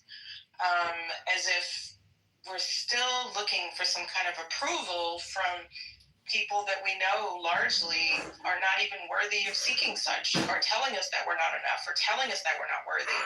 That just really boiled my bum, that this lovely elder, this esteemed, refined, elegant gentleman still has to say, this is what Lincoln said. Fuck Lincoln, respectfully. Fuck his little pat on the head, like, oh, the Negroes performed well. Fuck all of them. Thank you, I'm done. And his motherfucking pennies. Fuck him and his pennies. Oh, wow. With that being said, we should be at about the 14-minute mark, Rumpus? Yeah, 13, 14. Yeah, so we're like halfway there. Well, I just want to add real quickly to what Reformatory said. And we're Reformatory, man. It's scary. Reformatory. It's scary. Girl, I know. We're twinsies, girl. It's scary because I want to say this about Lincoln. Lincoln was a piece of shit. Lincoln he did not want you guys to be free. He did not want you guys to actually be in the war, but he was pushed to it because they were losing so badly. He wanted to save the Union. And by saving the Union, if that meant sending y'all niggas back to Africa, if that meant sending you guys back to Africa, he was willing to do that. But as it turned out, he had started looking for some place to send you guys, and then he found out that they were losing so terribly in the war. Y'all look this up. Lincoln was not your savior. He started to grudgingly let you guys fight. And then when they were capturing the African Americans, instead of trying to tell them to treat them nicely, because once they caught you, they treated you worse than slaves, he refused to intervene. So just do a little backdrop on Lincoln and see how he wasn't that great emancipator that everybody tries to play him as. And I'll end with that. Agreed, Misa. He freed the slaves to piss off the South. But anywho, we don't have to litigate that. But I want to get this book and read it for sure. Thank you. Yes, at 5 minutes so we can jump in. Thank you, I appreciate it. And everyone in the room, thanks for coming to the 420. Eventually we're going to get to some other, but this is kind of intriguing to me. I hope you just bear with us and get through it. And y'all can get back to arguing and crashing out after this is over. Go ahead, guys. Return control right now. Yeah. So going. Correct that.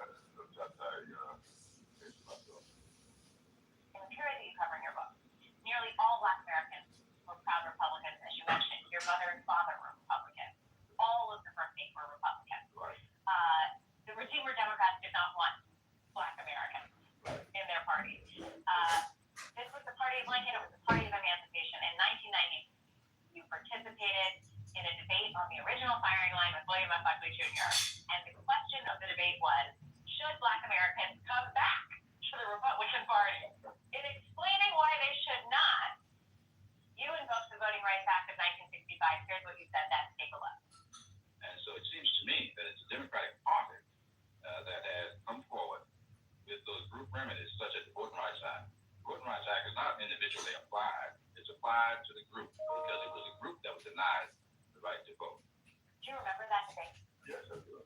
The constitutionality of whether race can be considered when drawing congressional lines is coming before the Supreme Court this term. You write that you would not have been elected if it hadn't been for the Voting Rights Act. Absolutely. What is it state 60 years later if it is not upheld? If you'll rest, I mean, that's what happened. In the 1870s, South Carolina was allocated 5 Congress people, 4 of them were blind.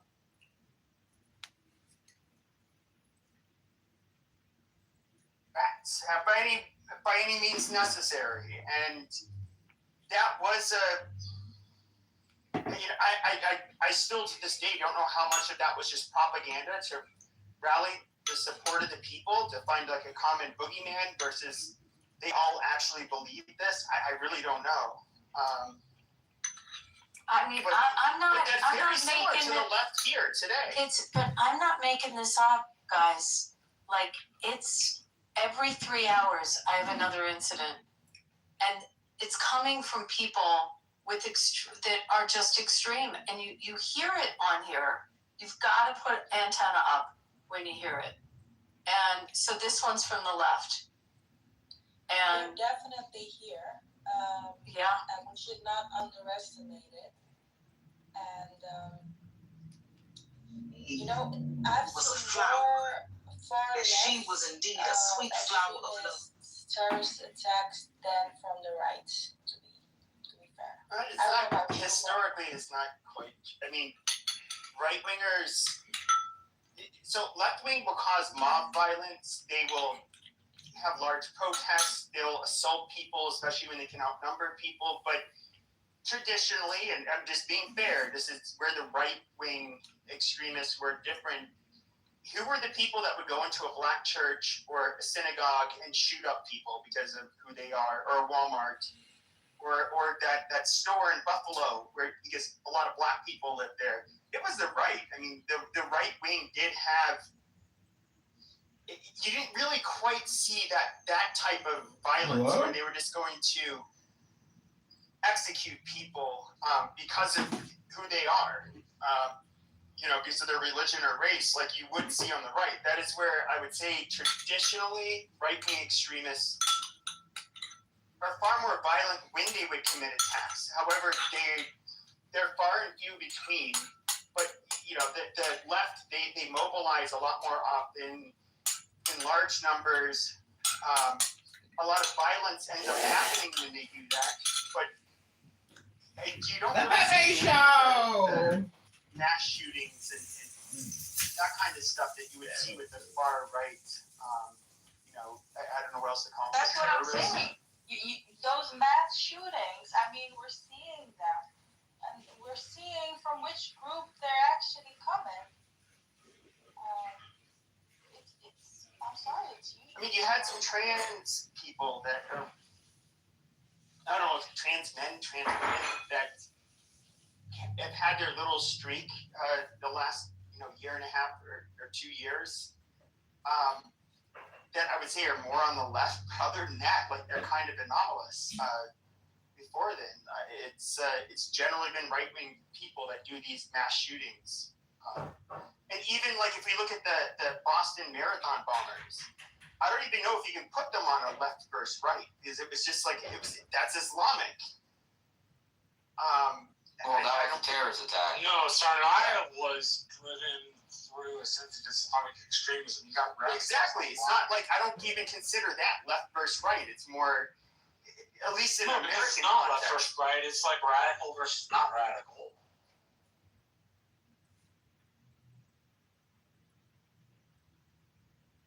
I bet you got any brown berets near where you live, or maroon berets? That's white group.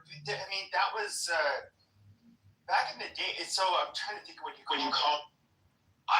There's a pejorative term. I just can't think of what the There's like they call them machistas. Yeah, there we go. So there were people even that I was friends with in college that were part of Metja, and if any of you don't know, it's kind of like far left, ethnocentric, for Chicanos. Basically, a Chicano is a American-born person of Mexican descent. They differentiate themselves from Mexicans from Mexico. In a way, they may still identify partially as norteños because of the kind of like sense of like adventure and like doing your own thing and like not relying on government. But I don't know how much will culture coming in Arizona versus South Texas. So I believe like one of the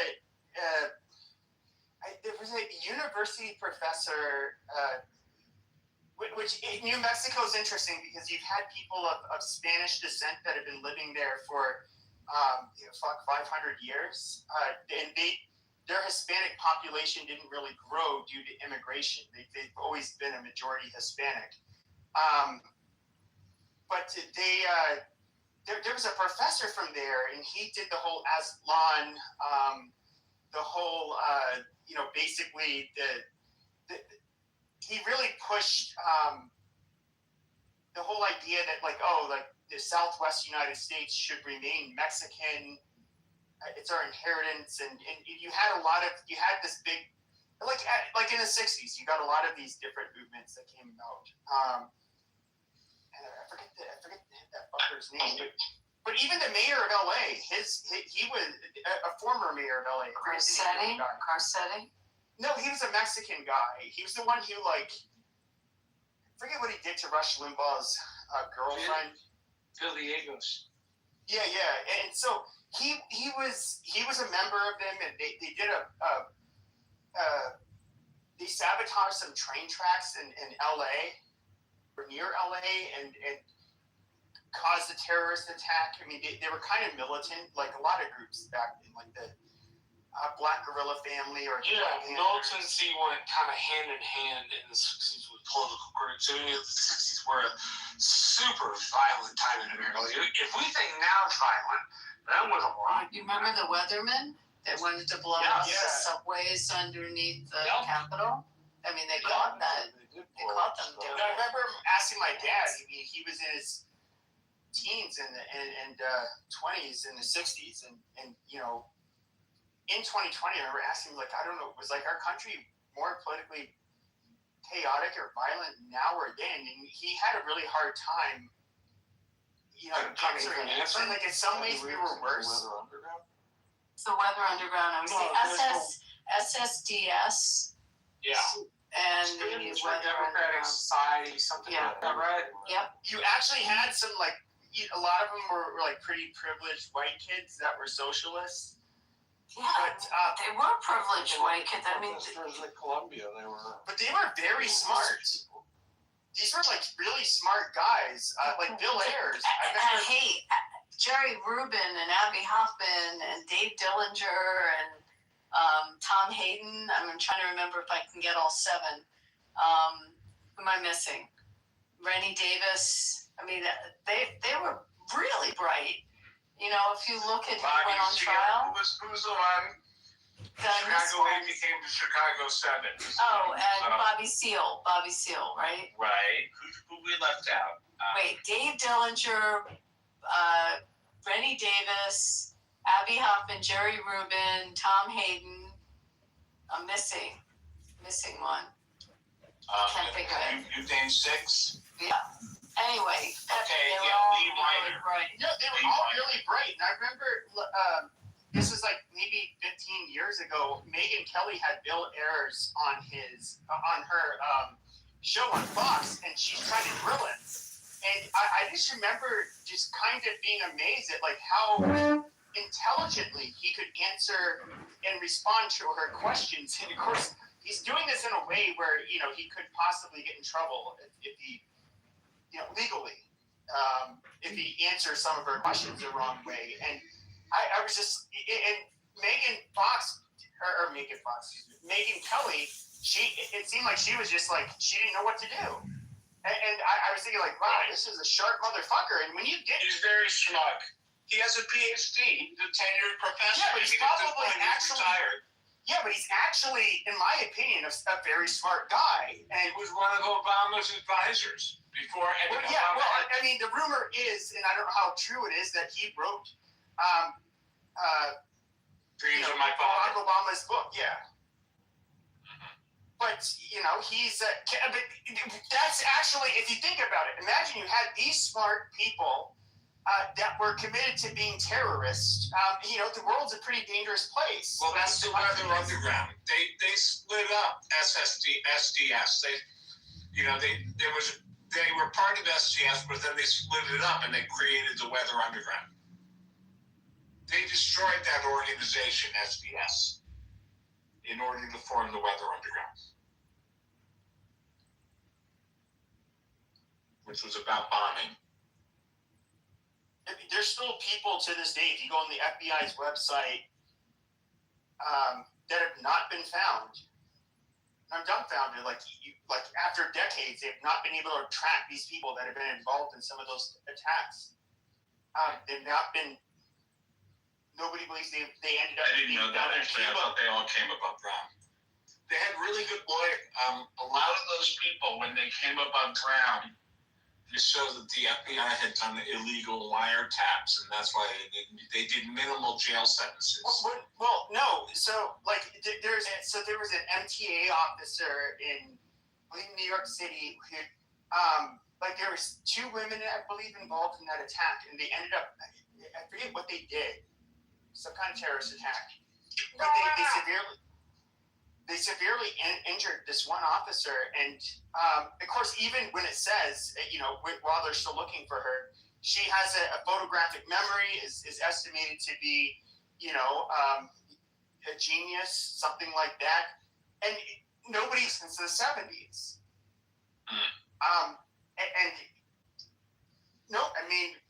Usually these people pop up because they were found in exile in Cuba, and of course Cuba will use them domestically as a positive PR for their. Okay, here we go. I just Googled it. None of the original Weather Underground organization members are still in hiding as of 2026. But look, there could be other groups. No, I wasn't talking about the Weather Underground. I'm talking about some of these extreme. Just look up far left terrorists that have not been found, that are wanted and have not been found from the 70s and 80s. I mean, it's What are you saying? You're talking about from the SSDS, from those groups? I don't know. It was the SGS, by the way, not the SSDS. I don't know. Students for the Democratic Society. SDS, you're saying? Yeah. Now, Antifa, I don't know. Antifa is not from the 60s. No, it is not. No. But until the early 80s, what was it? Was her last name Rosenberg? I forget her first name. Those people were caught. Yeah, they were caught. This was in the early 80s, and they were still doing this shit. Right. Kathy Boudin. I know a lot about that stuff. Yeah, Clinton pardoned some of these people. He did? Yeah. No, he pardoned her, Rosenberg, her last day in office. And Dave Gilbert was pardoned by Elliot Spitzer on his way out. And Rosenberg was on the board of Black Lives Matter. Kathy Boudin was a professor at Columbia. It wasn't Angela Davis. Go ahead. Didn't Angela Davis, she taught at Antioch, or I feel like she was teaching at Antioch. Maybe I'm wrong on that. Or taught somewhere. If I recall correctly, didn't Ayers? Bill Ayers was a tenured professor. He was. No, I know that, but didn't he raise? I forget the name of that dude. He was the local prosecutor there in San Francisco. Yeah, he raised Jason Boudin.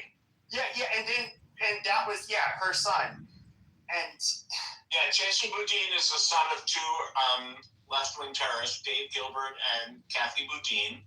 He went to Yale undergrad and Yale Law. He won an election to be DA of San Francisco, and then there was, and he, yes, when his parents were in jail, Bill Ayers and Bernadine Doran raised him. He calls them dad. He calls his real parents by their first name. He calls them dad and mom. It's a fucked up world. And then there was a repeal. He was voted out. If I recall correctly, in that election, they have a large Asian population, and it was, I get it. It's like a liberal and progressive place, but it did turn into a fucking cesspool, and I don't know how it happened. I don't know how you do a repeal. They've done it in California. They repealed the governor, for God's sake. Remember when Arnold Schwarzenegger, he was voted in on a repeal election. Whoever the governor was, Gray Davis, I forgot his name. They repealed him, and Arnold was voted in. We don't have that in New York. We don't see. I can't remember any other repeals in my lifetime. Can't think of any repeals other than that one. Oh, wait, the DA in San Francisco. That's who we've been talking about. Yeah, that was the son. Right, Both those two, repeals that right? we can think of are in California. So that was a terrorist. That was the son of two terrorists, and that was raised by their terrorist friends. Yeah, the incredible thing about him is that he went to Yale undergrad and Yale Law. I really believe that. But these are smart people. I mean, like these are not dumb people, and that's what they're very smart. Yeah. But academia is where the liberal world, those are the people that still sympathize with the Weather Underground. That's where they are. The universities, the professors, those are the people who feel like chicken shit. I was too chicken to join the SDS or to join the Weather Underground, but I do sympathize with them. And so they get a kick out of promoting the children of these people. They get a kick out of the fact that Chesa Boudin is at Yale Law. I would say that his parents are doing like life bids, and he's at Yale Law. Isn't that cool? And I think that's one of the differences between the left and the right in the United States is when it comes to like domestic terrorism, you don't have this legacy of the right wing doing this, the terrorism stuff. Whereas if you look at aside from Timothy McVeigh, but that's few and far between. No. I said legacies. I misunderstood you, man. That's my bad. Yeah, I mean Timothy McVeigh's kids are not going to Harvard. So, but you do have people with left-wing grievances and people that so happen to be left that have ethnic or racial or religious grievances on the left that were kind of brought into the fold of I'll just say like this Marxist violent ideology where you can you're fighting the good fight. Yeah, just go ahead and blood should run in the streets. You're doing what you need to do to liberate your people. Whereas the right doesn't have anything even remotely similar to that. You're going to have people that are very extreme on the far right, which are, they're just terrorists and unhinged, and most people don't take them seriously, that might have views that are similar to that, but once again, these are fucking crazy people. They're never really taken seriously on the right. But even the mainstream, and that's kind of one of the weird things, is like, I guess in the 60s, maybe there was more mainstream acceptance of the violence towards the majority, like America, we're an evil country, the white people, whatever. But I mean, today it's like, what do you see? It's America, any of its allies, they should be attacked. They're horrible. They're evil. White people are evil. At least in America's context, they put Jews in the white basket, but you guys are more elite form of whites. And you guys you're colonizing these brown people in an apartheid state in Israel. You guys are just super awful. We need to get rid of you. That's kind of how they think. I don't know. I'm just waiting for this shit to end. It's getting really fucking old. Googling, trying to find other recalls. This is interesting. Well, yeah, the demoralization of a nation. That whole project has been going over quite some years now, and I feel like, I mean, I hope it's not going to work, but it sometimes does look like it's slowly working. Yeah.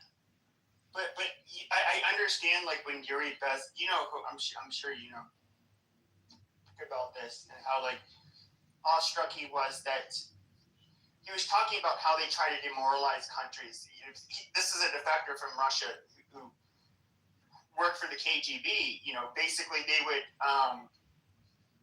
whether it was gay rights, the support or the rights of different marginalized communities, you know, they would try to draw or create rifts every way they could.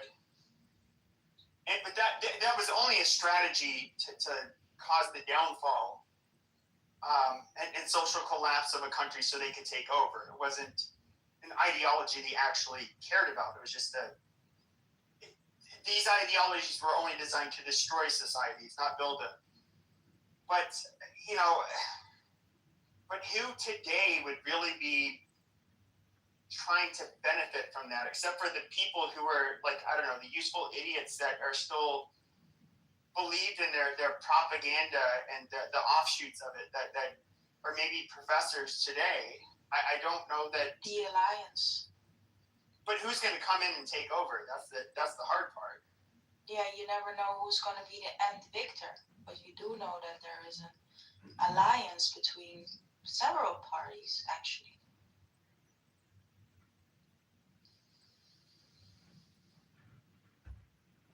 But the Soviet Union would come in after a country stabilized and then, quote unquote, normalize it and rule it with an iron fist. There's no. I guess today I can see how the propaganda is still alive, and people, there's true believers, but I don't. Perhaps, you know, China and Russia, which, you know, it's my understanding that with Russian disinformation campaigns, with them trying to, a lot of the shit that they do, it's not to, their main goal is, at least today, their main goal is to get people to be so disgusted, basically, with the system and both sides that they are just not willing to participate. And I don't, but even then, it's like Russia's not going to take over us. But of course, if they can weaken our resolve and our willingness to elect people that will push back against Russia, you know, that makes their lives easier. I don't quite know what the end goal is with people, with every group of people and all of their grievances and their ideologies. I don't even know if they're all, like, connected. That's where it becomes kind of complicated.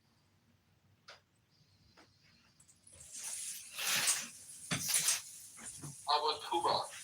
You can take over Cuba or your land. Yeah, Cuba should be freed. I mean, personally. Should be freed. Yeah. By who? What's not good? By who? It should be freed by the fucking people. By the people or Trump? No, by the people. I don't think Trump should rule over. No, he shouldn't rule over Cuba. It should. Basically, the regime should be out. Taken out, and then they should have elections. Listen, what do you think about Ellen Omar? She's an American-hating, bitter, disgusting, ethnic Somali first, Muslim first person who's joined the squad because she does want to. I think, like, people like genuine leftist bimbos like AOC. She also wants, like, major reform. However, that major reform is going to be at the expense of everybody that's not her people. She said, she's Ilhan Omar is one of the greatest examples of people you should not let into your fucking country. She's not some harmless, worthless immigrant. This filthy fucking bitch is a member of our fucking Congress. And she's openly hostile to the United States and the majority of the population in the United States. She sucks. Filthy bitch is being kind. My language would be much more extreme than filthy bitch. Yeah, I mean, yeah. She's dangerous and diabolical. It needs to be censored. Needs to be censored. Bibi is not dangerous. Trump is not dangerous, huh? She needs to be censored. Should have been censored. Just like Talib. That was fucking censored. incredible. It needs to be investigated. She's another. There was a mayor of Dearborn, Michigan. This was funny. This was after October 7th. And I remember one of top 5. Because after October 3. Incredible. Oh my god. Did I miss it? Did I miss it? I'll try. Johnny, if you want to sing. Yeah. Johnny? Yeah, I actually bought a. Oh yeah, I'd like to sing you a Yiddish song. All right, I'm working up. Okay, pick a magic number 1 through 100. 30. Okay, you are getting Was Teug mir der Schöne Weingarten. What need have I of a pretty vineyard? A folk song